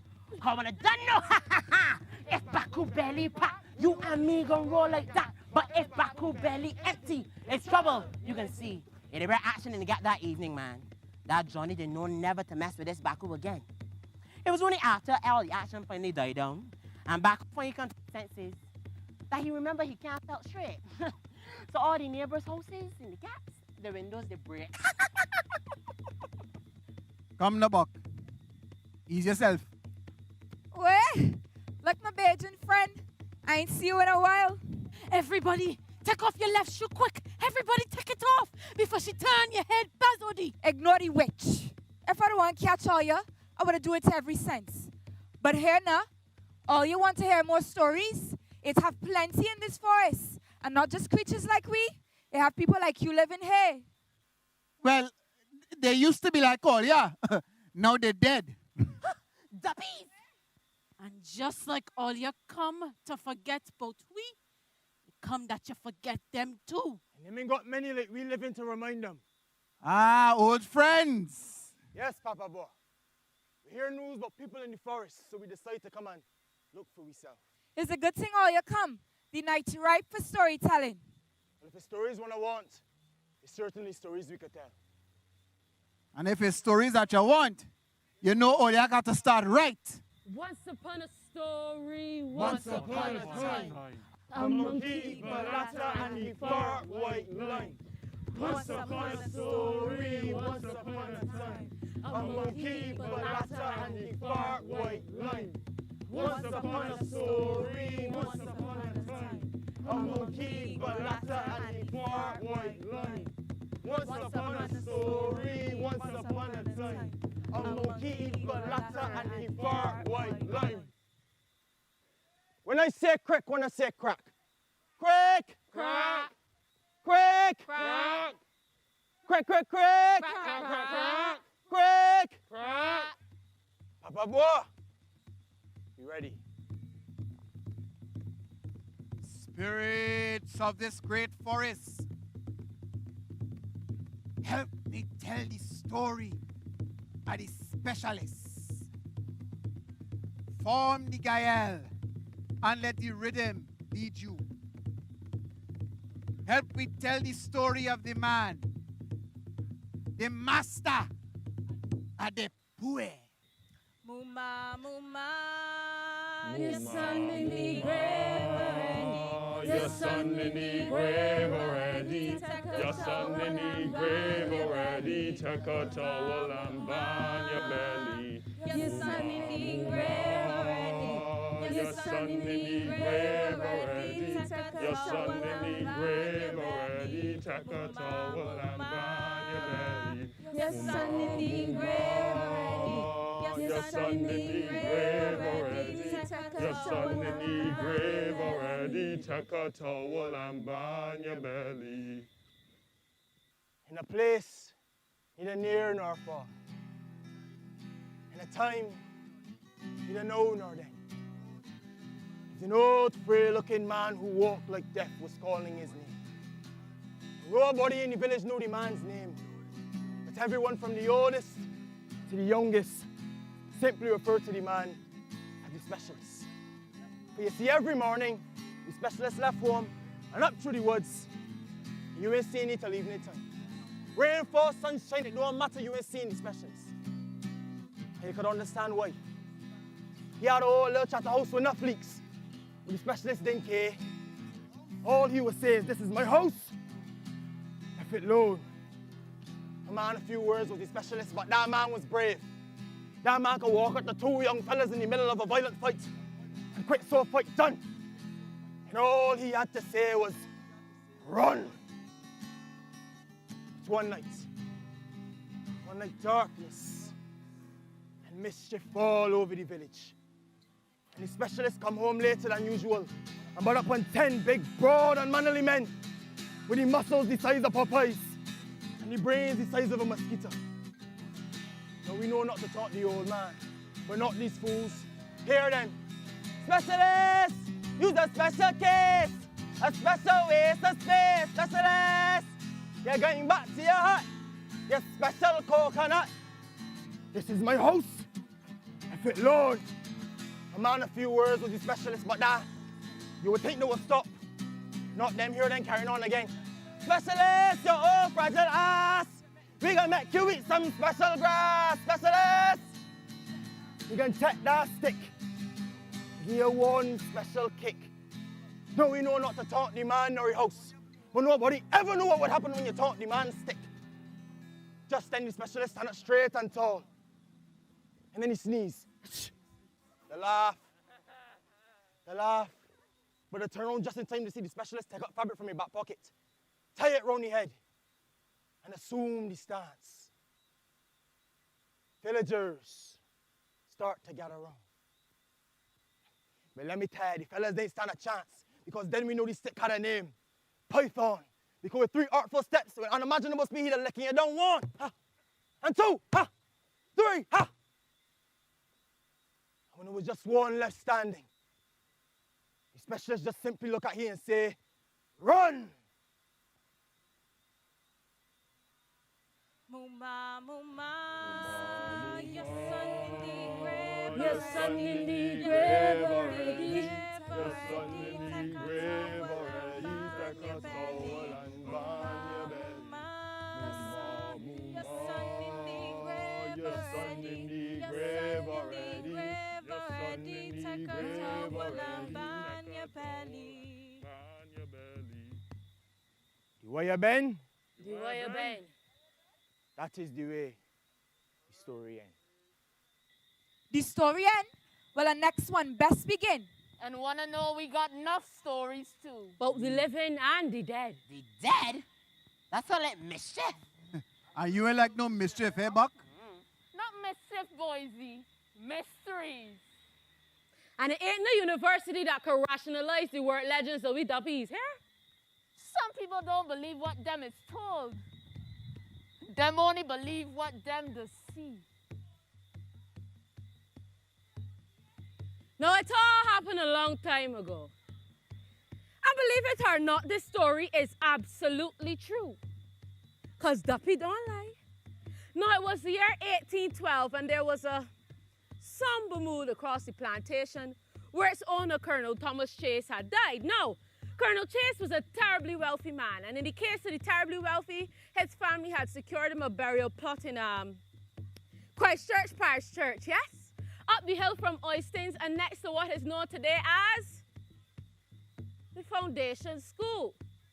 But that Sunday, when they went up to bury Colonel Chase, they saw the most bizarre sight. Now, Colonel Chase was the first in his family to be buried, so of course they was expecting to see other coffins there. And they did, but not as they had been left before. You see, as soon as they opened the vault door, Swoosh! A breath of death rushed past him in a cloud of dust, and as the air cleared, all the coffins and remains were scattered all across the floor. That's when the whispers started. Well, how the coffins get so? It must be some earthquake or magnetic interference. I'm on an earthquake. Only duppies that feel earthquake. I did always know them chases they do it over here. I tell one of that somebody is thieving them coffins there, so can't watch my old days. Listen, I feel it's because they can't get along when they're living. So they must take them cross to the grave. Rumors spread far and wide across the island about the mysteries of the Chase Vault. Now the family, they won't admit to any dealings with Obeah. And nobody didn't want to admit to any family conflict. But you remember what I tell you, right? Duppy don't lie. So that Sunday after the funeral, they fixed back the coffins in a very specific arrangement. And then the vault was sealed. And as things go in Barbados, a few weeks' time, everything seemingly went back to normal. Until 4 years later, when another member of the Chase family had to be buried. And the same thing happened again as soon as them opened the vault door. Swoosh! A breath of death rushed past him in a cloud of dust, and as the air settled, surely enough, there they all were. All the coffins spread across the floor. The same thing happened the next year, and then 2 years later. Breaths, death in a cloud of dust. A vault in disarray, and you know now, the villagers had a lot to say. Not me, Bozy. I want nothing to do with that family. I don't tell one of that somebody is thieving the chest doing that, so better watch my old day. I'm taking what? That's a curse upon that family. They may never get rest in peace. I bet there has somebody wicked that did before then. Whether it's Stephen or Obeah, that family is cursed. As fast as the wind blows, the news of the mystery of the Chase Vault reached the ears of the governor. Now, the governor was sure that there was trickery, and he was determined to catch the culprit. So at the last funeral here, what he do? He presided over the burial and watched as his official seal was forged into the concrete. Then the vault was sealed. Because if any living person was to tamper with it, the seal would be broken and it would be known. But no governor seal can't stop a duppy fight. So the vault had to be opened again. And the watchman ain't seen nobody visit the tomb. And the seal was still intact. Yet there was still fear in the hearts of the men that had to open that door. You should have seen them. They hesitantly tiptoed down the steps. 1 step. 2 steps. 3 steps so quietly. Like if they was trying not to awake the dead. And then there they were, standing at the door of a mystery, about to unveil the curse of the Chase family once again. They knocked. Ears keenly pricked, like if they was expecting somebody to answer. But satisfied that there was no mischief afoot, they ever so slightly ease open the vault door a little bit. Nothing. So they get brave and they push a little further. Nothing. So then with one valiantly strong push, they pushed the vault door open. Everybody was standing there, and then nothing. But as soon as them stepped foot into the vault, swoosh! Another breath of death rushed past him in a cloud of dust. Surely enough, as the air settled, body parts, remains, coffins, all thrown all over the floor. The authorities were sick of it. So here what they do. They took out all the coffins and buried them all separately. So you know that the dead could finally rest in peace. And if you don't believe me, you could head up to Christchurch Parish Church and look for the vault, because you remember what I tell you, right? Duppy, don't lie. But them exaggerate the truth, though. All a part of the fun, Buck. Don't mind. I love them stories, eh? They used to talk plenty about us. And they're scared of we too? No, Buck. It's respect. They used to respect we, eh? Times change. And then I got time to sit down and listen to stories like these. But all you're enjoying the stories, eh? So all you're enjoying the stories, eh? Well, we have more stories to give you. Some that you may say are fake. Others that you may say could have happened. Some of the living and the dead. Ladies and gentlemen, especially the gentlemen, all ya come, let me tell ya a story.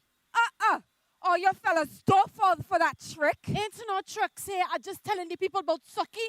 It's a long time I living in this forest, and I never see you call nobody to follow you, so Let me ask you a question. When you gonna stop the war, eh? When you gonna stop the war? Ain't no war, Papa.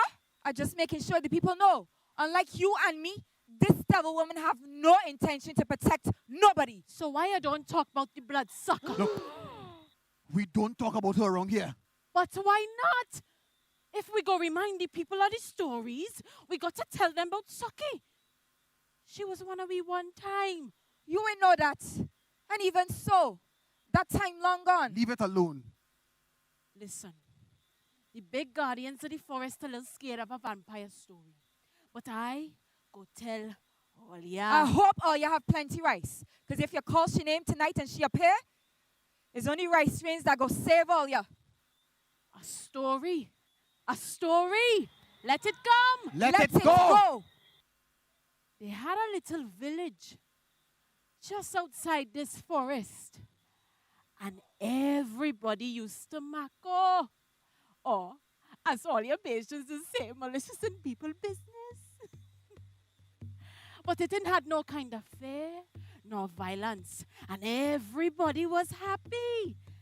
Until one day, this old wrinkled-up lady named Suki moved into the furthest part of the village. And it just so happened that as soon as Suki reached, strange things started to happen. And the strangest of them all was the unexplainable deaths of babies. Now, you might say that babies die every day, but this was an ordinary kind of death. The children had what looked like bite marks on their bodies, and I ain't never seen no kind of mosquito leave them kind of marks so yet. So as well, people started to murmur. So what are you really telling me?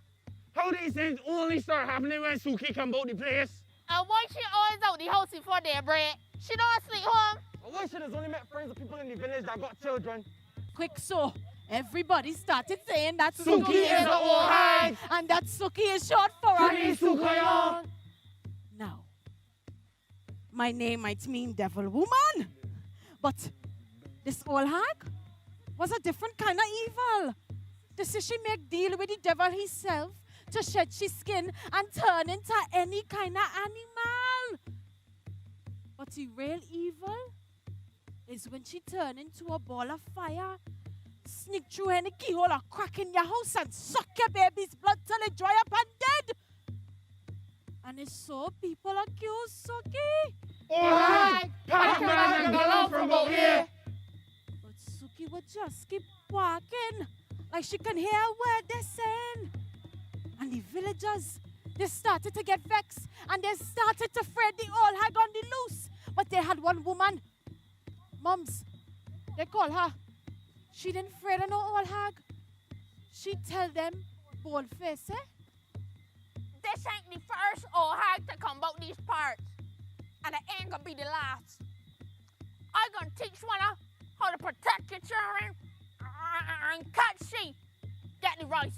Skipper, get the rice. Mums didn't spare no details in the plot. She tell them that if they want to catch the old hag, they got to buy a bag of rice and spread round the children beds. Get out there. But the women, they're so scared and desperate. They buy about 20 bags of rice and spread round the whole house. And the men, they went to grab whatever weapon they could find, bat, wood, sword, whatever they could find to catch she. But that night, It was so quiet that every man and woman started to fall asleep. But they had a dog in the distance. It started to bark like it could sense evil was in the air. The old hag had started to approach the house. But wait, they got rice grains on the step. The old hag turned into a ball of fire, dropped to the ground, and started to count every grain of rice. And the dogs in the distance started to make a frenzy. They started to bark and bark and bark. And they wake up every man and woman. The women went to grab the children. And the men with their bats, woods and swords, they come with their weapons and they try to beat she. Oh God, they beat she. They beat us. And with all the beating she gets,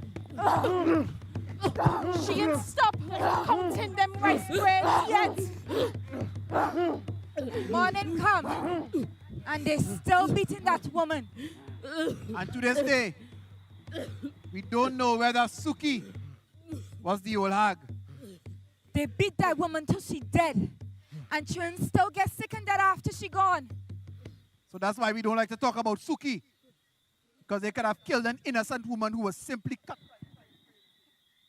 And now my story, it's done. Let it go. And let it come. All of that just to make them feel they might have a worse wish I than you. had to tell that story for that. Look, you right here. How about next story? I got one that ain't too far removed from the town that we living in now. Oh God, tell me now. A time not too long ago, in a place not too far away from here, there used to be a man that went door to door selling all kind of things. Bright and early on a Saturday morning, you will catch you walking through every street in the village. Here he, Pots and pans, curtains and rugs. Pay me later what you can. Pay me now what you could. Lamps and string lights, bowls and dishes. Pay me later what you like. Pay me now what you wishes. he done know everyone in the village by name. And he does know when you does be home. When Christmas time come round, he done have everything you they want to pretty up the place. And you know how we made just stop. We just be happy to buy something, take it home, and pay bit by bit as the time pass. But this salesman did nobody to mess wrong with. Once you buy something from he gonna make sure and come back and ask for a little $5 or $10 to put on the card to pay off. And you know how we mothers then send them children outside to meet the salesman. Man, the coolie man outside. Tell you I ain't home. Tell you I ain't home. My mommy tell me to tell you that she ain't at home.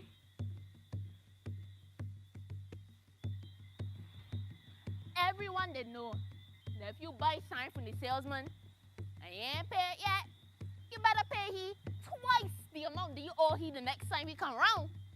Cause he ain't wanna make you vex or make you feel like your TV merchandise from here and ain't wanna pay for it. But Ma had to learn the hard way. 6 weeks now she did avoiding the salesman. When the next Saturday come around, he make sure to change his tune a little bit. Child, tell your mother outside. She told me to tell you to come back tomorrow. Alright, tell your mother gonna come back tomorrow and she better got me money. Pay me big or pay me small. It don't matter. As long you pay me all. Run and hide when I come and collect. Ha! You're gonna be sorry. Your tipping ways you will regret. And true enough, the next day he come back. And he seen out that the house still locked up tight. With a little note on the door saying, "We going to church. Come back tonight." The salesman did had enough. He did gonna send his friend to come deal with she. After all, 6 weeks now and he can't get his money yet. So he left from about the house. And Ma peep out from behind she curtains.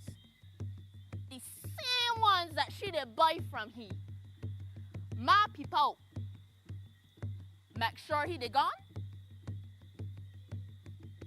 Then when long punchy day, the night come, and ma they start to hear this strange sound coming from outside.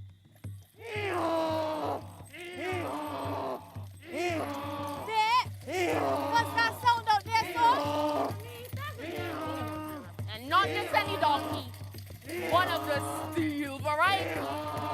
When ma realized what it was, she went and she looked at she house quick, and went hyper under the table. That sounded tormenting ma. She yelled the whole night.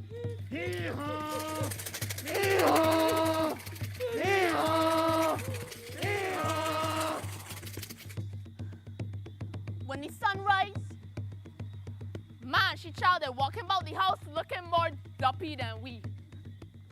Then went down by the church to ask and beg the priest to pray for the house. But no prayers gonna work. Not till the salesman, they get him money. So when the night come, the donkey come with it. At this time, the rain is so thunderous and sound like raindrops beside the big rocks. They hit him from the roof. The shark couldn't take it no more. Why you just don't pay my money? And so she did. Ma went out every neighbor, any family member, anybody for a little $5 or $10 so that she could pay the salesman. And when she had got enough, before the salesman could even knock on the door, the child would run out and say, Look, ma tell me to tell you that she ain't home, but let your money. Please stay here still, don't can't go away. And so he did. The salesman count up his money, make sure it all there, and went long for the day. Pots and pans, curtains and rugs. Pay me later what you can, pay me now what you could. Lamps and string lights, bowls and dishes. Pay me later what you like, pay me now what you wishes. And the moral of the story is, when you buy things from people, make sure you pay them back on time before they send somebody to steal donkey for you. But why is it that all your humans just make we do all your dirty work, eh? True. You know that oftentimes we are blamed for the wrongdoings of the mortals. It's true, Papa. While some of us might have a little mischief and some the devil, it got some of it that is only fight when one of us with forests and rivers and ting. But you know, there are some human stories more frightening than ours. For true, them used to tell stories to get them children to start behaving right. It's like we gotta start telling them stories again that way their children getting on nowadays. I remember when we were still children among the land of the living. There was a story we used to hear so much that not a single girl or boy used to be out of the house after dark. A time, not so long ago, in a different Barbados, when the land was fertile, sugarcane plantations was more plentiful than potholes, and respect was still a word that was understood by young children. I know that this starting to sound like a fairy tale already, but this ain't a fable. This story is as true as we stand before you tonight. Barbados used to thrive on producing sugarcane. And if you know how sugarcane does grow, then you know that all over the place basically had bush. Life in BIM was fairly simple. My father used to get little 10 cents a week for the work he used to do on the plantation. And that 10 cents used to feed the entire household. Try surviving on even $100 a week for the whole family. Can't do it. We're happy people. Ain't know about internet or cable TV. Ain't had no smartphones. But we did learning with lessons and things from the stories we hear from the elders in the household. Everybody did know about Anansi. We did love he. And Aesop fables. We don't hear much about them no more. But every once in a while, a new story was made up to explain unthinkable happenings and to warn children about unthinkable dangers. This is one of those unthinkable stories. The story goes like this. And we don't know how true it is. But one night, not long before the crop season did begin, a group of children playing outside noticed something rather unusual. It was just before dark and the sky had an ominous fiery glow. As was the norm, children were running through the fields, playing ring games and singing songs. They knew that once the sun was setting, it was time to head inside.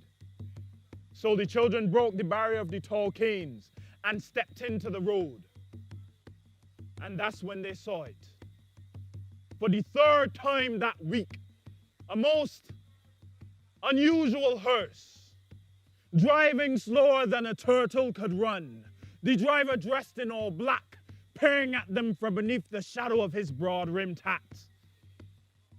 But this evening was different.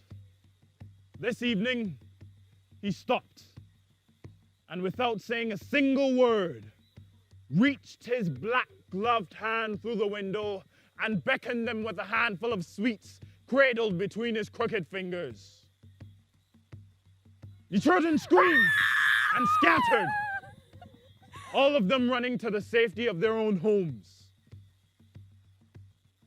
All of them except one boy. Grantley could have never said no to sweets. Duppy doesn't know who to frighten. As that this undertaker wasn't a Duppy. The next day, when the children wanted to play in the fields, their parents kept them inside. They had heard the news that Grantley hadn't come home the night before, so the authorities sent out a search party. But no one could have guessed what they found. There, in a clearing in the forest, Grantley's body, surrounded by iron, candles, and sweets. Somebody call him, His eyes and mouth wide open, his body stiff, as if fear had grasped the very core of his soul. But perhaps the most horrifying thing was the story that was told of how it looked as if a clawed beast had ripped Grantley's heart from his chest and feasted on it right there, next to his lifeless, mangled body. This was no mauling, and this was no random murder. This was a sacrifice. And so the story of the heart man was born. A man who wasn't quite alive, because him had no heart, but had to take the hearts of innocent, unsuspecting children to keep himself alive. The villagers mourned for poor Grantley, and paranoia and suspicion took hold of what was once a very trusting village. Everyone selling sweets was a potential killer. And questioning eyes kept watch of all undertakers. Children were told to go straight home after school. Perhaps the heart man knew that the villagers were on the prowl, because soon after, him and his hearse vanished. But then, in another part of the island, far removed from the terror of his evil, the heart man began a new hunt. This time in a small blue car, still luring children with sweets. One by one, he plucked them from their villages and carved their hearts from their bodies. And then, when his crusade of terror was finally over, his story continued to be told to children. Do as your parents tell you, or the heart man will come a-calling. Do as your parents tell you. You better heed my warnings. Don't cause them no ill will or pain or strife. Because the heart man is waiting patiently to take your heart and end your life. And now that psycho serial killer turned into a folklore character. Well, if you could be one. Look, Tualia, these fine people didn't come to see Tualia fight. It's stories that come to hear tonight. Why are you looking at me, Papa? Don't tell my story. Age before beauty, devil woman. For true, Mama Glow. We ain't hear your story yet. Come, peoples. You've got to do a little chant so we can get Mama Glow to tell us her story. Mama Glow. Mama Glow. Keeper of the sea. Keeper of the sea. Mama Glow. Mama Glow. Show yourself. Show yourself to me. Mama Dlo. Mama Dlo. With your mysteries With to your show. mysteries to show. Mama Dlo. Mama Dlo. We are friends. We are friends. Not foes. Before the world became as it is today, there was a young woman named Remy who was thought to be a curse to her village because she could bear no children. But despite this, her husband loved her dearly. Now, Theo, her husband, was a fisherman, and each night he would go down to the river and cast his nets, but catch barely enough fish to feed himself and his wife. Poor Remy thought that this was because of her barrenness. Then one night, Theo heard a loud noise as though something had lashed the water.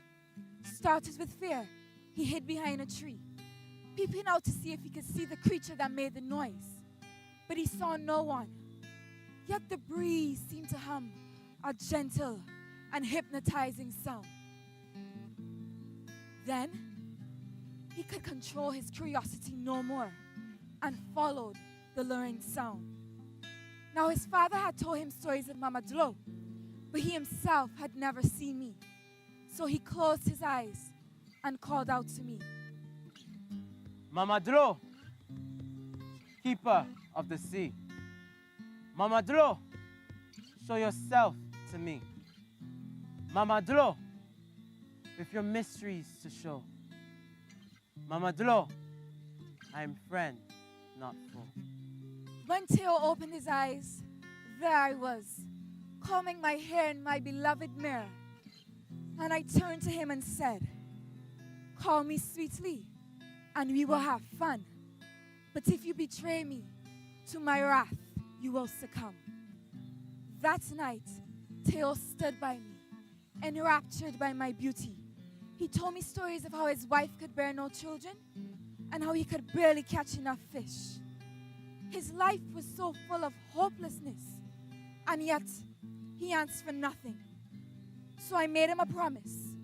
I'd bless his nets with fish and his wife with a child, but he must continue to call on me every night. And each birthday at midnight, he must bring that child to me, and I would bless her. When Theo went to pull his fish from the nets, he struggled greatly, for they were laden with fish. And the following week, he let me know his wife was with child. Theo was elated, and when the child was born, he named her Bunme, for she was my gift to him. Then one night, I sat and I waited for Theo, but he never came. I sat until the sun rose, but he never came. Days had turned into months, months turned into years. He had forgotten his promise to me. He had betrayed me. Then one night, I heard the most familiar sound coming from the water's edge. It was Bunme. She had found her way back to me. After all, she was my daughter. Her presence cooled my rage. And much like her father, Bunme would come to spend nights with me. And when I know I had gained her trust, I asked her to bring her father to me. And surely enough, she agreed. The following week when Bunme returned, she was relaxed. But Theo was anxious. He must have known he had angered me. And that fear grew when he saw Bunme jump into the water and dive below the surface. Eager to save his only child, he jumped in to save her, but heard my voice instead. "Call me sweetly, and we will have fun. But if you betray me, to my wrath you will succumb." Theo begged and begged for his only daughter. Please don't take Bunme. Please don't take my daughter. It was I who betrayed you. Please, take me instead, please. No, I am a reasonable creature. And he was right. It was he who had betrayed me, not Bunme. So I released her from my grasp and kept him in mind instead. When Bunme reappeared, she asked, "Where's my father?" When I pointed to the water, there he was, as young and handsome as the night I had first met him. Except this time, he was a mermaid, and my gift to her was now his to give, for her to call him from the water whenever she wanted to see him. And if you listen closely, you can still hear the solemn cries of Theo against the crashing waves. So it's like what they say. Hell hath no fury like a woman scorned. Call it what you want, but like the salesman and the bailiff, I go collect what is mine. What all you need to understand, that Mama Dlo and I are protectors. Whether it be the forests or the waters, whether it be the animals or the humans, we ensure that everything is safe. So when all the humans and they want to take advantage and they want to destroy and they want to build your highways and byways through the forests and they want to abuse we magic, that is when we get on mad like we make ourselves. Quick! Monkey breaky back. Oh, piece of rock. I remember one time it have a man who used to use a path to get to the other side of the forest. Once a week, at the same time, he used that path. I watched that man for weeks, and something about him didn't smell right. You mean like he needed a bath? No, Buck. Something didn't smell right. Like he was up to mischief. Later I found out that he was trying to set traps for the animals. One day he walking normal through the path. And he brought me up sitting in the middle of the path. He watched me and say, "Oh man, get out my way." Now I had to look around to see who he was talking to. You come to my house and get on like you own the place? You're real bullface. You house? Well, man, you better mind your place. You know, Papa Boy is a very gentle, kind person. But something about that man had my head hot. Yo, I let him pass. Not today, Papa. Not today. Second time, he brought me up. Same time, same place. He say, "Oh man, get out my way." Now the first time you're rude to me, I may give you a little chance. I know you might be having a bad day, job cuts looming, COVID booming. You might be having a tough time. But the second time you come and you're rude, not today, Papa. Not today. Next time he come, same time, same place, same story, except I watch him and I ask, is where I really come into the forest to do?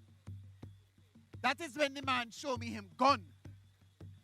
And I don't mean he was inviting me to inspect it. He pointed it at my face. Now, you know, Papa Boy is an old man. I can't fight no gun. So I let him pass. But as him pass, I say a little whisper. And I blow a little. And that disgusting rude man turned into a hog. Quick! Monkey break it back. Oh, I love it when you take charge, Papa. Hey, look. I think we should go forward before the two of them start a brawl. I think it's time we say goodbye to you all. Don't be strangers, come back soon. It have endless stories we could tell you. Some to cause fright and some to make you happy. We got stories that could go on all night. This forest is our home, open all the way through. And we'll keep you safe if this one thing you'll do. Share what you've heard. Share it far and wide. Tell them how you laugh. And tell them how you cry. You can change up the tales. We don't mind if you do, but Don't don't forget us, because we won't forget you.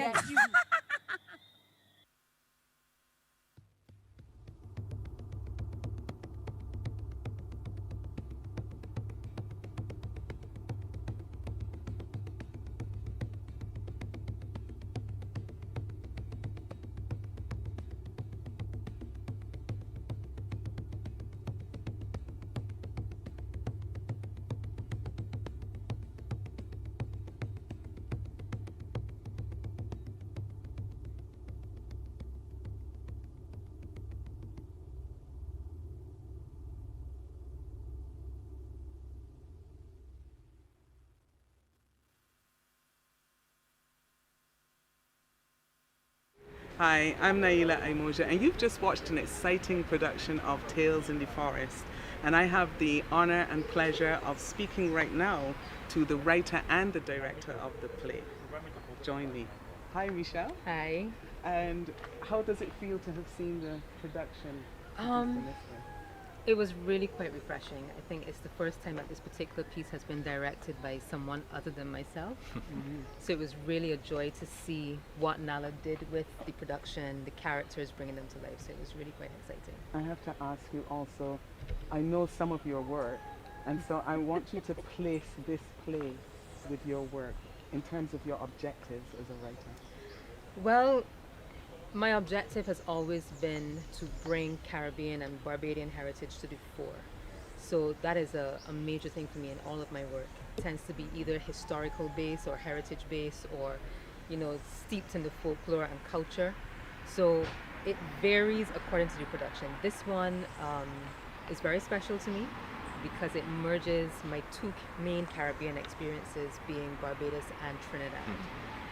So it really is very special play for me. I'm sure my Trinidadian friends will be smiling because they will see some of the references that they know that I'm very close to as well. Yeah. So it's really special. I found that merging particularly exciting actually. It's one of the things I enjoyed. So Nala, how was it for you producing this? Particularly in a non-traditional. Well, the truth is that non-traditional spaces appeal to me. That's always been my thing. I've never been too firmly married to the idea of audience and performance. So this space, look at it, it's almost begging to be the set for this specific piece, It was like coming home. Lovely. And what about having to marry the idea of translating something meant for stage to this open stage and then considering recording it? All right, so here's the thing. The idea was to kind of film it like a play, which I'm gonna be a little presumptuous and assume probably meant when it was said to film it so you can see an audience and a playing space. What we kind of went for is to film it the way that you would experience it if you were there live. Because watching this live, there's a certain vibe that being in an alternative space and being surrounded by actual bush when they come out of the bush, that somehow allows the characters to seem more like they really do have hairy legs and horns and scales and them kind of things.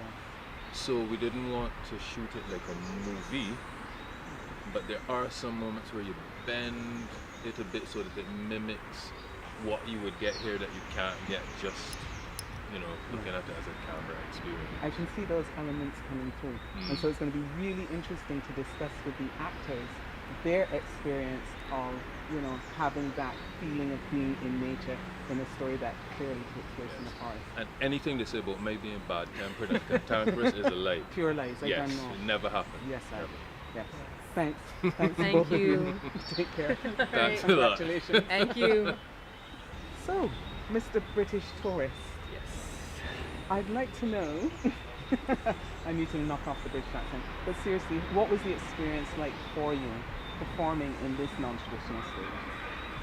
Tiring, different, but overall exciting. It was a new experience and one that I would actually be really happy in doing again.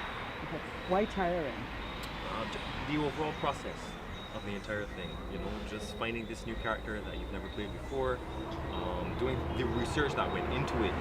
You can't just do everything off the top, right? Because it wouldn't come off as original as you would like it to. So it can be pretty difficult, and you may not even always get what you want in the end. But once it's enough, hopefully you can just move forward with that. What kind of research did you have to do for your part? Accents. I had to research a bunch of accents. I learned about a few that I never heard of before. So I learned about Essex British accents. I learned about MLE. That's multicultural London English. So it's where it would be, they live in England, but they live in London, England, and it would be Asian cultures, Caribbean cultures, and all these different mixtures that will come together and actually form a new accent within London. I found that amazing, right? So there was that. Well, I can't remember the name of the accent, but the one that Hagrid speaks from Harry Potter. Yeah. That's more Some so the, northern, yeah, the west, northern west side of London. I learned about scouse, which sounded really familiar to souse, Yeah. but scouse, that is a dish. Traditionally, it has in beef, carrots, potatoes. That is centered in Liverpool because it's something that the sailors would eat whenever they used to come in from the dock. So Yeah. Mm. a lot of knowledge went into A it. lot of things, yeah. But so I just try to use that to the best of my ability and bring that out within my character. Okay. So which accent did you settle on? A mixture of three. Multicultural London English. Yeah. A bit of the western side, so I sound a bit Scottish and a bit Irish. Yeah. And a third one, but I can't remember what the third one is yet. Yeah, but I can hear it though. A bit, yeah. Oh, Cockney. Thanks for granting me this interview. What's your real name? Kyle Cozier. Good to meet you, Kyle. Usually. Ladia Bless. Yes, please. And your real name? I am Tiffany Amber Williams. Tiffany. Yes, please. What was it like playing this supernatural creature? It was really fun. It was a bit of a stretch for me because I'm not that type of person, and she's known to be the devil woman, so I'm not nowhere close to that. Tiffany is nowhere close to that. So it was really fun to be able to dig into that and to find that space, and to take on a mysterious outlook. Your makeup is just captivating. I'm seeing it Thank up close and it's you. wonderful. Did you have to do a lot of research as well? I did. I looked into the Trinidadian accent, as well as just finding out more about Laja Bless and seductress. What is a seductress? How can I use my manipulative ways to create what I want, to get what I want, to find happiness in a weird way, if that makes sense. The conflict between you and Mama Joe, it seemed very real. Yes. What did you have to source? What was the inspiration? You know, you dig a little deep and you find ways to work around that conflict. And if I've ever had any conflict, and I've definitely had conflict in my life with other people, you know, whether male or female or whoever, I've had just to find that and source that and remember what that is like within Tiffany and kind of transform it into Laja Bless and how she would portray that. Is that what actors do? Yes. Okay. I have to ask. I'm not an actress. So, Yes. I have to ask these things. Very much so. Thank you so much. Thank you. And it was a wonderful performance. Thank I really you. enjoyed it very much. Thank you so much. Yes. And now, Mr. Baku. Hello. Mr. Baku. Yes, What's your real name? actually, my name is Kimal Marshall. And I was fascinated with your performance, and I really want to know. Did you like rehearse with the tree? Because you seem to be so much at ease and one with the tree. Yeah, we rehearsed with the tree like for the first day. Like Nala asked us to find a space, and I found the tree and all that stuff.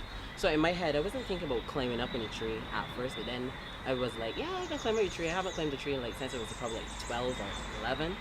So climbing the tree was something I found interesting to be, and extremely terrifying because I'm afraid of heights. Really? Yeah, believe it or not. No, I don't actually believe it because I watched you during the production and you were crawling along the branch, and at one point I saw you like a snake, like kind of. I was like, what? Yeah, because like I had to figure out new ways to how to make sure I don't fall off the tree, because that was obviously the major fear, falling from the tree.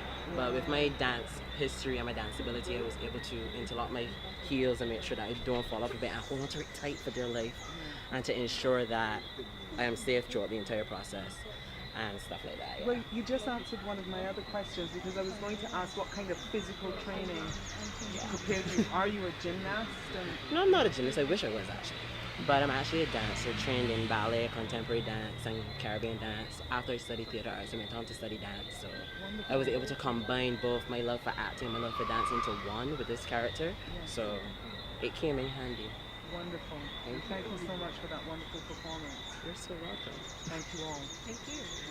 Now, we're supposed to meet two actors somewhere around here. I'm not sure where they are. Two duppies. Oh my goodness. Duppy 1 or 2? I'm not sure who. Duppy 1 and Duppy 3. Wow, what is your real name, Duppy 1? Stefan Martin. Stefan Martin. I'm Melissa Hunt. And Melissa Hunt. And I mean, what was it like actually preparing for these roles? Quite uncomfortable at first. It was a new norm for me. Well, not a new norm, but it was something new for me.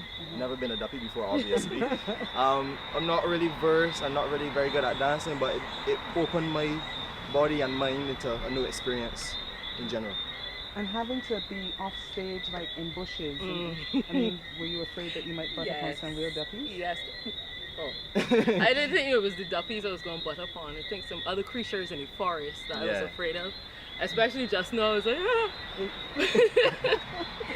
But preparing for the role was interesting because one of the directions we got was like on our voice and how to be undead people, but not necessarily have the Americanized version of a vampire or whatever.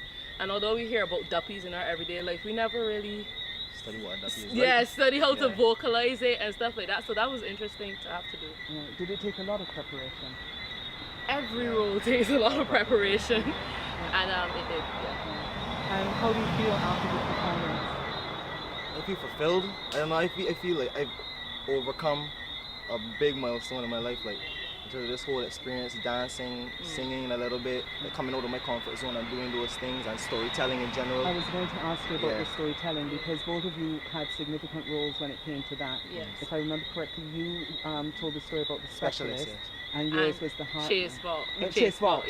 There you go. Yes. So, did you have to research anything in order to, really embrace this story? Honestly, every experience I've had before in theater always leads me to my next experience.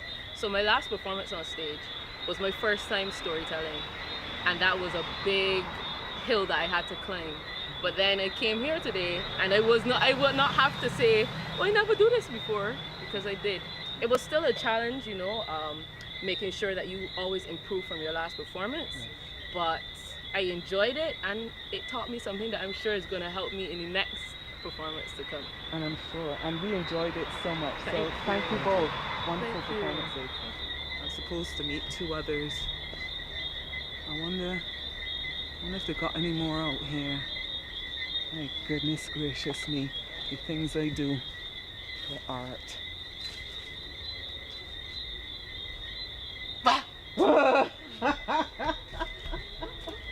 I honestly didn't see you guys coming. Duppy 2. Yes, Duppy 4. Oh my goodness, what are your real names? My name is Sky Lambert. I am Shakoti Baker. Hi Sky, hi Shakoti. Hi, nice to meet you. Thank you. Your performances were fantastic. Thank you. The storytelling was lovely. I remember Heartman and Steel Donkey. Two popular Beijing tales. So what was it like performing, in this setting, this particular play, the stories that you told? What experience was that like for you? I felt more of a tie to the land, being able to portray the salesman in the Steel Donkey story. Every day I see the salesman still these days driving through, selling the chairs and the buckets and the baskets. And being able to visualize that now, if I don't pay him, something is going to come and get me. It's going to haunt me until I pay him. And I think I felt more connected to Barbados in itself and its history. And I think I was able to envision that through my character, being able to remember my history and then the present and tying that in together. Yes. And Beautiful. I felt a comfort in that. Yeah, and I want to ask you about that, and Shakoti, maybe you can answer that as well. What connections do you see between the characters, not just the characters you're playing, but the characters you spoke about, right, the Heartman and Steel Donkey, and modernizing them, bringing them into our pop culture? Yeah, I find that in a lot of other places in the world, they're very good at keeping their creatures present, whether it be reboots, reimaginings, whatever the case, cosplay. There's a lot of different avenues that they use to keep these creatures, these tales alive. So I think that we can, as a people, in general, because I do believe that people are starting to forget. So if we could implement these tales, these creatures, this story into our culture more, things like Anime Con. There are people that cosplay Beijing inspired things, but it's not necessarily folklore characters, and they are different from what they have overseas. So if we put more effort into putting our own spin on it, I think we'll have a lot more vitality in our culture and our creatures, and our stories will continue on in that way. And it's so wonderful to know that we have this generation looking out for that. Papa Bois, Mama Glo, thank you so much for allowing me to grace your forest. Welcome. Thank you. Papa Bois, starting with you, what did you have to draw on? What inspiration did you have to pull from to play such a powerful character and so convincingly? But you must understand, Papa Bois is the protector of the forest. So it was just a matter of thinking about that thing that you treasure most in your life and what you would do to protect it and guard it. So I drew on that because there are some things in my life that I would protect with my very being. That is what I do. It's so convincing. What do you call yourself when you are not in character? When I'm not in character? Yes, sir. I am just called Angelo. Very pleased to meet you, Angelo. And Mama Glo, your name, please. Naomi Green. Pleased to meet you. You too. And you played this character so convincingly also and so beautifully. I wanted to know if playing this character had any influence on you personally, and if so, what that might be. I would say yes. I would say my physical characteristics as well, not just my mind. This character, to me, she's regal, she's strong, she's a divine woman, and so I want to take that with me in everyday life, try to sit a little better. Generally, I'm kind of a nervous person, so I would like to take from her confidence. She's sure about everything, she knows exactly what she wants, so that I would like that character to influence me in that way. Beautiful. Thank you so much for granting me this interview. And congratulations on the wonderful show. Feel free to visit again. Thank you so much, sir. I probably will. And so there we have it, a brief look behind the scenes at Details in the Forest. I trust that you've enjoyed it as much as I enjoyed showing it to you, and as much as you enjoyed the play. Maybe we'll be back again next year for another episode and a meeting with these strange characters. Hopefully there won't be too many duppies around. Good night.